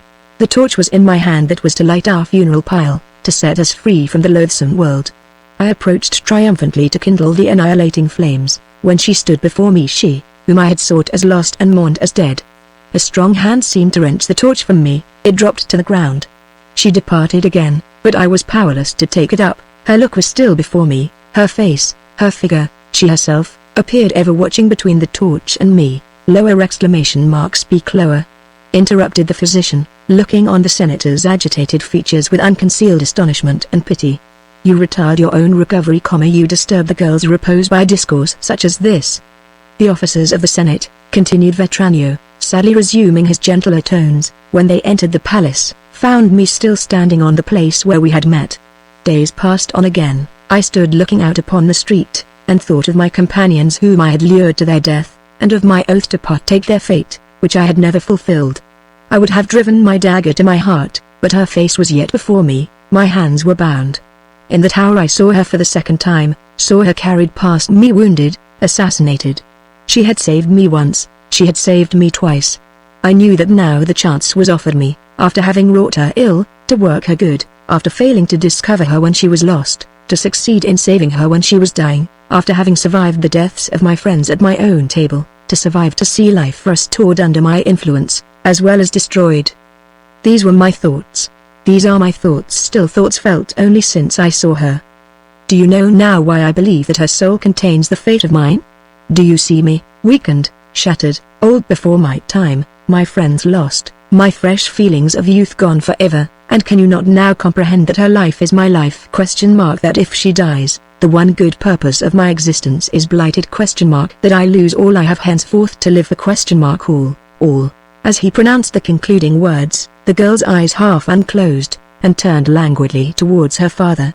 She made an effort to lift her hand caressingly from his knee to his neck, but her strength was unequal even to this slight action. The hand was raised only a few inches ere it sank back again to its old position. A tear rolled slowly over her cheek as she closed her eyes again, but she never spoke. See, said the physician, pointing to her, the current of life is at its lowest ebb. If it flows again, it must flow tonight. Vetranio made no answer. He dropped down on the seat near him, and covered his face with his robe. The physician, beholding the senator's situation, and reflecting on the strange hurriedly uttered confession which had just been addressed to him, began to doubt whether the scenes through which his patron had lately passed had not affected his brain. Philosopher though he was, the man of science have never observed the outward symptoms of the first working of good and pure influences in elevating a degraded mind. He had never watched the denoting signs of speech and action which mark the progress of mental revolution while the old nature is changing for the new. Such objects of contemplation existed not for him. He gently touched Vetranio on the shoulder. "Rise," said he, "and let us depart. Those are around her who can watch her best. Nothing remains for us but to wait and hope. With the earliest morning we will return." He delivered a few farewell directions to one of the women in attendance, and then, accompanied by the senator, who, without speaking again, mechanically rose to follow him, quitted the room. After this, the silence was only interrupted by the sound of an occasional whisper, and of quick, light footsteps passing backwards and forwards. Then the cooling, reviving draughts which had been prepared for the night were poured ready into the cups, and the women approached Numerian, as if to address him, but he waved his hand impatiently when he saw them, and then they too, in their turn, departed, to wait in an adjoining apartment until they should be summoned again. Nothing changed in the manner of the further when he was left alone in the chamber of sickness, which the lapse of a few hours might convert into the chamber of death. He sat watching Antonina, and touching the outspread locks of her hair from time to time, as had been his wont. It was a fair, starry night, the fresh air of the soft winter climate of the south blew gently over the earth, the great city was sinking fast into tranquility, calling voices were sometimes heard faintly from the principal streets, and the distant noises of martial music sounded cheerily from the Gothic camp as the sentinels were posted along the line of watch, but soon these noises ceased, and the stillness of Rome was as the stillness round the couch of the wounded girl. Day after day, and night after night, since the assassination in the temple, Numerian had kept the same place by his daughter's side. Each hour as it passed found him still absorbed in his long vigil of hope. His life seemed suspended in its onward course by the one influence that now enthralled it. At the brief intervals when his bodily weariness overpowered him on his melancholy watch, it was observed by those around him that, even in his short dreaming slumbers, his face remained ever turned in the same direction, towards the head of the couch, as if drawn thither by some irresistible attraction, by some powerful ascendancy, felt even amid the deepest repose of sensation, the heaviest fatigue of the overloaded mind, and worn, sinking heart. He held no communication, save by signs, with the friends about him. He seemed neither to hope, to doubt, nor to despair with them. All his faculties were strung up to vibrate at one point only, and were dull and unimpressible in every other direction. But twice had he been heard to speak more than the fewest, simplest words. The first time, when Antonina uttered the name of Goisvintha, on the recovery of her senses after her wound, he answered eagerly by reiterated declarations that there was nothing henceforth to fear, for he had seen the assassin dead under the pagan's foot on leaving the temple. The second time, when mention was incautiously made before him of rumors circulated through Rome of the burning of an unknown pagan priest, hidden in the temple of Serapis, with vast treasures around him, the old man was seen to start and shudder, and heard to pray for the soul that was now waiting before the dread judgment seat, to murmur about a vain restoration and a discovery made too late, to mourn over horror that thickened round him, over hope fruitlessly awakened, and bereavement more terrible than mortal had ever suffered before, to entreat that the child, the last left of all, might be spared, with many words more, which ran on themes like these, and which were counted by all who listened to them but as the wanderings of a mind whose higher powers were fatally prostrated by feebleness and grief. One long hour of the night had already passed away since parent and child had been left together, and neither word nor movement had been audible in the melancholy room. But, as the second hour began, the girl's eyes unclosed again, and she moved painfully on the couch. Accustomed to interpret the significance of her slightest actions, Numerian rose and brought her one of the reviving draughts that had been left ready for use. After she had drunk, when her eyes met her father's fixed on her in mute and mournful inquiry, her lips closed, and formed themselves into an expression which he remembered they had always assumed when, as a little child, she used silently to hold up her face to him to be kissed. The miserable contrast between what she was now and what she had been then, was beyond the passive endurance, the patient resignation of the spirit-broken old man. The empty cup dropped from his hands, he knelt down by the side of the couch and groaned aloud. "Oh father! Father!" cried the weak, plaintive voice above him. "I am dying.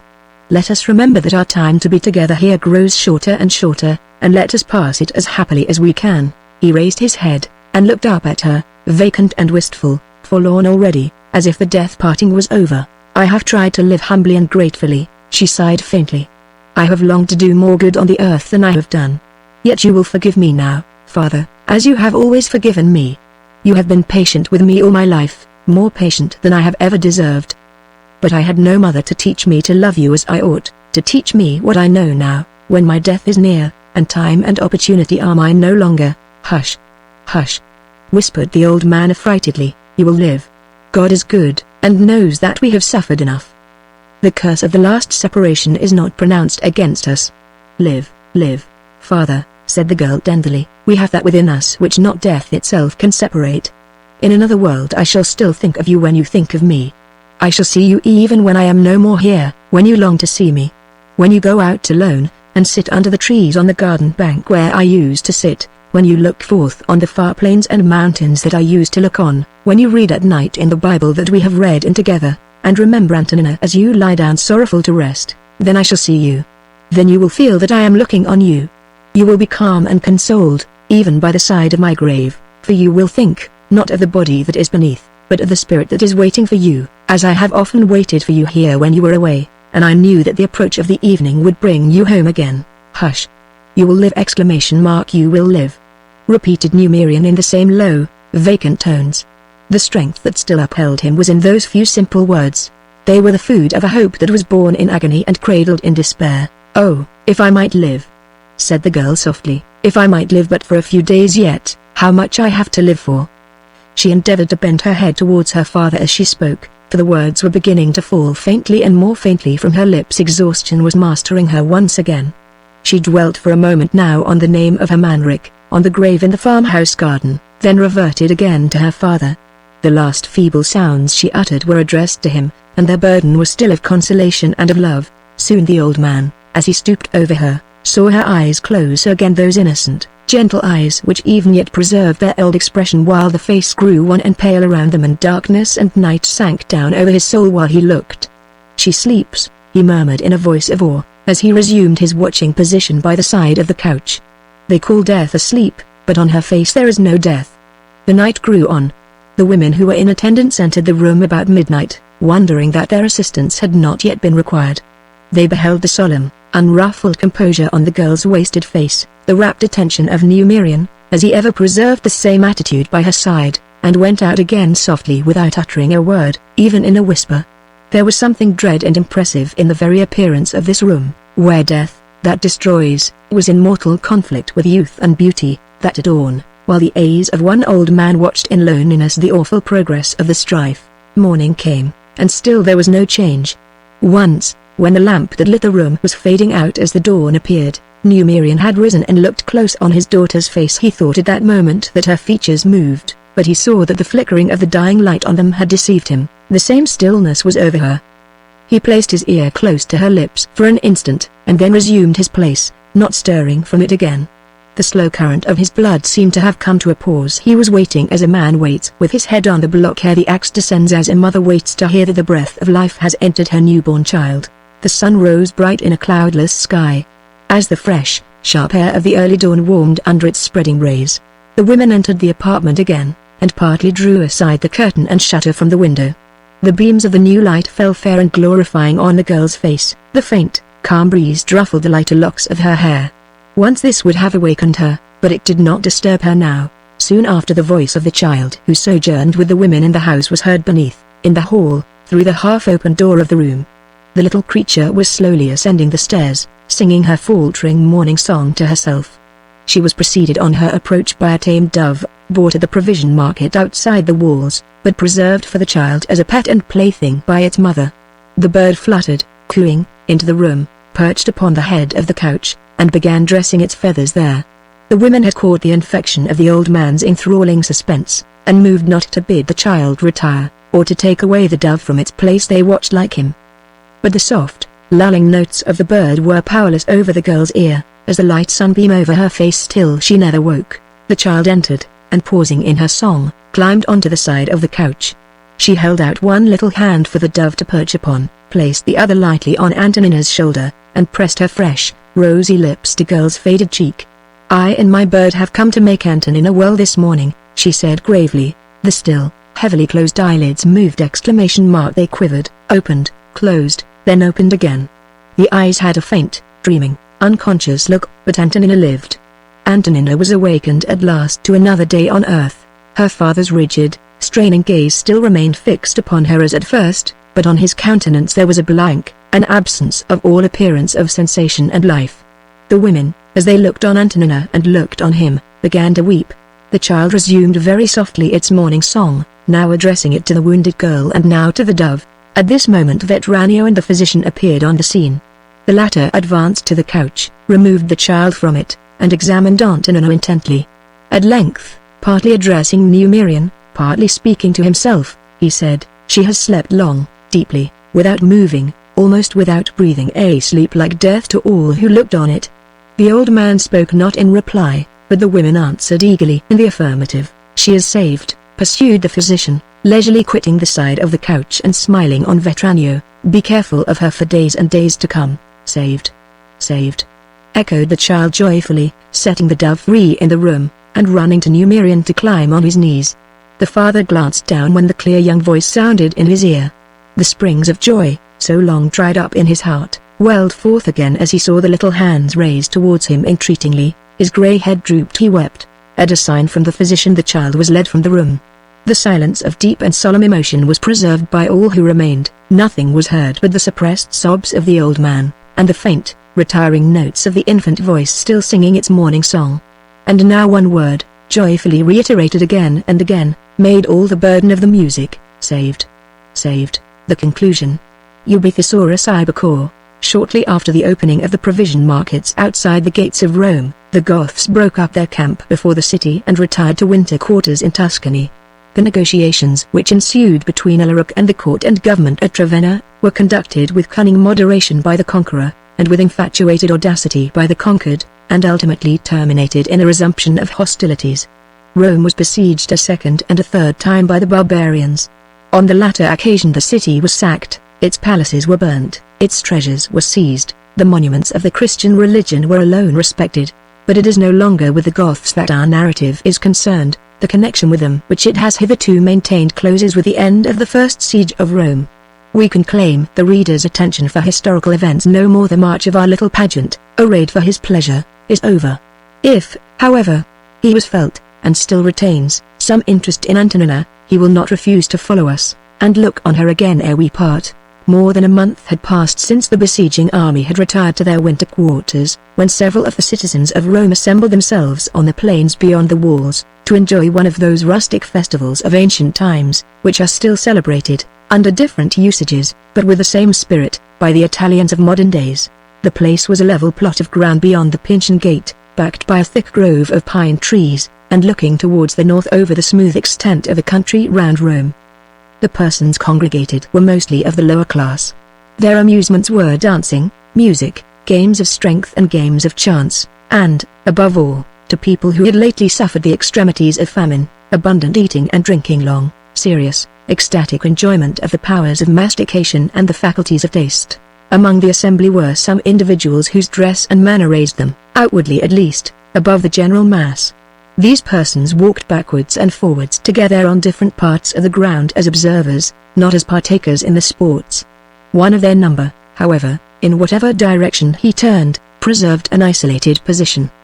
He held an open letter in his hand, which he looked at from time to time, and appeared to be wholly absorbed in his own thoughts.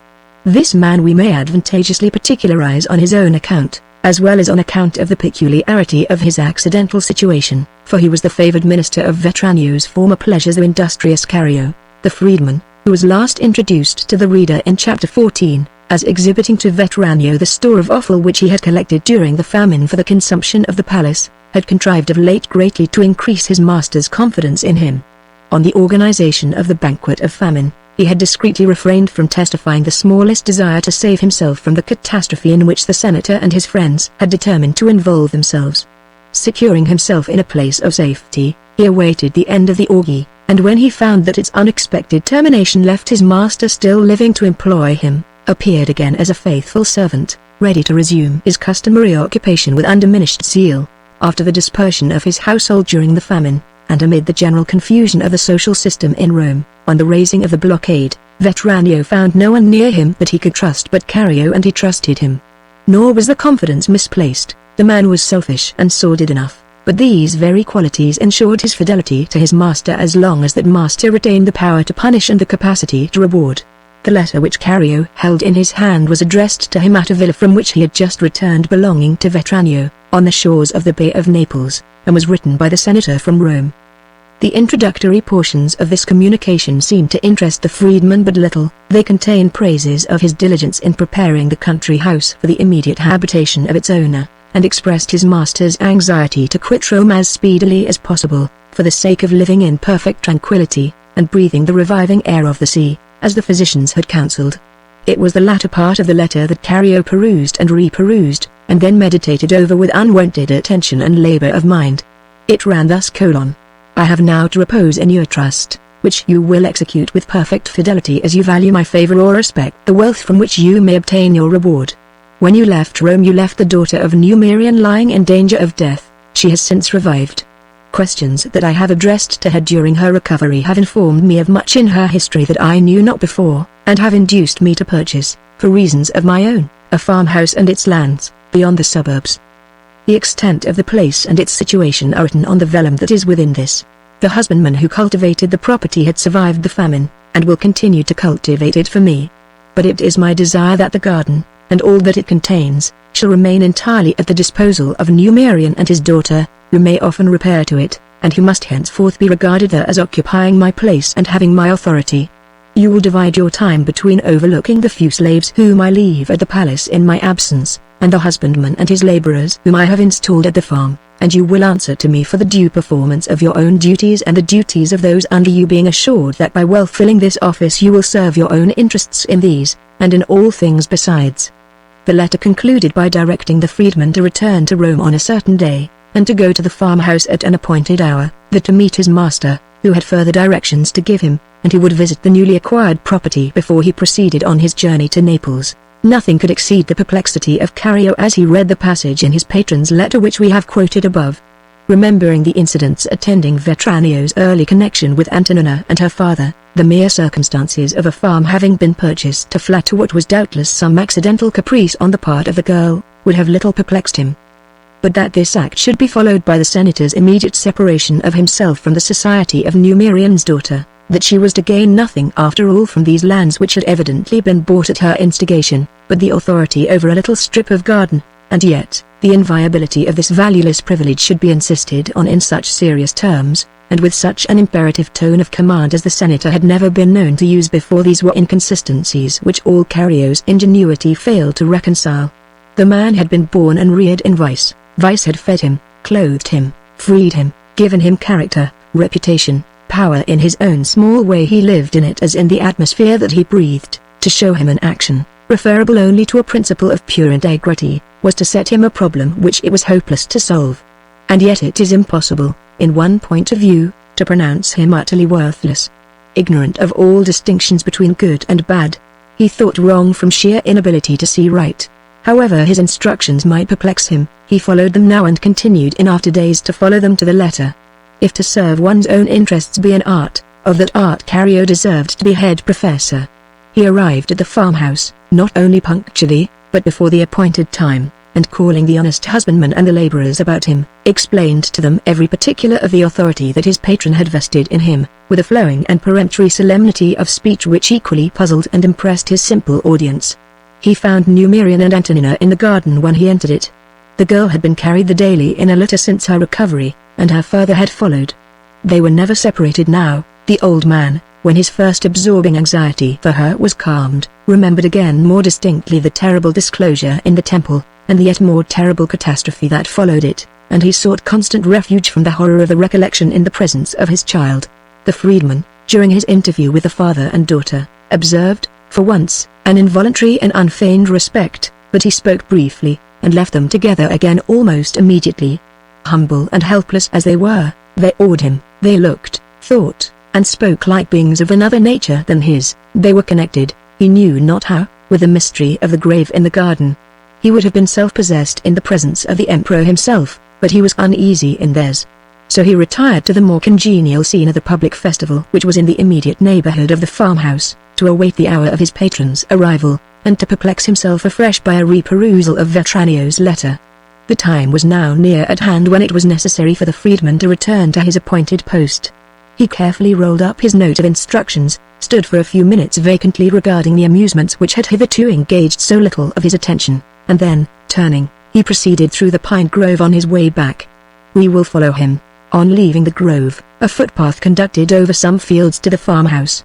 Arrived here, Cario hesitated for a moment, then moved slowly onward to await his master's approach in the lane that led to the highroad.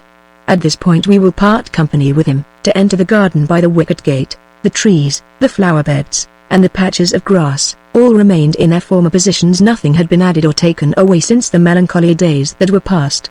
But a change was visible in Hermanruk's grave. The turf above it had been renewed, and a border of small evergreen shrubs was planted over the track which Goisvinther's footsteps had traced.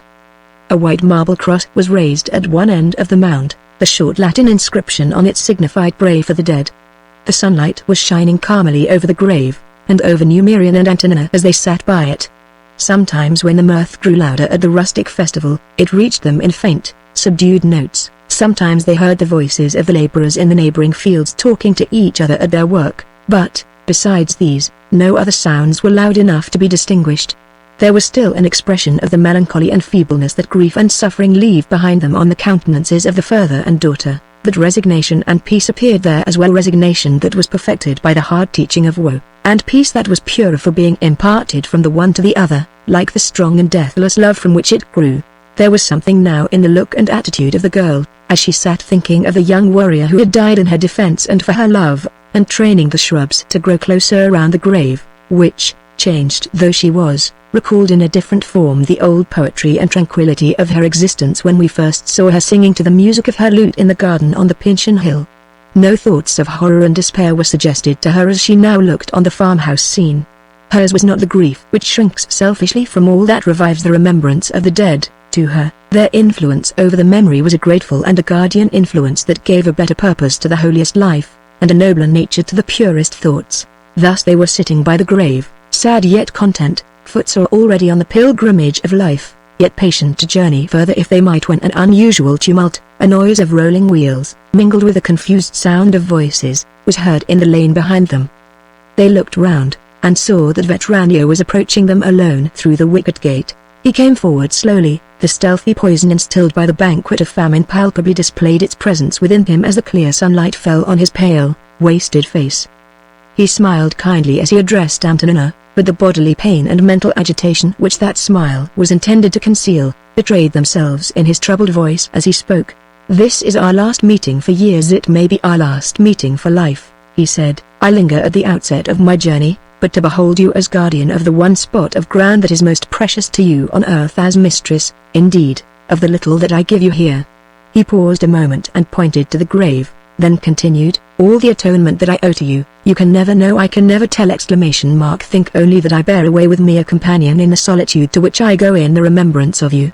Be calm, good, happy still, for my sake, and while you forgive the senator of former days, forget not the friend who now parts from you in some sickness and sorrow, but also in much patience and hope. Farewell." His hand trembled as he held it out, a flush overspread the girl's cheek while she murmured a few inarticulate words of gratitude, and, bending over it, pressed it to her lips. Vetranio's heart beat quick. The action revived an emotion that he dared not cherish, but he looked at the wan, downcast face before him, at the grave that rose mournful by his side, and quelled it again.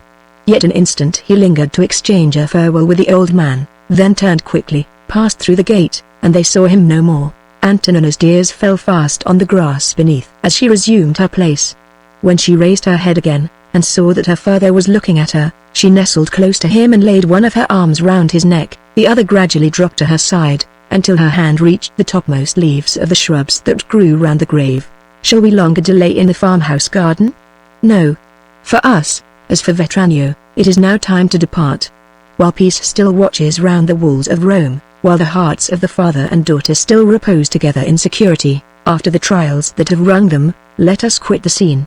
Here, at last, the narrative that we have followed over a dark and stormy track reposes on a tranquil field, and here let us cease to pursue it. So the traveler who traces the course of a river wanders through the day among the rocks and precipices that lead onward from its troubled source, and, when the evening is at hand, pauses and rests where the banks are grassy and the stream is smooth.